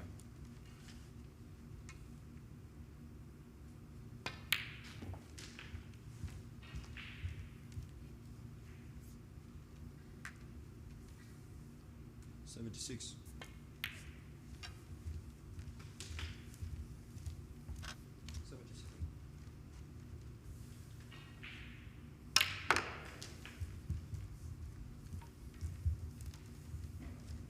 So if he keeps going, he would be the 54th player to make a century in the tournament. Well, it's not happened, but 84. In no time at all, Jackson Page levels the match at 1 each.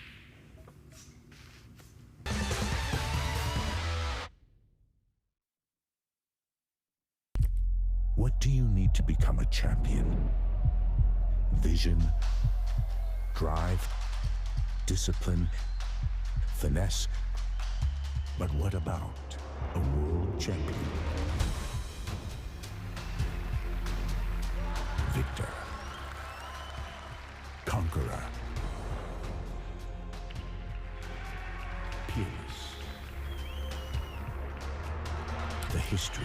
Reyes is the champion of the world. It's the king of the 9-ball ring. The biggest prize.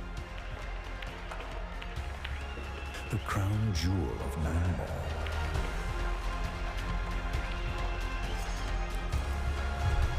A return to the kingdom where a champion will rise. The World Pool Championship.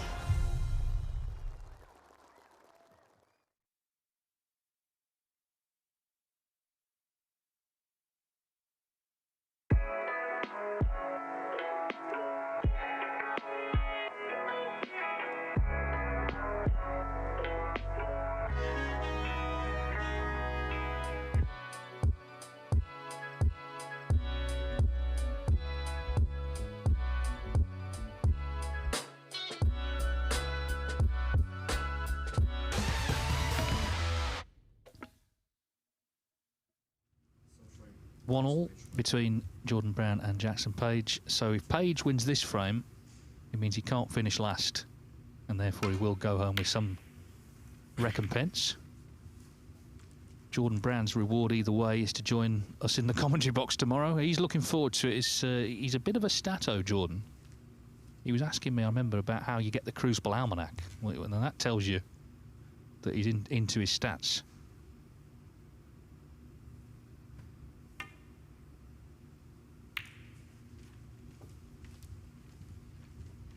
Well, of course, having played there, he's in the almanac. Yeah. He played there when he made his debut there. It was the COVID year, so unfortunately there was no audience. He didn't really get the true Crucible experience. He played Mark Selby.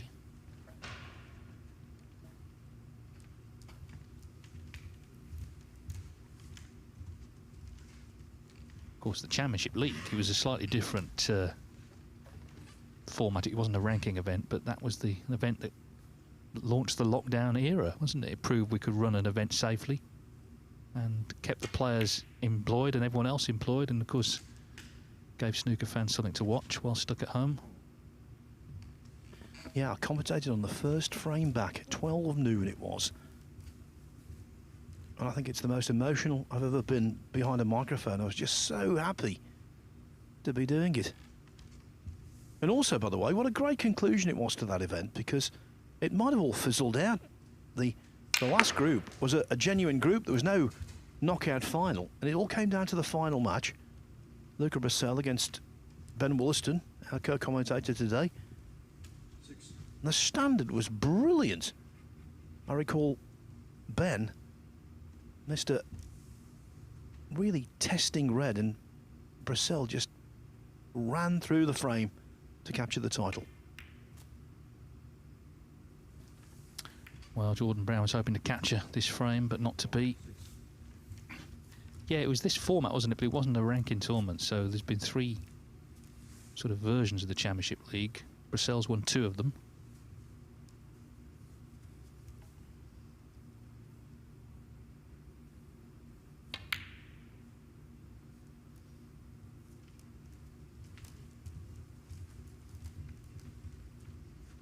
Tomorrow, Chris Wakelin, world number 16, will be the top seed and therefore playing first on this table against Daniel Wamsley, who was practicing a moment ago. Julian Leclerc and Mitchell Mann, the other players in the group. And on the other table, Joe O'Connor, Leicester's own, starts out against Andrew Paget and Zach Surety, who had really terrific back half of last season, against Liam Pullen, who did lose his place on tour but got back on through Q School.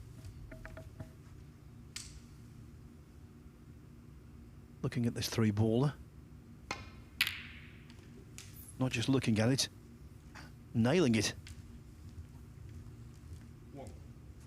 Yeah, I mean, I don't think Jackson was ever going to play, you know, a safety game here, because he doesn't play that, does he? His natural game is to attack. And he's got him in again.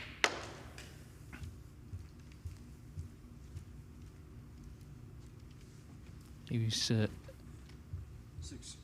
on the wrong side of one of the most bizarre snooker injuries of recent years. He played Judd Trump in the semi-finals of the World Open.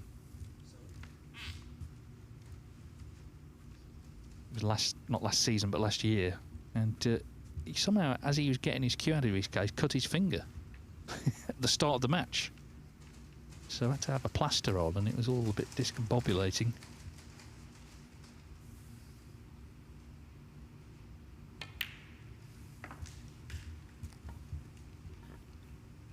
I think one of the most bizarre, it wasn't actually an injury, but it was an inconvenience. Happened to one of Page's fellow Welshmen, Cliff Wilson, in the World Championship qualifiers. He was staying in the hotel at Preston, across the way, ordered room service, a sandwich and what have you, and came on a tray, so he took his false teeth out to eat it. Left the false teeth on the tray was taken away, and he had to play a whole session without his dentures.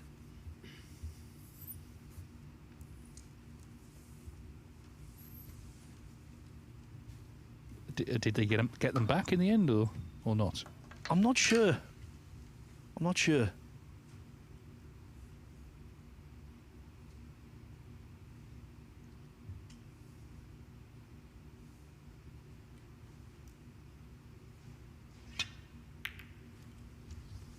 I remember writing an intro that had the words, Cliff Wilson didn't get his teeth into the match.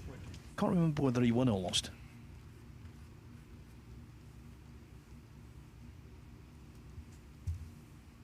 Well, the double kiss has left actually a red on. It's not easy, but it's potable.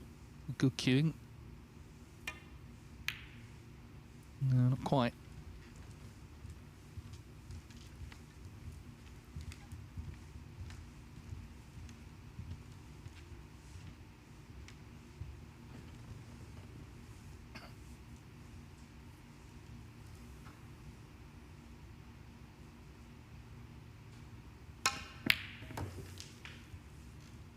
That is so well struck.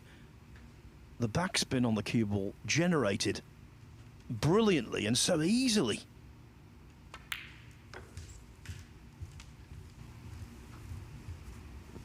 As you might have gathered, I'm a big fan of the game of Jackson Page. I think he could go a long way.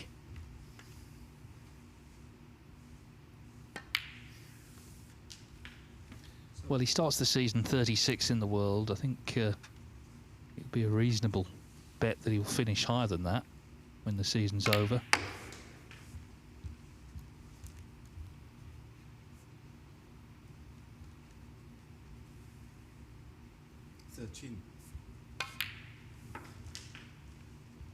Now, bear in mind, I will qualify what I'm going to say by saying it's a very nice problem to have. But I think one of Page's problems is actually quite similar to that of Jack Lazowski. They both find the game 21. too easy for their own good. 22.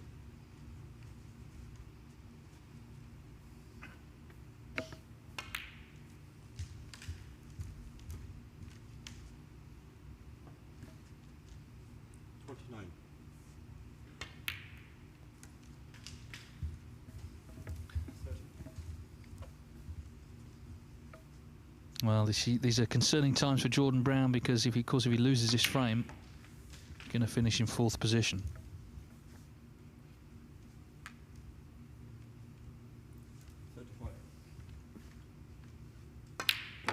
Fourth one day, then sitting next to us two the next.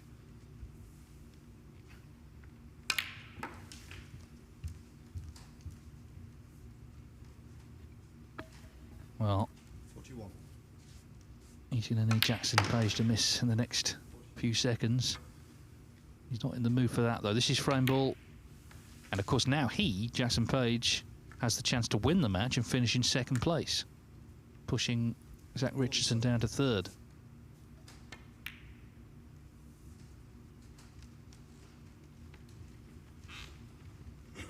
One snooker needed.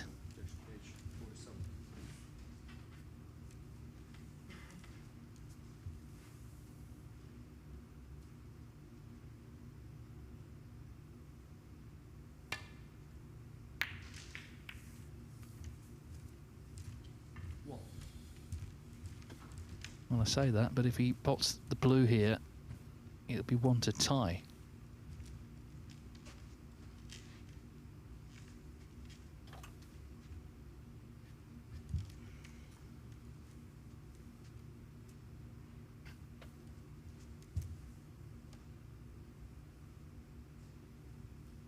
So it's all or nothing on the black. Oh, what a shot. That's kept him in the frame. Yes, and when you need snookers, a couple of colours going very close to each other can be of real assistance. And that's the case with brown and green here.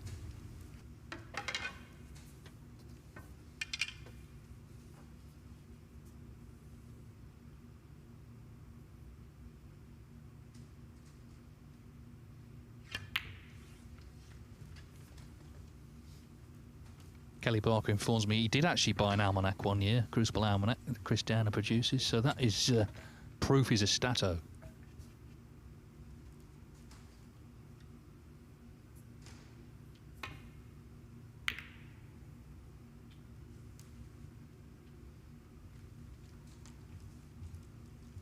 Double kiss, and Page doesn't want Brown to start removing 2 of the reds, take it down to the last red, put the pressure on.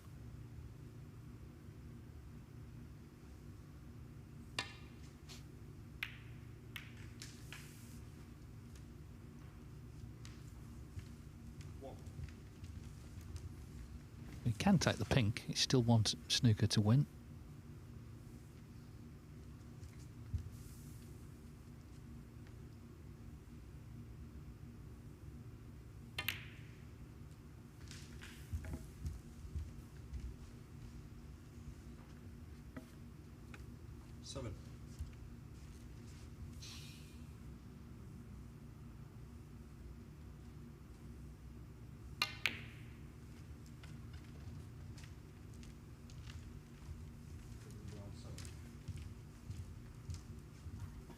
Now, this is the kind of ball that Page thuds in on a regular basis. And that's it, frame. Yeah, and so that confirms that Jackson Page will not finish bottom, and indeed, if he wins the next frame, he'll be 2nd in this group.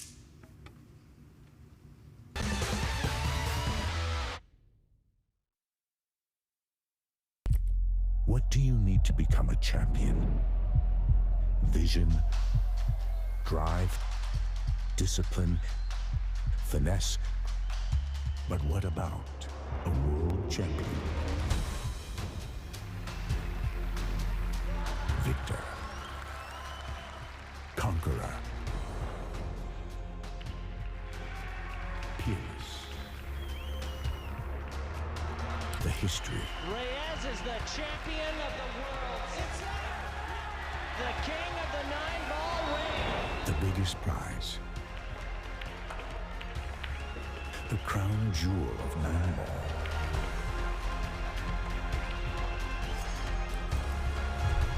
A return to the kingdom where a champion will rise. The World Pool Championship.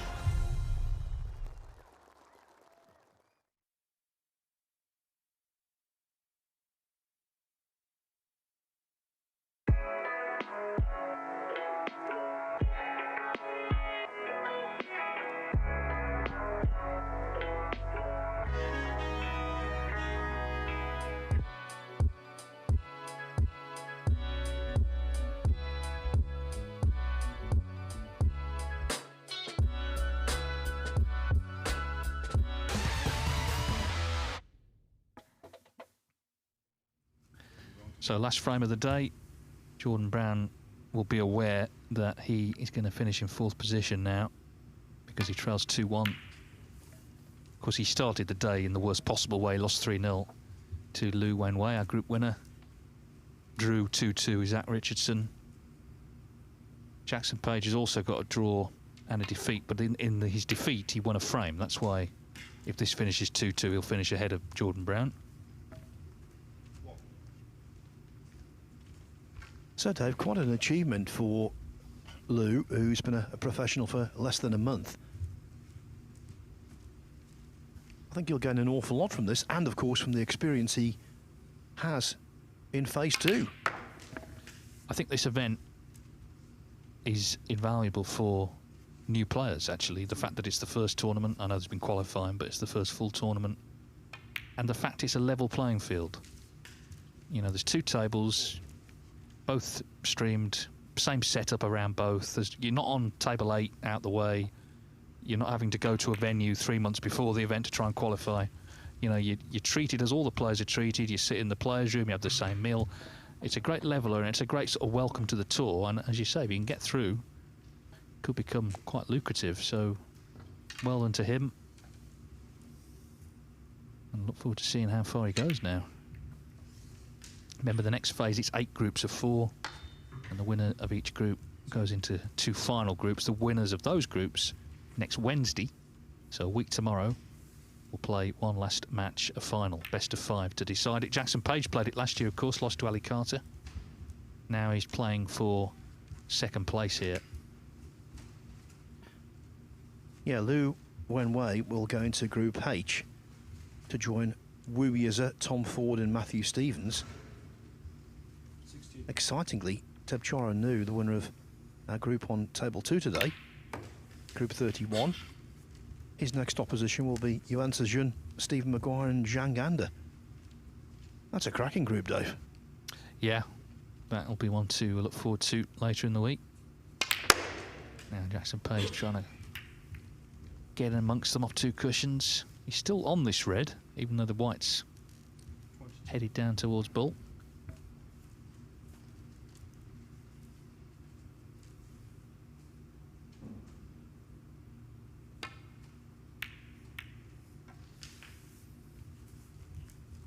Well, that red has come back to prevent the black from being potable.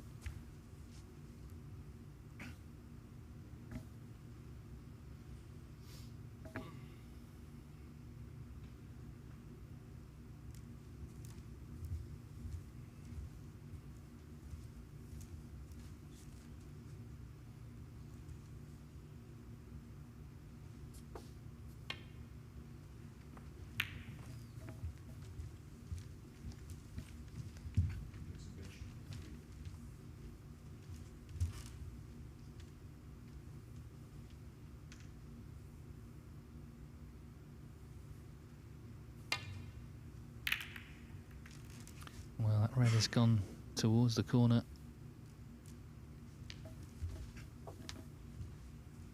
So it's clippable. And of course he's opened the reds up as well. Jackson Page already in front in the frame. If he lands on a colour, which he's done, it's another chance.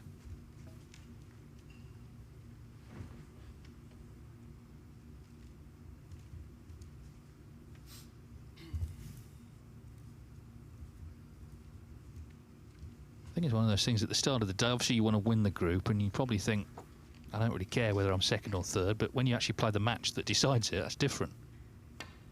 You'd rather have the 1,000 than not have it.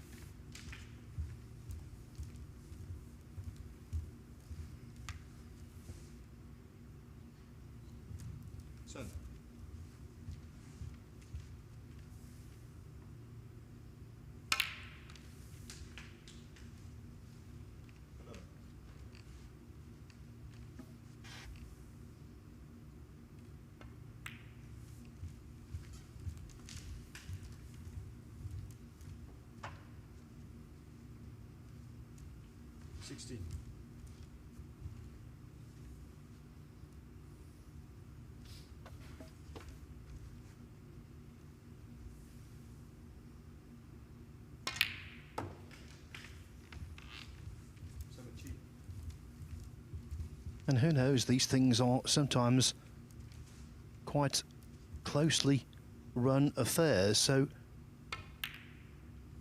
the extra money and ranking points earned by Page here could possibly get him into the World Grand Prix, might make the difference between being in the Players' Championship or not.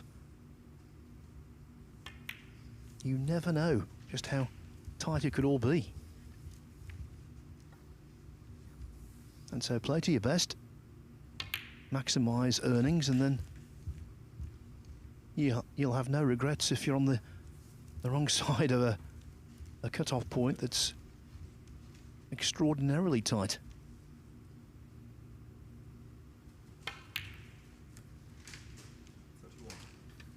Well, he's played well in this match, but of course it was too late to win the group. But this pink means he will have finished second.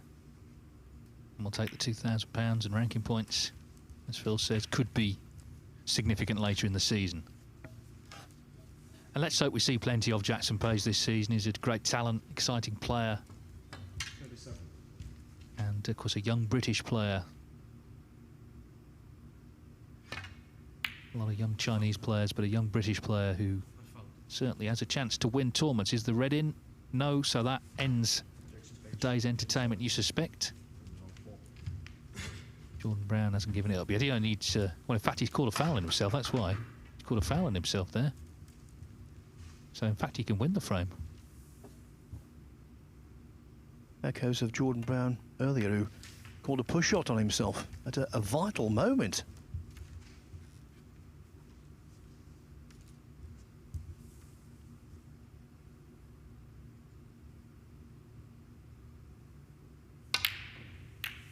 Well,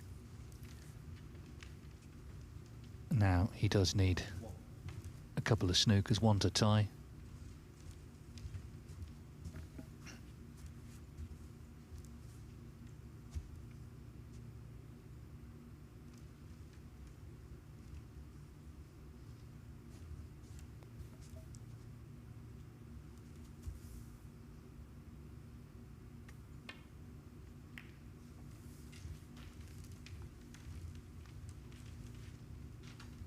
So just 2 more days left of stage 1, which means there are 4 more players to come through to stage 2, which starts on Friday, and this event ends next week.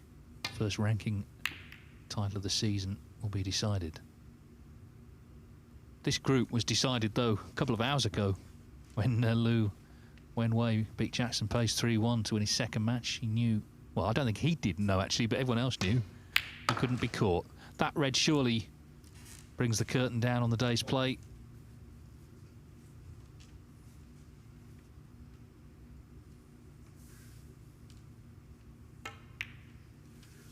taking any chances, laying the snooker.